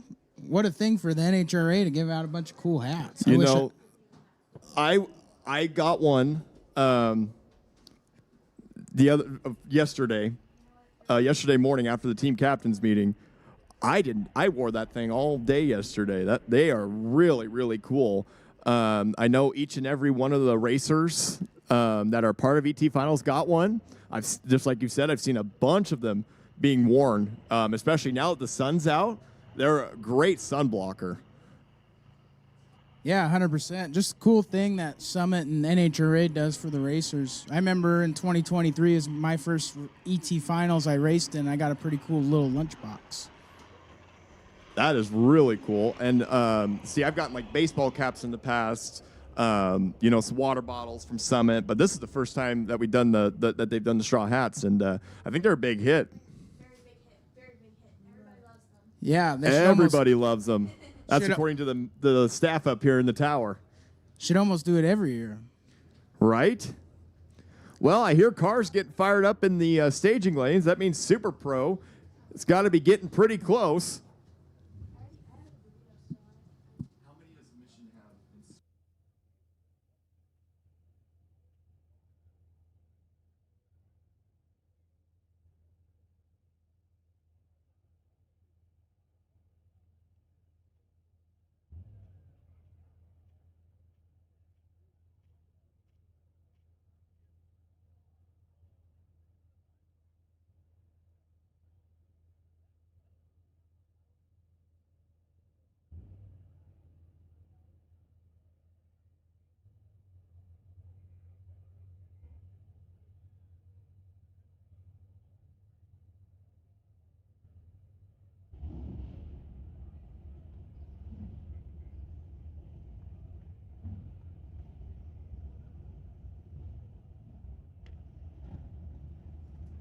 Here we go. We got our Super Pro cars pulling up to the ready line.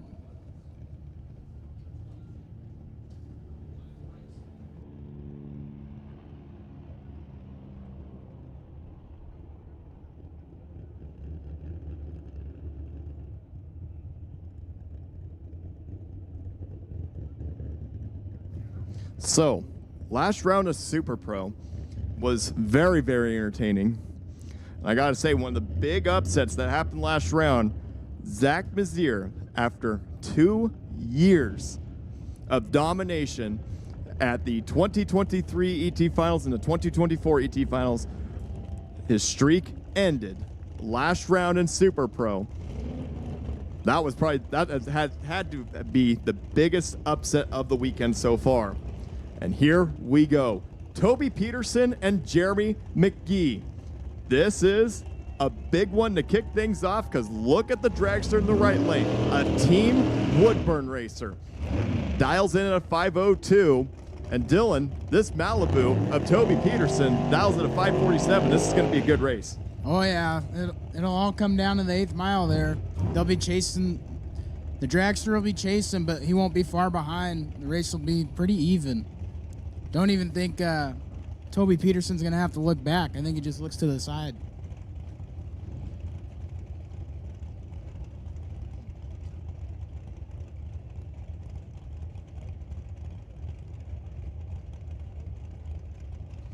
So, Toby Peterson has been on a roll. Made the final last night in Super Pro Gambler, and here he is. Trying to go another round here in Super Pro. They're off and away. Oh my goodness. 0-13 to an 0-28. The dragster gets it. 5:01 on the 5:02.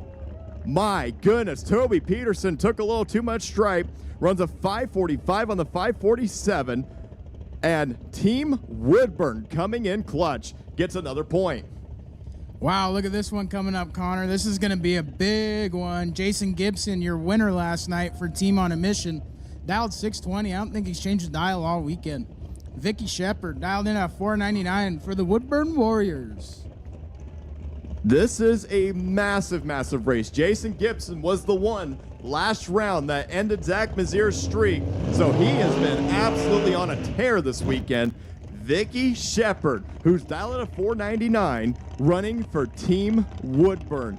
This is a monster race, just like you were saying, as Jason is dialed at a 6.20. He will get a big head start. Will Vicky be able to pull it off for Woodburn again?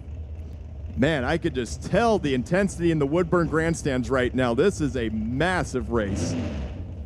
Lots of hands on hips over there. The pom-poms are shaking. There's going to be some pacing in front of the grandstands here pretty quick, I bet.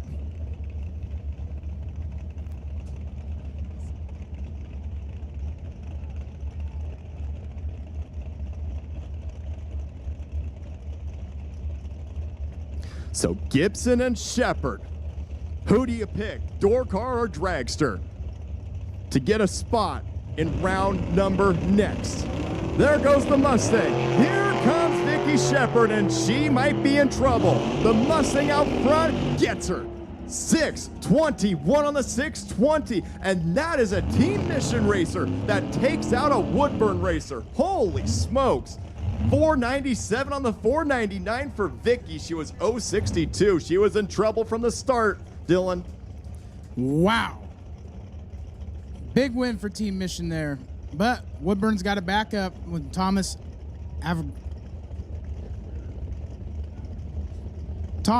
racing for Woodburn, dialed in at 534. Mark Lynch, Team Firebird, dialed in at 488. Boy, oh boy, can Team Firebird spoil it for Team Woodburn. This is a big one. Oh no. Mark Lynch looks to be in trouble and is in trouble. 533 on the 534. Lynch didn't even have a chance. 188 in reaction time, 487 on the 488.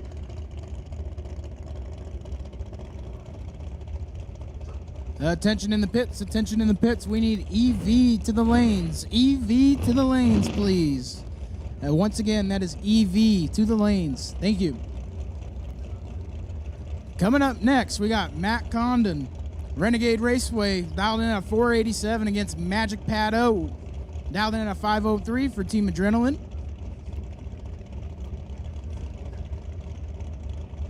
So pair of dragsters.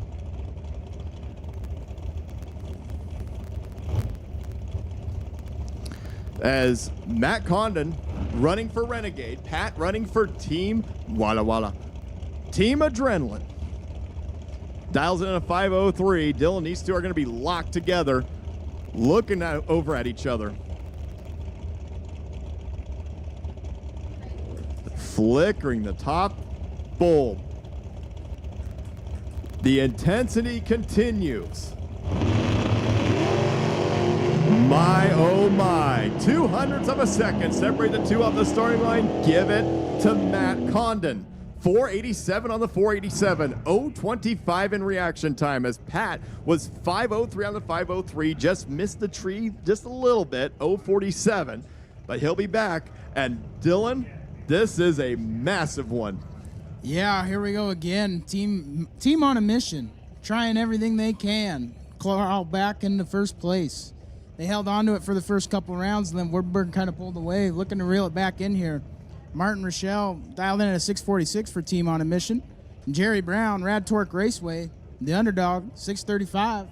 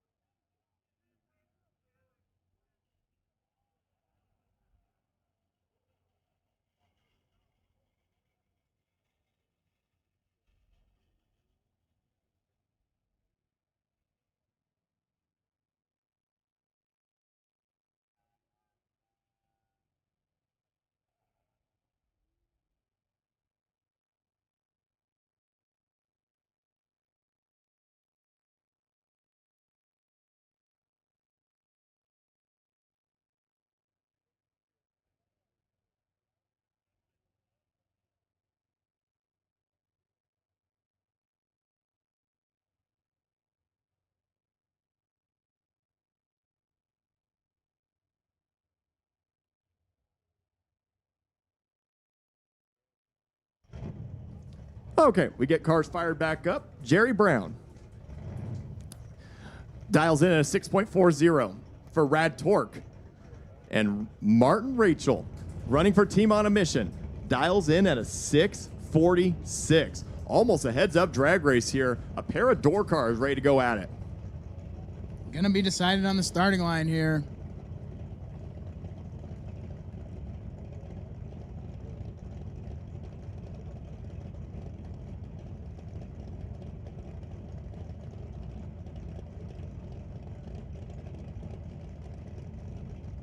Inching in, here we go. Wow, unfortunately for Jerry Brown, turns it red by 12 thousandths of a second. And Martin Rachel, 6:45 on the 6:46. Team on a Mission, still hanging around. Huge win for Team on a Mission there.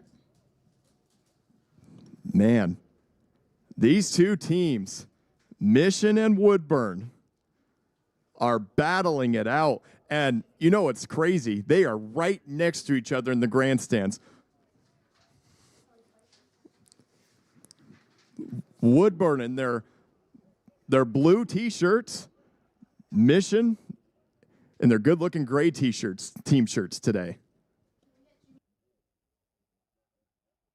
Attention in the pits, attention in the pits. We need Junior Street to the lanes.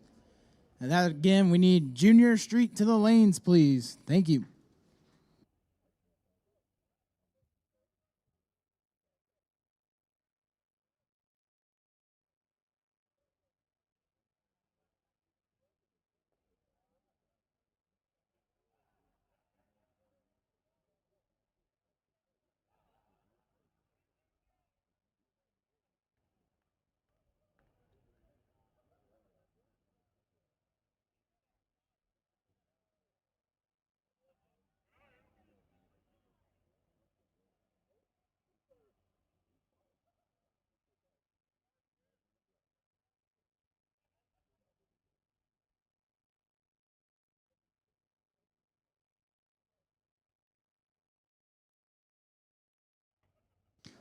So, here is an update on the points after Super Pro.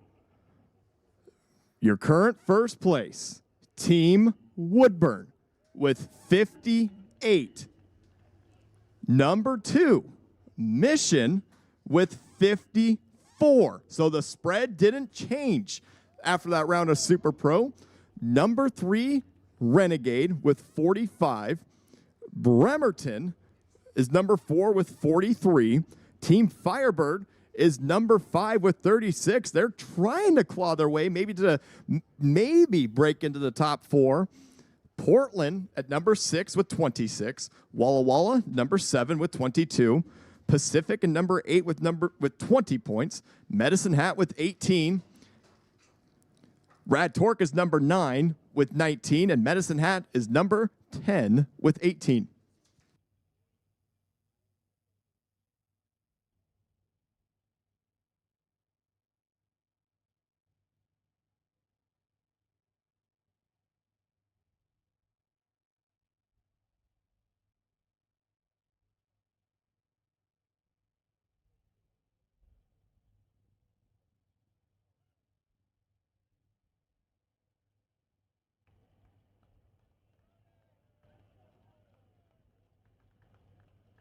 Here we go. You can't hear them, but we got our EV class pulling into the lanes.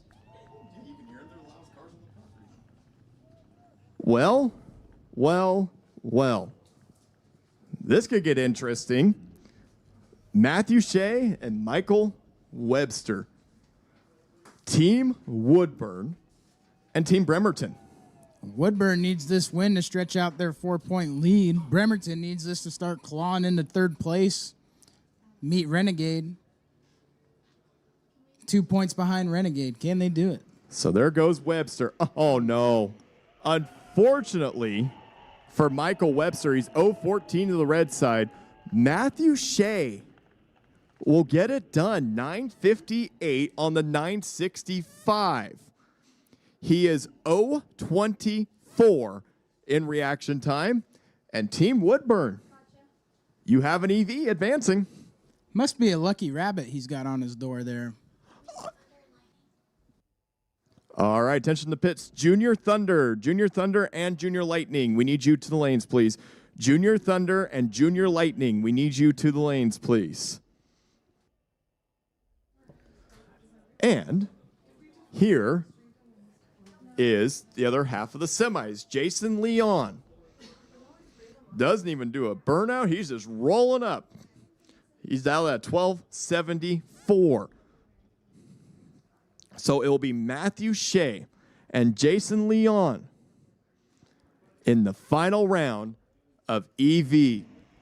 Team Woodburn against Team Renegade. Woo, that should be a good one. And it seems like Renegade and Woodburn have been pretty dominant the past few years in the EV department. Yeah, you know, there's not too many out there. There's still kind of a newer class, so. Absolutely. I know some Spokane racers were talking about renting a few Teslas throughout the season and then going to ET finals and renting some more Teslas. And you know what? I think we'll see more at the next one. We saw a lot at Seattle last year. Getting over the border is just, you know, a little bit tougher. But I think we'll see some more next year for the ET finals.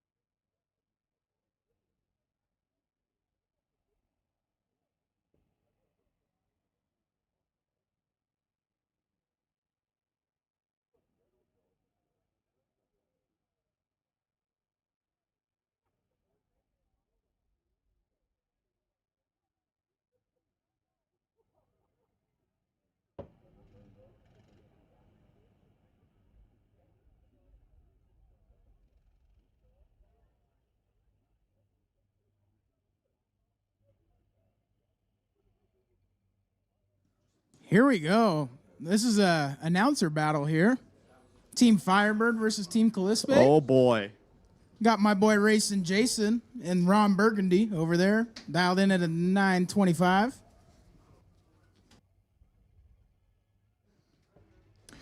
Race Fuller, who's dialed in at 902 out of Grantsville, Utah. So like we were talking yesterday, Dylan, this is just over 1,000 miles. Pure dedication, not just to get here, but to come to Firebird every weekend. It is unbelievable. But these guys are full-blown dedicated. They are at every junior street race at Firebird, and here they are, ready to take on Racing Jason. This is going to be a good one.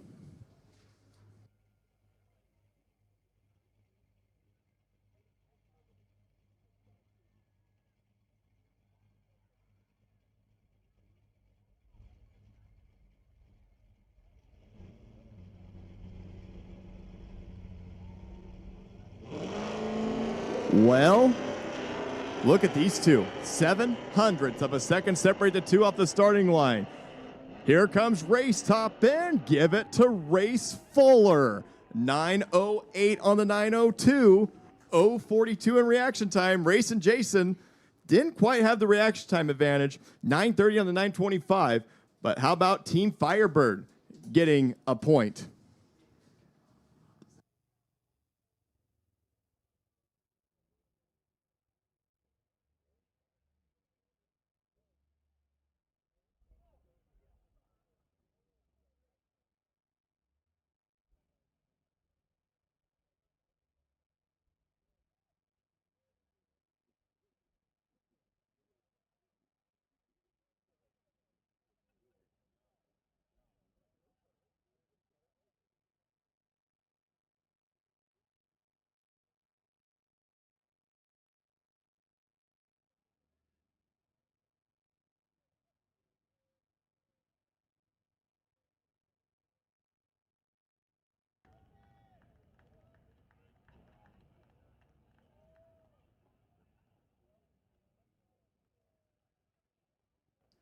Well, here comes another pair of Junior Street.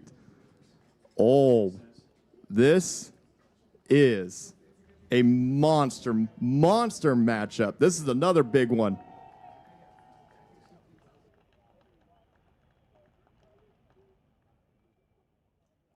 Yep, it's the two top teams going at it. Taryn Monroe racing for Team on a Mission, taking on Brody Kelly for Team Woodburn. Dials in at a 916. Taryn dials in at 1107. The pair of pickup trucks. One team goes home, one team comes back and keeps going. Can Mission take one away from Woodburn? And unfortunately for Monroe, 045 to the red side, Brody Kelly moves on. They were both red. 032 red for Brody, 045 red for Taryn. But Brody was lesser of the two reds, 921 on the 916. So Brody Kelly from Team Woodburn, the Warriors, have one advancing.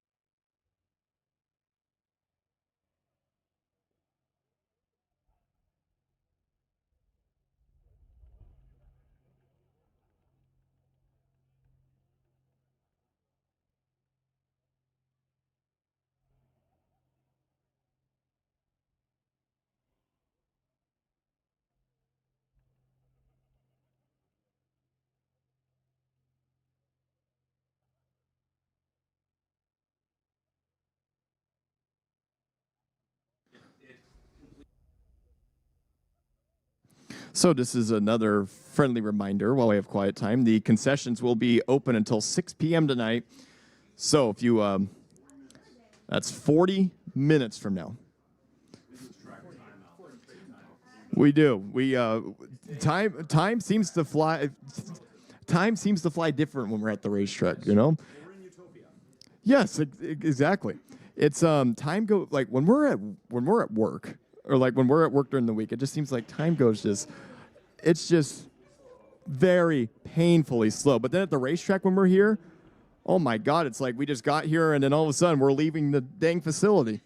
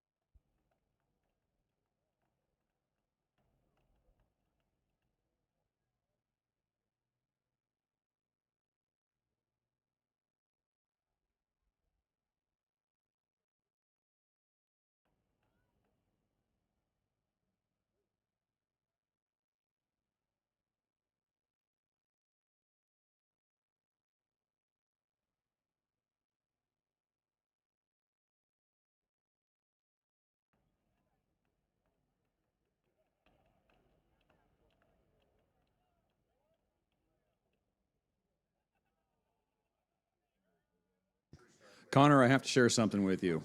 The limited times that I have heard the person I'm going to mention soon on the air, you sound quite similar to David Freiberger when listening out in the pits. Oh, thanks. The basic voice patterns, like, wait a second, that sounds awfully familiar. No, that's Connor. It's Connor. Just so you know. Okay, that's cool. Never heard that before. It has that same kind of a feel and presence for whatever you get out of Freiberger. Oh, okay. That's cool. I haven't heard that one before.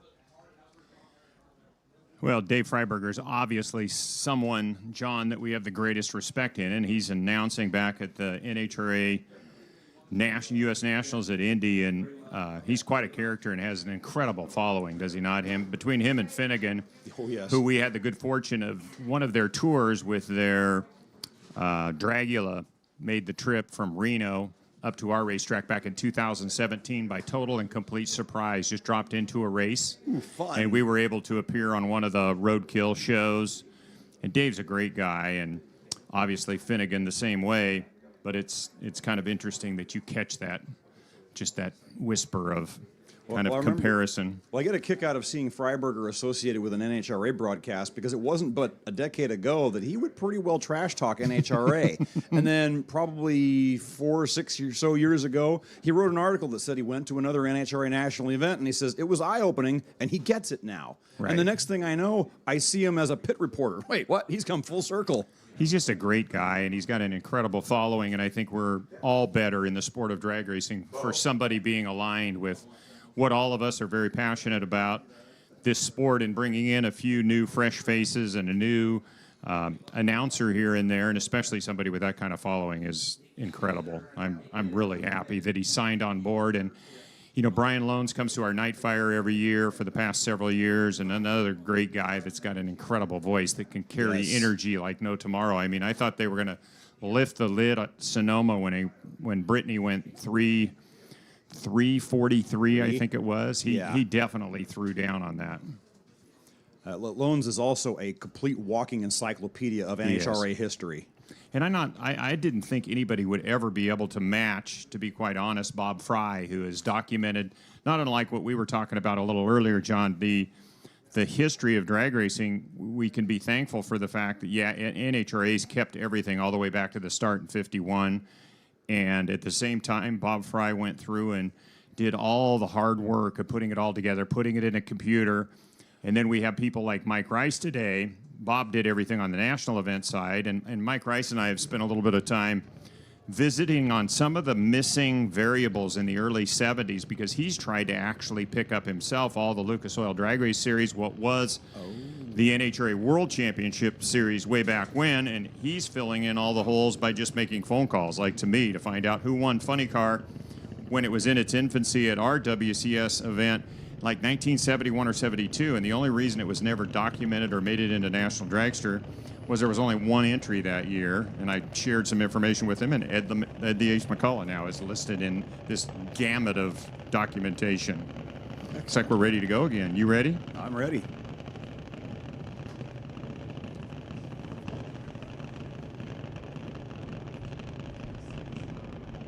We're getting down to the skinny end of things. Are we quarters, semis? I don't think we're yet to the finals, as each and every one of these racers is striving to the best of their abilities to get another round deeper into eliminations here on team day.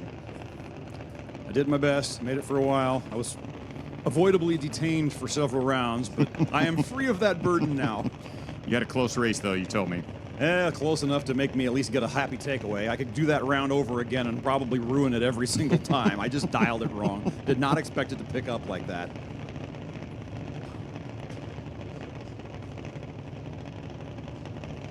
Here we are in Junior Thunder. Annabelle Froud in the near lane. Team Renegade. Landon Huber. Team Bremerton.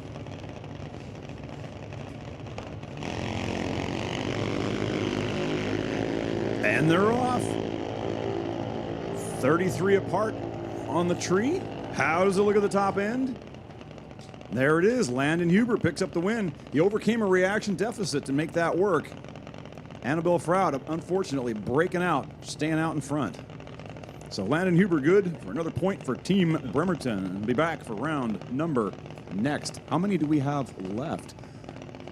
Are we semis or quarters? We will find out shortly.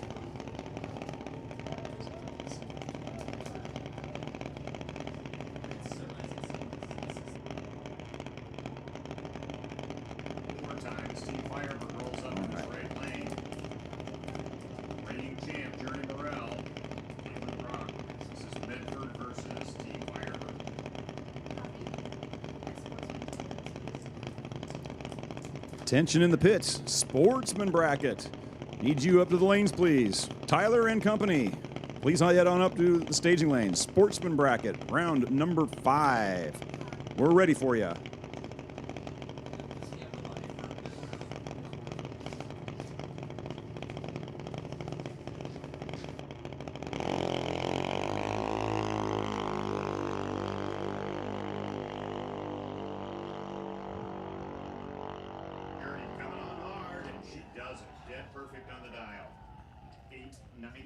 On an 896, and she delivers an 065 reaction time.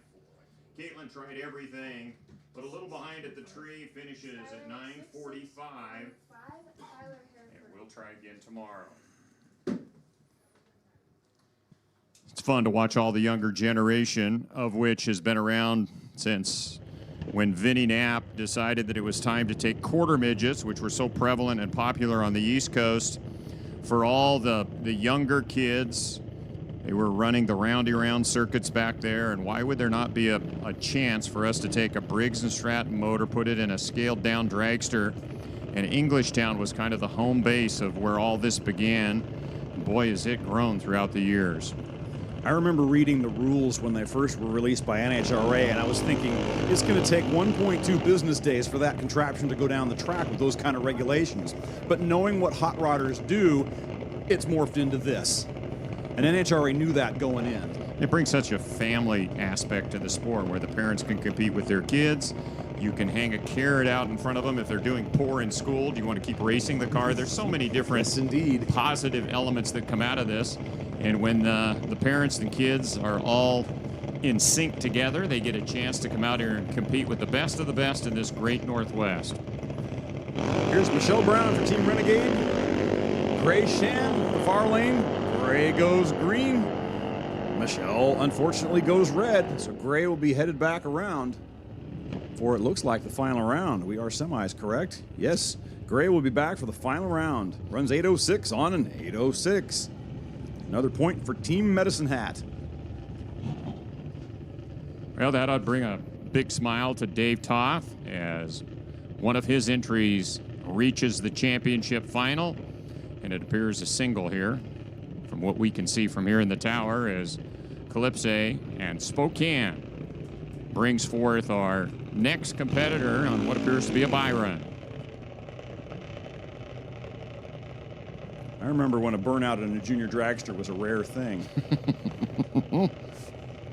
It's got to be fun. Why didn't they have these around when we were younger kids? I mean, I can't imagine what my parents would have spent on all of us. We would have not had the budget to actually do it, but man, this would have been a hoot.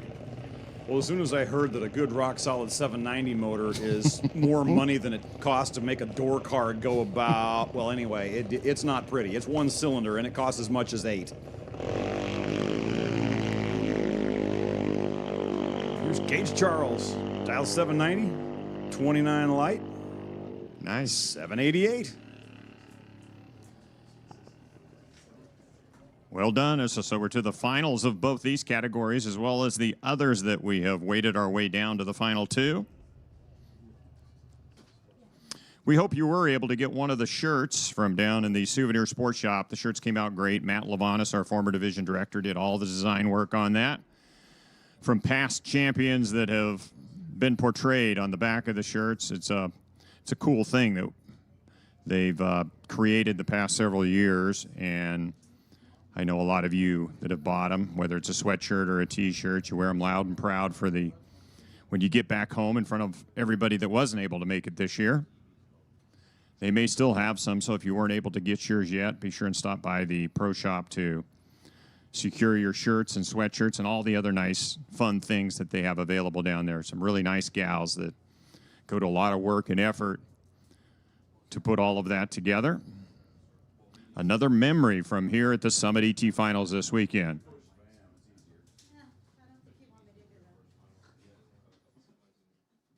So here we are up in the tower and joined by Robert Grice. You've been busy down there, buddy.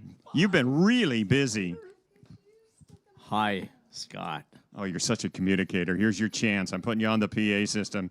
Here's this weather's unbelievable. I mean, the weather, the photography that you've been able to capture, it's got to get you buzzing. It's like almost every single car in Pro and Super Pro does a wheel stand. Yep. God, you are just full of words. He's just a master of the encyclopedia of, Robert Grice, of course. I don't think he's going to trade his day job anytime soon for what we're doing up here, John. I've learned that different people have different number of words that accumulate, and they release them in different ways. This happens to be one of mine. Ask my poor teammates about how often they get interesting little rants and story hours. It's part of the fun. Thanks, Scott. Oh, you're welcome, Robert. Thank you for stopping by and saying hi. Come more often, and we'll put you on. Oh, what a character. His home is in Houston, but I think he spends half his life in places like Mission and Woodburn and Firebird in Idaho and countless other drag strips around this country. Well, Sportsman rumbling to life. Derek Jackson in his A100 pickup. He has won so many races and so many titles in so many places. He is just an absolutely brutal combination in that truck. And of course, he's running for Team Woodburn. I don't think he's ever run for anyone else. Jacob Cleve in the near lane. Derek's going to leave first. Jacob's going to chase him down. Team Renegade. Just been fascinating today to watch, all of us as track operators, whether it's Sherry and Joey or it's Derek, who ran a race last night in Yakima, a diesel truck race, and, drove straight here. 2 formidable operations. And we are getting so close to getting to the final rounds of several more classes. And we need pro bracket to the lanes, please. Pro bracket. The last, I believe, 7 of you should head over to the lanes, please. Pro to the lanes. 400s between these two. Boy, Derek's got a nose out, and he will take it. 3 back of the number at 1193. Nicely done.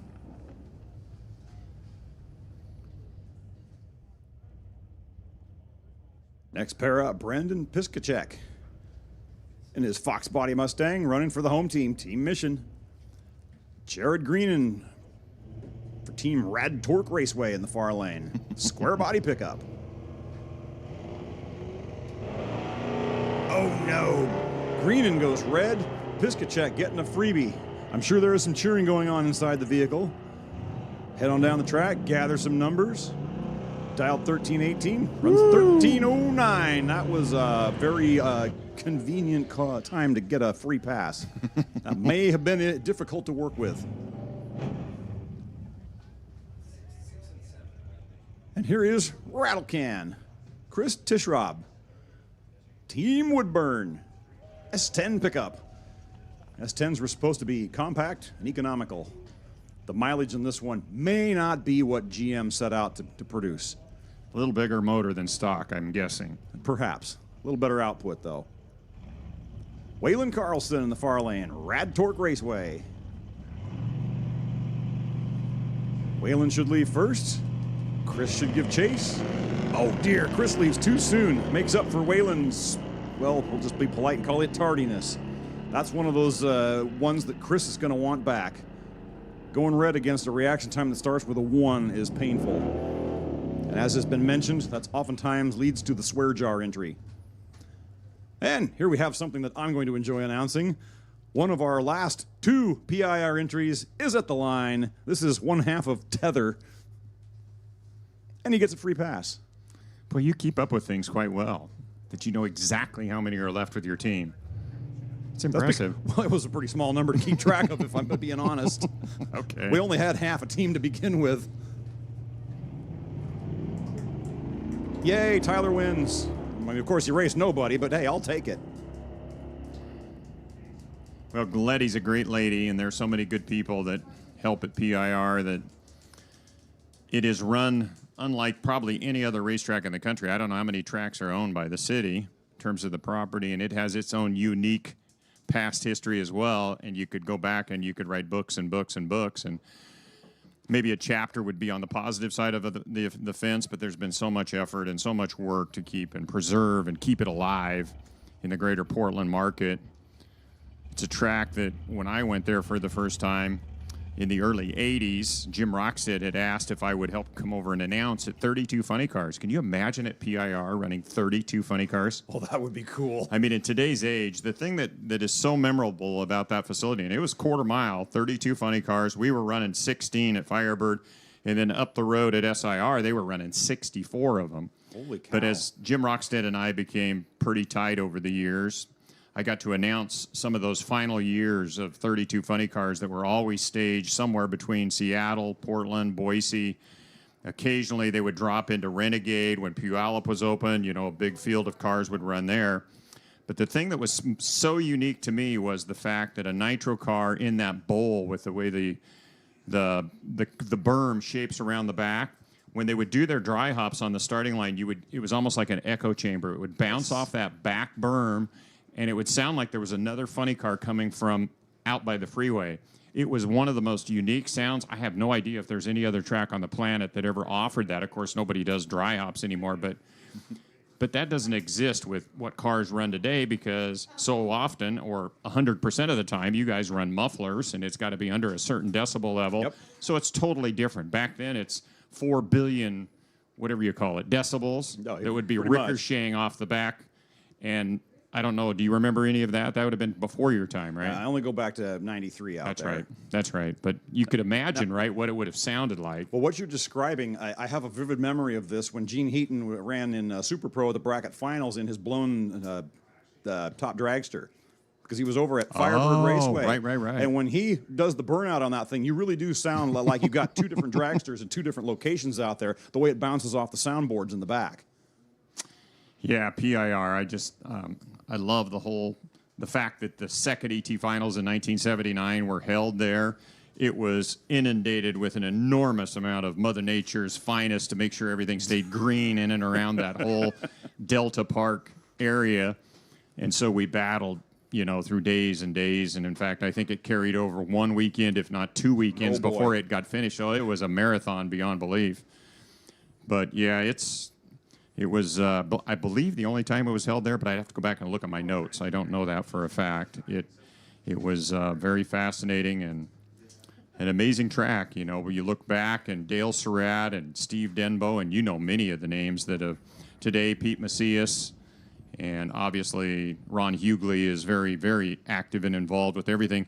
He was telling me at the meetings in January, I could have my numbers off, but most tracks will run from 30 to 40, maybe 50, 60, 80, 90 would be a lot of events at a. But that facility is so multi-purpose in general, and if you count every bicycle event that's held there, every road course, I can't remember, but it's hundreds and hundreds and hundreds of days that run. It's over 500 Is that what it is? separate events. Isn't that something? You'll have daytime and evening events most days of the week. You have everything from car control training to police pursuit training out on the road course. They'll go out there and they send a rabbit You're out right. and they go out and spin them out for doing a pit maneuver practice. And you have road course, you have motocross, you have bicycle racing. Come wintertime when it gets calm for car stuff, then you get Christmas lights. Next weekend, we'll be going out there because they're having a ginormous bouncy house. So we're taking the kids out there.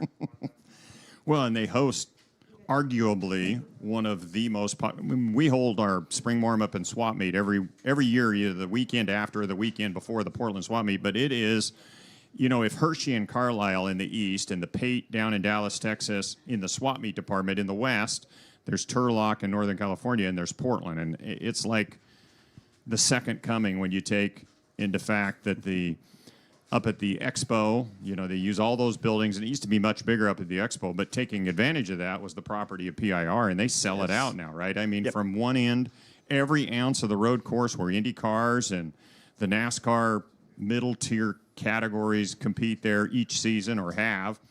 And I mean, it takes every square inch of that property. That swap meet every April. I go out there every year, but a buddy of mine and I, we share a booth over in Expo because it's indoors, because it's April and we're natives. Climate. So, I'm not committing to being outside. John doesn't camp. And it rains a lot. There is a lot of people there with motorhomes and whatnot just to get out of the elements, but people still come in droves. It does not. I've talked to people Slow everywhere up. from Ohio to Australia out there. Jeez. They come in from everywhere. And I'd always wondered, wouldn't it be cool to solve the whole parking and access problem by coming in on a helicopter? One year somebody, no joke, did that. It was about 5 years ago. He flew in and he landed over by turn 3 or whatever they call it now over there on the north side of the track. Right. Came in, flew in, and landed, and about 2 hours later the chopper came back in, picked him up, and he left. Okay then, that guy's got it figured out. So I haven't asked you this, and this is a bit off the wall because I don't know the answer to it, but the Wednesday night program, do they still do the hot rods and customs and street machines? I know there were some changes behind the scene with beaches, the ownership changed, and the fellow retired or whatnot.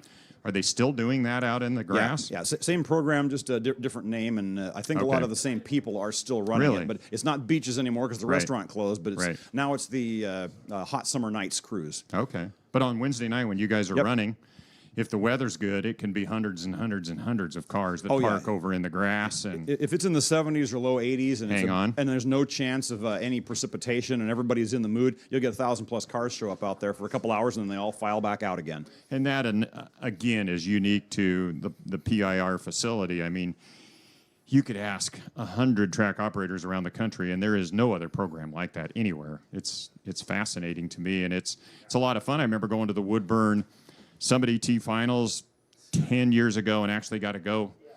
Kevin. Super Pro. Oh, sorry. We're looking for Super Pro? No.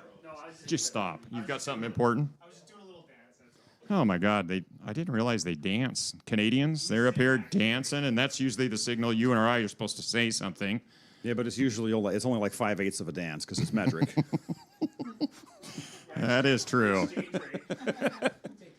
And we lose a little bit there. And it occasionally sucks not to have a microphone like the two of us, and you could just stand back there and say whatever you say. But many times I've told the home crowd, why? Because I have a microphone and you don't. the power we yield sometimes. I haven't been threatened with being stuffed into a trash can in quite some time, by the way. No, but it's the Wednesday night it's a cool program, and my wife and I went out there just before the ET finals several years ago just to see it because I'd heard about it all these years, and it's fascinating. Totally cool deal. Although the thing that I heard as it grew over the years was you just can't roll in there at 5:30 or 6 o'clock at night, let alone on a Wednesday night, the traffic on the freeway. It's basically you got to get there, if not mid-afternoon, early afternoon, right? You have to plan for it, or you learn every single sneaky way on a surface street to approach the track that there is to be found. That's the trick. Right. Oh, yeah. I'll approach the track about 9 different ways getting out there. Do you really? Because you have to figure out, well, is it worth it? Because I come 12 miles due north to get out to the track. So it's square through traffic. Yeah, but it takes 40 minutes to do it. Does it really? Because you have to follow right through the I-5 corridor. You have to go to the bottom of the funnel, but you're not going through the funnel. You have to go next to it. Right. So, which way do you go? Do you hop on the freeway for a mile and hop back off to get around that area? Do you look up the ramp with the little online traffic maps now? You can get a little little bit of data. Where is it stopped on the freeway? Do I even look that way? Sure. And in different directions you go, you have indicators along the way. Do I want to go this way or do I want to turn and try this way? Because in a perfect world, the freeway is the fastest, but you Sure. don't ever take the freeway out there because it's never the fastest at that time of day. Because typically on your little MapQuest or the little computerized deal that's on your dash, if you have a car that has that, it's red, right? Typically red. Well, in terms of the road. Well, it's 60 years old, so I don't have one of those. Oh. You don't drive yours to the racetrack though. You trailer it. I do. Do ya? The only time I trailer it is to the Serious? bracket finals. Oh my goodness, Yeah, John, drive you're my it, hero. 15 miles to where I work and 12 miles to the track, and it's entertaining driving through traffic with a hot rod through the middle of town. Oh my, it's getting intense as we got Phelps and McGinnis. Woo! Here we go. Every single one of these pairs, as you heard throughout the course of the day. Now we have waded our way through how many rounds? 4, 5, We are 6? on We're probably 5. We're on 5 now for pro. Woo! Step up to the plate. Here we go. Team Bremerton and Team Firebird. Gee, I have an idea who you may be rooting for. Well, maybe. Guaranteed. Let's just point that out.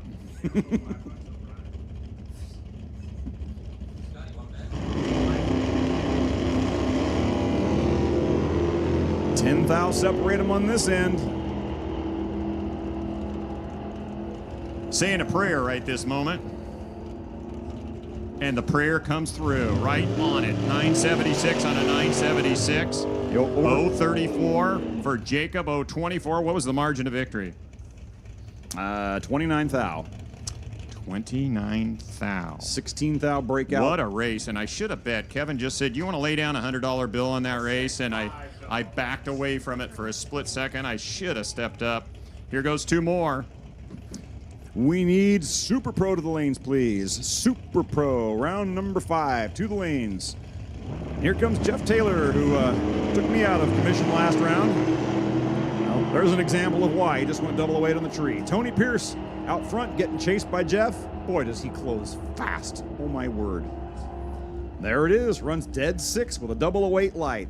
14 thou package. Another point for Team Woodburn. Did you see Sherry Severance just literally came off the ground down there? It was like a Toyota moment, completely off the ground. Another round deeper. The Woodburn team goes. 2 more GM rides. Here comes Zach Zerbrugg in his other car.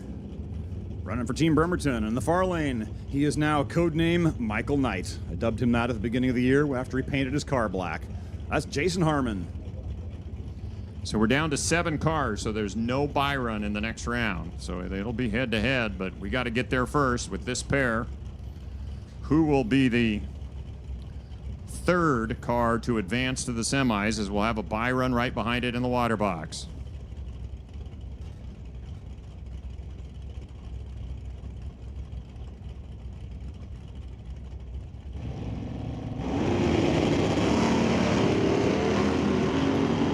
Certainly have ourselves a race. 6 thou separate them at the starting line.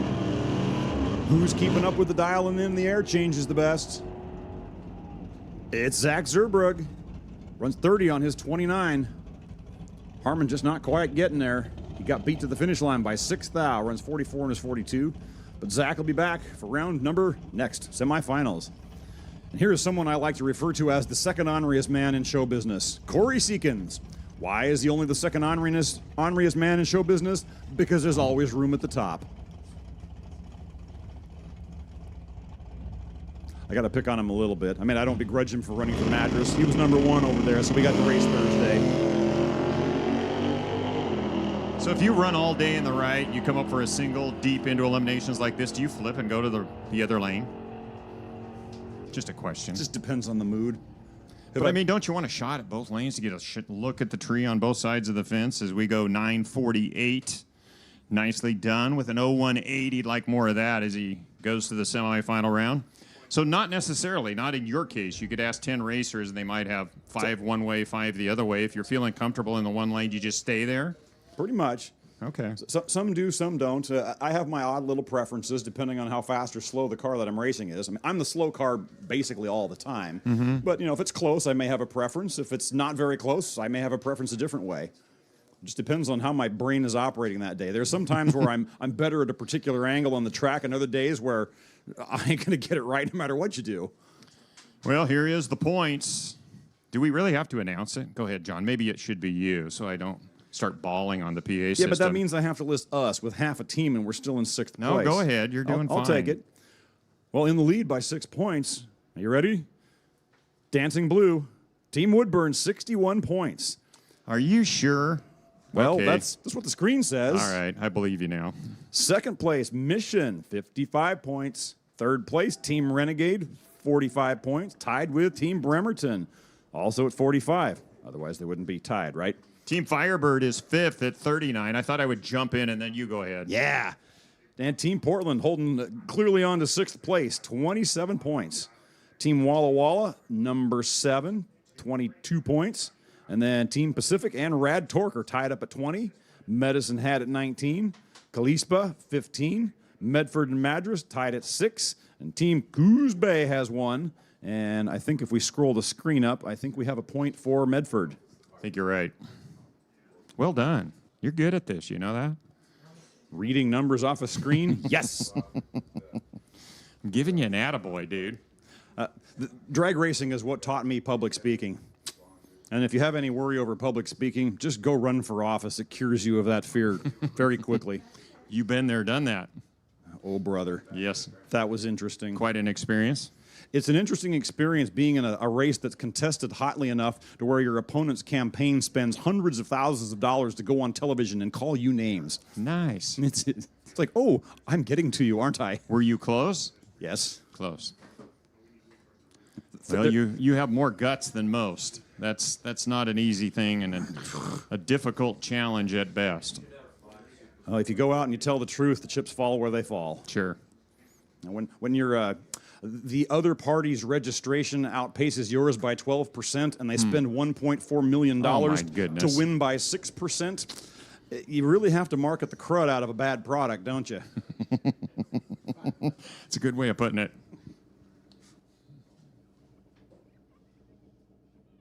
Nearly $2 million was spent between both sides on one state house seat. That's painful. It is. Very painful. With all the money that's spent running for office, you could use all that money to solve the problems that you're theoretically claiming you're trying to solve by getting elected. If we lived in a perfect world, that might Exactly. make sense. Yeah. But once you involve egos and the quest for power, it is just Sure. not a pretty picture in any direction. Good observation. See, because if I had all the time and money in the world, I wouldn't touch politics with a 100-foot pole. If I had all the money to do whatever, I would goof around with cars and go racing. That's it. Is it not interesting in the fact that we are continuing along with eliminations as Woodburn's at the head of the table with 61. That is 6 points in the lead. Mission in second at 55. Renegade at 45, tied with Bremerton. Then Firebird rounding out the top 5 at 39.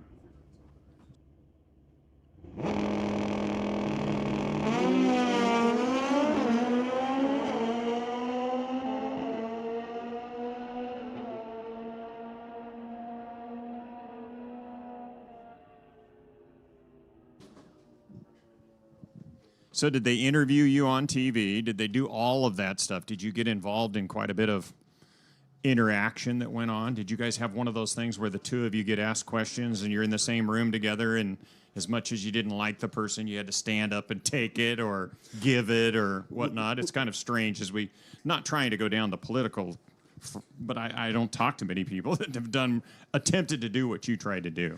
Didn't have an awful lot of the public together on air type stuff. Sure. It was mostly just kind of kept to your own camp. Right. There was a lot of advertising done. We did a couple of ads for our side. Didn't have the countless extra hundreds of thousands to do the TV ad. The right. broadcast television ads are just the most brutally expensive part of the whole Sure. thing. But there was lots of online ads, and you're sitting there trying to watch your YouTube video. You probably saw my smiling face interrupting you at some point if you were in the right market. Right.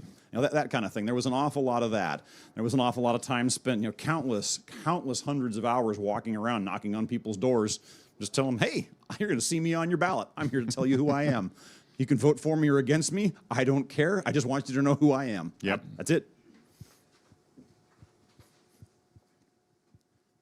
You get frustrated with things that are going on, and, well, that's what me fighting back looked like. Don't know what there might be in the future, but it was certainly an interesting experience to go out there and say, hey, I disagree. So what's the year of your race car? 65? 65. 65. Is it a Skylark? No. Yes. Okay. My dad had a 64 Skylark. Ooh, cool. That was probably when I was 6 or 7 years of age, and he always said, for him anyway, the 64 he thought was, and maybe there's subtle differences between 64 and 65. You would know that versus me, but yeah, one of the prettiest cars built in that middle 60s era, and the performance that GM brought forth in a lot of cases. You know, today hot rodding between the Buick and the Cadillac and the overhead cams that came about after the flatheads, pretty fascinating in that 50s era, and the Buick nailheads are a very formidable deal in the hot rodding world. As we go back to Super Pro, we'll step out of the hot rodding discussion here with two dragsters ready to lock horns. Here comes Matt Condon for Team Renegade. Jeremy McGee running for Team Woodburn. Jeremy's come up in conversation many times this weekend. Everyone's had to tolerate the story of the 1994 bracket finals, where the final round in what's now called Sportsman bracket involved two cars sporting throttle stops and delay boxes. In Sportsman, no joke. They were legal at the time. They got banned after the end of 95, though. Correct. And Jeremy McGee came out in the winner in that final round, running in the low 19s, crossing at 45 miles an hour. Ooh, dead even in the starting line, 16 apiece. We have Wamping, and it's going to be Matt Condon picking up the win. My. Could hear him just, I mean, it was a split second before the finish to try and make a decision there, it appeared to me. And that was an interesting race, of which, my goodness.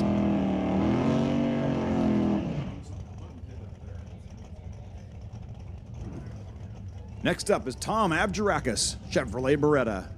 Martin Rochelle, the old trusty Malibu. He made it down to Pomona the very first year that we had the Summit official World Championship back in 2000. He won that race to go down there. Derek Jackson won. I was running the Yellow Barracuda. I don't remember who else.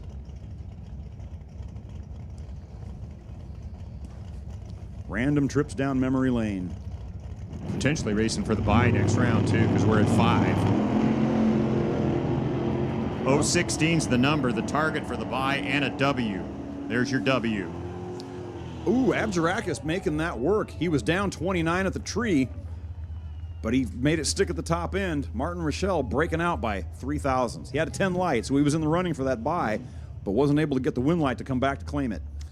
And I haven't followed it as close, and I'm not sure if the dragster had a bye earlier, but right now the 16 light would get it for him unless he had it earlier. We'll find out more as we go another 20 minutes deeper into eliminations. Here is Jason Gibson. Dial 619, 10 on the tree. And 620 on a 619. 21 pack on a single. He should like that. Yeah, I would think so. I'd like that any round. I have noticed that over the years of doing this, you have to kind of keep working on your program somehow, some way, because the level of competition has slowly risen so much that even in Pro Bracket, if you can't show up with a 20 package once in a while, you're going to spectate a lot. True. You don't need it every pass, but boy, you have to be able to throw that out there now and then. So are you a foot brake guy or a trans brake? Four-wheel line lock, so technically a trans brake. No kidding. Do you use it at the line or just in the burnout box? The starting line. Do you? How many people do that today? 1 out of 100? Not very many. Yeah, that's what I was thinking. You leave one switch on to do the burnout, and you just turn everything on the two-step off the same push button at the starting line, and away you go. And have you always done it that way? Ever since I've run this car, starting in 13. Jeez, that's fascinating. I don't have the budget to run a trans brake because the operative word there is the brake half of the term. Although that would help. The car leaves the line pretty slow, so if anybody ever watches me pull up there in stage, you'll notice that I don't stop when the stage bulb turns on.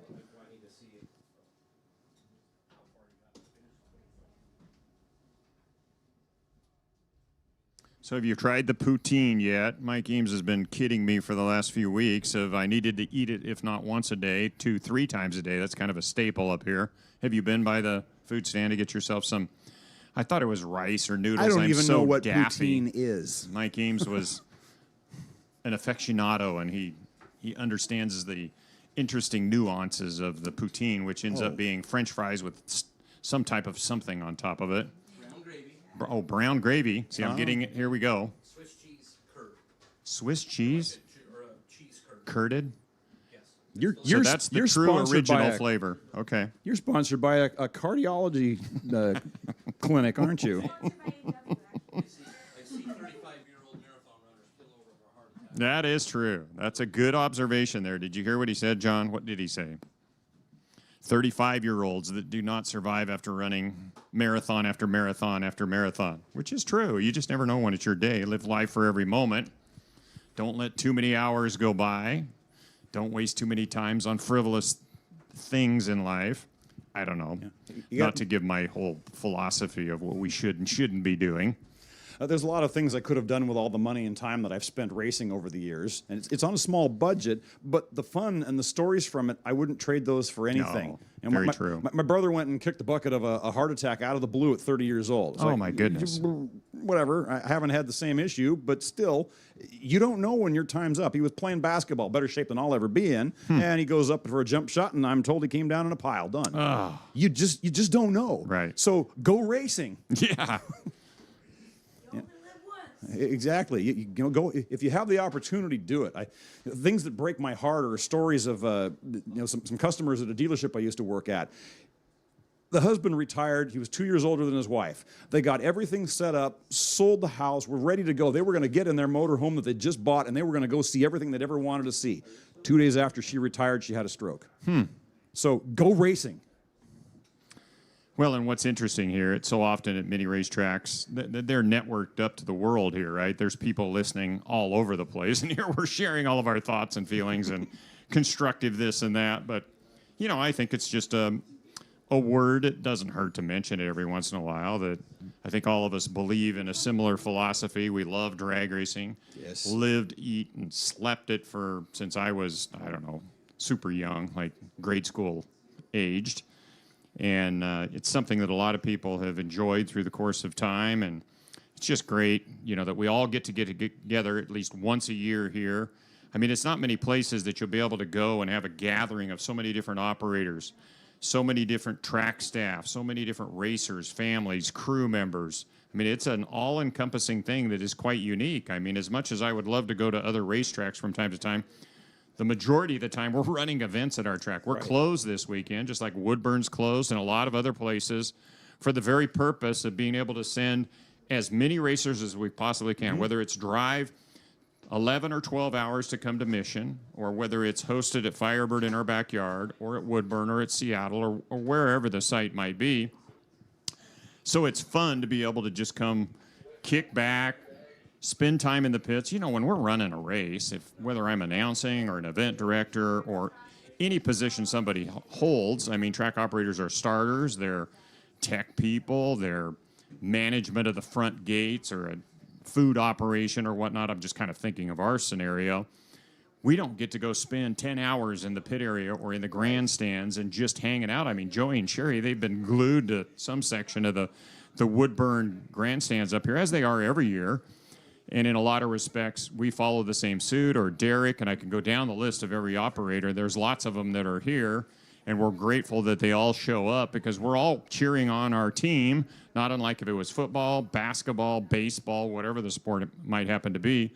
And this event being as unique as it is, I mean, I just love the team finals. When it originated back in Division I, I think 1 year before us, it was either 77 or 76, Mike Lewis at Maple Grove was at our night fire a few weeks ago. He had told me several years ago, and I'd worked for him when I was announcing for NHRA at the national events, he had told me, one day I'm coming to Firebird Raceway. And it was his mom, along with a group of principals, that all founded Maple Grove Raceway in Reading, Pennsylvania. And it was like 1958. And they started out on dirt, and it was like, I don't remember the exact distance, but it did not start out as a quarter mile. It was much longer than that. Can you imagine racing on a dirt floor? Oh, boy. And so we had him up, Brian Loans and I had him up on the microphone on one of the days and just talking about how Maple Grove came about. And they were really the inspiration that helped start the ET Finals in Division I, back in the mid-'70s. Mike's a great guy and a terrific announcer. He spent a number of years working as a vice president of the National Hot Rod Association, and we just got to kind of reminisce on those early years of what the sport was like and where it's come to today. But this team finals is such a marquee end of year happening, even though several of us still have events left on schedule. I mean, every track that's represented here still has the whole month of September in front of us.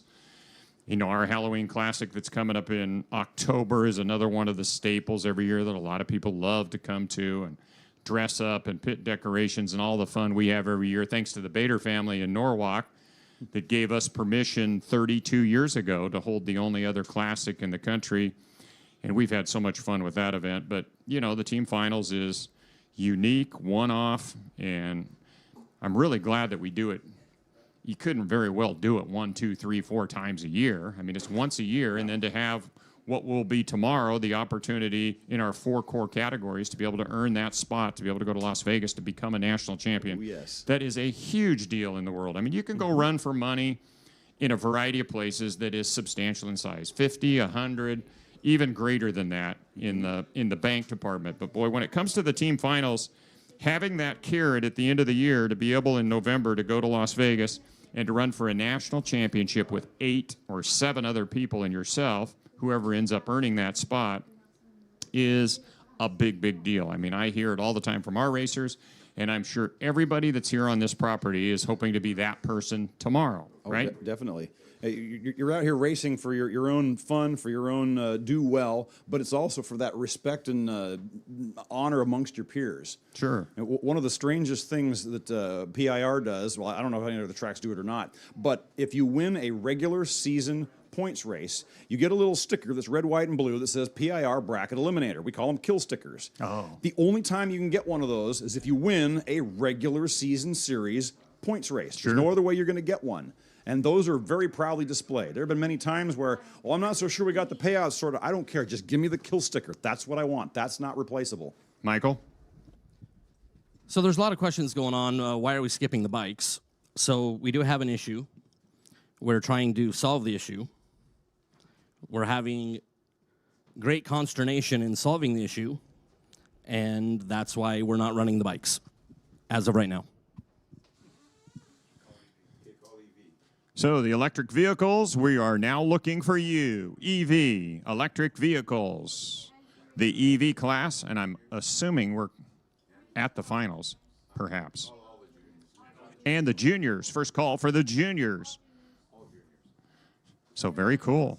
We are getting closer to crowning champions. That's my favorite part of the day. You work all day, you start first thing in the morning, and here you are 7, 8, 9, 10 hours. I mean, last night, what time was it? 8 o'clock? It was late. It was a long day. It was later. It was getting dark, just like the night before. And today, we're getting to the finals, and there's still daylight. How cool is that? I love it. I'll take it. I won't be as tired in the morning. It's true. And we need all junior dragsters of the lanes, please, both Thunder and Lightning. So all juniors and EVs to the lanes. I think we're down to semis or below in everything except the aforementioned bike sled category.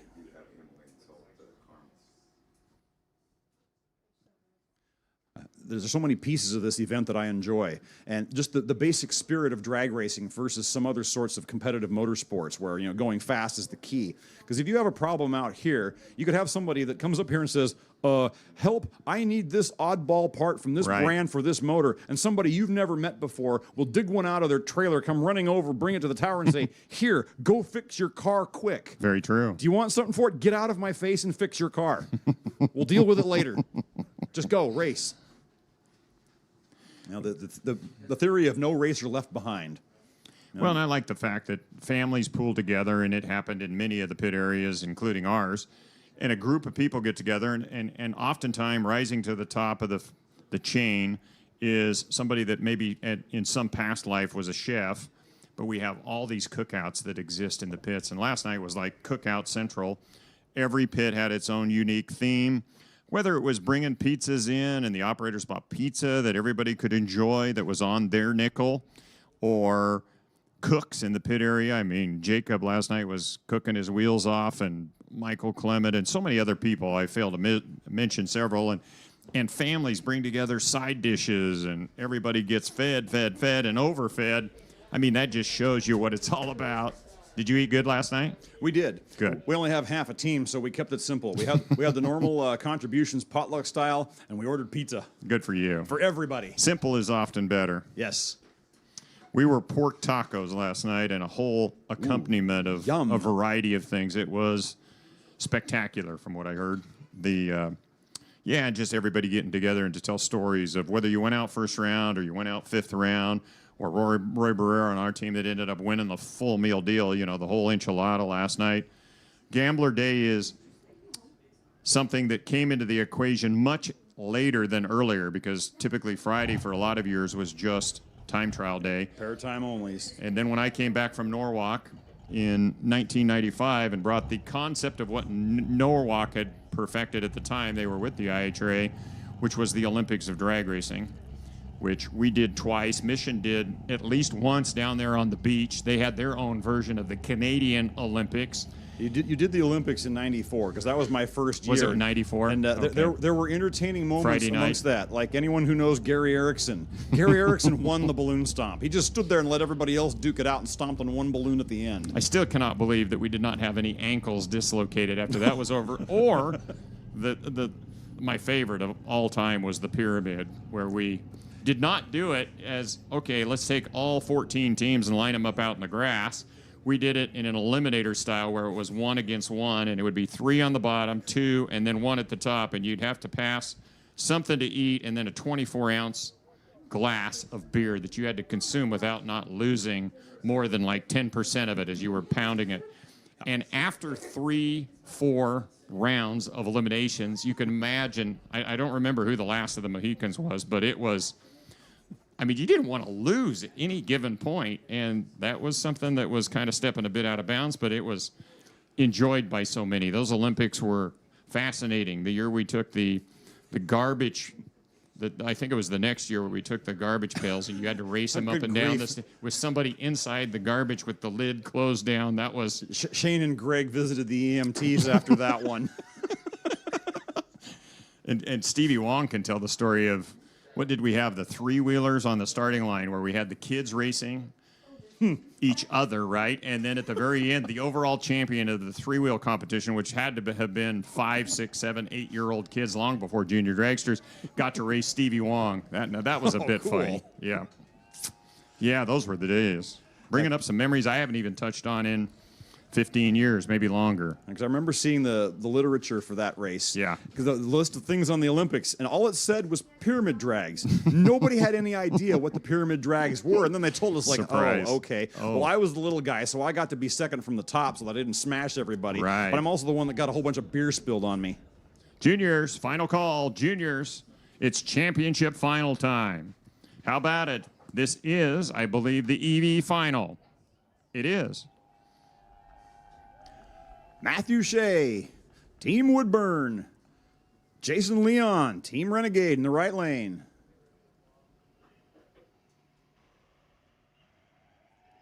Huge reaction advantage to go into one of these racers. We don't say because they have radios. They don't get any extra info.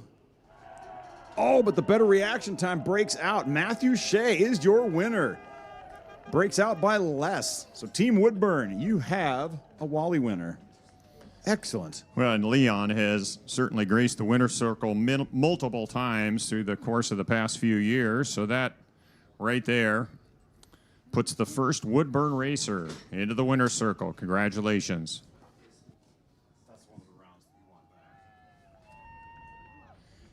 They seem to be pretty happy down here, John. Since they have like the biggest grandstand section, I think they fly people in just to sit in the grandstands over here. Those are extras, like, you know, on a movie set or whatnot. Well, of course. That's the latest rumor I've heard, because they've been full all day long. Tip of the hat to them and all their incredible enthusiasm. Golly. and they can wave back at us all they want. We had to put up with somebody passing a rumor around that we all smelled a dirty sock first, and I have no clue where that came from. All I know, John, is Joey is welcome at any given point in time. If he wants to come up here and share the microphone for an hour or two, he is more than welcome. I always extend the warm welcome. Whether it's Joey or Sherry, they can come up and they can have their mic time. You would get Joey on the microphone before you'd get Pete, but not by much. It's a case of get to versus have to. He'll do it if he absolutely has to, but only then. Well, I thought it was pretty cool a couple of years ago when we were getting down to the late go at Woodburn and we'd gone through the weather challenges and battle, and Joey actually did jump on the PA and we talked about a variety of things. It was pretty cool. Well, he sounds good when he comes on. It's just not his thing. Right. Do you need another call for Junior Street? I think you have I think we got all the junior dragsters in this tower being unique. Street, please. We need Junior Street. We cannot see behind us. Not that, I mean, the beauty of the Fraser River back here, I always thought, geez, Louise, it is just so spectacular along the staging lanes. But Junior Street to the lanes just happens to be the way they built the tower. Sometimes we thought at our racetrack, why didn't we build the tower on the other side of the track? You just do what you think is best. And sometimes the sun works for you. And here, principally, the sun is behind this tower the majority of the time. And that's why it stays so cool up here, even on hot days, which is nice. Can't complain. I'm enjoying the weather today versus yesterday. Yeah. I was a little on the whiny side, but I was able to spend a lot of time up here. I walked out the door the first time and sounded like the abominable snowman. Whew, gosh, it's hot. That was a warm one. And I avoided being tempted by all of the smells being cooked up in the pits yesterday by hiding up here as well. Besides that, there was air conditioning in here. Yeah, the food was good.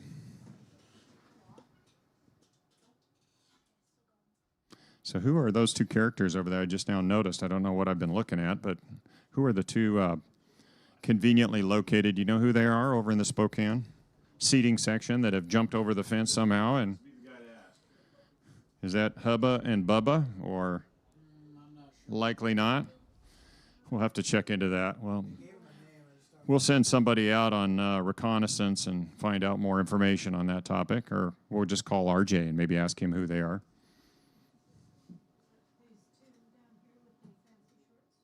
Getting close. I think Junior Dragster should be coming up. Lightning and Thunder should be making the corner here shortly.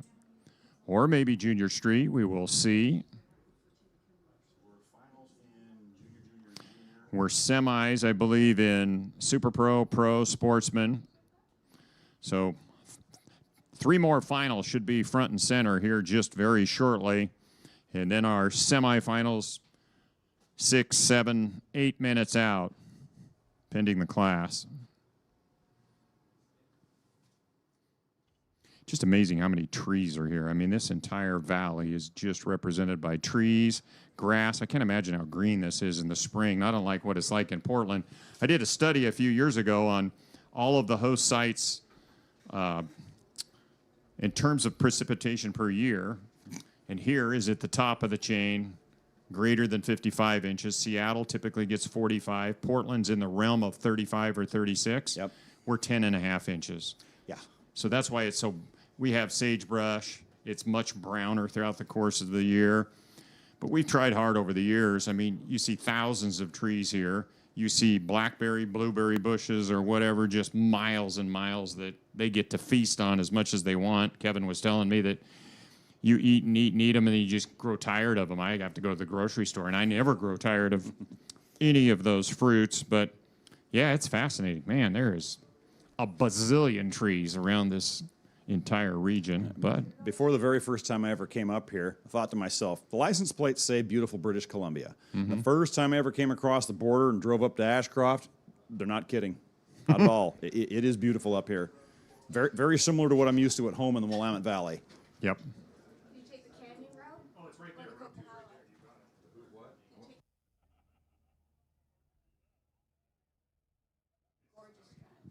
Well, then it changes as you go north, John. Did you ever go to the Ashcroft when they were Yes, sir. ET finals? Made 2 trips up there. Yeah, You go over to Hope, and then you turn north and go 120 miles into the middle of blessed nothingness. It has quite a bit of sagebrush, not unlike what we have down in Idaho, and it is a whole different terrain, and I'm assuming that it's way less rainfall throughout the course of the year than what they would get here. It was always interesting going up there, though. It was the only time at the ET Finals that we pitched a tent in the campground right by that little river that was in Cache Creek, I think. And so our entire team, well, the majority of the team, it was long. It seemed to me like it was long before we had cache of motorhomes and trailers and living quarters. So pretty much our entire team was up at the campground, and there was even a few that pulled out their fishing rods trying to catch a salmon or something that was going up this little stream. But yeah, those were the days. That's back in yesteryear as we get ready for our Junior Thunder Championship final here at the main event, the Summit ET Finals. A favorite, completely random moment of being up in Ashcroft is went and drove around in the town of Ashcroft. You know, hitting every road took about 10 minutes, but we got stopped at a train, and I remember looking up, and the graffiti on the train was in French.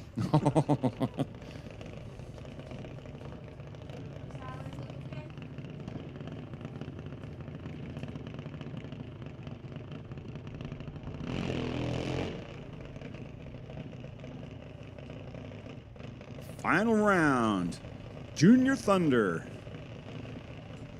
So who has more adrenaline pumping, the drivers or the parents? Journey Morrell, Team Firebird in the near lane. Landon Huber in the far lane, Bremerton Raceway. Whole season worth of effort. You made it down to the final round. It's go time. 200s apart on the dial-ins, so you'll barely see the difference. Landon Huber in the right lane is supposed to leave just barely first.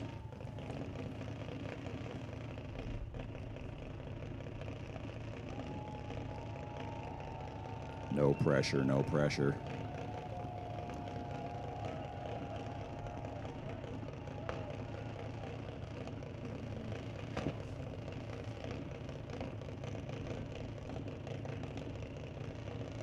NHRA gold cards on the line, along with Wally's.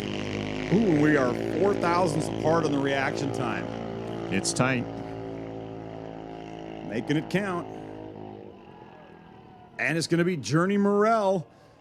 Runs 98 on the 95. Very slight advantage on the reaction time. Took the stripe first, picks up the win. And to Rob and Carolyn and to Journey, congratulations, and our entire Fly Like an Eagle team. What a moment to have somebody on the primetime day where the largest group and percentage of racers that compete this weekend, which is virtually everyone.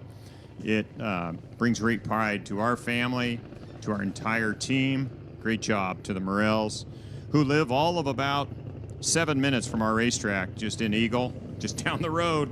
Hey, it's all about location. So Thunder champion is crowned. Up next is Lightning.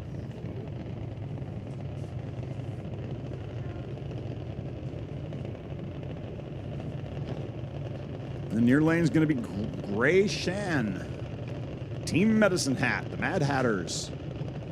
Gage Charles in the far lane. Team Kalispa.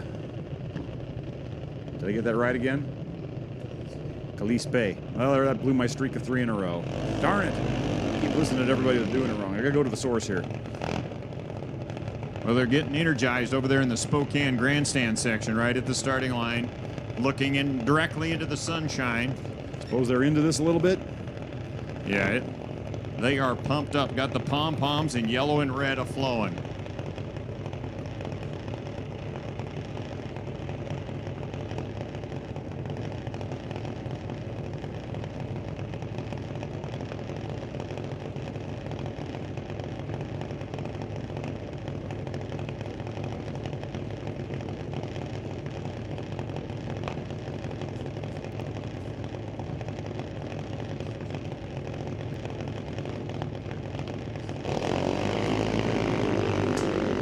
Well, that one was done at the starting line. Gage Charles goes red. Gray Shan gets to drive down the track, staring at that pretty green wind light down there. So Team Medicine Hat, you have yourselves a winner. Well, congratulations to the entire operation up in Alberta, from Dave Toth and all the other people that contribute to always being a part of the team finals. They show so much perseverance, whatever it takes to get to the ET finals. Aside from a couple of years there where we had the pandemic, they have been very loyal to this entire series, and it's cool to have a champion for our friends from Medicine Hat. Nice. If you could measure the level of passion and interest in what it is that people Great do, job, David. you'd break your meter at this event every year. David, great job, buddy. Next up, final round, John. Junior Street.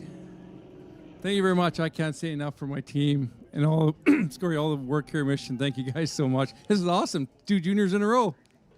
Yeah, and that's winning on Canadian turf, too. Whether it's BC or Alberta, that is truly incredible. Well, here comes a head-to-head battle that is bringing forth lots of energy from our 2 grandstand sections. There's no doubt about it. As we pair up 2 of the top runners, of which Woodburn squares off from Firebird, and here we go. Brody Kelly in the El Camino, Race Fuller in the C10. 917 to 902 dial. Well, the reaction advantage went to one of them. Again, radios, so I'm not going to tell you. Reaction advantage went to Brody Kelly, and he picks up the win. 19 on a 17 dial. Had the advantage at the tree, made it stick. Race Fuller broke out by 1,000th. Sportsman and Pro to the lanes. Sportsman and Pro to the lanes. Nick Shepard, part of the volunteer effort of being a team captain, and Vicky and everybody else in the grandstands. Congratulations to Woodburn winning Pro and Sportsman. Pro and Sportsman. Semifinals. It's time.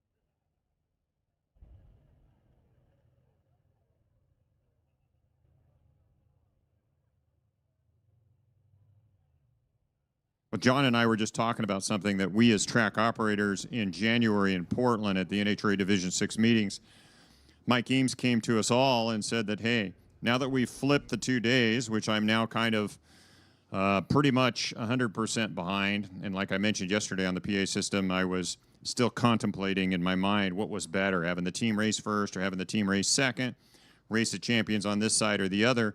But I think that the unique twist that if there is somebody, and we don't necessarily know, I don't know if you know, John, I don't know if I know, of these semifinals, those that win, a good percentage of them are already vested and into the Race of Champions tomorrow. But with that carrot hanging out there, we were able to put the sales cap on. I know our efforts when we were leading up to this race, you know, if you win Saturday, and you're not in the Race of Champions, you get to go in to take a shot at going to Las Vegas and run for a national championship, which I thought, you know, we all sat there in the room because it was a little different concept that hadn't been in place for Division 6 yet, but when it was brought up, I think it was unanimous. All 16 tracks in the meeting all raised their hands. I mean, is there anybody in the room that would say no to that? The more you thought about it, you went, wow, that's an incentivizer to try and get more people to come, whether it's traveling 12 hours, 2 hours, or you're from here at Mission, which is, I'm guessing, a full team of mid-50s approaching 60 competitors. So there's a lot of people when you come to a home track that aren't in the Race of Champions. When we refined it to where there was 5 that got a guarantee and then your wild card with perfect attendance that you would draw from. So I think it was, I'm sure you would agree with me that that was a cool idea. Well, so many times I've heard mingling with the racers, well, I ain't going to the finals if I ain't in the race of champions. You're exactly and right. there you go, having that dangling carrot. They're like, oh, well, That really? excuse kind of gets kicked to the curb. Yes. Right. Well, racers are probably more resistant to change than the average human that's resistant to change, but we also adapt. So having the flip-flop on the days thrown at us, it's worked out pretty well. Yep. You know, I can't say that I would have sat down and thought, hey, let's swap them, but having had it done, I kind of like it. Mm-hmm. Yep, I agree. It has a good flow to it. Amazing. We agree on one thing between the two of us, and we're from two completely different racetracks, and that's a good thing. The only reason you don't see me at your track more is it's 425 miles away, and I just can't. I'm sorry. No, that's a bit of a haul. If you're not, yeah, I get it.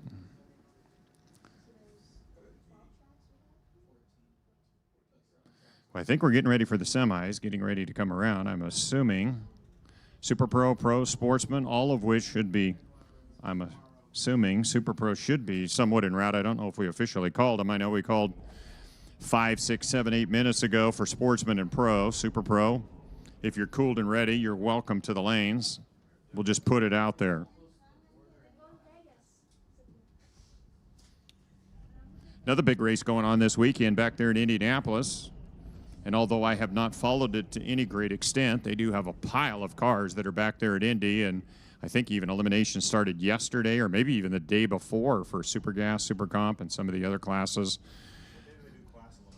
And class eliminations are done. I do know that one of my favorite classes, the Super Stock Hemi category and the big Sox and Martin showdown, was, it sounded like another fantastic event. They had 20 some of the Cudas and darts, and that has to be just a thrill to be able to watch all those wheel-standing big Hemi cars. And I think the motors alone, I've heard tail, are measures into the 6 digits and then some, multiples. What they do to those, I was chatting with somebody that's much more better versed on that than me this weekend, and some of the things that you can do, but the ways you have to do it, you're so deep into the labor cost on it. I mean, the part is the part. Everybody gets access to the same thing, but it's what you do with it after that that it boggles the mind, the modifications that they can make and still meet the exact letter of the rule book. Right. And I think it was Jason Line, the former Pro Stock driver, that drove, I think, one of Bucky Hess's cars, you know, the incredible painter and designer and graphic guy. It's just super cool. One of the many things that goes on in our sport that's fun to follow. Here comes semifinals of Sportsman Eliminator. Here's Brendan Piskacek. Fox Body Mustang running for the home track. Team on a mission. In the far lane, go Team Portland. It's one half of Tether. It's Tyler Hereford. Team Portland. Where's Letty?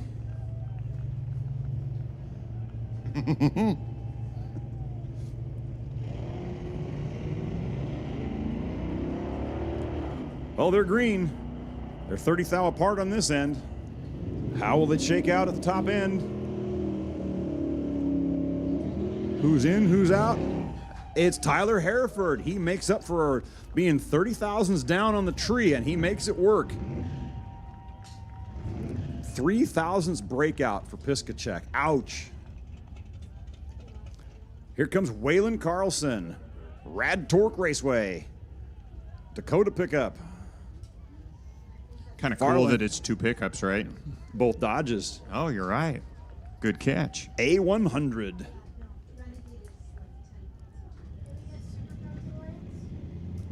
Super Pro, this is your call. Officially, Super Pro to the lanes.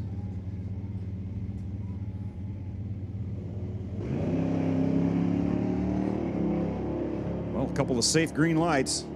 There's definitely advantage to one of these two racers. And you're probably going to hear about it right about now. Whack, whack, whack. And there you have it. Derek Jackson.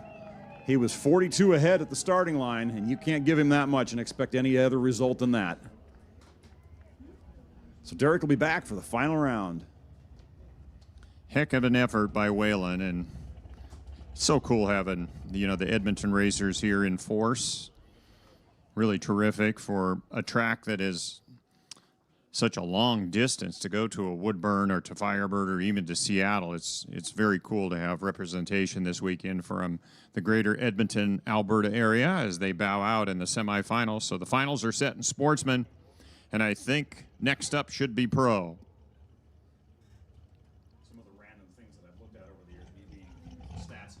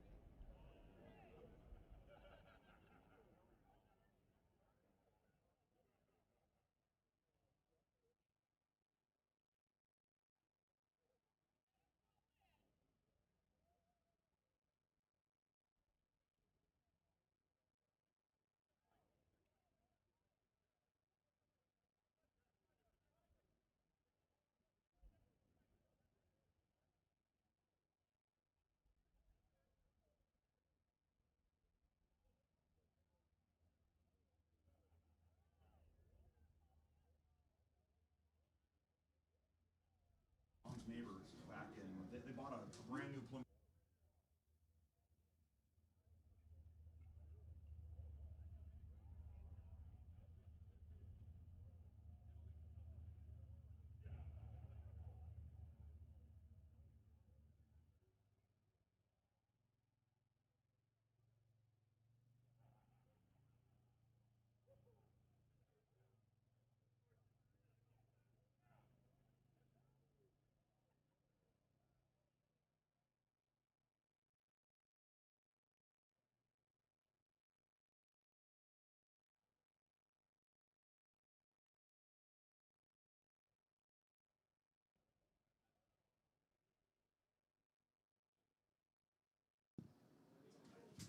So we see Super Pro getting suited up and ready. Pro getting ready to cycle around the lanes, I do believe. We don't have anybody in, but Corey's a local.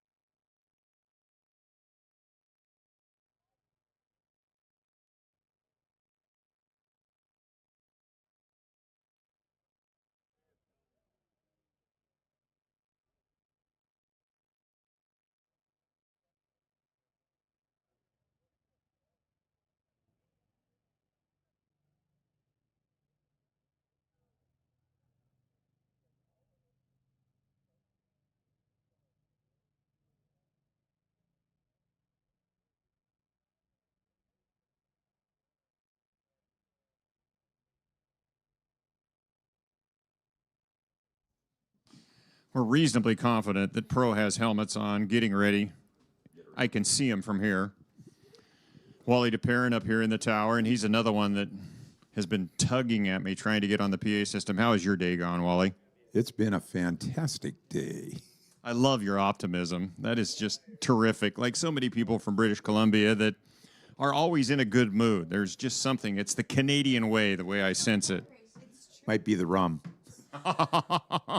Might be the rum, the beer, the extra things that some of us medicinally have to get through life of an inherent shortcoming of some, although it's fun at times. Fun at times. I remember on the beach, Wally. Do you remember on the beach, the party, the atmosphere of the party? Because you held an Olympics here once or twice. We did 2. You remember that, right? Yep. Oh, yes. We had a lot of fun down on the beach there. We had the tiki hut, the band down there. It was it was a lot of fun. And that was always just like us. It was Friday night, right? Yes, it was. Anybody ever go swimming? Not that I'm aware of. I hope they didn't. Yeah, that's a bit of a danger. I think I'd back off that idea. That is a river that holds a lot of water. It holds, yep, and it flows pretty fast, and there's a lot of undercurrents, and you don't want to be sturgeon bait. Well, and from what I was visiting with some of your counterparts, that it's fishing season, and when the fish are running, is that why I'm seeing so many different people in different spots, that there's key spots to fish?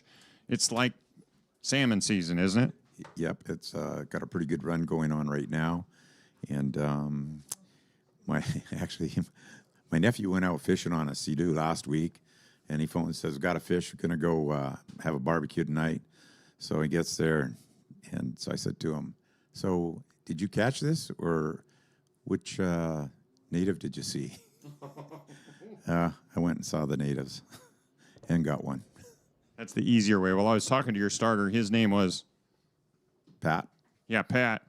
He sounded like after working a full day for 10 or 12 hours, he might just go fishing tonight. Yeah, he was talking about him and Matt going fishing tonight. Yeah, it's got to be. I mean, here you are, this close, and me being a total and complete, I'm more into the fly fishing side of things, trying to catch big brown and rainbows on dry flies. But, man, to be this close to literally probably, would you think like thousands, if not tens of thousands of salmon are headed up or down the stream? Up, right? Heading upstream.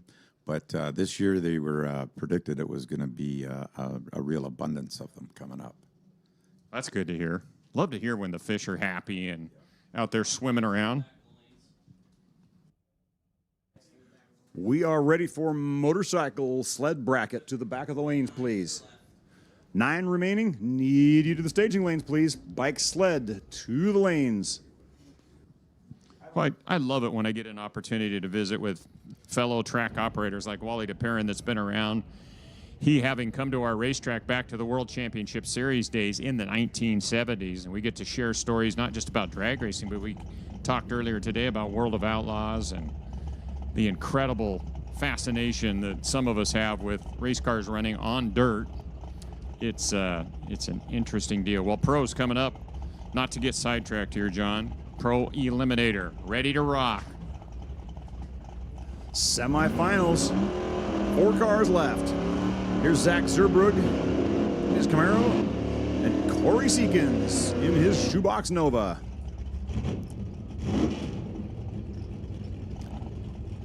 I pick on Corey pretty ruthlessly at home. Why?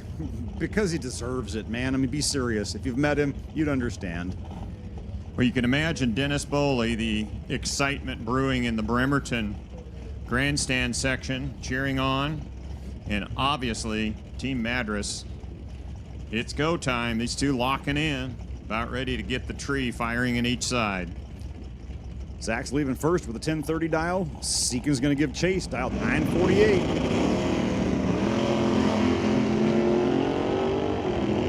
Well, one of them read the bus schedule and one of them did not read the bus schedule. I'll put it that way. Zach Zerbrugg picking up the win. He'll be back for the final. Runs 32 on his 30 with a 24 light. Corey was tardy. That's all I got to say about that. Well, it's prime time, front and center. Team Firebird, Team Woodburn going head-to-head. Two of the primetime players for each of their respective tracks. Jeff Taylor, Jacob Phelps.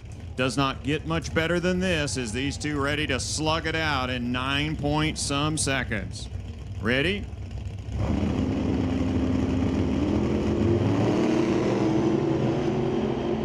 Man, we got a race working. 17th thou apart on the reaction time. Oh, I'm loving life at the moment. I am loving life. Dead perfect, right? He needed every ounce of it. Tell him the story, John. It was a impressive race. Dead 4 with a 29 light. That's a solid run, no matter who you are and what round it is. Woo! Team Firebird. We're flying like an eagle at the moment. Next up, semi-final round, Super Pro. Hook up all the gadgets. And these are the folks that have operated all those gadgets very correctly so far. Jason Gibson, who I believe earlier ended Zach Mazir's streak. Tom Abjarakis in the far lane, who also incorrectly read the bus schedule. Jason Gibson picking up the win. 27 on the tree, 21 on a 19 dial. Took a 56 stripe, and it did the trick. Abjarakis was a little tardy at the starting line, and that was his undoing. And here is Matt Condon getting to race nobody. Good rock solid tune-up run before the finals. That's the single best place to ever have a single. Unless, of course, you're not planning on having a good night, then you want it as early as you can get it. Well, if I remember right, he had a 16 light in his victory last round. Another shot at the tree. 19 light here. He's in the zone, and he saves it.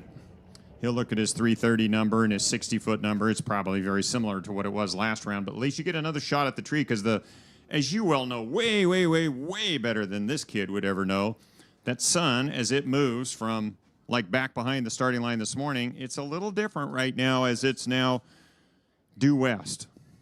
Correct? Yes, sir. And you do have to deal with it being in a place where it's not your first choice to have the sun parked, but when it's time to race, we all have to adapt to what we've got. Exactly. So something that I will share with a lot of my home track folks a lot is, well, back in, I believe, by the 30s or 40s, most cars came equipped with a marvelous gadget. It was called a sun visor. And you can use it to your benefit. True.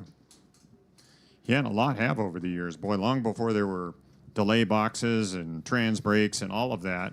I mean, there was a pretty fair percentage of people that would block the tree, right, and try and make it into a pro tree. Yep. Yep.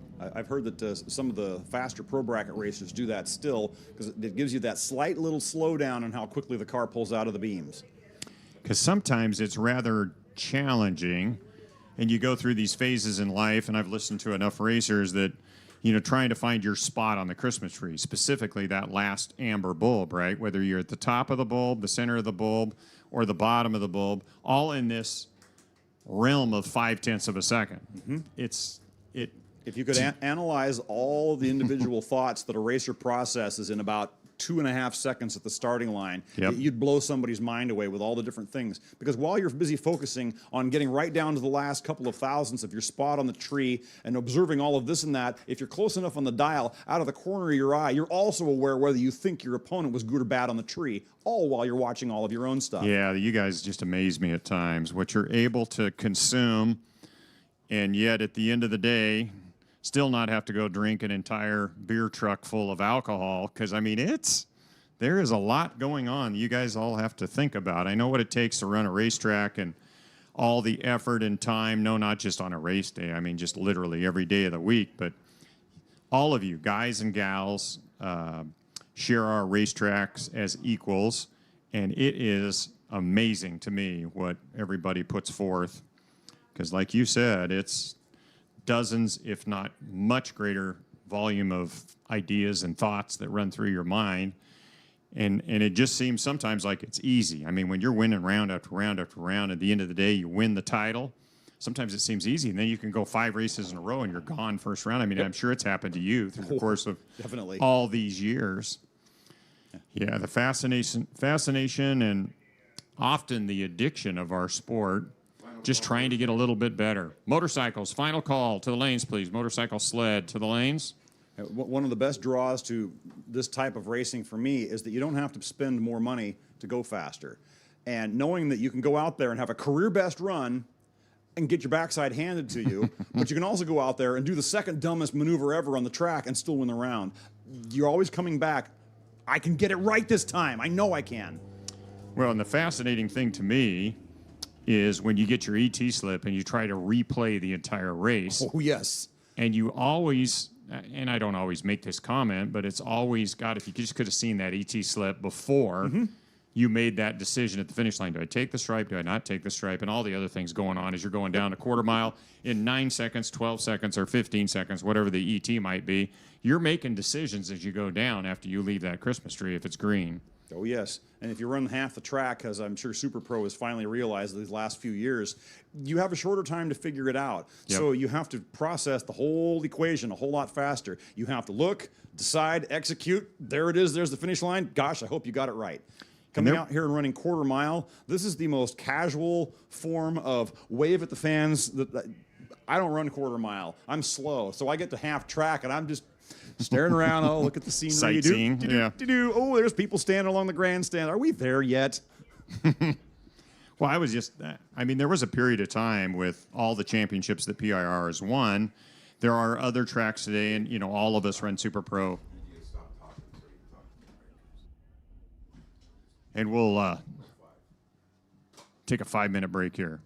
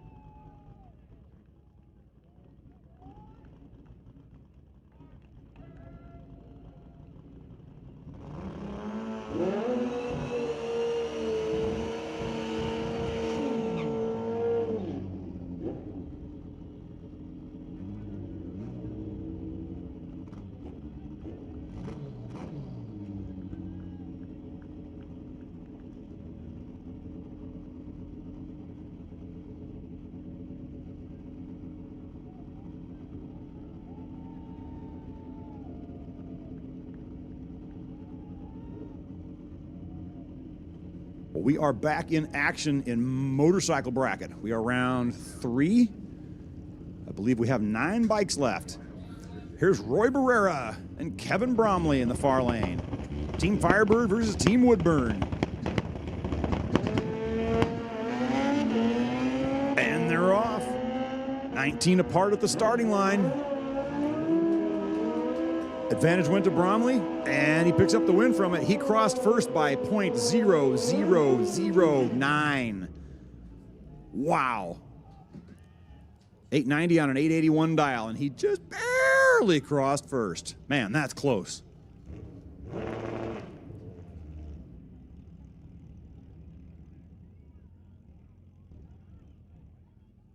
Next pair up, another Team Firebird racer, Liz Micheletti. Hope I got that correct.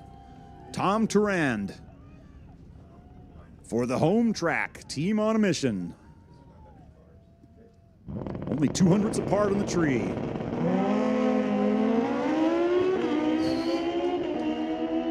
.002 for one of these racers. That would be Tom Turand. 002 at the tree, 70 on a 65. He got their 74 thousandths first, and that more than did the trick. Liz was down a few at the starting line and just wasn't able to cover the difference at the top end. So another point for the home team as the Canadians go wild. The locals are very polite up in the tower. They cheer very quietly when their own wins. Here comes Steve Miller. Team Walla Walla. That's Jay Dudley in the far lane. Team Medicine Hat. Oh no, Steve Miller goes red. Hey Dylan, you got to add that to your pool for the day. That was a 000 red light. Minus .0008 for Steve Miller. Jay Dudley picking up the win. The light was green, and that's all that mattered in this case. 71 on a 68. He'll be back for round number 4.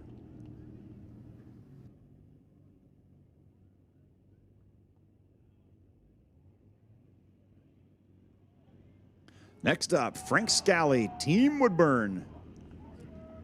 They're still awake, they're still cheering. Adam Hetler, Team Medicine Hat, the far side.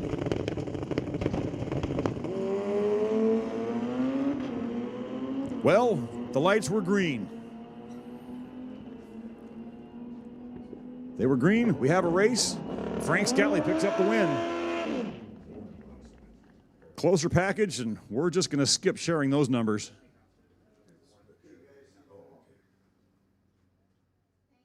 And here is Terry Holloway, Team Renegade, a many-time big dog, big-time player in the bike bracket around this division.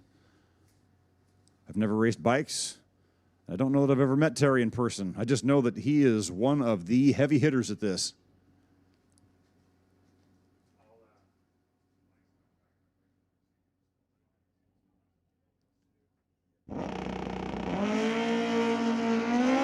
Takes off on his single with a 23 light.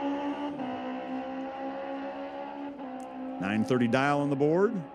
931. Not bad. 33 pack on a single. Take that to the next round. Round number 4 for bikes will be up in a little bit.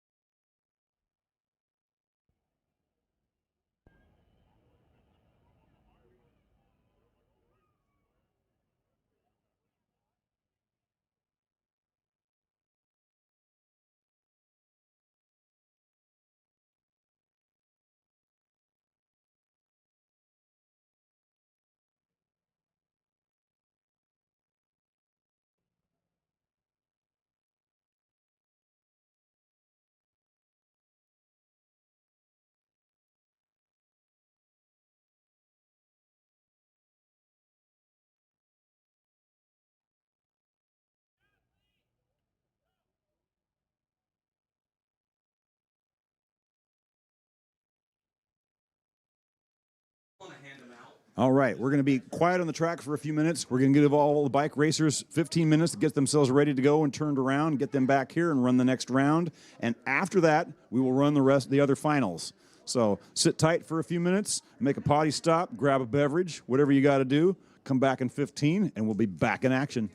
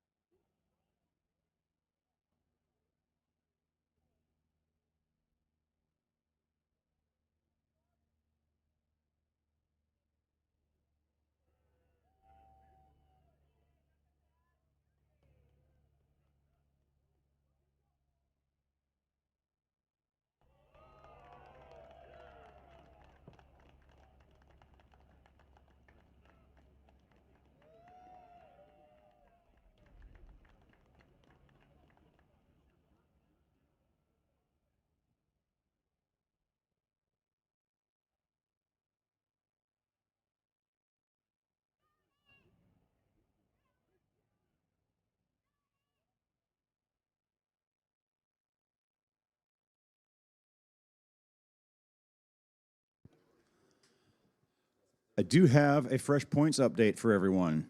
Now, I am not the division official, so I cannot call anything and have it stick. But what I can tell you is that Team Woodburn is in the lead with 67 points. Second place is Team Mission, 9 points behind at 58. And knowing full well that there are not 9 rounds of racing left, I'd have to say that Team Woodburn's odds are pretty darn good right now. Like, you know, well, anyway, I can't say. Third place, Team Renegade, 48 points. Fourth place, Team Bremerton, 46 points. Those two could still swap. Fifth place, Team Firebird, 41 points. Portland, with half a team, came in sixth place, 28 points. Walla Walla, 22. Medicine Hat, 21. Pacific and Rad Torque tied up at 20. Kalispa, 15 points. Medford and Madras tied at 6. And Team Coos Bay, otherwise known as Race Albie, has 1 point.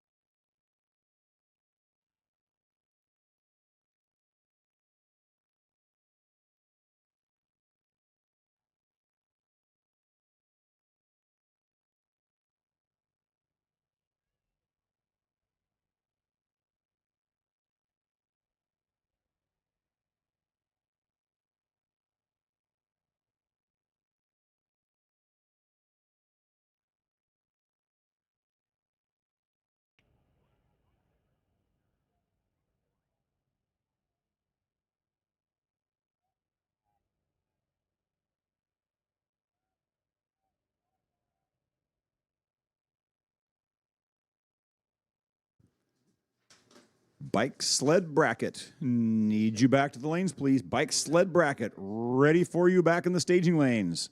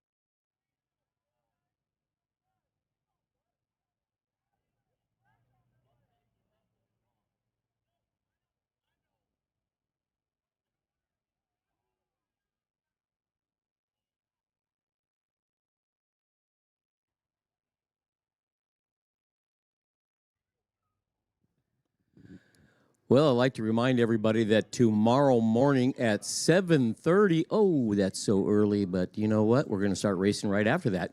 7:30 tomorrow morning, top floor of the tower. We will have a non-denominational chapel service brought to you by Racers for Christ. So come on down. What a way to start the morning, start the race of champions with the champions being ready up their stairs. So 7:30 tomorrow morning. Set your clocks.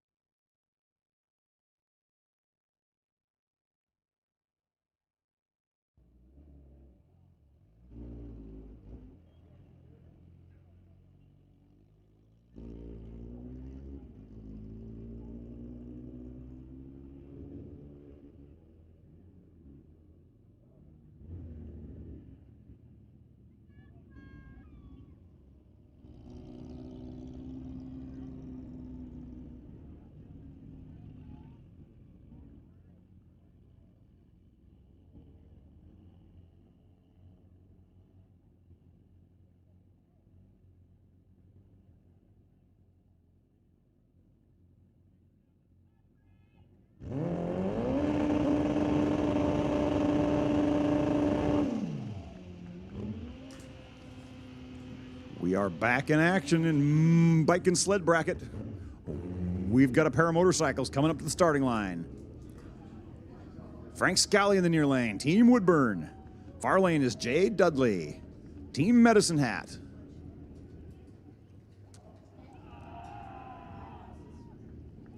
We've still got pom-poms waving in the Woodburn pits. They're still on the job. I like it. Dudley's going to leave first. Scally's going to give chase.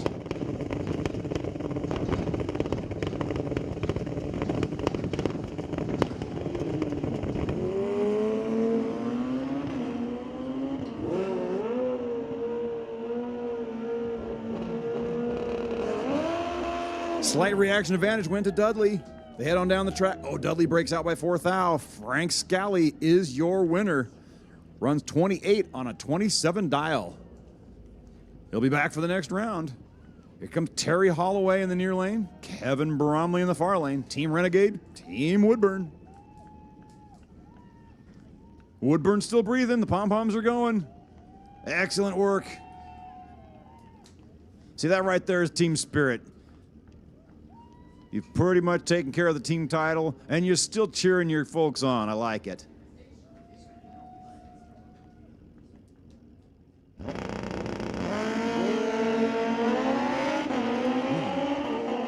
Whole bunch of reaction advantage in this round. And it's left lane, Terry Holloway, an 0-1-2 reaction time. Runs 34 on a 31 dial. Took a bit of stripe, but it got the job done. Another point for Team Renegade.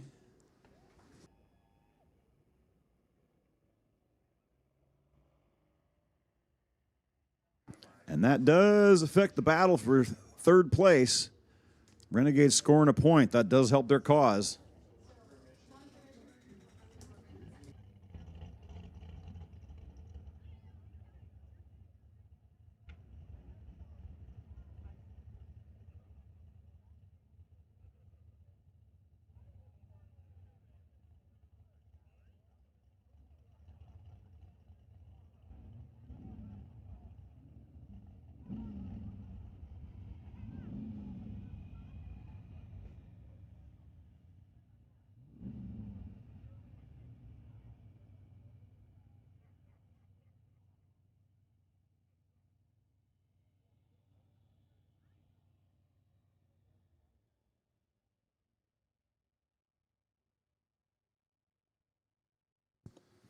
Okay, we are ready for the participants in the final rounds of Sportsman, Pro, and Super Pro. Need you all to the lanes, please. So the finalists in Super Pro, Pro, and Sportsman, please make your way to the staging lanes.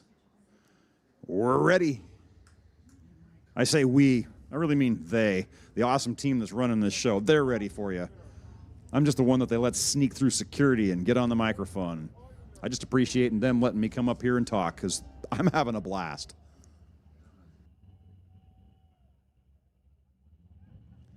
Coming out to the racetrack all the time, yeah, there's the draw of the actual racing, but hanging out with the people that find this to be the same type of rational behavior and the same level of passion, it's just fun hanging out and mingling with folks and just shooting the breeze with folks that have the same interest as you.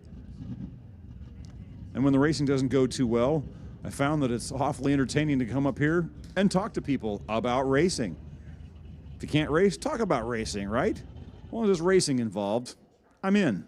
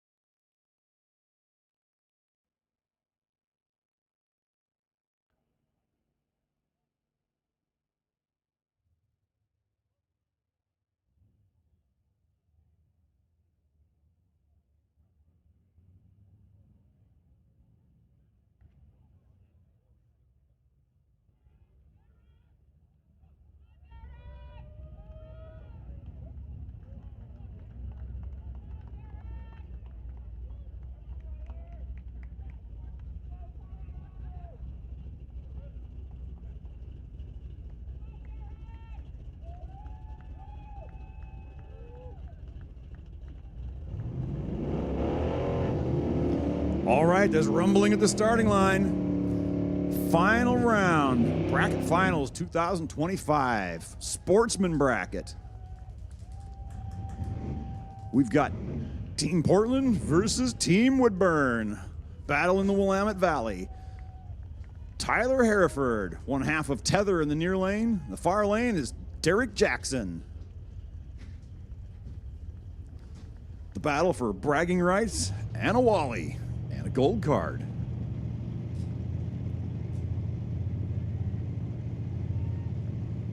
Exactly 1 second handicap between these two. Oh, Tyler goes 4 thousandths red. Derek Jackson wins for the, how many has he won now? So Derek Jackson wins the Wally, the gold card, etc. So seriously, somebody wave at me how many times Derek has won the bracket finals now. Anyone? Because it's a lot. And we are ready for bike sled bracket. Back to the lanes, please. Bike sled bracket, back to the lanes.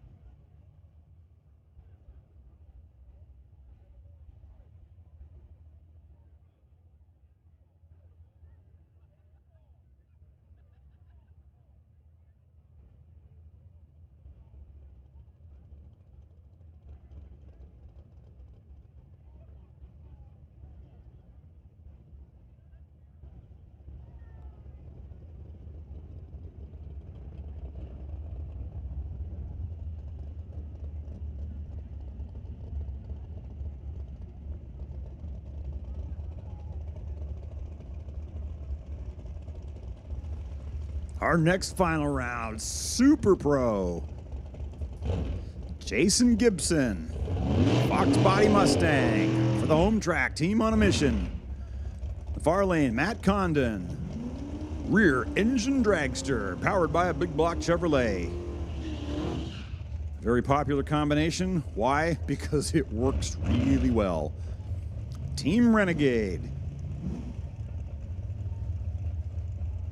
Jason Gibson's going to leave first, 619 dial. Matt Condon going to give chase, 485. Let's see who works the electronic gadgets the best. They're both going to leave off the same bulb, and there's no interference from anything. It's just a matter of who got their electronics lined up correctly and who lets go of the button at the correct moment.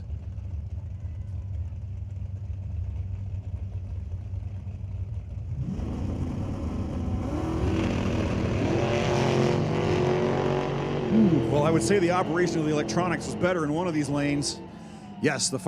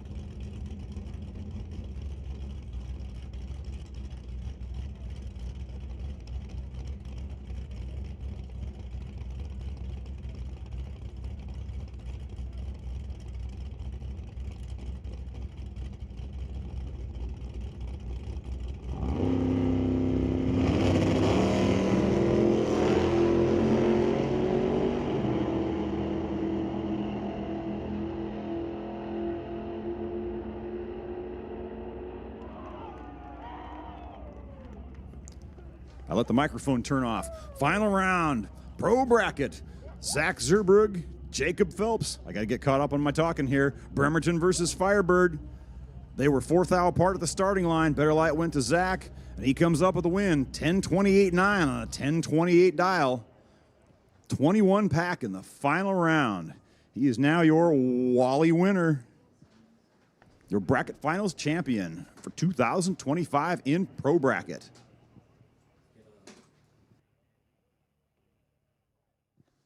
And we are ready for bike sled bracket. Please come to the lanes, please. Bike sled bracket, need you to the lanes, please.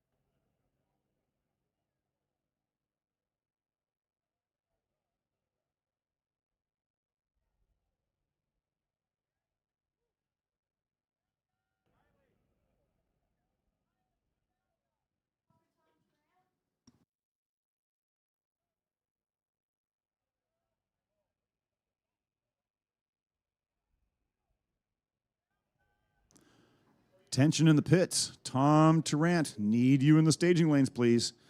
Team mission member Tom Tarrant, I'm told we need you in the staging lanes, please.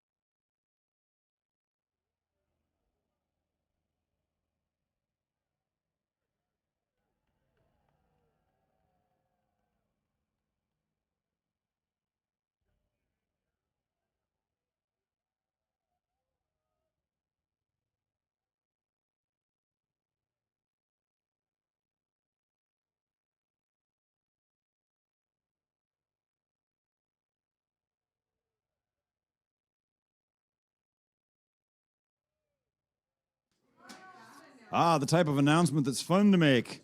Everybody from Team Medicine Hat, we need all the Mad Hatters down to the winner's circle, please, for pictures. Everybody that has to do with Team Medicine Hat, please meet your team member down in Victory Lane. The winner's circle photo.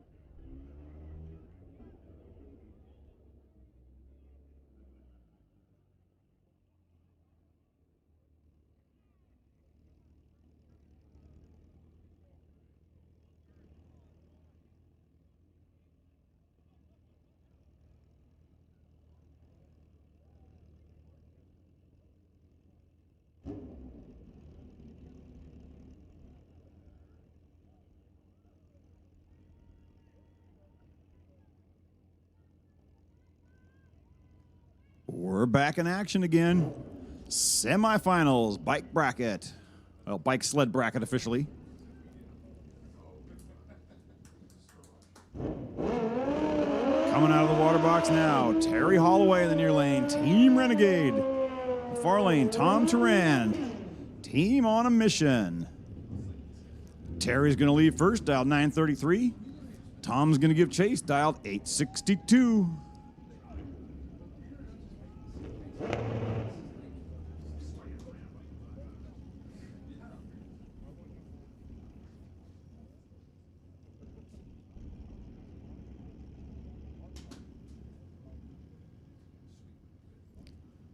Gonna duke it out here to see who comes back for the final. 3 bikes left in competition.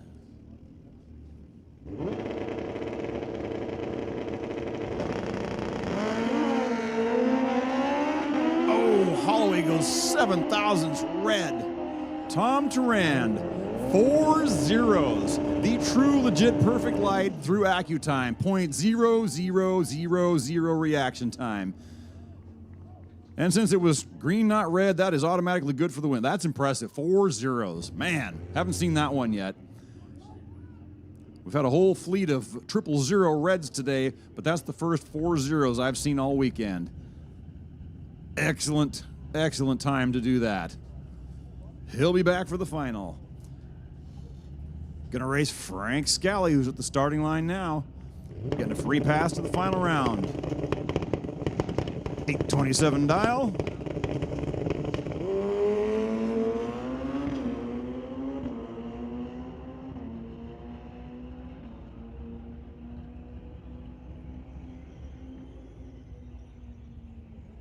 A little delay in departing the starting line, but it's a single pass, so it doesn't matter. All that matters is he broke the beams, the computer's happy, that number moves on. 833 going down the track.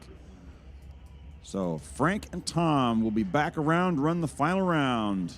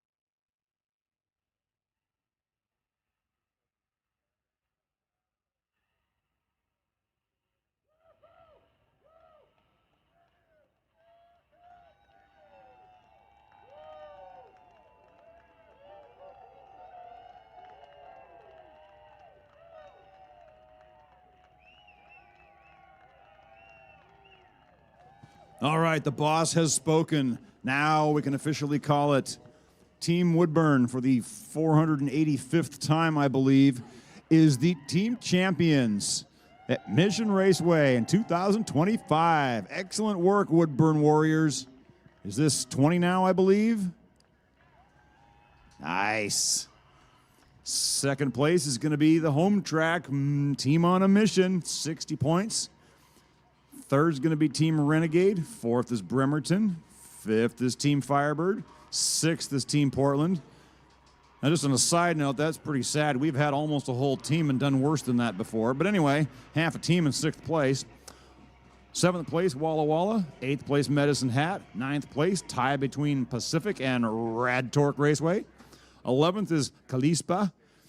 12th place, tie 6 points apiece for Medford and Madras. And on the board, the Race Albie team of Coos Bay with a point.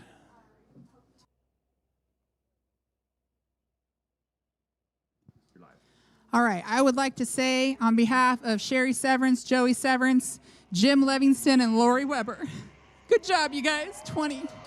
And everybody else out here, great racing today. Everybody came here to have fun with your teams, and let's have fun with our teams and have a good event and a good time. Thank you to Mission Raceway for putting this on, and thank you for our 20th. Woo!